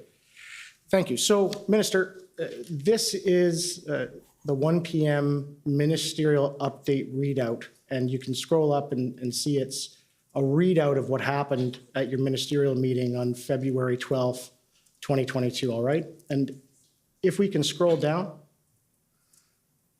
to the second page, please, where it says Ottawa. Thank you. So I just need to know if you were made aware of this. Essentially, right there, it says plan. This is for the third from the bottom. Plan presented yesterday was slowly for approval. OPP, RCMP have approved. Will further present to minister. Meeting with Slawley at 2. You're aware of that? You're aware that was what was advised on February 12th?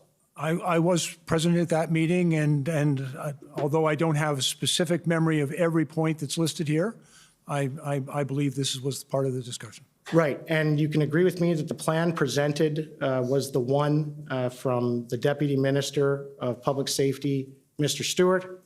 And I don't have any information on like whether the Deputy Minister was, I have no recollection of what you've just said. Okay. And so I'm unable to agree with you. Right, and are you aware, and is already in evidence, that on February 12th at 5 p.m., Deputy Minister Di Tommaso texted with Chief Slawley, and he too approved the plan? I have no knowledge of that. Well, if that's the case, and all of the police in the jurisdiction of Ottawa approved the plan, why'd you invoke the Emergencies Act? The invocation of the Emergencies Act was not contingent upon an approved plan. It was contingent upon what was necessary to bring about a peaceful resolution. But isn't the RCMP, the OPP, and the OPS approving a plan that isn't the Emergencies Act? Isn't that what law enforcement advised you to do? And again, I wasn't getting advice from law enforcement. We were getting information from law enforcement. I don't have any insight at all into whatever plan may have been devised by them. I had every expectation that they were working together and would develop a plan, but I don't know its particulars. And frankly, our decision was based on the threat assessment, the determination of the circumstances that existed across the country. And yes, I think it's a positive development that the police are working together in a plan, but the execution of that plan had not yet been realized and the threat had not yet abated. Last question. The plan, all right, the engagement plan or proposal, in all of the cabinet minute meetings where it was discussed, it's attached to the minutes as a document that was discussed. So I take it, can you agree that the engagement proposal, you had that document, right? I don't know that's what they're referring to in the document you've put in front of me today. Right. Okay, thank you. Okay, now I'm calling on the Government of Canada again.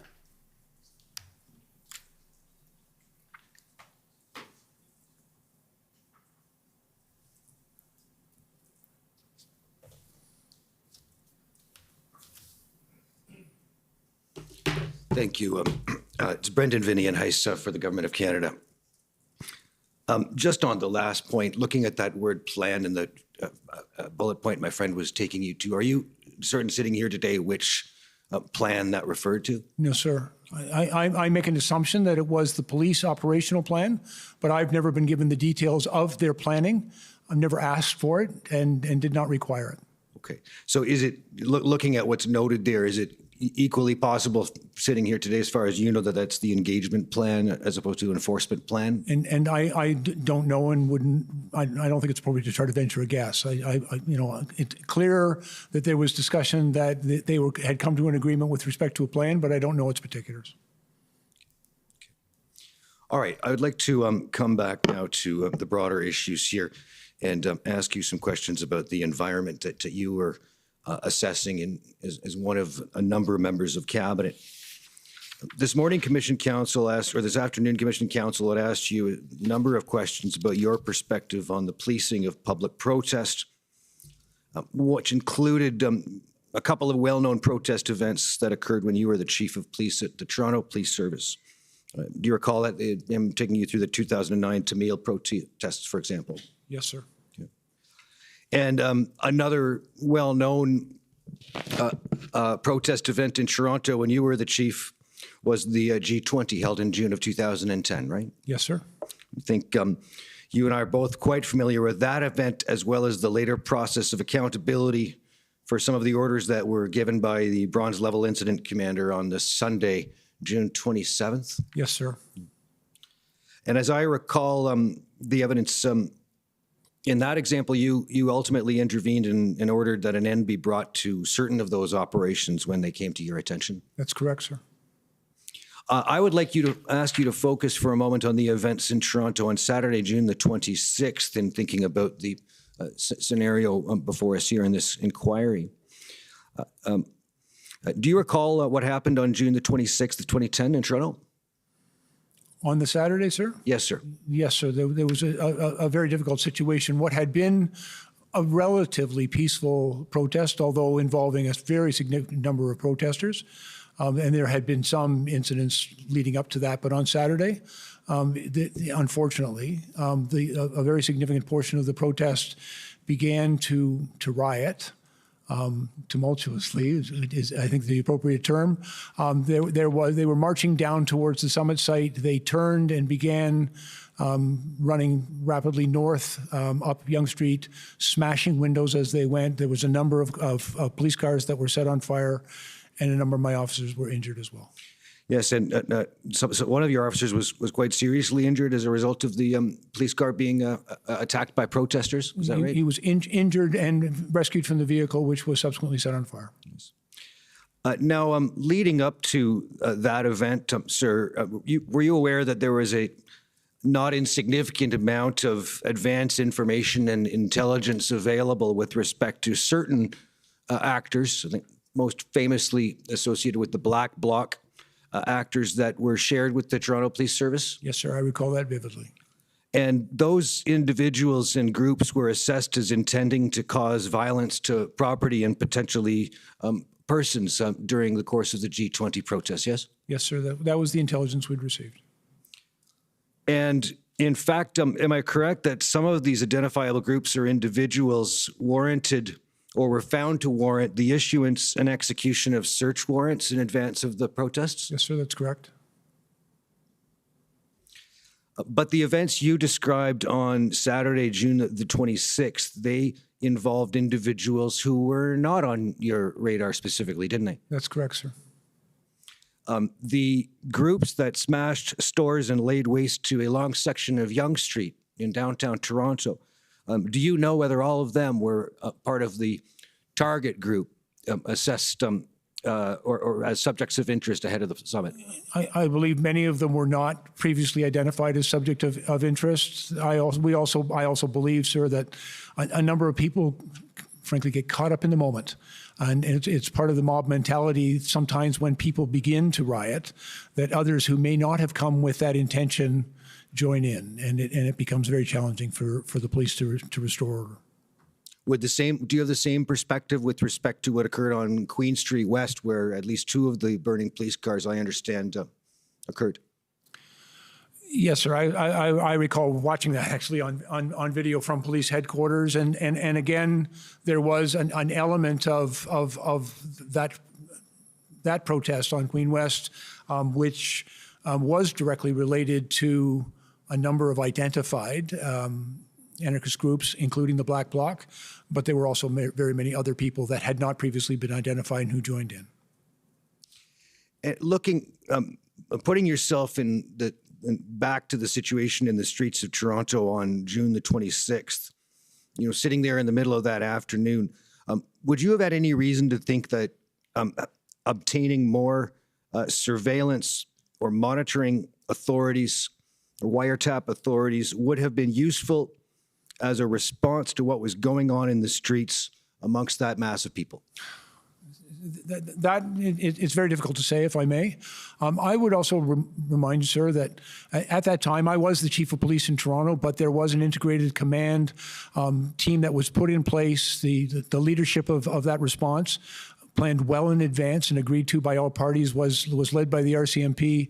There was also integrated intelligence gathering units related to that.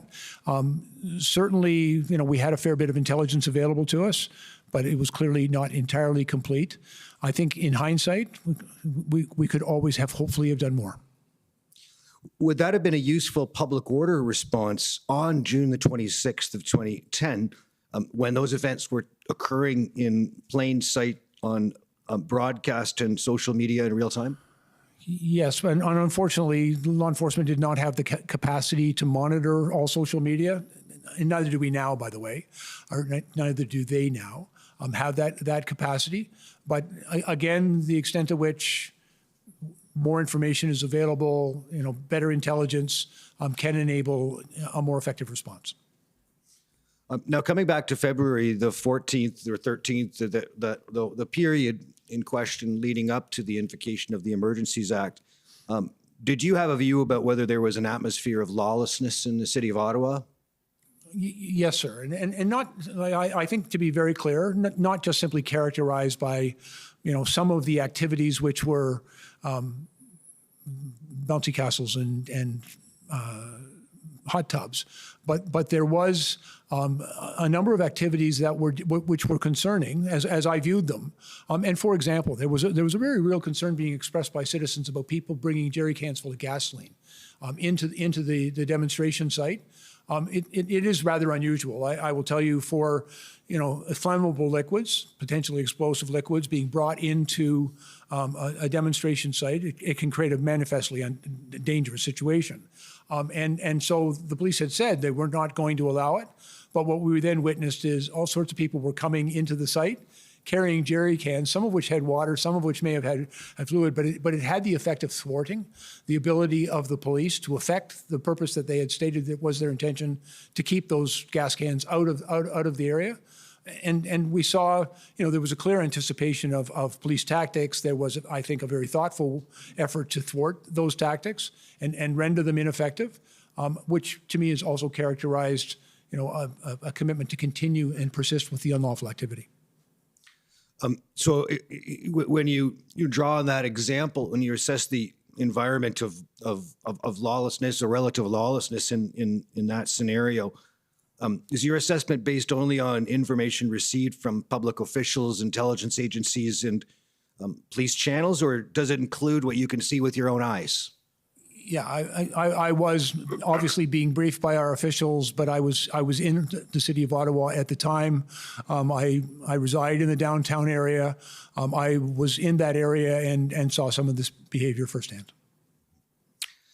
Where an environment of lawlessness persists for a protracted period, does that, in your view, affect the likelihood that there will be acts of serious violence against persons or property in a given city? I think it can. We also recognize that in areas where there is significant disorder, and that can manifest itself in many ways, but certainly during this protest, I think we could characterize a lot of the behavior as significant disorder in the downtown core. It has the effect, first of all, it has the effect on everyone else in the neighborhood, the law-abiding citizens. They stop using public space. They stop shopping on their main streets. They stay in their houses, lock their doors, put bars in the windows, and they're fearful of going outside and engaging with each other. And where that lawlessness becomes really entrenched, in my experience, that can actually create a very unsafe situation. And even behaviors that people might otherwise not be inclined to engage in more serious criminal behaviors, I think when you create a situation of significant disorder, they're more likely to occur. We heard from Commissioner Kariq in this proceeding about his fears that his officers were being stretched between the extreme ends of this province, that is to say Windsor and Ottawa, so that it would become impossible or extremely difficult at any rate to have an effective public order response occur in both places at once. And my question for you, sir, is looking from the federal perspective, did you have a similar concern about the potential stretching of resources amongst the RCMP? I was witnessing very clearly the challenges that the OPP was having, not just for their activities in Windsor and Ottawa, but also having to cover off the Peace Bridge, assist the Niagara Regional Police, the Sarnia Police over at Point Edwards. There was also other activities on other highways, 402, for example, all of which had the effect of really pulling and stretching the capacity to respond of the OPP and their policing partners in Ontario. We also saw, for example, as a result of the Coutts blockade, there was an Article 9 request from the province of Alberta to move additional RCMP officers into Alberta to assist with managing that particular event.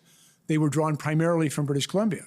But then we saw almost immediately there was protest and blockade activity taking place at the Pacific Highway. So the place from which those resources had been drawn was then being challenged.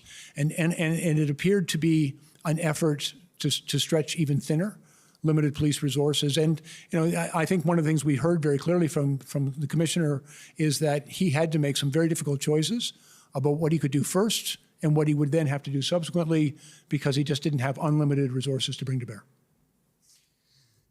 If there are inadequate numbers of police officers available to maintain law and order in a given location, do you consider that might affect the likelihood that there will be acts of serious violence that occur in that location against persons or property? I think it's very important to have enough resources to effect a lawful purpose. And again, I leave that decision to the operational commanders on the ground. But in my experience, having insufficient people to deal with a substantial protest, and I've been involved in protests where we were in our dozens up against thousands, and it becomes extremely difficult to bring that situation to a peaceful conclusion. I'd like to ask you about the risk of counter-protest.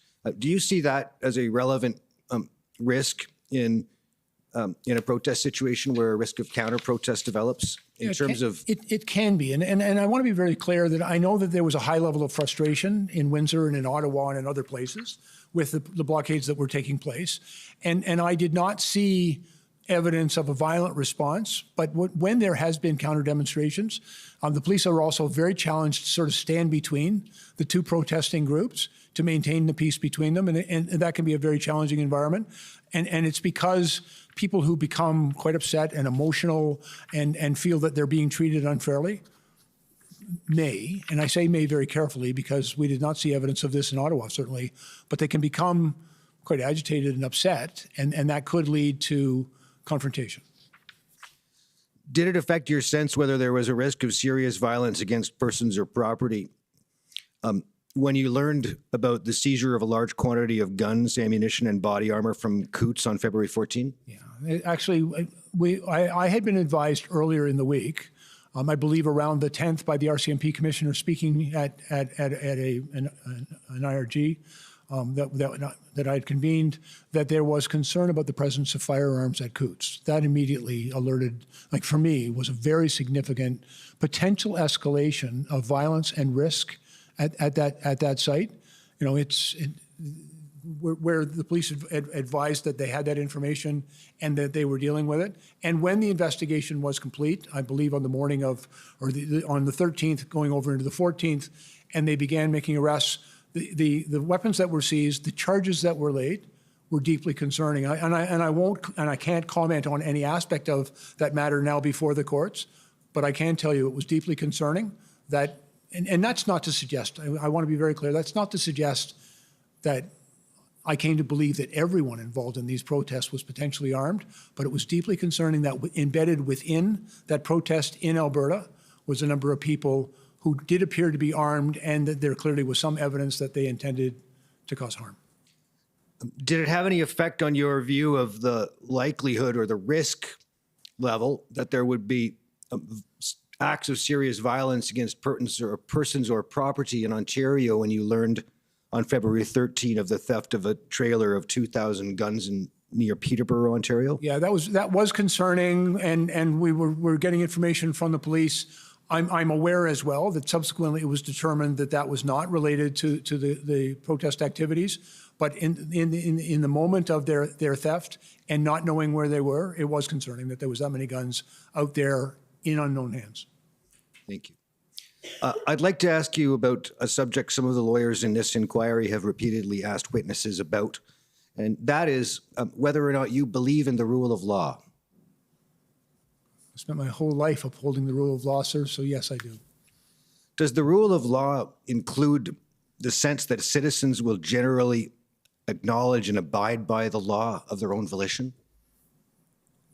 I think overwhelmingly in our country, the vast majority of Canadians embrace the rule of law. It's frankly part of our social contract, that we all agree that these are the laws and that we will all obey them. What happens to the capacity of police to do their jobs if the vast majority of people do not voluntarily abide by the law? I can advise it can be very difficult. If a large number of people choose not to obey the law, the capacity of the police, and frankly, I don't think it's necessary or appropriate for the police to charge everybody. It would overwhelm our criminal justice system. You couldn't bring all those people before the court. I think the law works best when it's done with the consent of the people, and we all agree to abide by those rules in how we treat each other and how we live together. Do you see that if large numbers of Canadians repeatedly and for extended periods refuse or fail to abide by laws, by court orders, and so forth, do you think this has any effect on the willingness of other Canadians to follow the law themselves? I remain optimistic, and I would hope that the vast majority of Canadians would understand the importance of the rule of law. And it's foundational to our society. And you know, we live we talk about peace, order, good government, and Canada is one of the safest large countries in the world.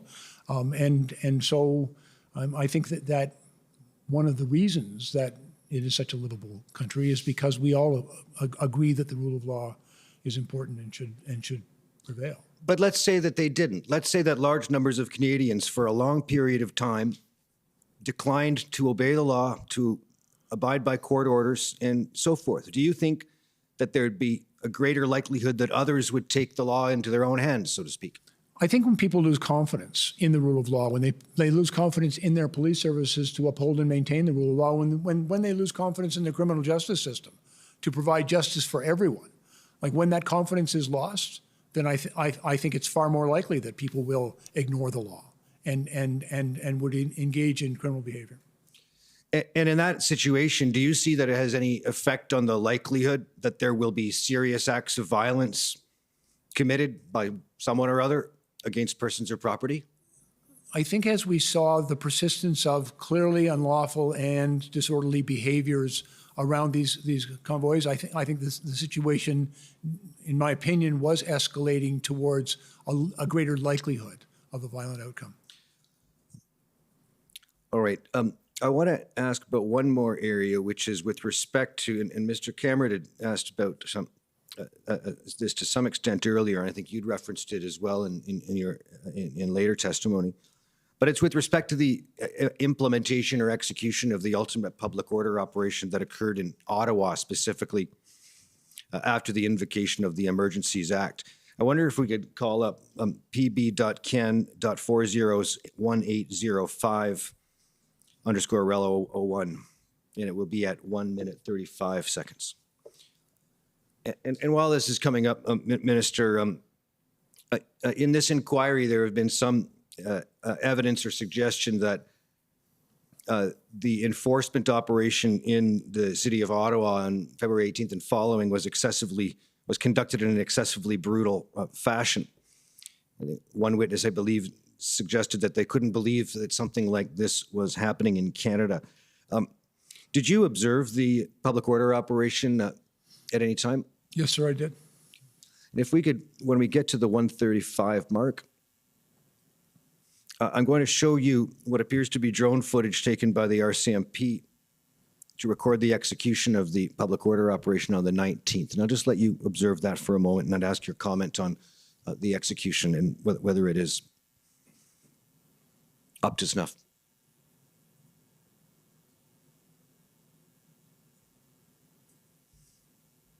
And I'll note as we go that it appears that at a certain point the footage will be sped up and that'll be indicated on the screen.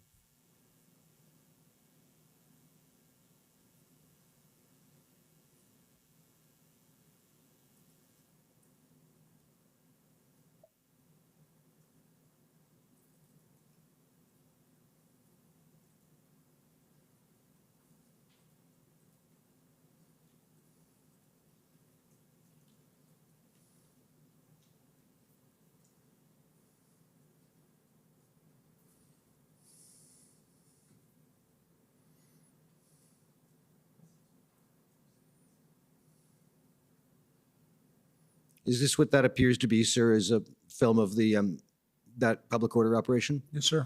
If you can stop the video there. Would you tell us your views on whether that represents a well-executed public order operation? I've been involved in many, sir, and that again, I describe this, sir, that type of behavior as textbook. I believe that the officers were responding in a very proportional and measured way. One of the things that happens in any public order event, if you line the police officers up, there will be some people that will come and push against them. And you know, clearly the police had adequate resources and a clear plan and were moving people out. I was particularly impressed as I watched that the protesters were given paths of egress so that they could leave. And that's really important when you're trying to clear a street, that you give people a reasonable point of exit from that street. The other thing that I would observe is the presence of those vehicles. I think even as I watched this, the police were dealing with a unique challenge because those vehicles were in many cases still present in that event. But I thought the way in which they managed the movement of those people was entirely proportionate. And I looked very carefully I personally did not see any thing that I would characterize as excessive force. There is a minimal amount of force that is necessary to effect that purpose, and that's what I believe I witnessed. Are you aware of whether the public order operation that occurred in Ottawa resulted in any deaths or serious bodily injuries to members of the public or to members of the police? I'm not aware of that. I've seen absolutely no evidence or indication of that. Thank you, sir. Those are my questions. Okay. Any re-examination? Thank you. Commissioner, with your leave, I have just one area that I'd like to explore with the witness. Go ahead. Shouldn't take more than a few minutes.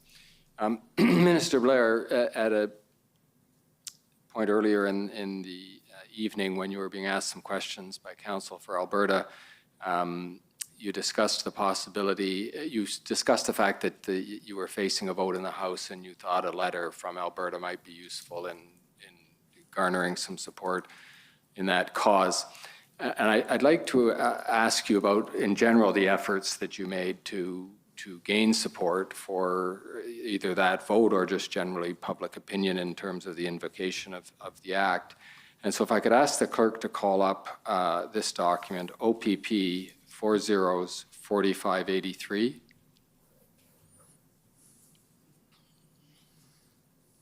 And when you get it, to go to page 54.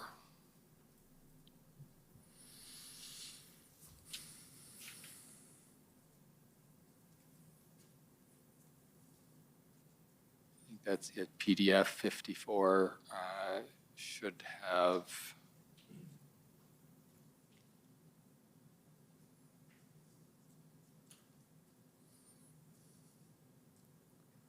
Yes, there we are. Thank you. This isn't an exchange that you're involved in, Minister Blair, but you're mentioned in it. Commissioner Creek is in green on the right of the screen, and Commissioner Lucky is in blue on the left of the screen. And she says this, the text begins with something that appears just a continuation of an earlier conversation, and then she says, has Minister Blair hit you up for a letter to support the EA? Question mark. And I guess the first question is, did you hit up Commissioner Carrick for a letter to support the EA? And we're using that colloquially, and we wouldn't be suggesting there was necessarily anything wrong in you having contacted Can I say, sir, Creek. I personally believe it would have been wrong. I know Tom Creek. We're friends. I would not have called Commissioner Creek or any other police chief to seek their support for essentially a political move. I did have conversations. There are a number of organizations, police chief organizations, who are advocacy organizations. The Canadian Association of Chiefs of Police, Justice, and the Ontario Association of Chiefs of Police. I'm quite familiar with those organizations. I was previously the president of both. Those organizations are advocates for policing and public safety. And yes, we did receive support from the OACP and the CACP, but I did not. I have no idea what Commissioner Lucky was referring to there, but I would have considered it entirely inappropriate to call Commissioner Creek. I didn't call the chief of my old service.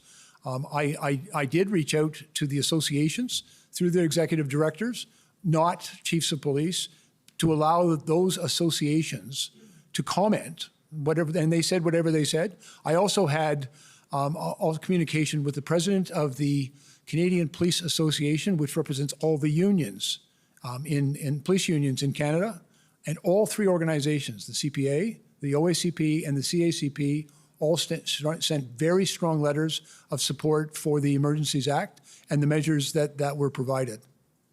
Well, you've, as in some other instances, you've followed right to the end of my line of questions, and so thank you, Commissioner. That completes the questions on that topic. Okay, thank you. If I can just ask a few short questions, and some of them it's for a little clarification. And I know it's been a long afternoon, evening.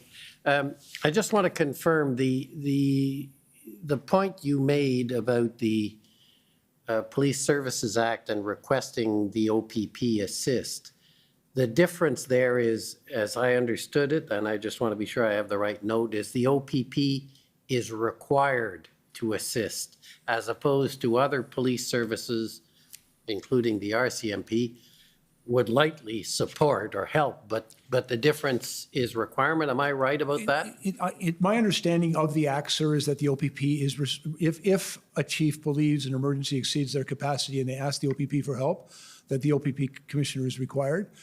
They can also ask another municipal police service or a First Nations police service who do have in the legislation, as I understand it, and this legislation's been amended a few times, so I stand to be corrected, but I believe this is still correct. Those municipal police services could decline. Interestingly enough, the Ontario Police Services Act is completely silent to the RCMP. And that, I mean, is that because policing is a provincial responsibility? Yes, sir, I believe that's true. And certainly the police of jurisdiction in 7 of our provinces, for example, are the RCMP serving under contract to the provincial authority. But in Ontario, the RCMP have a very important policing role in Ontario and in Quebec. They provide federal policing services. They do Tier 1 investigations. They do money laundering. They head up the integrated national security and enforcement teams. Those are very important RCMP responsibilities, but they also quite routinely will come and help other police services with the deployment of their uniform officers.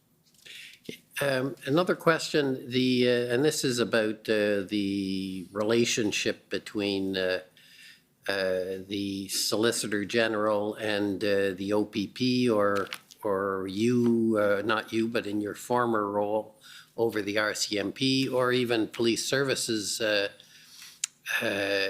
boards. And I guess to use a concrete example, is it appropriate in your view, or could it be that the board or the Solicitor General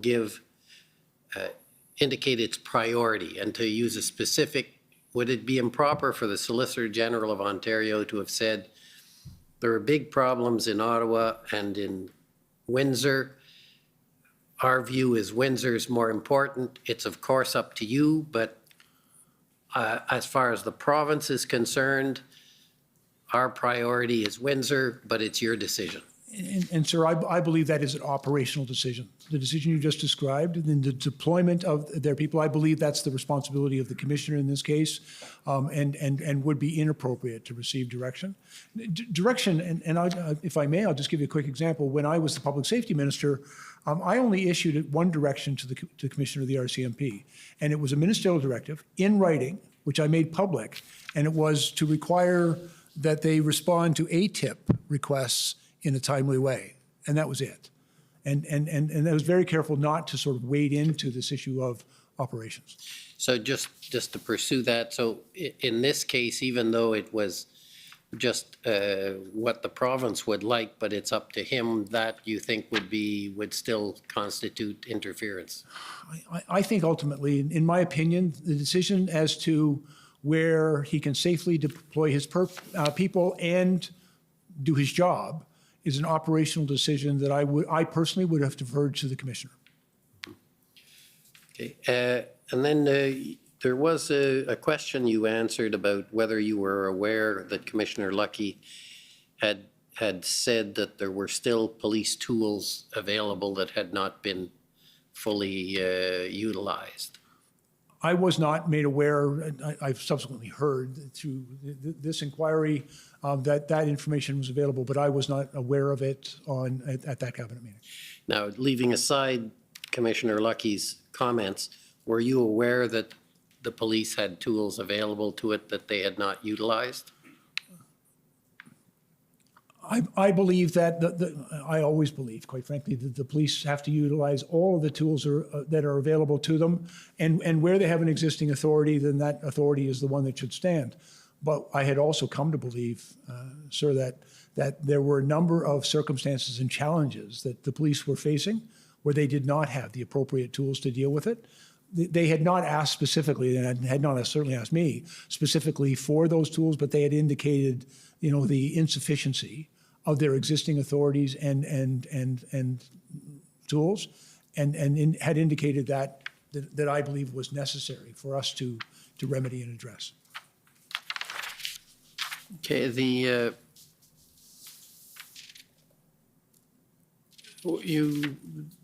you made a mention, and I'm not sure I've got the correct note, when you were talking about the deficiencies or the tools that were added by the Emergencies Act. You talked about the financial and the FinTrack, and you mentioned the tow trucks. I'm just trying to, you did mention designated spaces, and I'm just trying to understand, because we've had a fair amount of evidence here, let's just say, I'm not quite clear for sake of argument, on whether the common law powers to create exclusion zones was adequate to deal with the Ottawa situation, or whether it required the act, the Emergencies Act. Yes, sir. And I've actually given some consideration to that. I was a little bit concerned with the agreement that the city had attempted to enter into. Frankly, it kind of quickly fell apart because they had suggested that, the trucks would park on Wellington and Sir John A. and not out of the residential area. I understand their motivation, but I was concerned it had the effect of potentially giving permission for those trucks to remain on Wellington and Sir John A., which I think could have been problematic. I was also very mindful of the challenge that Windsor had experienced because this had taken place in a municipal intersection. And our ability to designate that space because of its, I think, significant impact and vulnerability for critical infrastructure, that we needed to go beyond simply the tools of a municipal bylaw and potentially take a more proactive stance with respect to that. I am, of course, familiar with the common law authorities. One of the challenges of common law authorities is they're not always clearly understood or articulated, and they're always subject to challenge. And I think some particularity with respect to defining those spaces could prove useful to the police to effect their purpose. And when you did the G20, were there problems with the creation of exclusion zones? There was indeed, sir. And it needs to be very carefully defined and very carefully communicated. Okay, well, I thank you very much for, if nothing else, for your endurance. And thank you for coming. And that ends the examination and your testimony. Thank you, Justice. So thank you and have a good evening. We're going to adjourn until tomorrow morning at 9:30. And we'll have, I think, 2 new witnesses tomorrow. The commission is adjourned. La commission est adjournée.